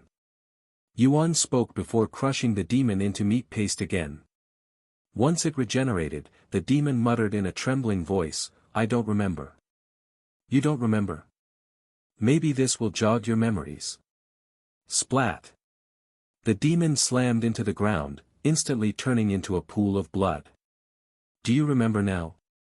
Yuan asked it again after it regenerated. However, before it could even speak, Yuan interrupted it by flattening it again. Splat!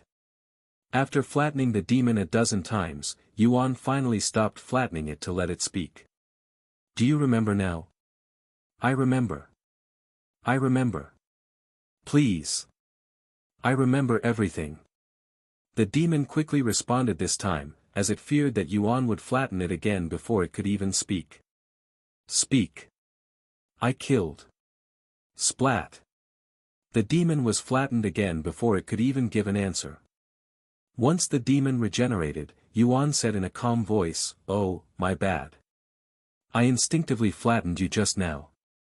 The demon felt like cursing out loud, but it resisted and spoke, 138 humans.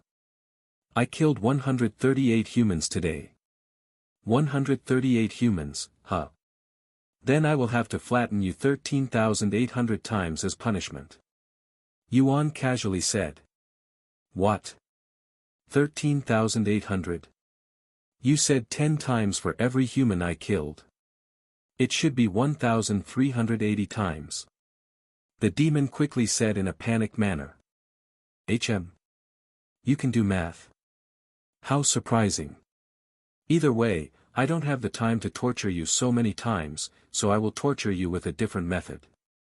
Yuan snapped his fingers, creating 3 more golden swords before sending them at the demon's other hand and legs, completely pinning the demon on the ground. Yuan then summoned 1 more sword, and this golden sword was twice the size of the other swords. Once he created the sword, he sent it flying into the demon's back. The demon roared, feeling indescribable pain that was many times more painful than being flattened into meat paste. Once all 5 golden swords were piercing the demon's body, Yuan casually waved his hands. The next moment, the demon released its loudest scream yet when 1,000 tiny golden swords suddenly burst from within its body, turning the demon's body into something that looked like it had been attacked by a porcupine. Its eyes, mouth, ears, there were tiny golden swords all over its body. The pain was so unbearable that the demon lost consciousness. Unfortunately, the demon's regenerative abilities would kick in a moment later, taking away its peace that lasted only a short moment. Please. Stop. The demon pleaded with bloody tears flowing down its face. What did you just say? I couldn't hear you, so I will assume that you want to experience it again.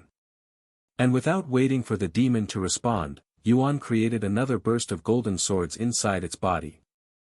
The demon's cry echoed in the jaded garden that was almost completely evacuated by now. Meanwhile, Senior Hong and the other 2 grand elders that stayed behind with Yuan had finally managed to return to the jaded garden.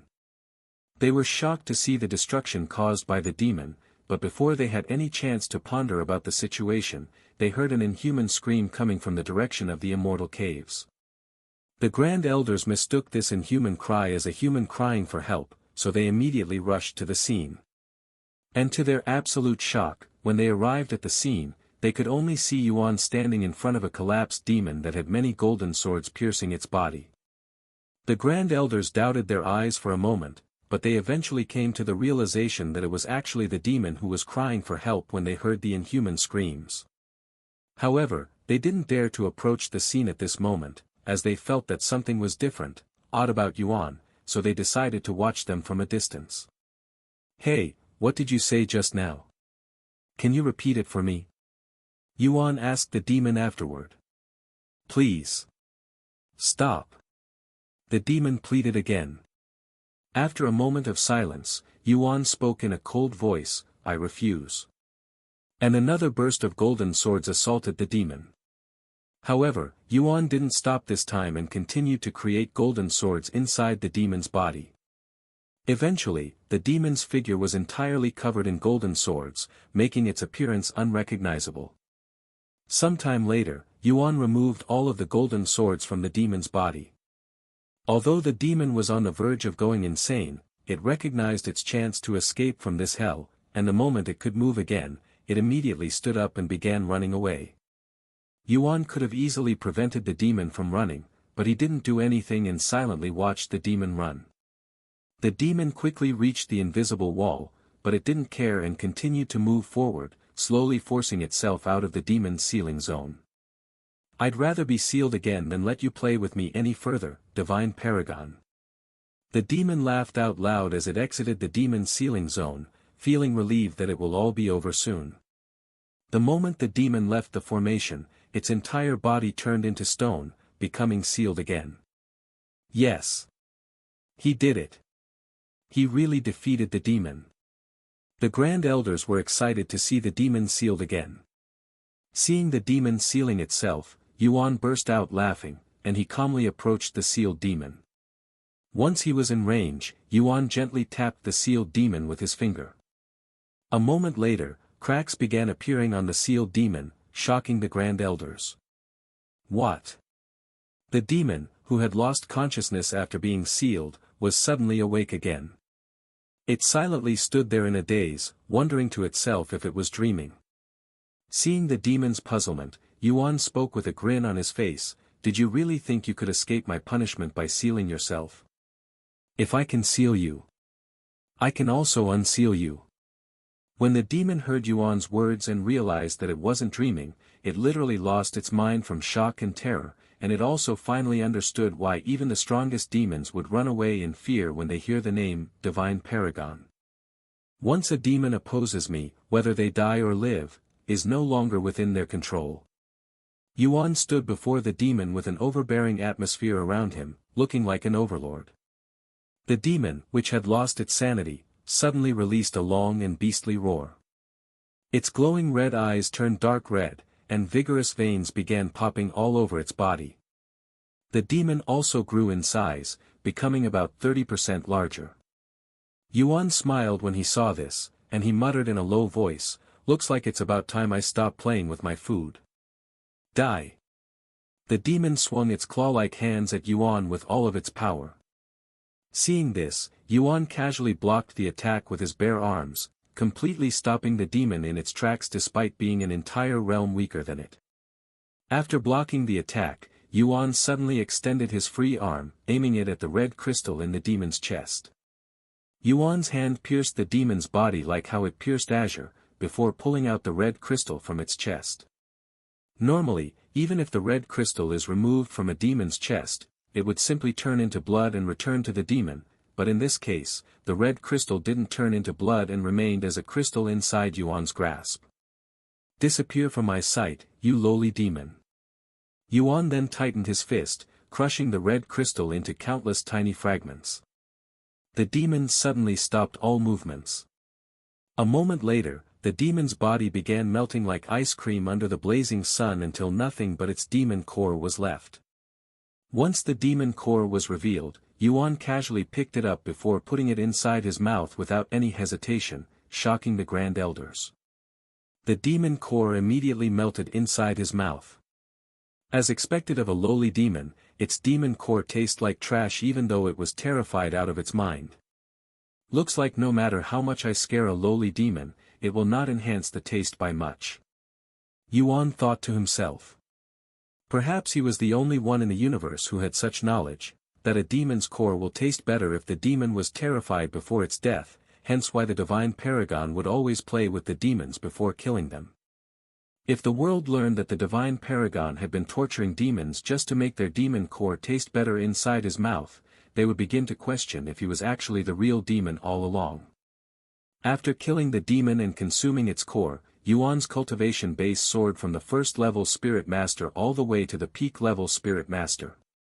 However, Yuan completely ignored his breakthroughs and turned his focus onto Azure, who was lifelessly lying on the ground. He approached her before taking a knee beside her. "I'm sorry, but I do not have the power to save you," he sighed. Meanwhile, inside his consciousness, Yuan had witnessed the entire scene from beginning to end. The handsome man wearing the black and golden robe appeared before him again and spoke, "The woman is not dead yet, but she does not have much time left. I will give you a chance to fulfill her dreams before she is no longer in this world." The handsome man said. The handsome man that had been controlling Yuan's body this entire time began pouring some of his golden aura into Azure's body, sealing all of her pain and waking her up temporarily. Once he was finished, he returned the control to Yuan. "Azure. Yuan called out to her.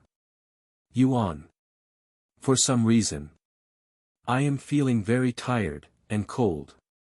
Azure slowly opened her eyelids, revealing to Yuan her beautiful blue eyes for the first time and the reason for her name. It's okay. You just need some rest.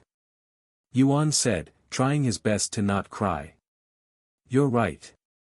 I haven't been able to sleep properly for the last few days, ever since I met you. She mumbled in a low voice, still oblivious to her situation. Yuan. I'm sorry. Why are you apologizing? I should be the one apologizing to you. I'm sorry, for making things awkward between us so suddenly. If only I was a little more patient. No, don't be sorry. I was happy when you told me. Really? Does this mean you'll accept me as your girlfriend? Azure asked with a gentle smile on her face. Yes. I will accept you as my girlfriend. Thank the heavens. I was really worried that you would reject me. After a moment of silence, Azure spoke, the strength in her voice becoming weaker. Hey. Yuan. Can you do me a favor before I fall asleep? Of course. Whatever you want. Can you kiss me? This will make our relationship official. Yuan didn't hesitate and gently kissed Azure on her soft lips, but it was one that tasted like blood. I love you, Yuan. Azure took her last breath after that sentence before falling asleep with a blissful smile on her beautiful face. After Azure left this world, Yuan also collapsed, as the toll on his body had finally caught up with him, sending him into a deep coma. Seeing this, the Grand Elders finally decided to approach them. Are they still alive? Senior Li asked. Senior Hong went to check Yuan's pulses first and nodded, he's still alive. As for Azure, I'm afraid she's no longer with us. Senior Hong sighed after checking her pulses. What a tragedy. Senior Shi shook his head. Let's hurry up and get Daoist Yuan out of here and to a hospital. He might be in critical condition. Senior Li then said. I will take care of Daoist Yuan. You guys take care of the rest. Senior Hong then picked up Yuan and quickly disappeared from the scene. Meanwhile, Senior Shi and Senior Li contacted Senior Wang and the other Grand Elders, telling them that the demon had been dealt with and that they were safe to return to the Jaded Garden. What? The demon has been defeated? Are you sure about this? Senior Wang stood up from her seat as she exclaimed. Yes, we witnessed Yuan defeating the demon with our own eyes. Senior Li confirmed. We are coming back. Tell us everything once we return. Senior Wang then told the pilots to turn the airplane around, returning to the Jaded Garden. After arriving in Yang City, Meishio and Sebastian rented out a hotel to stay in for the time being, as Chu Liuxiang was still unconscious. Brother Yuan.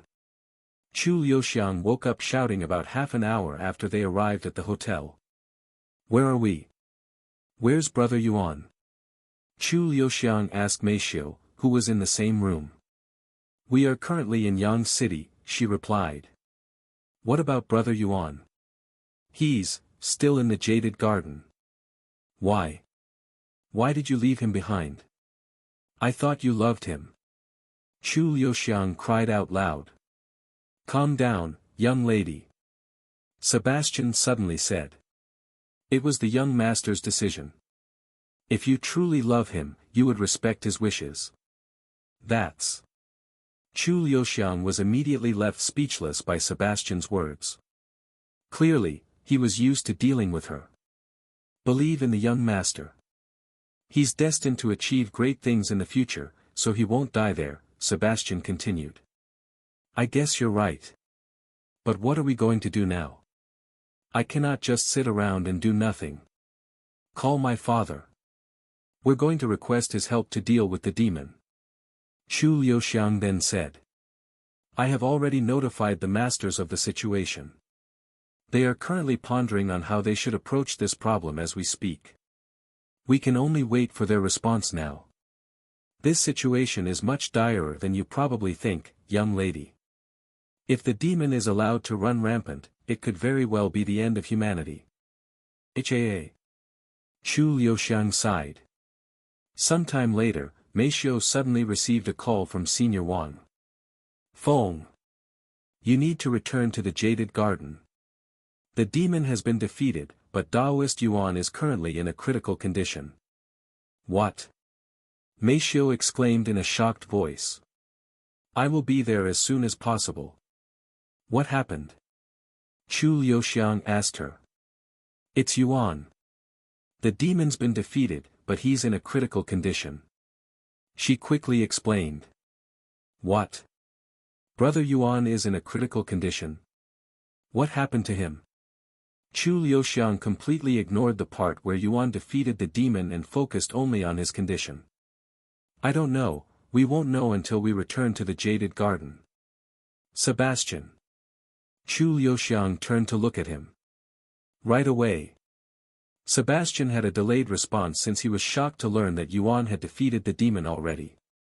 Thus, they began making their way back to the Jaded Garden. Meanwhile, inside the sick spiritual family's private hospital, Yuan was being taken care of by a dozen doctors at once. They were preparing to do surgery on Yuan because of the massive injury in the center of his chest, but to their absolute shock, by the time they finished their preparations, the injury had closed on its own. It was unlike anything they have ever seen before, and they questioned if Yuan was human or not afterward. Where am I? Am I dead? Yuan wondered to himself as he was surrounded by nothing but darkness somewhere deep within his consciousness. No, you're still alive. A voice suddenly responded to him. Yuan turned around to see two figures standing behind him, both of them being the handsome man, but there were slight differences between them, such as their aura and demeanor. One of them appeared to be the usual handsome man, the one who would appear in his dream the most often. The second one appeared only recently, and he was the one who dealt with the demon. Why are there two of you? Are you the same person or two different people? Yuan asked them. The two of them looked at each other before smiling. Both. They responded simultaneously. We're both the same person but different people at the same time. You're also the same as us, yet you're a different person. Do you understand? Reincarnation. But how can there be two of you? Yuan then asked. Do you think a person can only reincarnate once? One can continue to reincarnate until their soul is broken or worn out, and with every reincarnation, one's soul becomes weaker, so not everyone is equal. Some people can only reincarnate once before their soul is worn out while others can reincarnate 2, even 3 times. The divine paragon explained. How many times have I reincarnated by now? There's 2 of you right now, and that person who was wielding a spear is most likely one as well, so there's at least 3. Yuan said. Who knows? They both shrugged. Yuan then turned to look at the handsome man wearing the Bane of Demons robe and said, You're the founder of the Demon Sealing clan, right? But that only exists in Cultivation Online. Are you telling me that Cultivation Online is actually real, that it exists somewhere in this universe? It's good to finally see you using your senses. Did that woman's death wake you up? The other handsome man laughed. Yuan gritted his teeth when the topic suddenly switched to Azure. However, before he could say anything, the founder of the Demon Sealing clan spoke in a solemn voice, It's not over just yet. What isn't over? Both the demon and Azure, he responded. What do you mean by that? You may have defeated one demon today, but do you really think that there is only a single demon in your world? You'll probably have to fight a few more in the future when they eventually break from their seal. What? There are more demons out there? Yuan exclaimed. Most likely, so you better prepare yourself before they break from their seal, or what happened to Azure will repeat again, and it could be either Meishio or Chu Liuxiang who will take their last breath in your arms next, said the divine paragon. As for Azure, you might be able to see her again. Really? How? Yuan no longer cared about the demons that might appear in the future and asked. Divine Paragon then said, Do you remember when I mentioned that a person can reincarnate as long as their soul is unharmed? If you find her soul, then I can reincarnate her. Where can I find her soul? Divine Paragon shook his head. I cannot answer all of your questions now, but you might be able to find these answers, as well as your true origin, inside Cultivation Online. Cultivation Online. Yuan mumbled. Brother Yuan. Where's Brother Yuan?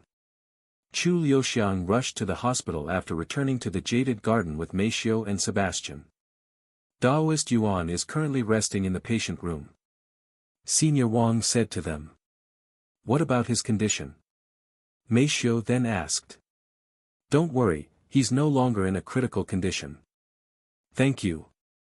Meishio released a deep and relieved sigh. We don't deserve your gratitude, as we didn't really do anything. There was a massive hole in the center of Daoist Yuan's chest, but it closed up on its own before we could treat it. However, he's still in a coma, and we don't know when he'll wake up. Senior Wang then led them to the room that Yuan was resting in. Inside the room, the other Grand Elders as well as some of the elite disciples such as Wang Ming and Li Jinsi were there. Brother Yuan. Chu Liuxiang ran to the bed where Yuan was resting. What happened after we left? Meishio asked them. Take a seat. It's a long story. Senior Hong said. Once they were seated, he began telling them about what had happened after they were separated.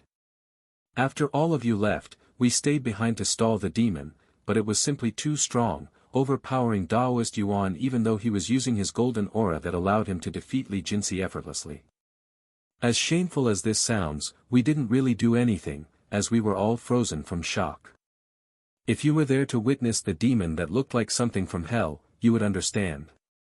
Daoist Yuan slashed the demon in half more times than we can count, tearing holes in its face every few seconds, but no matter what kind of damage he did to the demon, it would regenerate completely within mere seconds.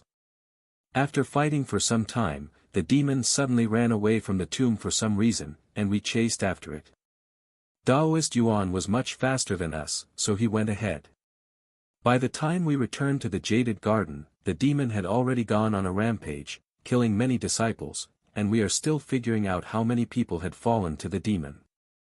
Shortly after we arrived at the Jaded Garden, we heard this inhuman scream coming from the immortal caves. We thought it was someone crying for help, so we rushed there as soon as possible. However, to our shock, when we arrived, we could only see Daoist Yuan and the demon, with the demon being pinned on the ground by some glowing swords. We decided to remain distant to watch the situation, and we quickly realized that it was the demon that had been screaming for help. We don't know what happened to Daoist Yuan, but he seemed like an entirely different person when he fought the demon for the second time, completely overwhelming it without giving it any chance to fight back, even torturing and playing with the demon like it was some kind of toy. Yuan. Meishio was shocked to hear that Yuan had tortured the demon, as that didn't sound like him at all. Also, Azure was one of the victims. Senior Hong said to Senior Wang. Aya. Azure. Why did I forget to warn her? Senior Wang immediately slapped herself after hearing Azure's name, as she had completely forgotten about Azure, who would normally spend most of her time inside the immortal caves, not to mention how overwhelmed she was from the situation. So junior sister Azure is gone. Wang Ming shook his head. Azure was actually one of their most talented disciples who could comprehend many techniques with ease, but ever since she became blind, she would spend most of her time mastering the zither. Azure? That new friend Yuan made recently? Meishio thought to herself. Although Yuan had mentioned that he made a new friend who can play the zither, they never really met Azure. Anyways, Daoist Yuan defeated the demon and ended the calamity shortly after. Senior Hong said.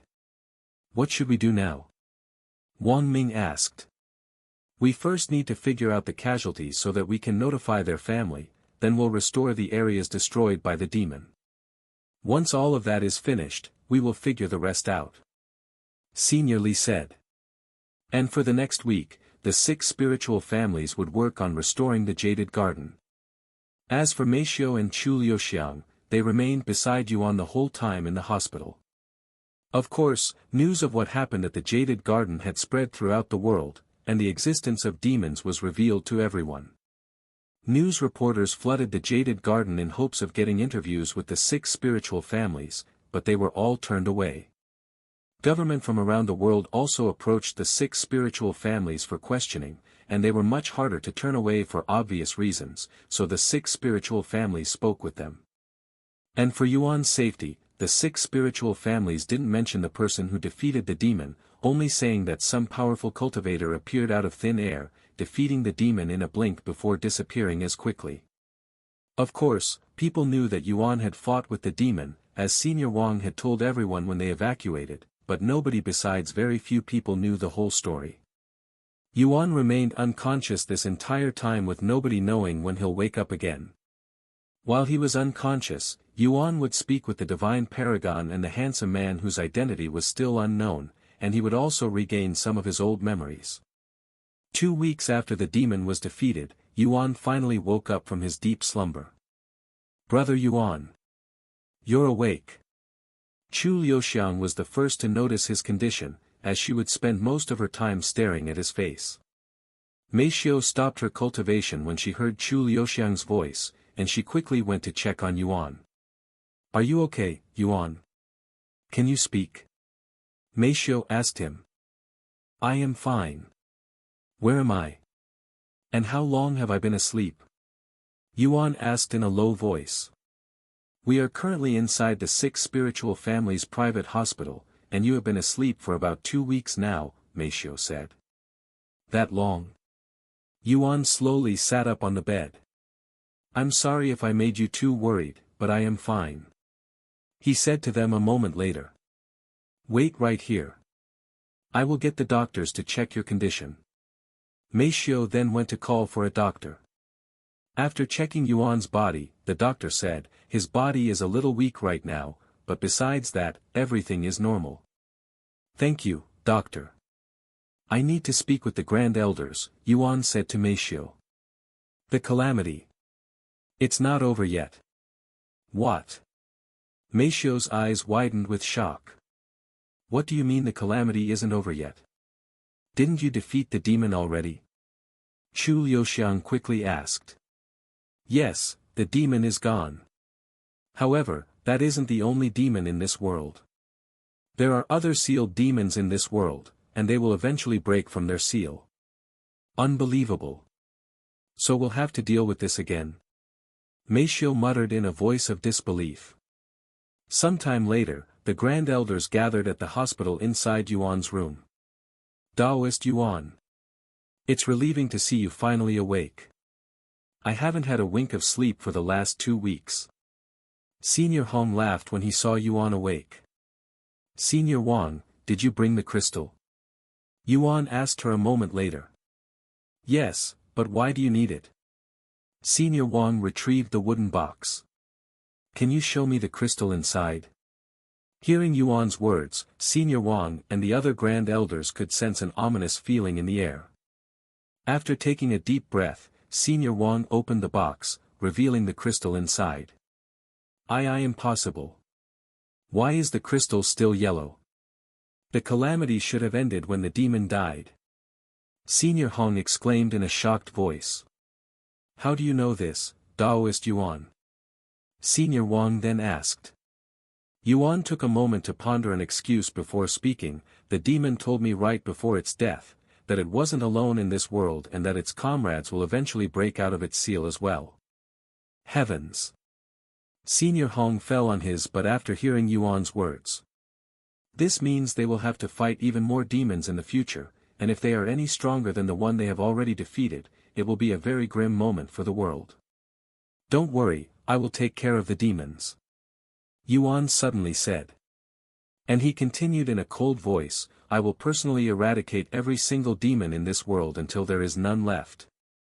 Everyone in the room swallowed nervously when they saw the cold expression on Yuan's face as he spoke those words. Clearly, defeating demons has become something personal for him after Azure's death. "Although we most likely won't be of any help to you when it comes to fighting demons, if you need anything, please let us know," Senior Li said to him. Yes, we owe you a great amount for defeating the demon. If it wasn't for you, our entire jaded garden would have been destroyed, and there would have been far more casualties. Senior Wang added. She then handed the crystal to Yuan.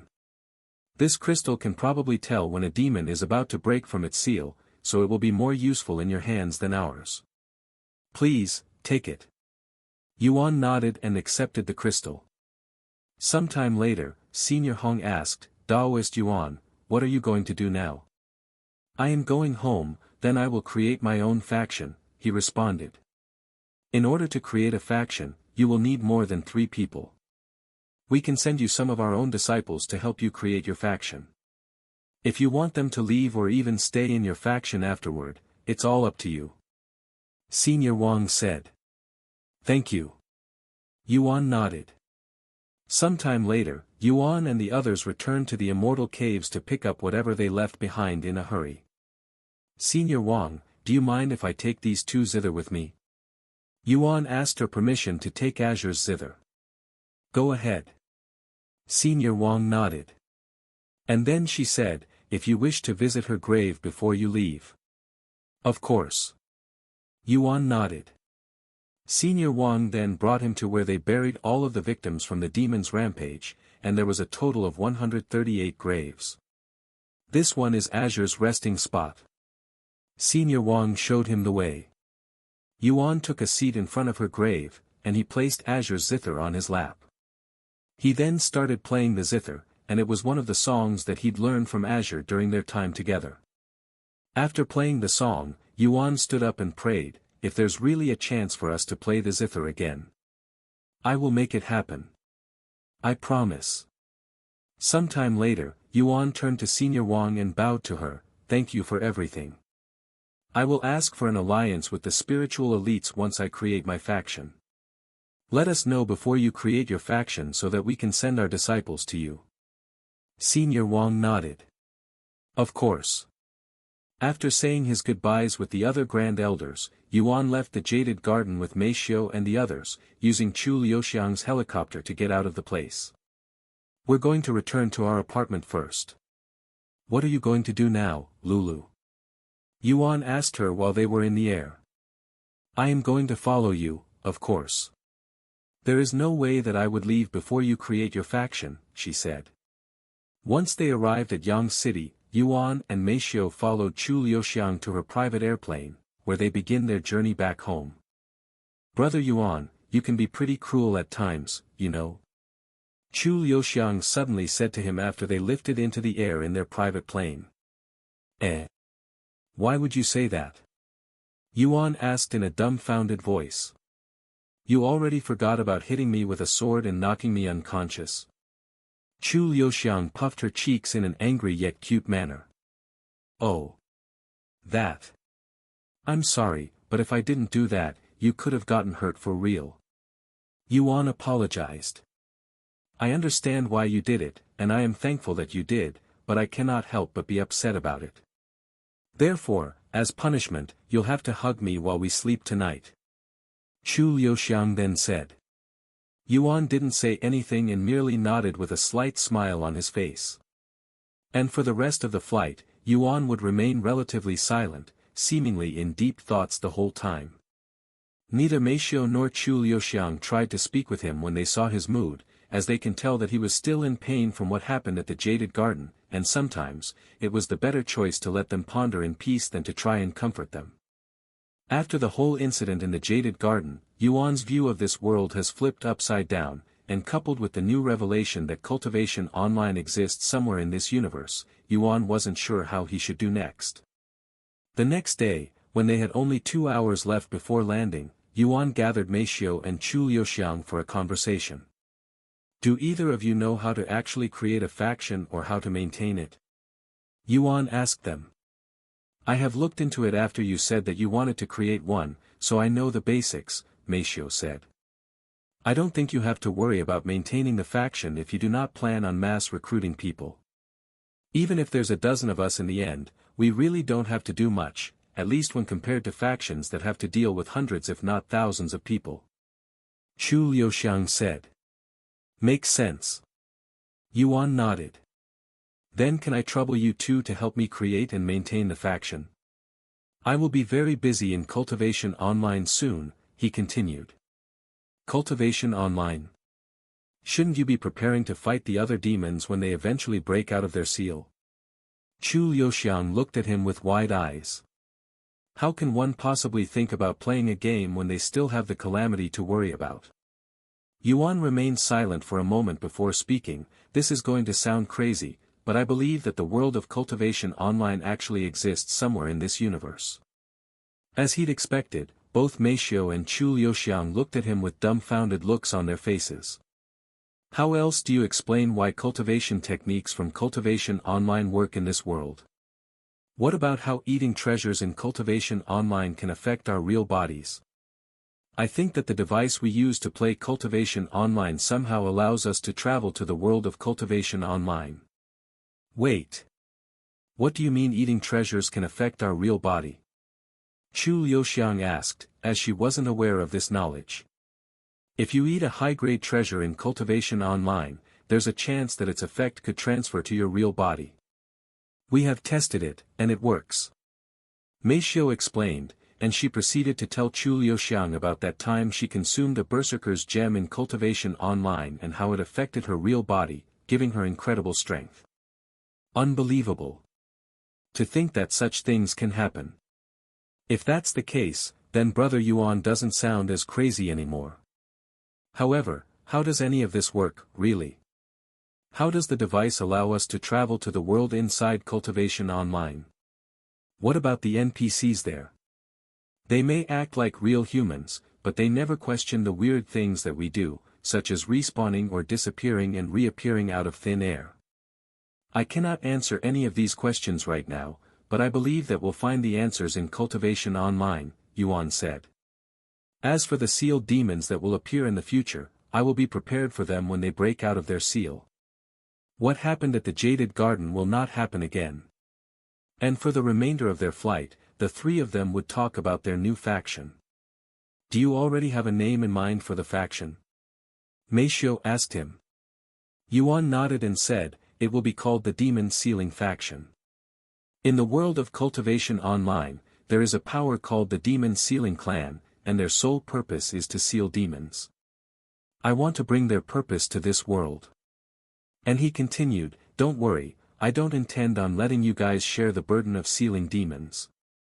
I will do that alone. That's not right, Brother Yuan. If we're going to be in the same faction, we're going to be helping you. We may not have the powers to defeat demons, but that doesn't mean we cannot help you defeat them. Chu Liuxiang said. Yuan pondered for a moment before nodding, all right. Then I will teach you guys some demon sealing techniques so that you won't be completely hopeless before a demon. 2 hours later, they landed the airplane and made their way back to the apartment. It feels like it's been forever since we left this place.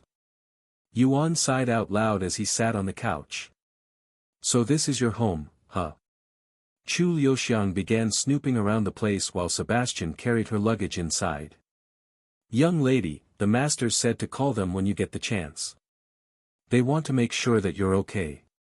Sebastian said to her afterward. Okay.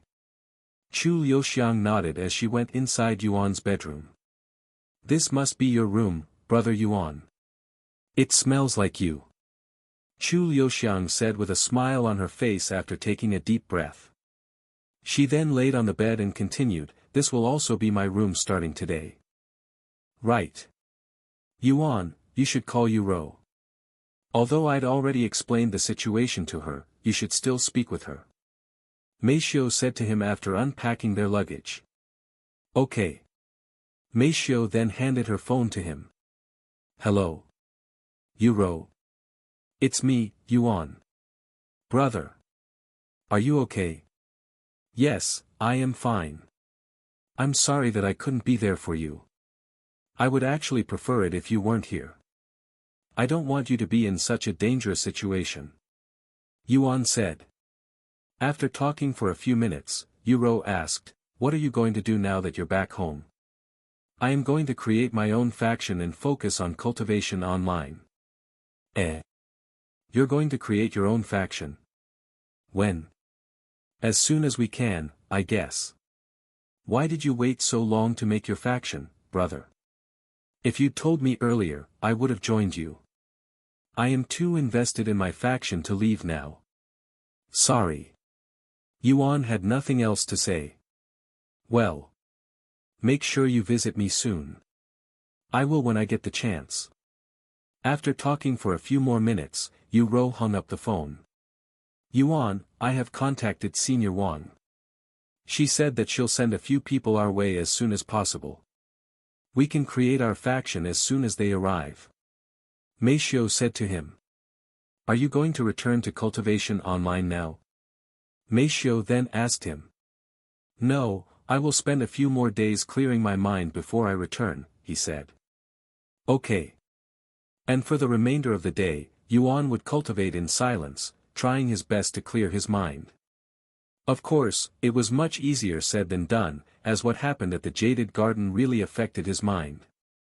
Once it was time to sleep, Chu Liuxiang eagerly jumped on Yuan's bed while wearing her see-through pajamas. We're going to be alone tonight, brother Yuan. Chu Liuxiang giggled like a child. Yes, we are. He calmly said as he also entered the bed. However, Chu Liuxiang didn't take advantage of their time alone, as she didn't want to advance their relationship while he was still feeling down. If I am going to start a family with him, it should be done when we're both happy and eager. Chu Liuxiang thought to herself as she slept beside Yuan. Meanwhile, on the other side of the room, Meishio was having a hard time sleeping for obvious reasons, as she couldn't get her mind off the fact that Yuan was currently alone with a bold woman like Chu Liuxiang, who also has plenty of ambitions. The following morning, Meishio woke up early to cook breakfast, something she hasn't done in a while. Shall I help you out with breakfast? Sebastian asked her. It's fine, you're the guest here, Meishio said to him. Sebastian nodded and returned to cultivating. Shortly after Meishio began cooking, Chu Liuxiang came outside of Yuan's room with a sleepy look on her face. Meishio turned to look at her with a questioning gaze. Chu Liuxiang smiled and said, Don't worry, I won't do anything for now, but once he's fully recovered, I will do it. You don't have to tell me that, Meishio shook her head. Once breakfast was ready, everyone sat around the table to eat. It's been a while since I tasted this flavor, Yuan said. Looks like you can cook a little, but compared to Sebastian, you're still lacking. Chu Liuxiang said, yet she kept eating without any breaks until she finished. After breakfast, Yuan took a seat in his bedroom and began cultivating, but he had no intentions of trying to break through to Spirit Grandmaster. Instead, he was doing it just to clear his mind.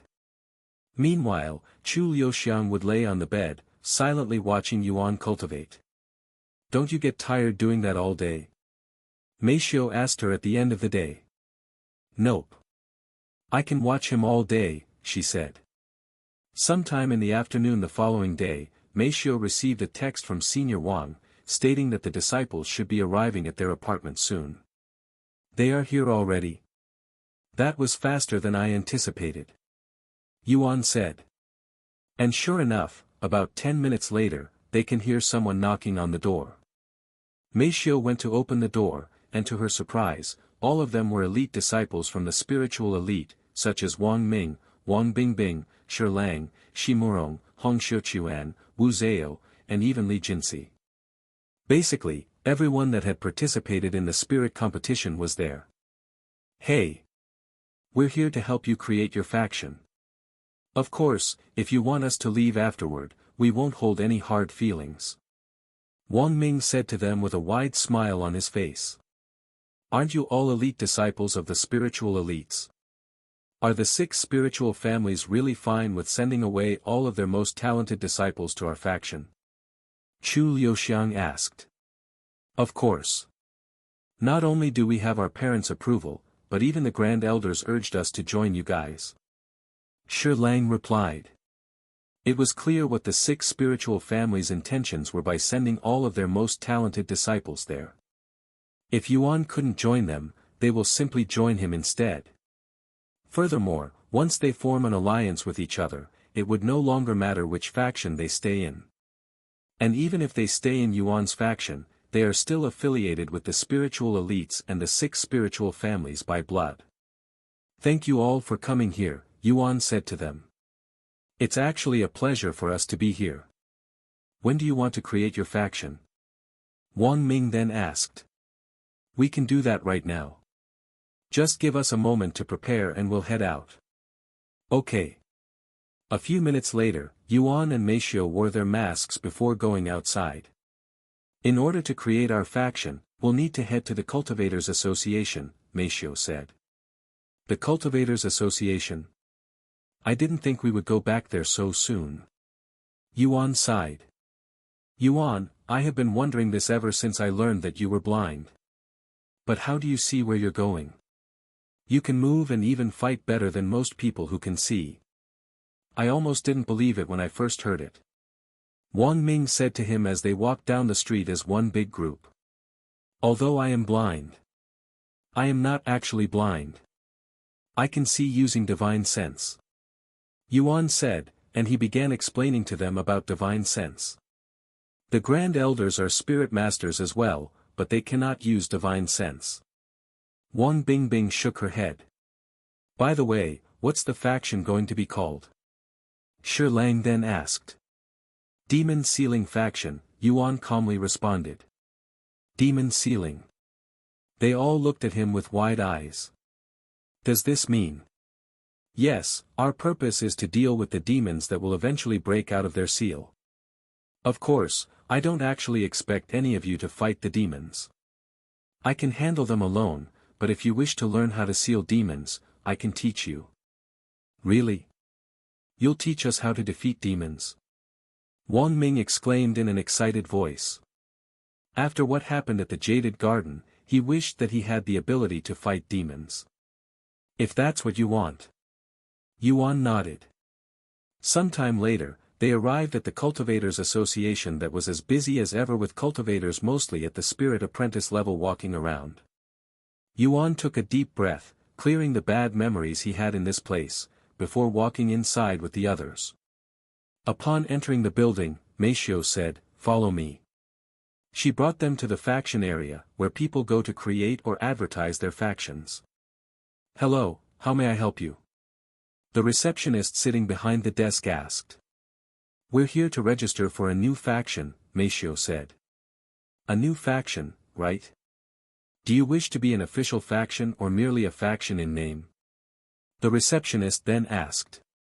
What's the difference? In order to become an official faction, you must pay a certain fee to be registered in the official faction list. As an official faction, you will get to advertise at our Cultivators Association and receive recognition from the government. If you only want to be a faction in name, you will still be registered in the system, but you won't be recognized as a real faction. The receptionist explained. So it's all about the money in the end, huh? Wang Ming laughed. And he continued, I don't think we need to pay them to be an official faction. Once the people realize who is running the faction, they will have no choice but to consider us official, right, Yuan? Wait. Did he just say, Yuan? The receptionist doubted his ears. Then he realized that 2 of them were wearing masks, something Player Yuan was known for. Are you perhaps Player Yuan? The receptionist asked the one that emitted the stronger presence. Yes, I am. Yuan calmly responded. Please give me a moment.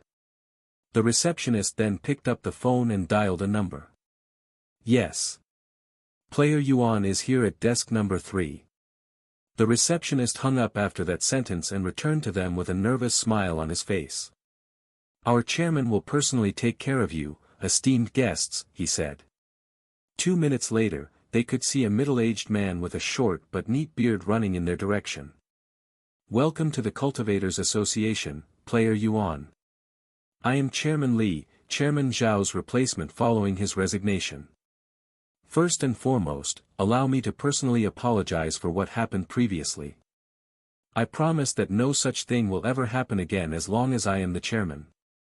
Chairman Li respectfully bowed to them. This attracted the people there. Hey! Isn't that person with the black mask player Yuan? What's he doing back at the Cultivators Association? Did they offend him again? Meanwhile, Yuan remained calm and said, "What happened in the past has nothing to do with you, so I don't understand why you feel the need to apologize to me. Just let it go. Thank you for your pardon. Now then, how may I help you?" "We're here to start our own faction," Yuan said. "Of course. Allow me to help you." Chairman Li then turned to look at the receptionist with an intensive gaze. The receptionist quickly stepped aside to allow Chairman Li to get behind the desk. This is the first time the receptionist has seen Chairman Li so eager to work their job. "All right, I am ready. I just need the details now." "Oh, right. I nearly forgot. You need at least 10 people to create a faction, or I won't be able to register it in the system." "We have 10 people here," Yuan said. "Great. Then let's start with the name of the faction." "Demon Sealing Faction," Yuan immediately said. "Demon." Chairman Li looked at Yuan with a dazed face for a good moment before snapping out of it and typing it into the computer. "As for the leader of the faction, I am assuming it's going to be you?" Chairman Li asked him a moment later. "Who else is more qualified to be the leader than him here?" Li Jinsi sneered, almost as though she was mocking his question. "I understand. What about the vice leaders?" "You can have 2 of them at most." Yuan then said, "Mei Xiu and Chu Liuxiang." After typing their name into the system, Chairman Li spoke, "Can I have the others' name now?" Wang Ming and the others began giving their names one by one. Once all of their names were in the system, Chairman Li created their faction. Normally, a newly registered faction would need to be vetted first before they are approved, but with Chairman Li's position within the Cultivators Association, they easily skipped all of those steps and instantly got approved as an official faction. "Congratulations, your faction, Demon Sealing Faction, has been created. If you ever need anything or have any questions, you are free to contact me at any time and I will do my best to help you," Chairman Li said to them afterward. "Does this mean we are done here?" Yuan asked after their faction was created. "Not completely. Your faction has been created, but we still need some more information, such as the location of your faction headquarters, and if you want, you can register your members' cultivation base into the system so that we can rank your faction," Chairman Li said. And he continued, "Of course, the higher rank your faction, the more benefit you can receive." "The location of our faction?" Yuan mumbled. "What if we don't have a location yet?" He then asked. "That's completely fine. It's not required to have a headquarter for your faction, but most factions have one, as it makes them look more professional. Also, it would make things more convenient for the members if they can all live in the same area." Yuan turned around and asked the others, "Well, what do you guys think?" "We don't have any living quarters at the moment since we weren't sure if you wanted us to stay afterward, but we can live in hotels or rent out someplace near your apartment if it's too much to get our own headquarters since they're not cheap," Wang Ming said. "If it's a money issue, we can simply ask our families for help," Li Jinsi said calmly. "I think it's more of a location issue since I don't have any ideas where we should make our headquarters," Yuan said. "If you need help looking for a headquarter, our Cultivators Association can help you. We have specialists for this kind of stuff. We will help you scout out areas based on your preferences, and we can give out loans with 0 interest if you need help with money," Chairman Li suddenly said, realizing that this is a perfect opportunity to make things right between the Cultivators Association and Yuan, whose faction will surely become a top power in the near future. Yuan pondered for a moment before nodding his head. "Okay, we'll rely on you to scout for a place." "Very well. Just let me know the details and the Cultivators Association will do everything in its power to find you a suitable place. Are there any more questions? Then can you tell me about the faction ranking and what kind of benefit we can receive?" Yuan then asked. "Of course. Every faction can be ranked depending on its overall prowess and influence. From the lowest rank to the highest, we have bronze, silver, gold, platinum, and lastly, crimson. As for the benefits, you can receive monthly allowances and assistance from the Cultivators Association and all of our allies. Chairman Li then continued. The rank and benefits only matter if you join the Cultivators Association. The spiritual elites doesn't have any rank because we didn't join the Cultivators Association, but we would easily qualify for the highest rank. Wang Ming said. I see. Yuan nodded. Actually, you can still receive an official rank and some benefits even if you don't join the Cultivators Association. It just won't compare to those who join our Cultivators Association, and it'll be harder to get approved. Chairman Li explained. If we don't have to join the Cultivators Association to receive a rank, we will do it. Yuan then said. Even though he couldn't care less about their rank, he wanted to see how they compared to the other factions. Very well. Please give me a moment. Chairman Li then retrieved something from under the desk. This is a qi device. It can analyze spiritual energy and determine one's cultivation with fairly good accuracy. It was only created very recently as well. Try it out. Yuan and the others looked at this machine with raised eyebrows. Here, let me show you. Chairman Li then placed his hand on this machine before pressing a red button. A few moments later, the words, 9th level spirit apprentice, appeared on the screen. Let me try next. Wang Ming was the first one amongst them to try out the machine. After putting his hands on the machine, he waited for the results. 3rd level spirit warrior. Chairman Li's eyes widened with shock when he saw the results.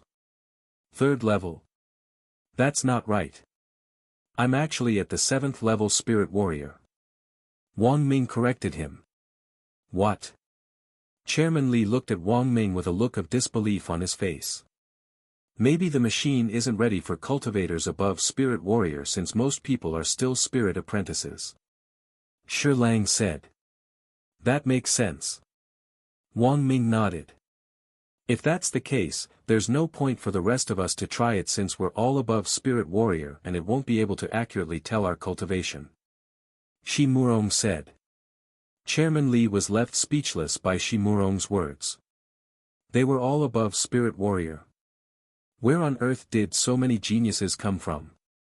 I am sorry for the inconveniences. It will probably take some more time before these machines can handle spirit warriors. Chairman Li apologized to them. It might even take a few years before they can handle Yuan, who is already a spirit master. Wang Ming laughed out loud. Anyways, since we cannot accurately gauge your cultivation level, let's just focus on your headquarters for now. What kind of preferences do you have in mind? Such as the scenery, the size of the building, and your budget. Yuan pondered for a moment before speaking. I don't really care about the scenery or the location as it's in a convenient area. As for the size of the place, I would prefer it if it could fit over 10, even 20 people comfortably. As for our budget, it doesn't matter either. Chairman Li continued to ask Yuan a few more questions about what he wanted for their headquarters. 15 minutes later, Chairman Li nodded, all done. Please give us a week to scout for your headquarters. I will notify you the moment we finish. Okay. Yuan nodded. It was a pleasure helping you. I look forward to the day your faction reaches the top. Chairman Li said to them before leaving the scene. Yuan and the others left the Cultivators Association shortly afterward. Where will you guys be staying until we have our headquarters? Yuan asked Wang Ming and the others. We'll probably rent a hotel somewhere close to your apartment. It'll only be for around a week, anyway. Wang Ming said. What about you? What are you going to be doing in the meantime? Li Jinsi asked him, as she was hoping to train with him while they waited. I am going to return to Cultivation Online. It's been a very long time since I last stepped foot in that world, after all, he said. Cultivation Online. The elite disciples raised their eyebrows simultaneously.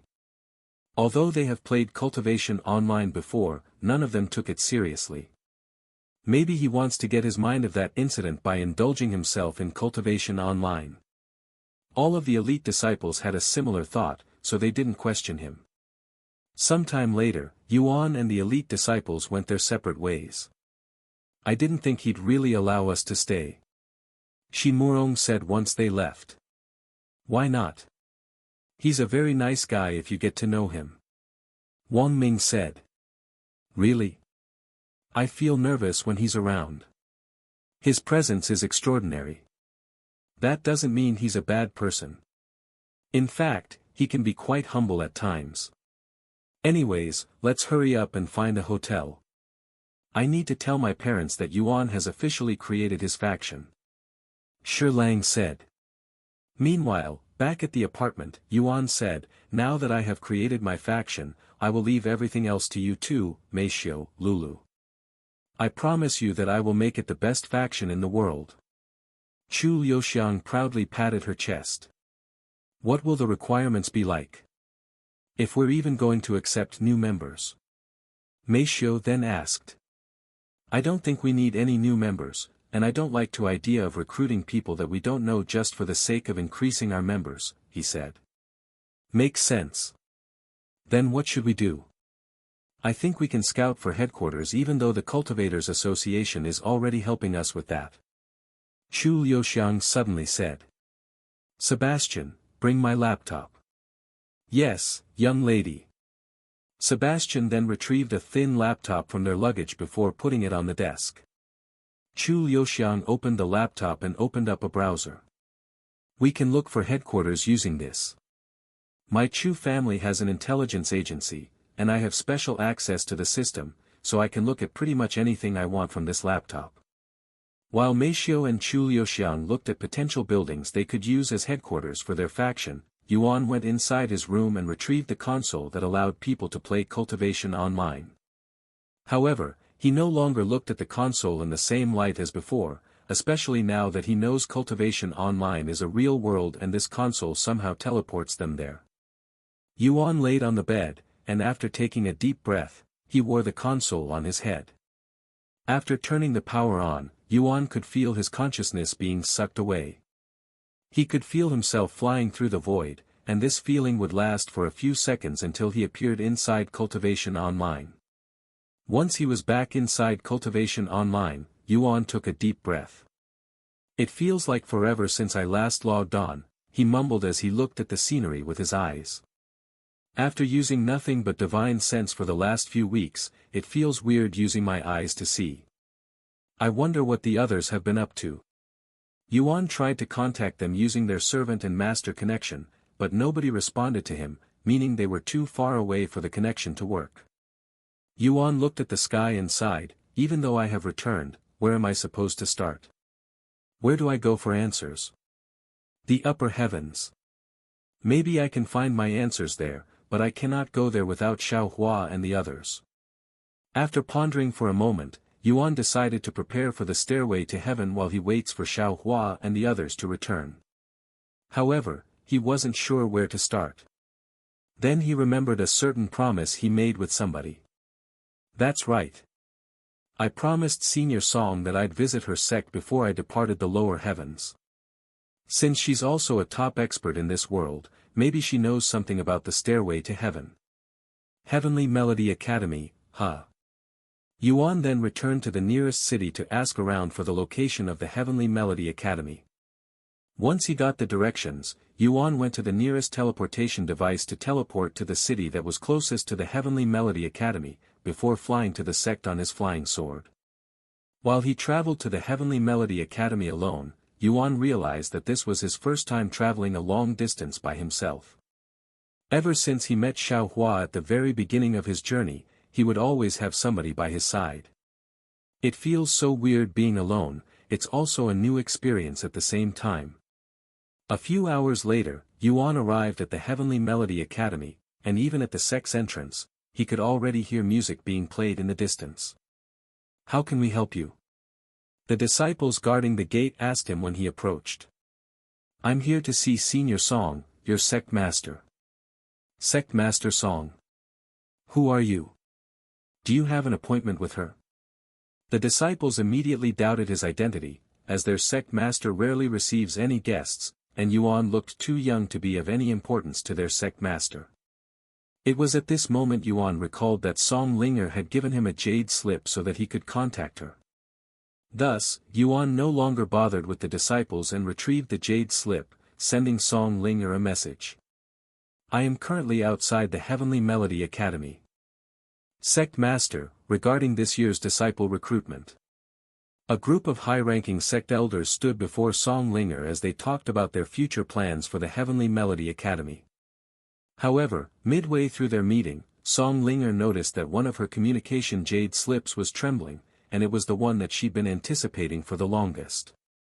Seeing this, Song Linger immediately listened to the message from it. I am currently outside the Heavenly Melody Academy. Yuan's voice resounded. He's finally here.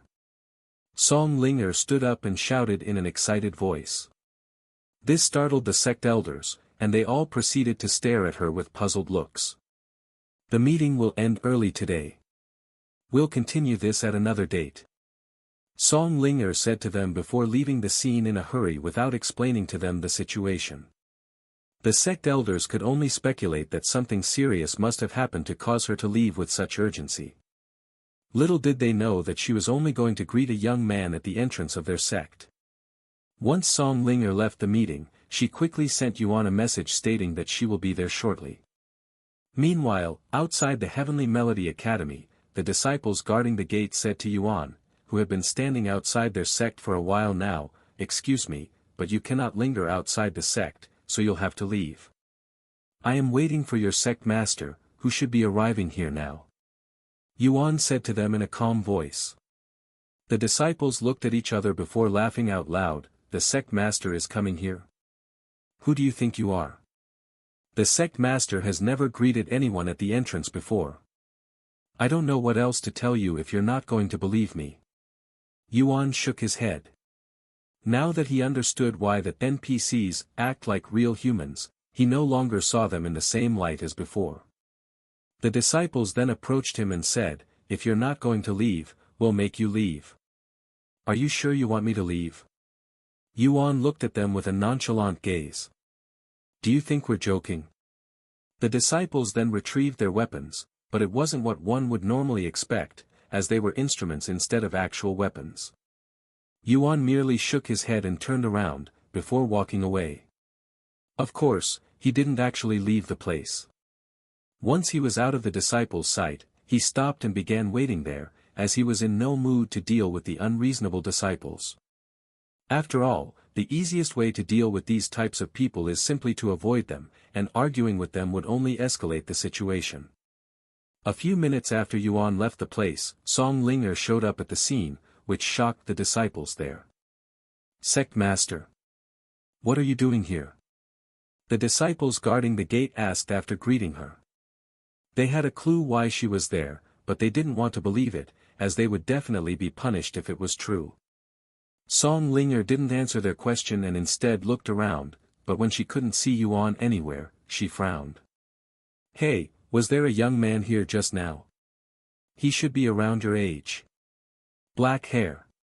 Song Linger decided to ask the disciples, as she didn't think Yuan would be the type to play such a cruel trick on her. The disciples immediately felt as though they'd been slapped in the face when they realized who Song Linger was referring to, and they cried inwardly, so he was actually telling the truth. And we chased him away. We're doomed. Sect Master. What had happened was. The disciples began trying to give excuses, but Song Linger didn't care about any of that, and she asked again, did you see him or not? We did. Where is he then? We thought he was someone suspicious, so we kind of forced him to leave. One of the disciples eventually resigned to his fate and revealed the truth. You what? As they'd expected, Song Linger immediately fumed with anger. We're sorry, Sect Master. We really didn't know he was telling the truth. The disciples quickly got on their knees and begged for forgiveness. After a moment of silence, Song Linger spoke in a cold voice, if you're really sorry, then go bring him back. And you're all forbidden to return until you do. The disciples felt like crying after hearing her words that low-key expelled them from the sect. However, Right as tears began forming in the corner of their eyes, Song Linger noticed a figure approaching them from a distance. When she saw Yuan's face, her cold face immediately softened. "Yuan!" She called out to him, causing the disciples to turn their heads. When they saw the young man they turned away return, their eyes glistened with hope and joy. "I apologize for making you wait even though I messaged you earlier," Yuan said to her. "Don't worry about it, I have heard the situation from these idiots. Please forgive their rudeness just now." Song Linger shook her head. And she continued, "Follow me, let me show you around the sect before we sit down." Yuan nodded and proceeded to follow her. The disciples sighed in relief inwardly when they saw them leaving, but alas, Song Linger suddenly said, "All of you here will spend 1 month in the Chamber of Repentance starting today." "Yes, Sect Master." They all responded simultaneously. Although they were still getting punished, it was much better than getting kicked out of the sect that they worked so hard to enter. Once they entered the sect, Song Linger began guiding Yuan around the Heavenly Melody Academy. "Since you're here, does it mean you'll be challenging the stairway to heaven soon?" Song Linger asked him as they walked around the sect. "Yes. I wanted to explore the lower heavens a little more before, but alas. Looks like I will have to postpone that plan for the future." "Leaving it for the future? You know it's going to be very difficult for you to return once you ascend, right? Especially the higher you go, the more resources it'll require for you to come back to the lower heavens," Song Linger said to him. "I know, but it's not impossible." Song Linger stared at him in silence for a moment before speaking. "Did something happen? There's something different about you." "Huh? How can you tell?" "A woman's intuition, I guess," she casually shrugged. Yuan then sighed, "Something did happen, but it's all in the past now, and dwelling on it won't do me any good. While it's definitely not worth dwelling on some things, some definitely are worth it, as it could be what pushes you further past your limit. If you want to talk to me about it, I am all ears." Yuan pondered for a moment before asking, "Senior Song, do you know anyone close to you that have passed away?" "Sorry if it's a sensitive question." Song Linger looked at him with raised eyebrows. "Death? This is the cultivation world, where death is probably one of if not the most common thing regardless of which realm you're in. I don't think there is anyone around my age that hasn't experienced the death of a friend or a loved one. In fact, I have lost many friends to magical beasts and even more to other cultivators. I thought it was something more serious, but I guess this is your first time experiencing something like this, which is pretty normal." Yuan nodded and said, "Yes, this is the first time someone close to me has passed away, and she was even killed right before my eyes." "How did you deal with the loss of a friend?" Song Linger looked up at the sky and said in a low voice, "You can never completely deal with the loss of a friend or family member, at least I don't think so, since they will always remain in your memories. The best thing one can do is try to prevent it from happening again in the future. Other than that, you'll just have to live the rest of your life with that burden, especially if you're the reason that person died. Many people, friends had died because I was too weak to protect them. And as cold-hearted as this may sound, it's because of their death that pushed me to where I am today, so I am also grateful to them in a way. Become strong enough so that it doesn't happen again, huh?" Yuan mumbled in a low voice. "I don't know what happened, but as a cultivator, especially as a musician, you must learn how to control your emotions." "I understand. Thank you for the advice, Senior Song." Yuan suddenly stopped walking when he noticed something in the distance, 2 large statues standing beside each other with a zither in their grasp. "Can I get a closer look at those statues?" Yuan pointed to them and asked. "Of course." Once they were before the statue, Yuan focused on the female statue to his left first, as it resembled someone that he has seen before. "This person. She looks like the Zither goddess." Yuan mumbled out loud. "That is because she is the Zither goddess," said Song Linger. And she continued, "Most people that aren't a disciple of this sect don't know this, but the Zither goddess used to be a disciple of our Heavenly Melody Academy. Unfortunately, she didn't stay for long because she easily surpassed everyone within just a few years. The zither goddess was a disciple here. What was she like as a disciple? Yuan asked, his interest piqued. This is what I heard from the previous sect master, who heard it from the previous sect master and so on, but the zither goddess was a quiet girl who would spend the majority of her time alone in this exact spot playing the zither. If she's not here, then she would be in her own room playing the zither. Is there a reason why she would spend so much time here? I don't see anything special here. Yuan looked around, but he could only see an empty area beside the statues. Song Linger then pointed to the statue standing right beside the zither goddess statue. It's because of this statue. She would spend most of her time performing for this statue, she said. Yuan turned his focus onto the second statue, which was a statue of a handsome man. Are they perhaps acquainted with each other? Yuan couldn't help but ask. Song Linger chuckled a little before responding, that's not possible. That person left the lower heavens millions of years ago while the zither goddess wasn't born until around 25,000 years ago. If you ask me, I think it's because she admires this person, hence why she had spent most of her time here. The zither goddess admiring somebody? He must be a fairly influential person. If you consider the god of music an influential person, then you're right. Song Linger said. So he's the god of music? Does this mean he was also a disciple of the Heavenly Melody Academy? If only. The Heavenly Melody Academy is only 100,000 years old, after all. We made the statue to pay our respects to the god of music, who is known to have complete mastery over every instrument in existence. Is that so? Yuan looked at the face of the god of music. Seeing Yuan staring at the god of music's face, she said, by the way, that's not really the god of music's real appearance. The statue was made only based on some descriptions of him from ancient scrolls. I don't think anyone in the lower heavens would know his appearance. Does this mean he still exists somewhere in the upper heavens? Yuan then asked.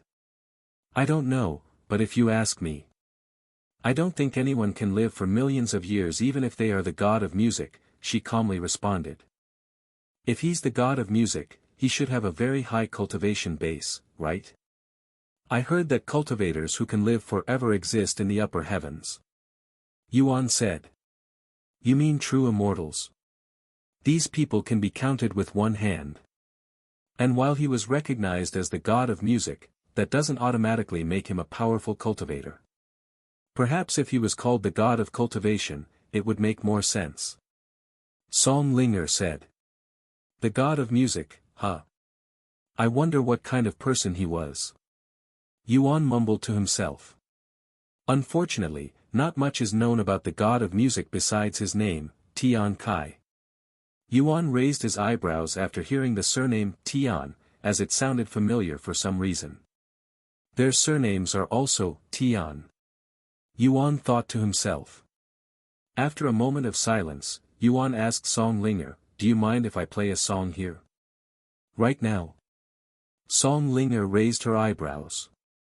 Yes, I want to pay my respects to both of them the same way the zither goddess paid respect to the god of music. Go ahead. Yuan then retrieved the soul ensnaring zither before taking a seat right before the two statues. After taking a deep breath, he began playing zither goddess's ethereal arts. Ding! A ripple swept the Heavenly Melody Academy every time Yuan played a music note on the soul ensnaring zither. Song Linger's eyes widened with shock as she watched his performance. As compared to the time he played during the zither competition, he has improved by leaps and bounds.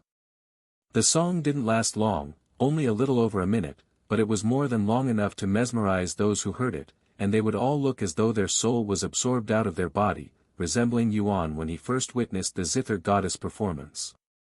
Yuan stood up and returned the zither back inside his storage ring after the song ended. Have you been practicing recently? Song Linger asked him when she eventually snapped out of her daze. Not really, he said. Although he did play for a few days with Azure, it couldn't really be counted as practice.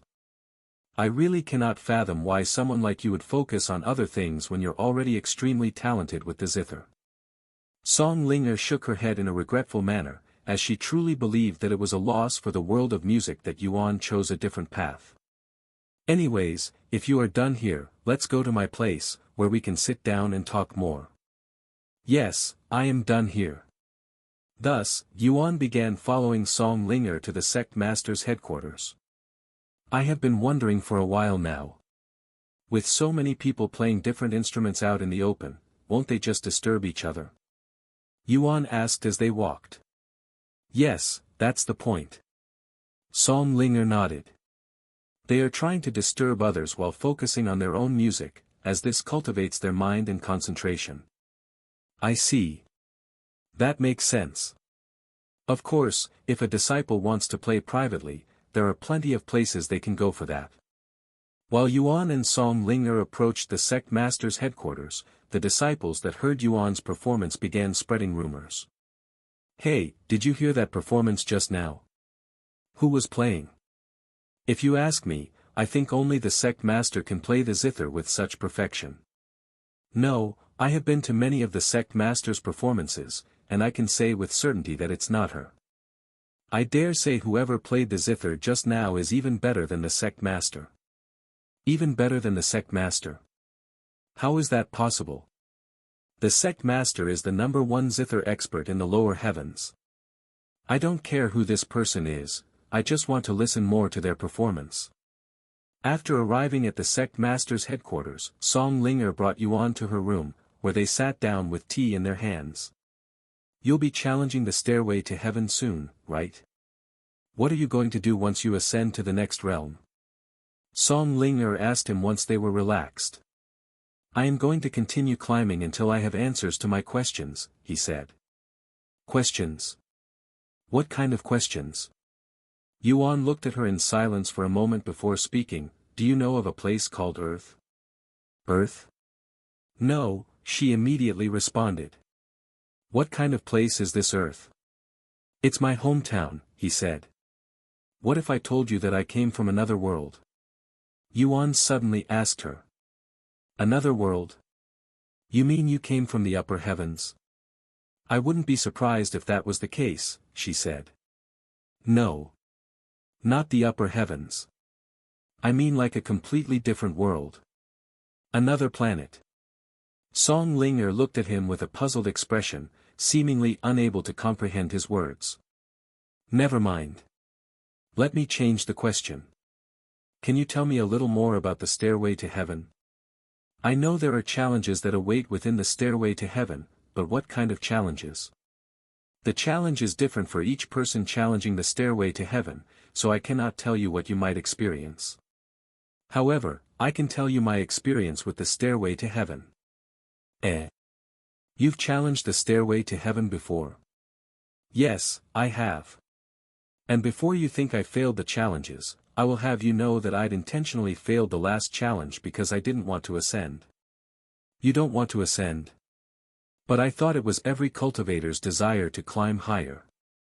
For most cultivators, yes, that is the case, but I am content with my current standing. I am the sect master of the Heavenly Melody Academy. If I leave the lower heavens, I will have to start climbing from the bottom again. Furthermore, I don't have anybody who can replace my position as sect master. If I leave now, the Heavenly Melody Academy will suffer. Song Linger explained. Maybe in the future when I have someone who is capable of replacing me as sect master, I will challenge the stairway to heaven again. Anyways, for the stairway to heaven, when I challenged it, I had to do 4 trials. For the first trial, I had to fight a stampede of magical beasts that was 2 levels above my cultivation. For the second trial, I had to traverse 1,000 miles while being burdened by a powerful pressure and magical beasts. For the third trial, I had to confront my heart demon. And for the final trial, I had to fight another magical beast, but this time, it was 5 whole levels above my cultivation. Although the trials are random for everyone, many people have received the same trial before, so there's a good chance that you'll experience some of the same trials I went through. I see. This information will definitely be helpful to me. Thank you, Senior Song. If there's anything I can do in return, don't hesitate to ask. Yuan said to her. I do have one request for you. Can you do a performance before the disciples for me? I want to broaden their views. Most of them think I am the #1 zither expert under heaven, but that is far from the truth, as there are plenty more skillful zither experts in the upper heavens. Okay. I don't mind if it's just a performance. When do you want me to do it? I will need some time to prepare for it. Can you give me 3 days? You can even stay here as an esteemed guest if you'd like. Sure. Yuan nodded. After all, he doesn't know where Xiao Hua and the others were or when they'll return, and there was no way that he'd leave them behind to challenge the stairway to heaven. Furthermore, he still has to return to the Dragon Essence Temple to pick Min Li up as he'd promised. Sometime later, Senior Song led Yuan to his living quarters where he'll be spending the next 3 days. My house is this one, so if you need anything, just knock on my door. Though I usually spend most of my time at the sect master's headquarters, so you can find me there if I am not home. You are also free to wander the sect, but there are some restricted areas that can only be accessed by certain individuals. Do you have a place where I can learn new songs? Yuan then asked. Of course. Just go to the music pagoda.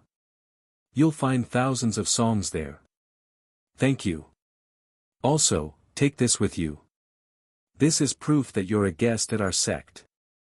If you're caught without it, you might be misunderstood like what happened earlier, so make sure you have it with you at all times when you leave your living quarters. Song Linger handed him a medallion before returning to the sect master's headquarters. Once she left, Yuan looked around his living quarters before making his way to the music pagoda that Song Linger had mentioned. Excuse me, do you know the way to music pagoda? Yuan asked the first disciple he encountered. And since he was living beside Song Linger's living quarters, it was only natural that he was located in the center of the sect with the elites. Who are you? I don't recognize your face. You new here? The young man asked Yuan. No, I am just here as a guest, he said. A guest that can enter the inner courts of the sect. Just who is this guy? The young man wondered to himself. The music pagoda is at the outer court. You can get there by following that path over there. As for the place itself, it's an 11-story building. You won't miss it. Thank you for the information, Yuan said to him before following the path.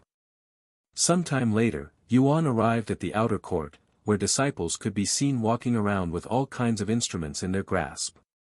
The most common instrument appeared to be the zither, which was expected since their sect master is a zither expert, but it wasn't to the point where it overwhelmed the other instruments.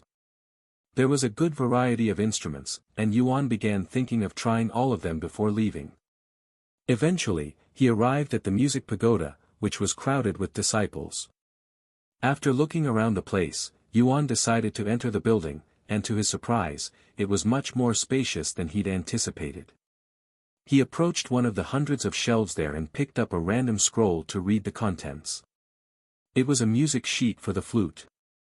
He picked up another from the same shelf, and it was also for the flute. It was at this moment that Yuan noticed the tag at the side of the shelf that read, flute. Yuan then walked around until he found the zither tag. Once he did, he began looking through the music sheets one by one until he read everything on the shelf. When the disciples around him saw this, they thought that he was looking for the perfect song, but little did they know he was actually memorizing the songs so that he could try them all out later. There are 11 floors in this building and the first floor is already filled with hundreds of songs. It'll probably take months if I want to learn every song in this place. Yuan mumbled to himself as he looked for the next shelf of zither music. Meanwhile, Song Linger was preparing for Yuan's concert in 3 days. You want to gather all of the disciples 3 days from now? What is the special occasion? One of the sect elders asked her after receiving this sudden order. There will be a performance on that day. I believe that it will greatly benefit the disciples, perhaps even change their lives once they witness the performance, she said. A performance? By whom? An expert that's even better than me, she casually responded, leaving them speechless. Even better than you, sect master. Who is this person? One of the sect elders asked. You'll find out in 3 days, she casually responded. Meanwhile, back at the music pagoda, Yuan decided to see if the music sheets on the second floor were any different. There are more notes. I guess the higher the floor the more difficult the songs. Now that he had this knowledge, he wanted to see what was the most difficult song in this place, so he began making his way towards the 11th floor.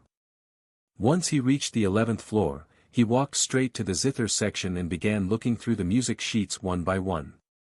Oh! I recognize this song. Yuan was surprised by the first music sheet that he'd randomly picked, and it was the same song that he'd played during the zither competition after learning it from Song Linger's disciples. Even though he already knew the song, he still wanted to look at the music sheet properly to get a better understanding of it. While Yuan looked at this music sheet, a disciple approached him from behind. Hey, you're blocking the shelf. This disciple said to him. Oh, I am sorry. Yuan turned around to see a beautiful young lady standing behind him, and she looked very familiar for some reason. Isn't she from the zither competition? It took a moment for Yuan to recognize this girl, who was the one that played the incredible song, God Descends from Heaven, during the zither competition. However, this girl didn't recognize Yuan, who wasn't wearing a mask at this moment but did during the zither competition. As Yuan made way for her, she noticed the music note in his grasp. God descends from heaven. Who is this guy? Besides the top disciples in the sect that want to challenge themselves, most people don't even dare to pick up the song because of its difficulty. Do you intend on learning that song?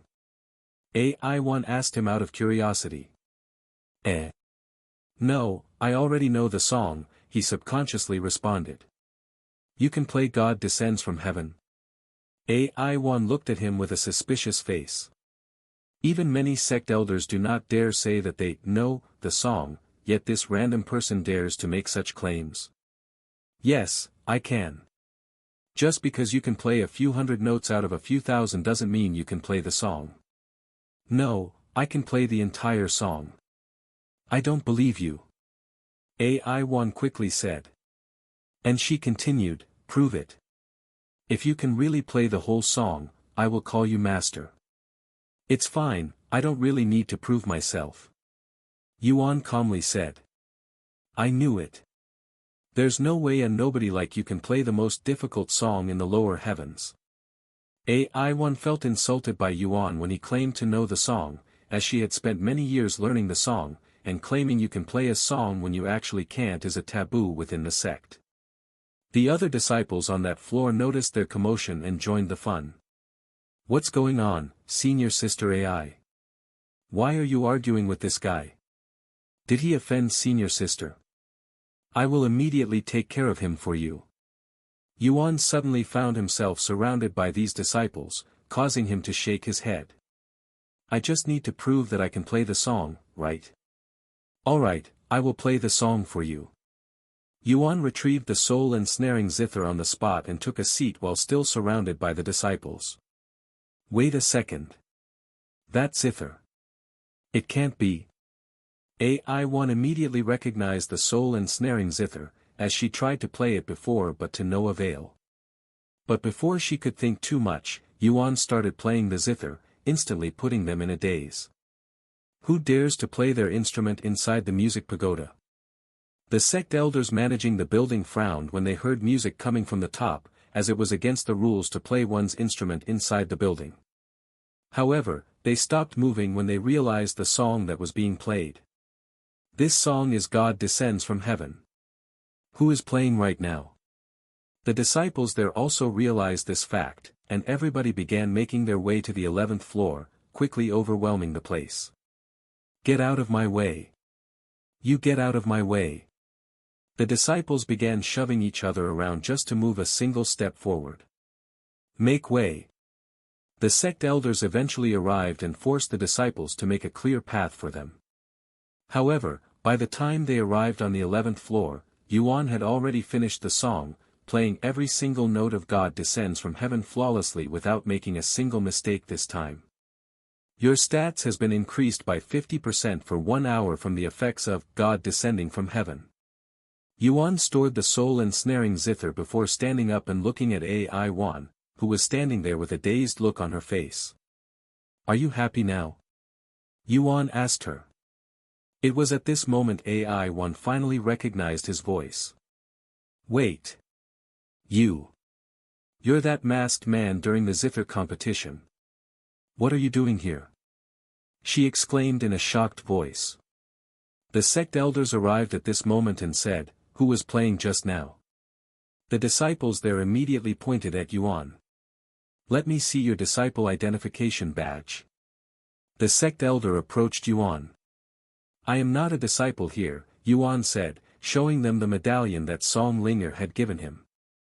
Not a disciple. The sect elders were speechless. How can such a talented individual not be a part of their sect? That in itself should be a crime. Although that was an amazing performance just now, it's against the rules to play your instrument in the music pagoda. The sect elder said after snapping out of his daze. I didn't know that, sorry. Yuan immediately apologized. This was all my fault, elders. If you're going to hold anyone responsible, it should be me. AI Yuan suddenly stepped forward and said. Prime Disciple AI. The sect elders looked at her with wide eyes, as AI Yuan is usually a quiet girl who never causes any trouble. Well. Since Prime Disciple AI says so. We'll forget about this incident. However, make sure it doesn't happen again, or the sect master will be very upset with you. The sect elder said to her. Because AI Yuan was Song Linger's disciple, the other sect elders didn't dare to punish her, as they believed that they would be overstepping their boundaries as a sect elder to discipline the sect master's disciple. Thank you, sect elders. This will not happen again. AI Yuan bowed to them. She then glanced at Yuan for a moment before leaving the music pagoda. Yuan also decided to leave since it would be impossible to look at the music sheets in peace after that little commotion. Once he left the music pagoda, Yuan noticed AI Yuan standing outside, almost like she was waiting for him. I'm sorry for acting up just now, she suddenly said to him. I get agitated when people lie and make bold claims before me. You should know that God descends from heaven isn't something ordinary people can play, and when someone claims they can play such a song to the end, it's only natural to doubt their claims. If I had known that you were the same person from that competition. I'm sorry. AI Yuan apologized to him again. Yuan could tell that she was sincere in her apology, so he didn't hold any hard feelings for her. Don't worry about it. It was just a misunderstanding, he said to her. Thank you. After a moment of silence, she asked him, by the way, what are you doing at our sect? Do you intend on becoming a disciple? No, I am only here because of Senior Song. I will be leaving soon. What a pity. AI Yuan sighed. Pity? Yuan lifted his eyebrows in a questioning manner. I heard from my master that you are only playing the zither as a hobby and that you don't intend on becoming a zither expert. If I had your talents, I would definitely focus on becoming the best zither expert in the world. I mean, it's not like I am not playing the zither at all. I just don't want it to be my main focus, as there are other things that I find more entertaining, said Yuan. It's your life, so I won't tell you how to live it. However, you will definitely disappoint many people with your decisions. AI Yuan shook her head. Anyways, I have one last thing to ask you. The zither you used to play just now. It's the soul-ensnaring zither, right? Yes, it is. AI Yuan went silent for a moment before speaking. Do you want to try something? What are you talking about? The zither goddess used to be a disciple of our Heavenly Melody Academy. Did you know this? AI Yuan then asked him. Yes, I do. Then did you know that her immortal cave hasn't been opened ever since she left? Huh. Yuan was puzzled yet intrigued at the same time. The zither goddess had her own immortal cave when she was still here, but it hasn't been opened since she left, but it's not because we don't want to open it, it's because it refuses to open for some reason. We believe that it's because the zither goddess had placed some sort of protection around her home, but she forgot to take it down when she left, so her immortal cave has remained unopened to this date. I was thinking that maybe you can open it with the soul ensnaring zither. I can try. Yuan nodded. Okay, follow me. Yuan turned around and began walking. Yuan quickly followed her. Why do you want to open the immortal cave? Yuan couldn't help but ask her. I am curious, everyone is. We want to know what is inside the famous zither goddess's immortal cave. Maybe she has some heaven-defying zither techniques inside. Oh, I should also mention that while we cannot open it normally, we can definitely open it with force, but that would destroy the place, so nobody is willing to do such a thing. The zither goddess immortal cave, huh? I would be lying if I say that I am not interested. Yuan said. Sometime later, they arrived at the inner court, where all of the high-ranking sect elders and elite disciples lived. Disciple Yuan.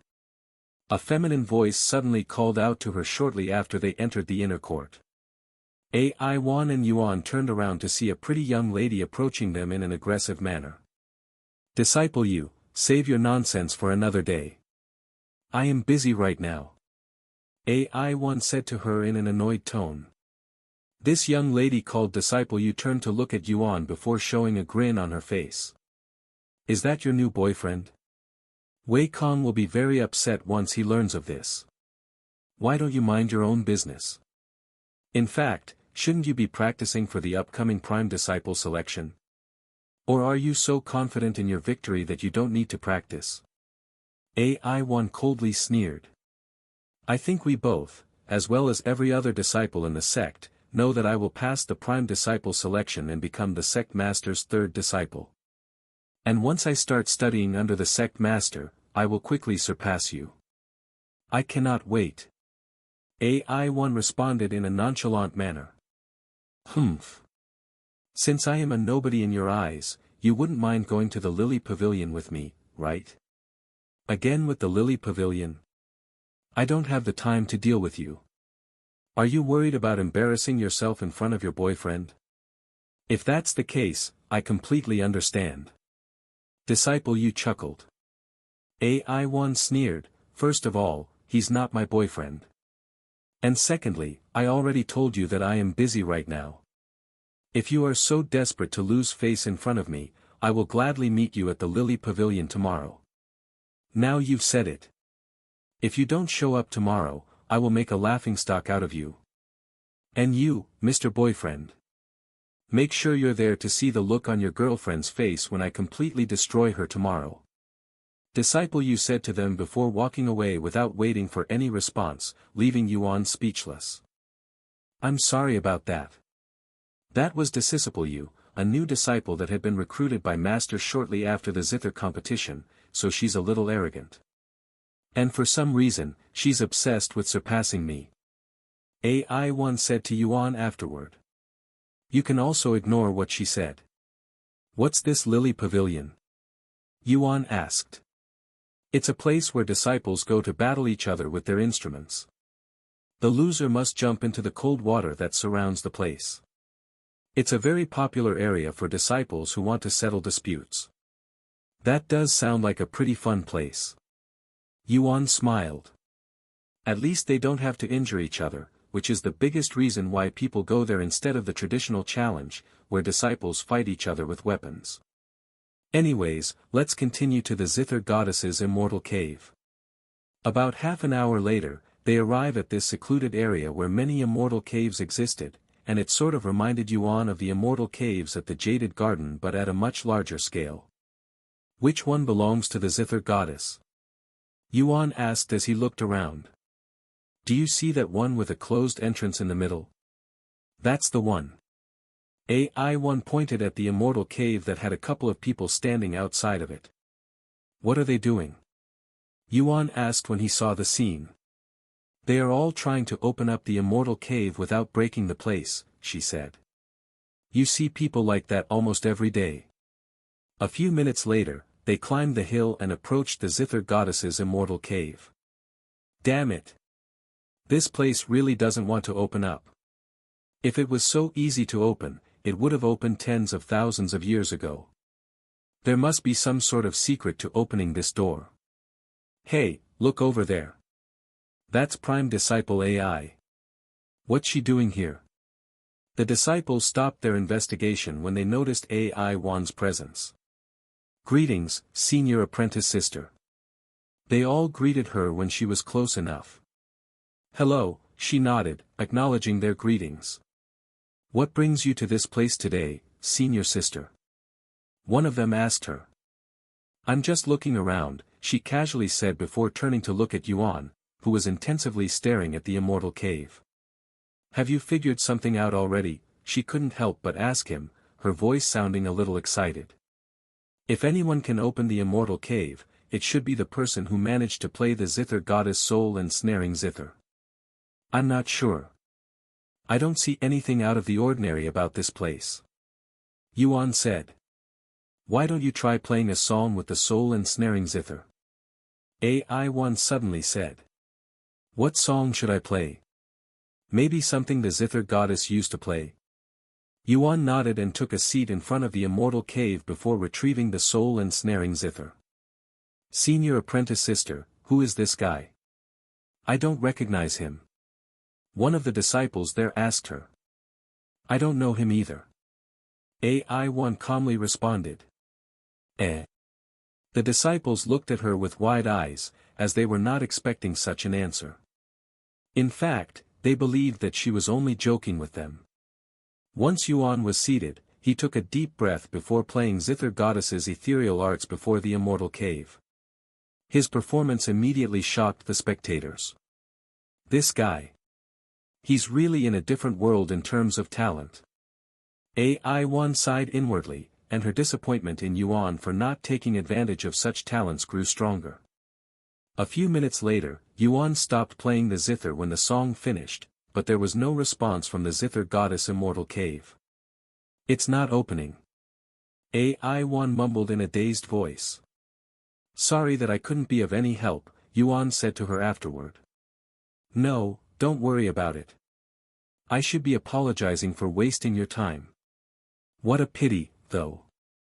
I really wanted to see her immortal cave. Yuan sighed as he placed his hand on the large boulder that hasn't budged for over 20,000 years. It was at this moment the boulder suddenly began trembling. However, before Yuan could even react, his vision suddenly blacked out, almost like someone had turned off all the lights in a room.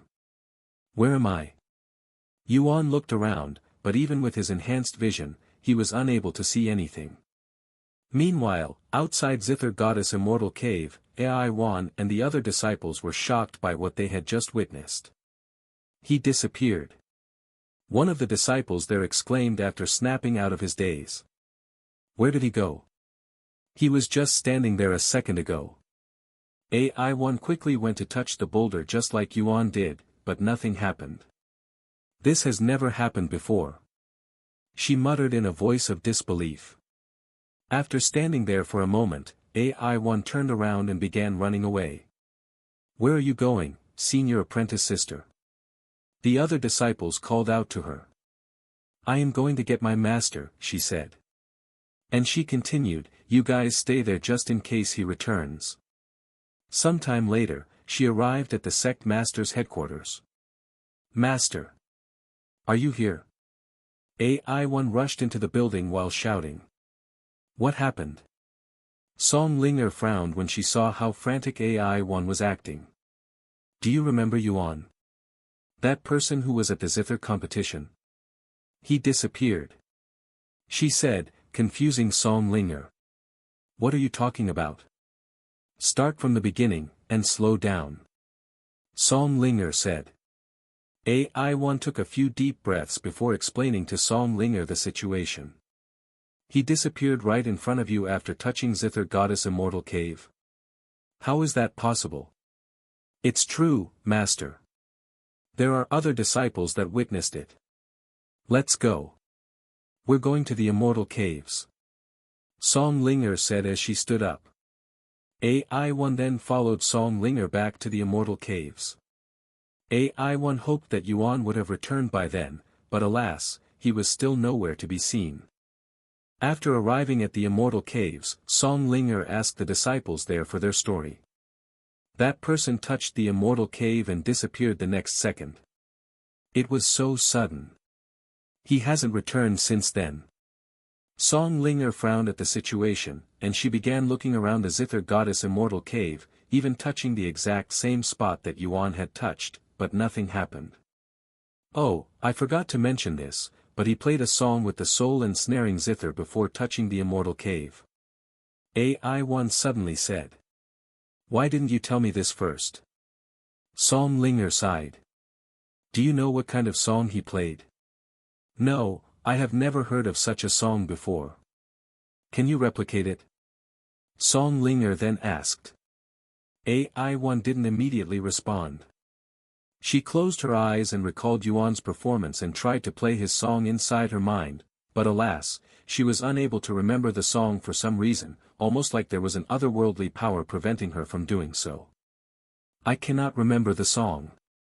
AI-1 sighed after trying. What? You should be able to memorize a song after hearing it once. Was the song he played really that difficult? Song Linger looked at AI-1 with a surprised face. Not difficult, it was complex, almost like it was a technique as well as a song. That's the best I can describe it. AI-1 said. A song that is also a technique. To think he's already reached that level. Song Linger mumbled to herself. And she continued a moment later, anyways, I don't think there is anything we can do but wait for him to return on his own. No way. AI-1 mumbled. She couldn't help but blame herself for this situation, as she was the one who asked Yuan to open the Zither goddess immortal cave. If she hadn't done such a thing, Yuan wouldn't have disappeared. If a heavenly genius like him is forever gone because of me. AI-1 could not imagine being responsible for the death of such a genius, so she silently prayed for his safety. Meanwhile, somewhere in this universe, Yuan was surrounded by nothing but pure darkness. Hello? Anyone there?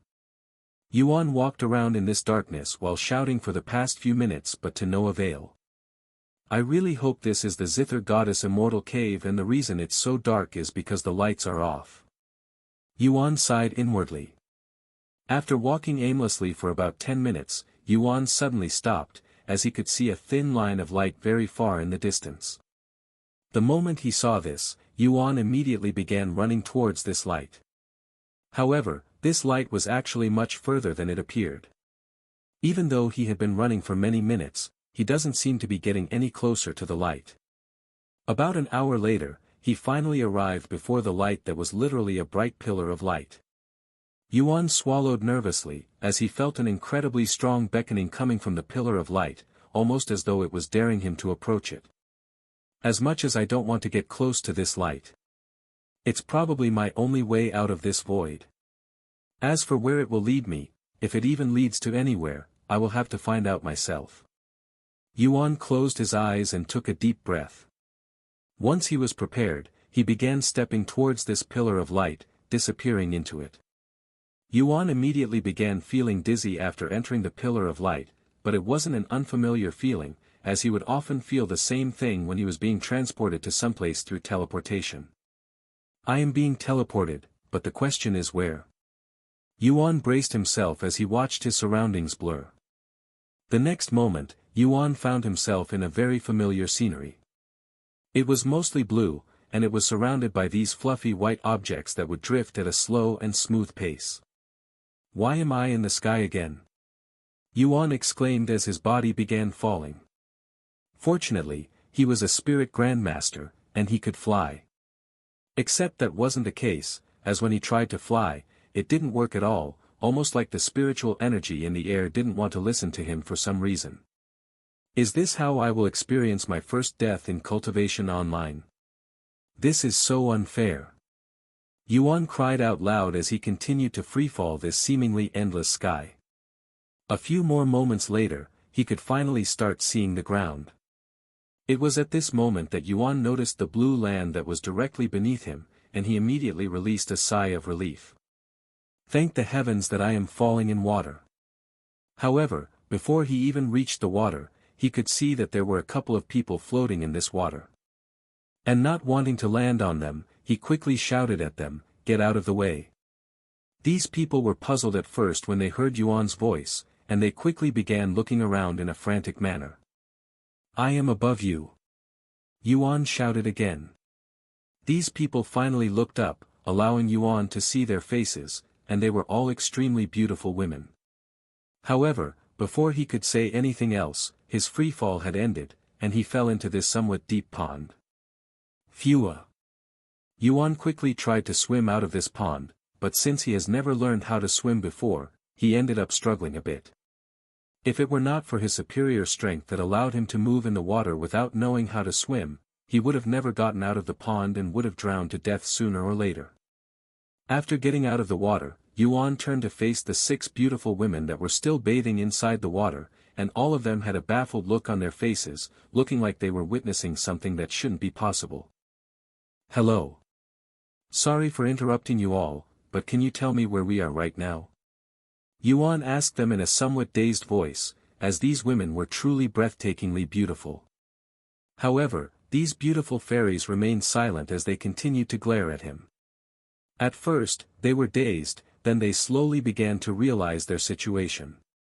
Once they fully comprehended the situation, their dazed faces turned into frowns, and their gaze turned bloodthirsty. Yuan swallowed nervously when he saw their unfriendly, even threatening gaze.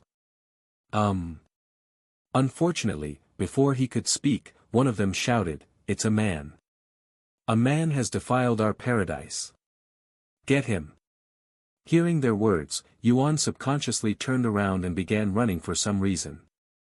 Although he regretted this decision at first, he would quickly realize that it was actually the right choice. "He's running. Chase after him." The 6 beauties immediately jumped out of the water, revealing their completely naked bodies, but Yuan was too occupied with running to care. Once they were out of the water, these beauties quickly retrieved their robes to cover their bodies, but they didn't even bother dressing up properly before chasing after Yuan, looking like a group of ladies who just woke up late for work and are currently scrambling to get prepared. Heavens! They are fast!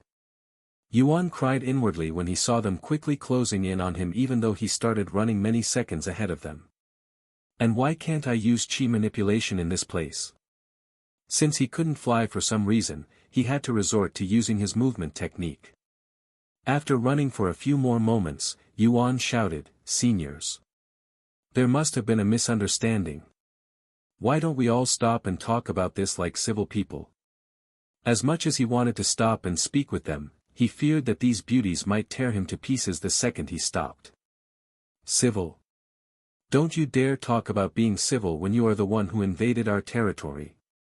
You're also the one who made a mistake by breaking the laws of this place." One of the 6 beauties shouted back a second later. "The punishment for breaking this law is the death sentence with no exceptions." Yuan was baffled by these ladies' words. He'd broken the law. What kind of law did he break to deserve a death sentence? "I swear. Whatever law I broke, it wasn't intentional." "Bullshit. You knew very well what you are doing. Then can you at least tell me what kind of law I broke? How dare you still mess with us? There's no way you don't know about the fairy paradise and its strict laws." Almost as though Yuan had angered them even further with his question, these beautiful ladies began chasing after him a little faster. Why is everyone in this world so unreasonable? I just wanted to know what I did wrong. Yuan cried out loud as he also quickened his steps with the movement technique. What kind of movement technique is this pervert using? He's only a spirit grandmaster, yet we cannot catch him even after chasing him for so long. One of the beauties said, admiring his movement technique a little. That's probably why he dared to enter the fairy paradise.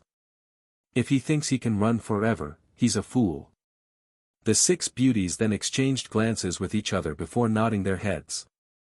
The next moment, Yuan could feel an obnoxious feeling coming from behind him, forcing him to turn around to see what was making him feel so uncomfortable, and to his shock, the 6 beauties had retrieved their weapons. Die, you pervert. The 6 beauties began unleashing a torrent of attacks on Yuan from behind. Whoosh! Bang! Boom! Yuan could feel his heart racing as he sensed the powerful spiritual energy within their attacks. This destructive power. They're all spirit kings. Yuan exclaimed inwardly when he realized their cultivation bases. Why are there suddenly so many spirit kings in one place? Did he get transported to somewhere in the upper heavens again? But why would the Zither goddess immortal cave teleport him to this place? Dang it! Why are our attacks not hitting? I really want to know what kind of movement technique he's using now. Let's stop going easy on him and take him out for real. One of them suddenly suggested. But won't that cause a commotion? We might get in trouble if we destroy the paradise anymore. I'm sure the elders will understand. After all, we're trying to punish a man for entering our paradise. In fact, we'll probably get in more trouble if we let him escape. Fine. Let's do it. However, before these beauties could release even more powerful attacks at Yuan, a cold voice suddenly resounded, "Halt."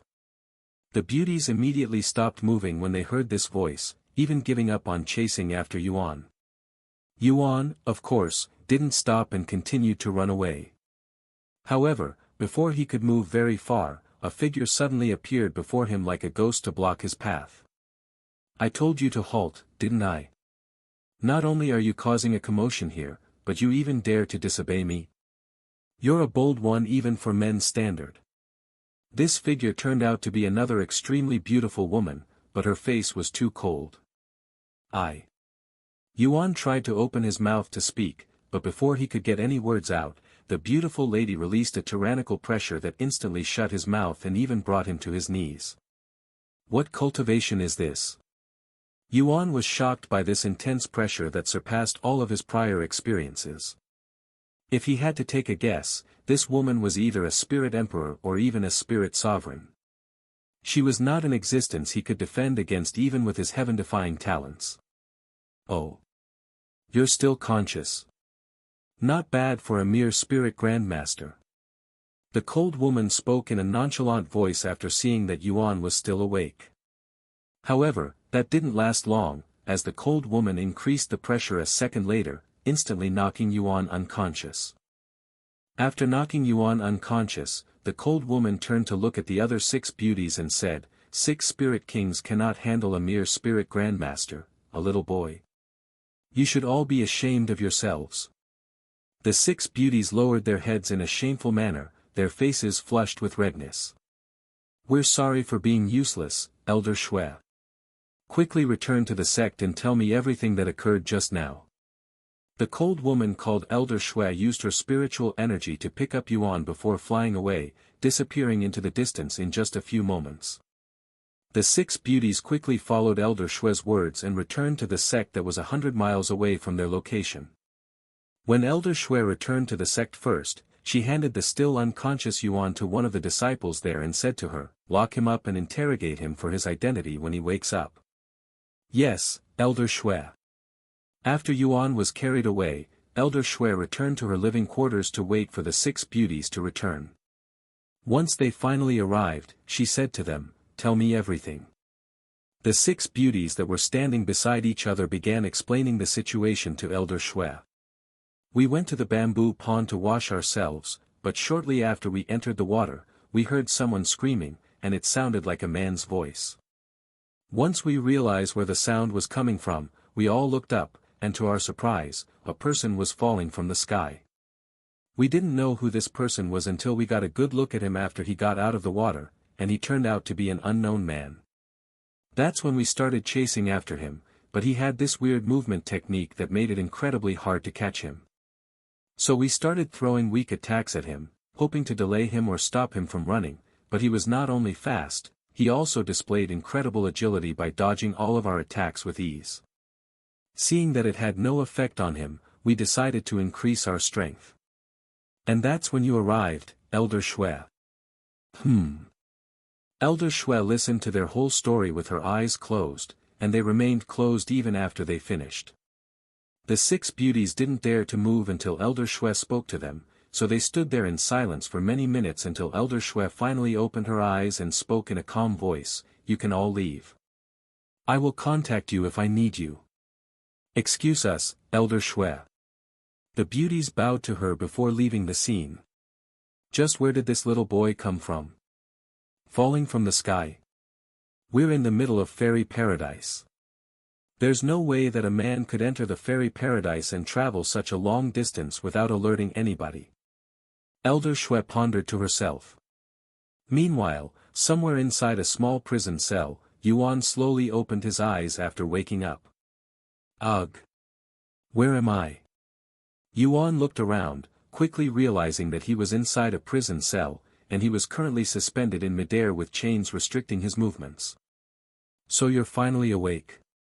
the disciple in charge of interrogating him said when she noticed that he was awake. "Tell me who you are and how you managed to get inside the fairy paradise.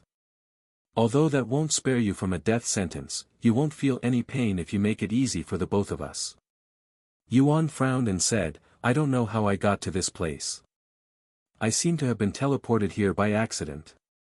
"Ha! And you expect me to believe such a blatant lie?" The disciple shook her head. "You know what?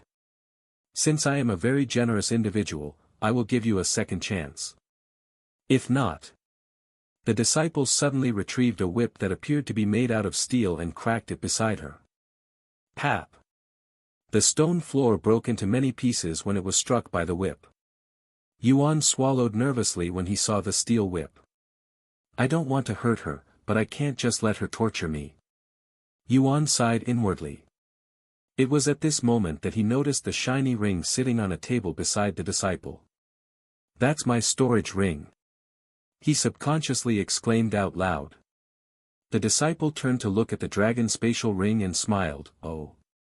So the answer to your identity is inside this spatial ring, huh? Unfortunately, I do not have the power to open it, but once I hand it to an elder."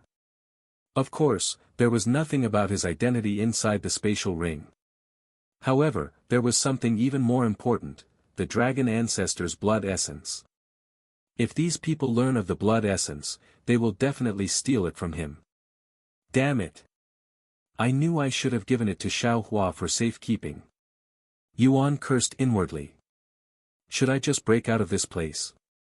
They don't know about my soul weapons. However, I won't be able to run away from that cold woman if she shows up again. What can I do in this situation? While Yuan pondered, the disciple contacted Elder Shui using a communication jade slip. "Elder Shui, I have not managed to get his identity, but I think the answer lies within his storage ring. I believe it would be quicker to just break open his storage ring and find the answers ourselves." "Okay, I will be there. Give me a few minutes." After putting away the communication jade slip, the woman looked at Yuan and said, "Good news. We'll know your identity really soon." Yuan ignored her and continued to ponder for a way out of this predicament. Sometime later, Elder Shui arrived at the prison cell to look at Yuan's storage ring. This is. However, to the disciple's surprise, Elder Shui appeared to be spooked by the spatial ring. After a long moment of silence, Elder Shui turned to look at Yuan with a complicated expression on her face. "I will be back later. Don't touch him or this spatial ring until I return." Elder Shui said to the disciple before disappearing from the place without even touching the spatial ring once, leaving her speechless. What happened? Yuan wondered to himself as he watched Elder Shui leave the scene in a hurry. The disciple was also dumbfounded by the turn of events, and she turned to look at Yuan with a profound expression on her face. Just who is this guy, she wondered to herself. Meanwhile, after leaving the prison area, Elder Shui went to summon other sect elders. About half an hour later, Elder Shui sat in a medium-sized room with a dozen other figures, all females. "What happened, Sister Shui?" one of them asked after everyone was seated. "We have a problem," she responded with a deep frown on her face. The atmosphere there immediately became serious when the others saw Elder Shue's expression, as she's rarely this solemn. First of all, a man had entered the fairy paradise, she continued after a moment of silence. What? A man? How dare this savage beast invade our sacred territory? Doesn't he know that men are not allowed in the fairy paradise, and breaking this rule is punishable with the death sentence? There are always people who want to try their luck. This is the third man to invade our territory in the last 10 years. It's only a man, right? Why are you so serious about it, Sister Shui? Just kill him and toss his body back where it belongs like we always do. Another one said. Elder Shui shook her head and said, that's the problem. This person isn't just an ordinary man. He has a dragon spatial ring with him. Wait. What? A dragon spatial ring? Elder Shui watched as everyone in the room widened their eyes after they realized the situation. Dragon spatial ring. You're telling me this man that invaded our territory is from the royal dragon family? Why would someone from the royal dragon family invade our territory? They should know very well to not do such a thing, as that could potentially start a war. How do we know if he's true royalty? He could have stolen that ring for all we know. If he's really from the royal dragon family, we cannot kill him so easily. Should we speak with the sect master about this? Did you forget? The sect master is currently away to help the fairy empress. How troublesome. Sister Shui, what do you think we should do in this situation? The people there all turned to look at Elder Shui, who was the most senior in the room. Elder Shui closed her eyes to ponder. After a moment of silence, she spoke, we should verify his identity first. How are we going to do that? What if he lies? We will have no way to verify it unless we go to the royal dragon family. Then bring someone from the royal dragon family here to verify his identity just in case. Tell them about the situation. I'm sure they'll understand and cooperate. After all, this could potentially lead to another war. I will go to the royal dragon family. Someone there immediately volunteered. Okay. I will handle interrogating that man. Elder Shui said.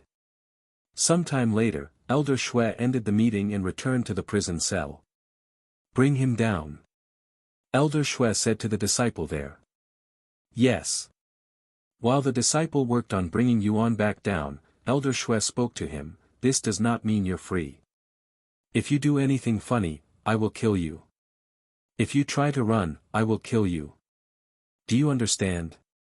Yuan silently nodded his head. Once he was released from the chains, Elder Shui pointed to the dragon spatial ring and said, open it and dump everything out. Yuan immediately hesitated for obvious reasons. Either you do it by yourself or I kill you and open it myself. Don't be mistaken. I can easily force open the spatial ring with my cultivation base.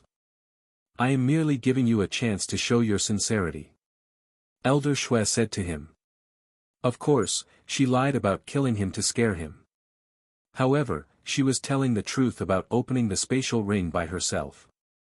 Although only the owners can open their spatial rings in normal circumstances, a cultivator with a strong enough cultivation base can forcefully open spatial rings and pouches at the cost of destroying the spatial ring. Alright, I will open it, Yuan said, as he was left with no other choice. Elder Shui grabbed the dragon spatial ring and tossed it to Yuan. The moment Yuan had the dragon spatial ring in his grasp, he immediately tried to log off the game. Even if he doesn't really go anywhere and has to return to this place when he logs back into the game, at least he can delay this situation to a certain extent. Furthermore, it could confuse these people. However, a notification popped up when Yuan tried to log off, leaving him speechless. You cannot log off during a hostile situation. I cannot log off. This is the second time that he has encountered this kind of situation. The first time was when he tried to log off right before the Demon Lord detonated itself, but since he was in combat, it didn't let him log off, forcing him to take the explosion head-on. What are you waiting for? If you're planning something, Elder Shui narrowed her gaze at Yuan when he stood there without moving for longer than she was comfortable with. HAA.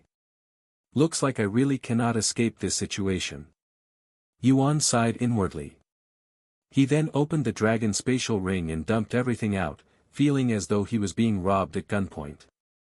The next moment, a couple of items fell out. The soul-ensnaring zither, golden dragon robe, the demon lord's demon core, cultivation techniques, life-saving treasures, the 7-colored herb, and last but not least, the dragon ancestor's blood essence. Elder Shui and the disciple stared with wide eyes as all of these treasures lay on the floor before them. Even though they didn't recognize half of these treasures, they could tell their value by its unfathomable aura. This guy. Just who is this man? Elder Shui cried inwardly.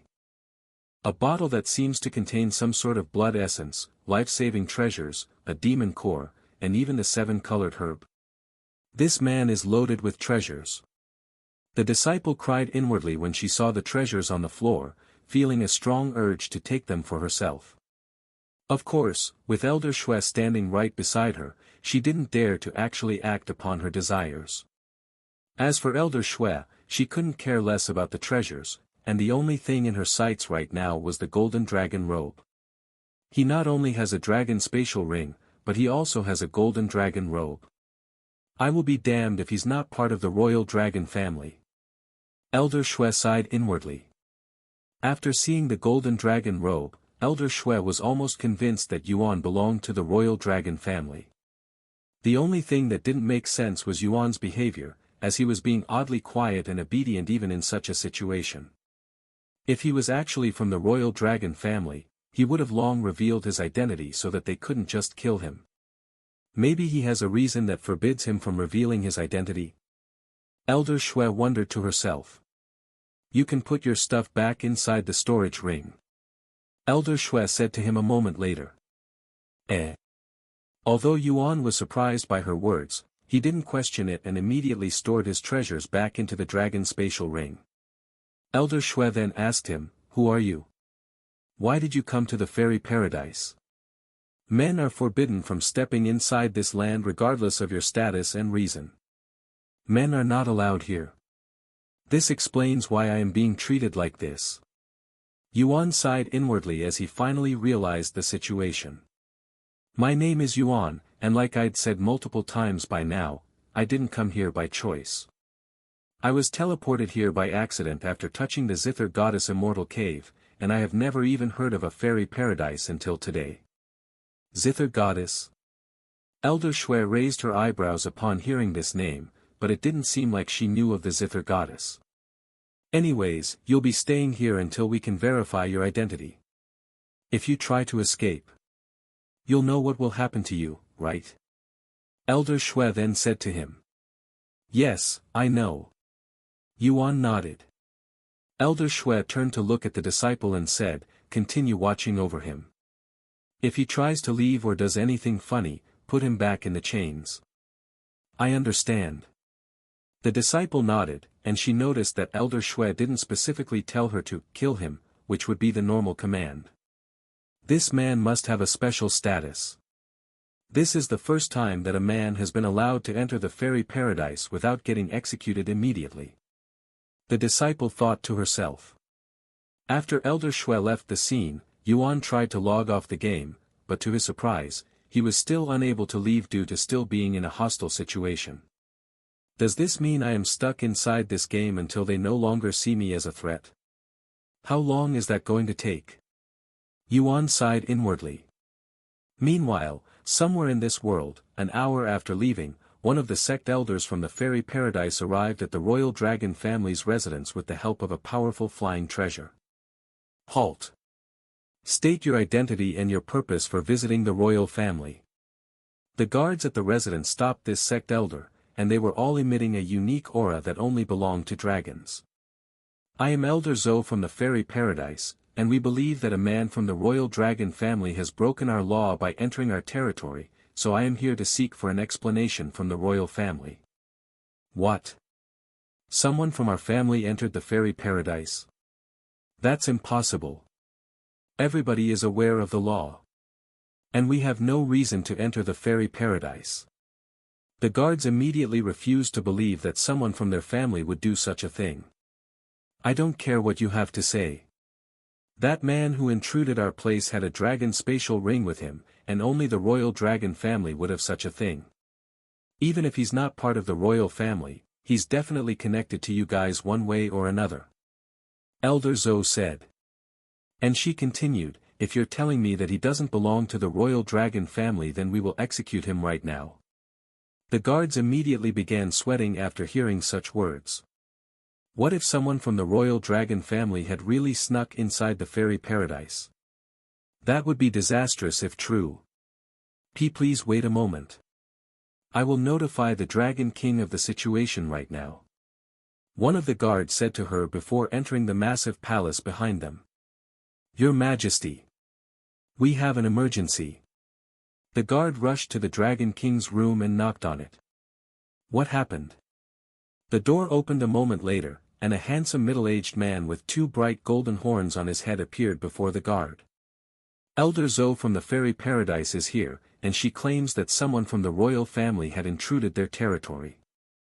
The guard explained the situation to the Dragon King. What? Someone from my family snuck inside the fairy paradise? How is that possible? Who did it? The Dragon King was immediately enraged to hear this news, but he was also in disbelief, as he couldn't imagine somebody from his family would do such an idiotic thing. She didn't give us any names. In fact, she only believes it was someone from our family because that person has a dragon spatial ring, said the guard. Bring her inside. I want to speak with her personally. The Dragon King commanded. Yes. Please excuse this subject. The guard bowed to the Dragon King before returning to Elder Zhou and the others. The Dragon King wishes to speak with you. Please follow me. Welcome, Elder Zhou, to my royal estate. You claim that someone from my royal family had entered the fairy paradise, is that correct? The Dragon King asked Elder Zhou when she arrived before him. And before you answer my question, you should know that I don't respond to false claims nicely. Elder Zhou coldly sneered and said, and you should know that the fairy paradise doesn't respond well to rule breakers. A man with a dragon spatial ring had invaded our territory, and I am here to verify whether he belongs to your family or not. If he doesn't belong to your family, we will immediately execute him. However, if he does turn out to belong to the royal family, our fairy paradise will demand an explanation and compensation. The Dragon King then spoke. While it is true that only the royal family should have a dragon spatial ring, it is also possible for others to obtain the ring through other means. It's rare for this to happen, but it's not impossible. The Dragon King then turned to look at the guard standing beside him and said, what's the result? I have managed to contact all of the men in the royal dragon family and confirm that none of them have entered the fairy paradise, said the guard. Elder Zhou frowned upon hearing the guard's words. If that was true, that would mean the man with the dragon spatial ring doesn't belong to the royal dragon family. As you heard just now, Elder Zhou, we have accountability for all men in the family, so it is not possible for that intruder to belong to our royal family. That's all I need to hear. Then I will let the others know so that they can go ahead and continue with the execution, said Elder Zhou as she retrieved a communication jade slip. The Dragon King then added, after you take care of that man, if you don't mind, can you return the dragon spatial ring to us to prevent future misunderstandings? We'll compensate you for the effort. Of course. Elder Zhou nodded. A moment later, Elder Shui picked up the communication. Sister Shui, I have just spoken with the Dragon King. The man who invaded our territory doesn't belong to the royal dragon family, so we can go ahead and kill him. However, to Elder Zhou's surprise, Elder Shui requested to speak with the Dragon King. Let me speak with the Dragon King. Elder Zhou then handed the communicated jade slip to the Dragon King. Elder Shui would like to speak with you. The Dragon King didn't think much of it and accepted the communicated jade slip. What do you want, Elder Shui? Dragon King, are you absolutely certain that the intruder doesn't belong to the royal dragon family? Elder Shui asked him in a solemn voice. I have already gotten accountability for all men in my family and none of them is even near the fairy paradise. I am 100% certain that the intruder does not belong to my royal family. Or are you trying to tell me that I am wrong? After a moment of silence, Elder Shui spoke, then can you explain to me why this person has a golden dragon robe? What? The Dragon King immediately stood up and exclaimed in a shocked voice, dumbfounding the guard and Elder Zhou there. Impossible. That is not possible. Although a dragon spatial ring could have accidentally gotten into the hands of a stranger, as it has happened a couple of times before, the golden dragon robe is an entirely different story with no such incidents. The Dragon King quickly refuted. And he continued, the golden dragon robe can only be given to someone that will become a future dragon emperor. Our family doesn't even have a dragon emperor. How can we possibly lose a golden dragon robe when we don't even have one? In the world of dragon royalty, there are different ranks of authority and power. From the lowest to the highest, Dragon Prince/Princess, Dragon Lord, Dragon King, Dragon Emperor, Dragon God, and last but not least, Dragon Ancestor. The royal dragon family Yuan met in the ancient dragon city had dragon emperors, but in this world, Dragon King was the highest rank. I don't believe it.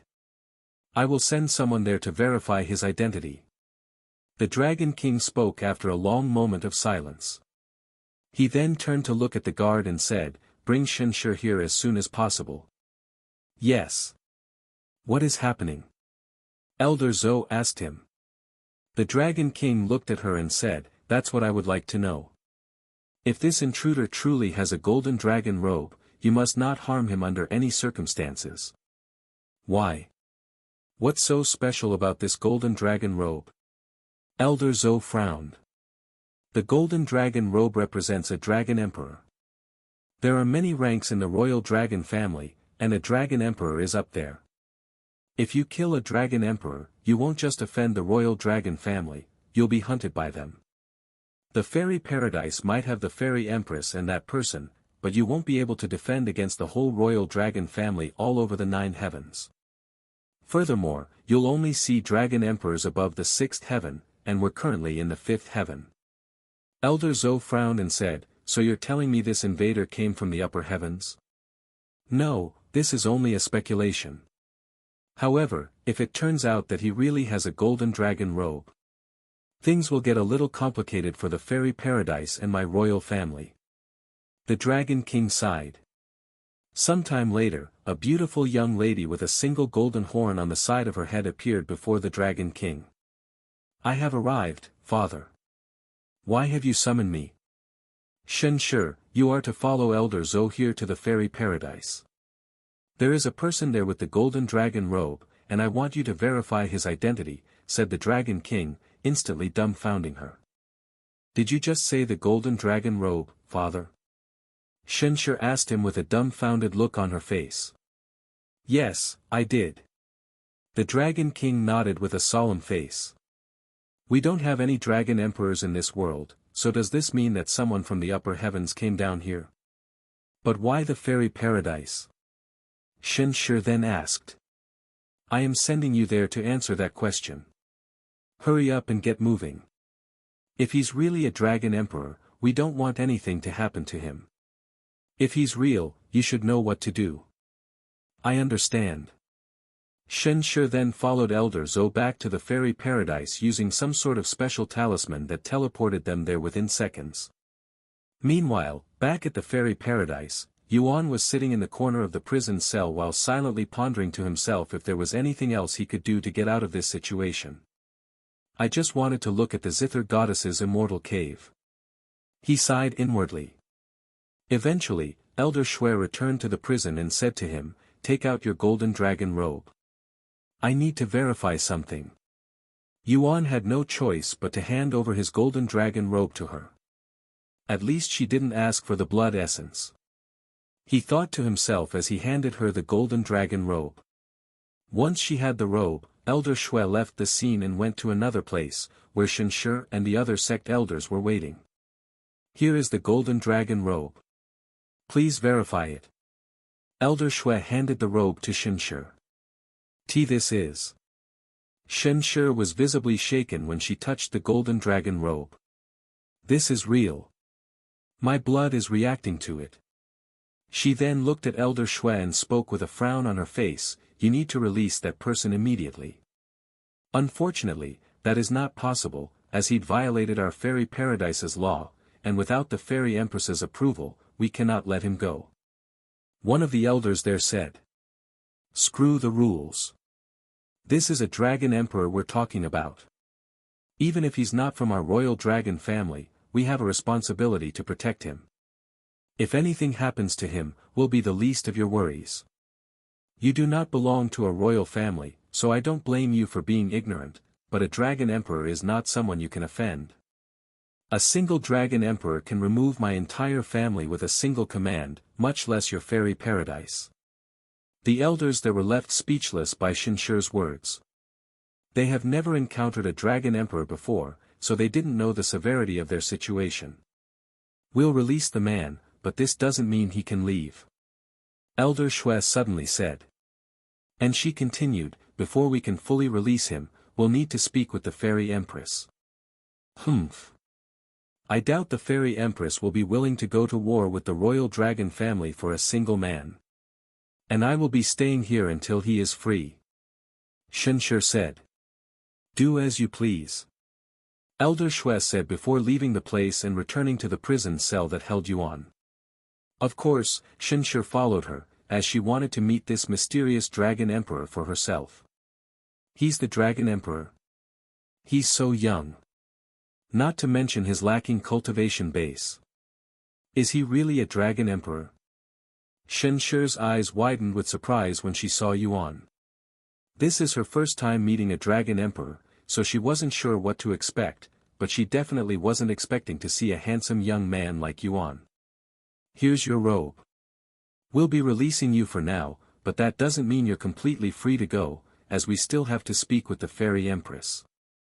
In the meantime, you'll be staying in a designated area.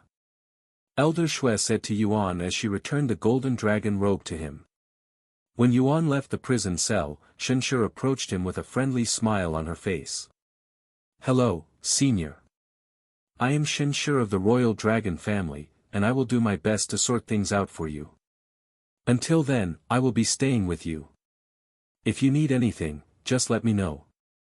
The royal dragon family. Yuan immediately recalled the royal family from the ancient dragon city. My name is Yuan, he then said. Follow me, I will lead you to your living quarters for now. Elder Shui said to them. Sometime later, they arrived in this secluded area that had a single house but a large courtyard. You are not allowed to this leave area until we give you the permission. If you try to escape, we will kill you even if you're a dragon emperor. Elder Shui said to him. What? Dragon emperor? Yuan raised his eyebrows when he heard her words. Since when did he become a dragon emperor? This made him recall how the dragons in the ancient dragon city mistook him as someone from the royal family. Now that I think about it, this situation is really similar to when I first arrived in the ancient dragon city. Yuan smiled bitterly when he realized this. Elder Shui left the scene shortly after, but there were many guards that surrounded this area. Let's go inside to talk, shall we? Shen Shi said to him. Okay. Once they entered the building, they both sat down in front of each other.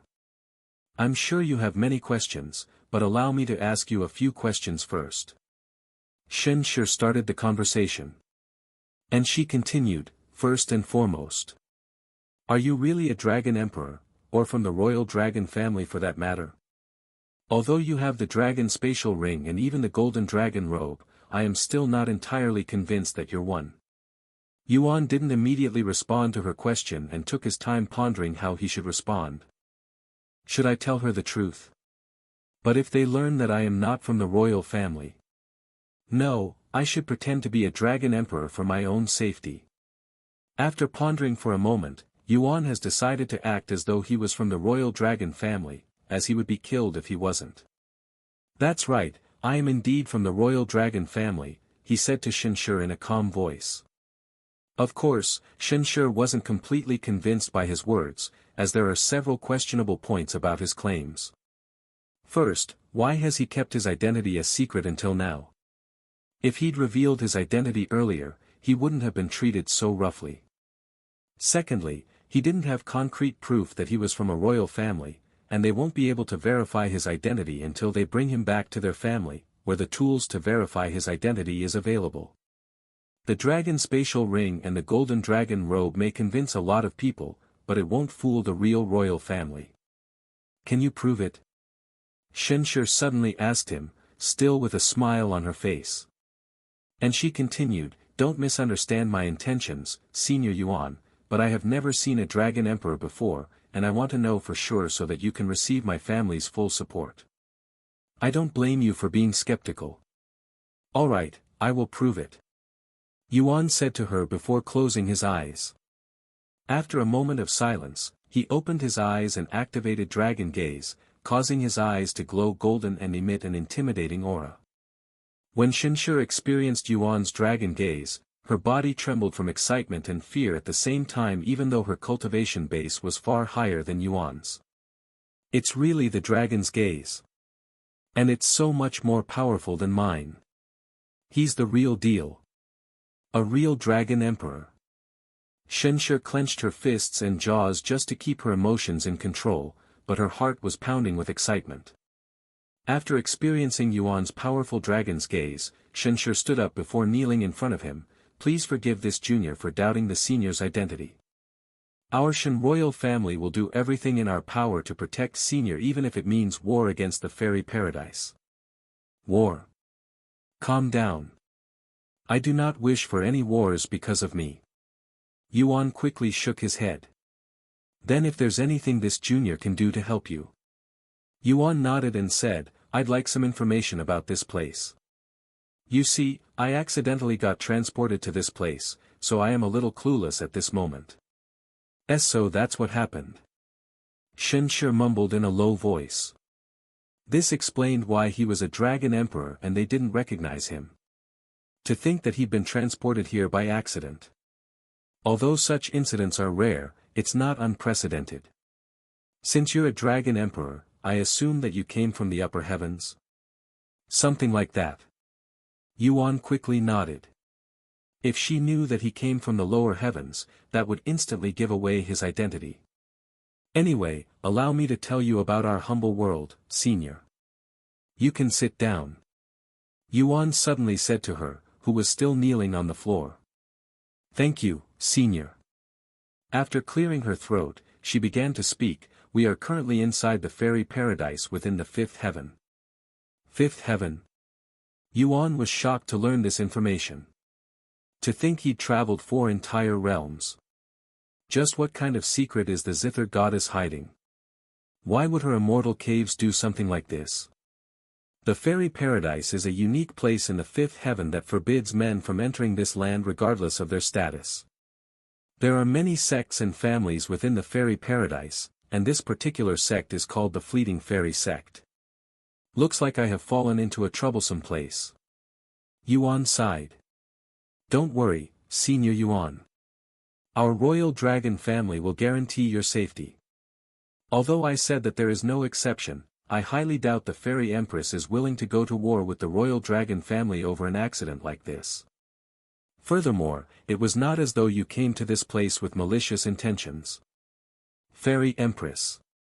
Is she like the ruler of the fairy paradise? Yuan asked. Yes, that's right.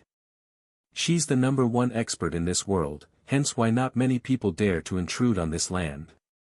You'll most likely have to meet her later to deal with the situation. I look forward to it. Yuan said with a bittersweet smile. After talking for some time, Yuan noticed that Shenshi was actually a little bit fidgety for some reason, so he decided to ask her, Are you okay? Yes. Shenshi responded in a nervous tone. If you have something to say, go ahead and say it. Yuan urged. Shenshi stared at him for a moment before nodding, then if you don't mind. Senior Yuan, can I see your horns? I want to see what a dragon emperor's horn looks like. My horns. Yuan was left speechless by her innocent question that was sparked by her curiosity. After all, a dragon's horn is incredibly important to them. Sorry, but due to circumstances, I cannot show you my horns. Yuan politely declined. Is that so? It's fine, Senior Yuan. You don't need to apologize. It was rude of me to ask you in the first place. Shenshi said with a smile on her face, but the disappointment in her eyes wasn't hidden well enough. Although some dragons prefer having their horns out all the time like Shenshi and her family, some dragons don't want to show their horns for many different reasons. Now that I think about it, the dragons at the ancient dragon city didn't show their horns. I wonder if there's a specific reason. Yuan wondered to himself.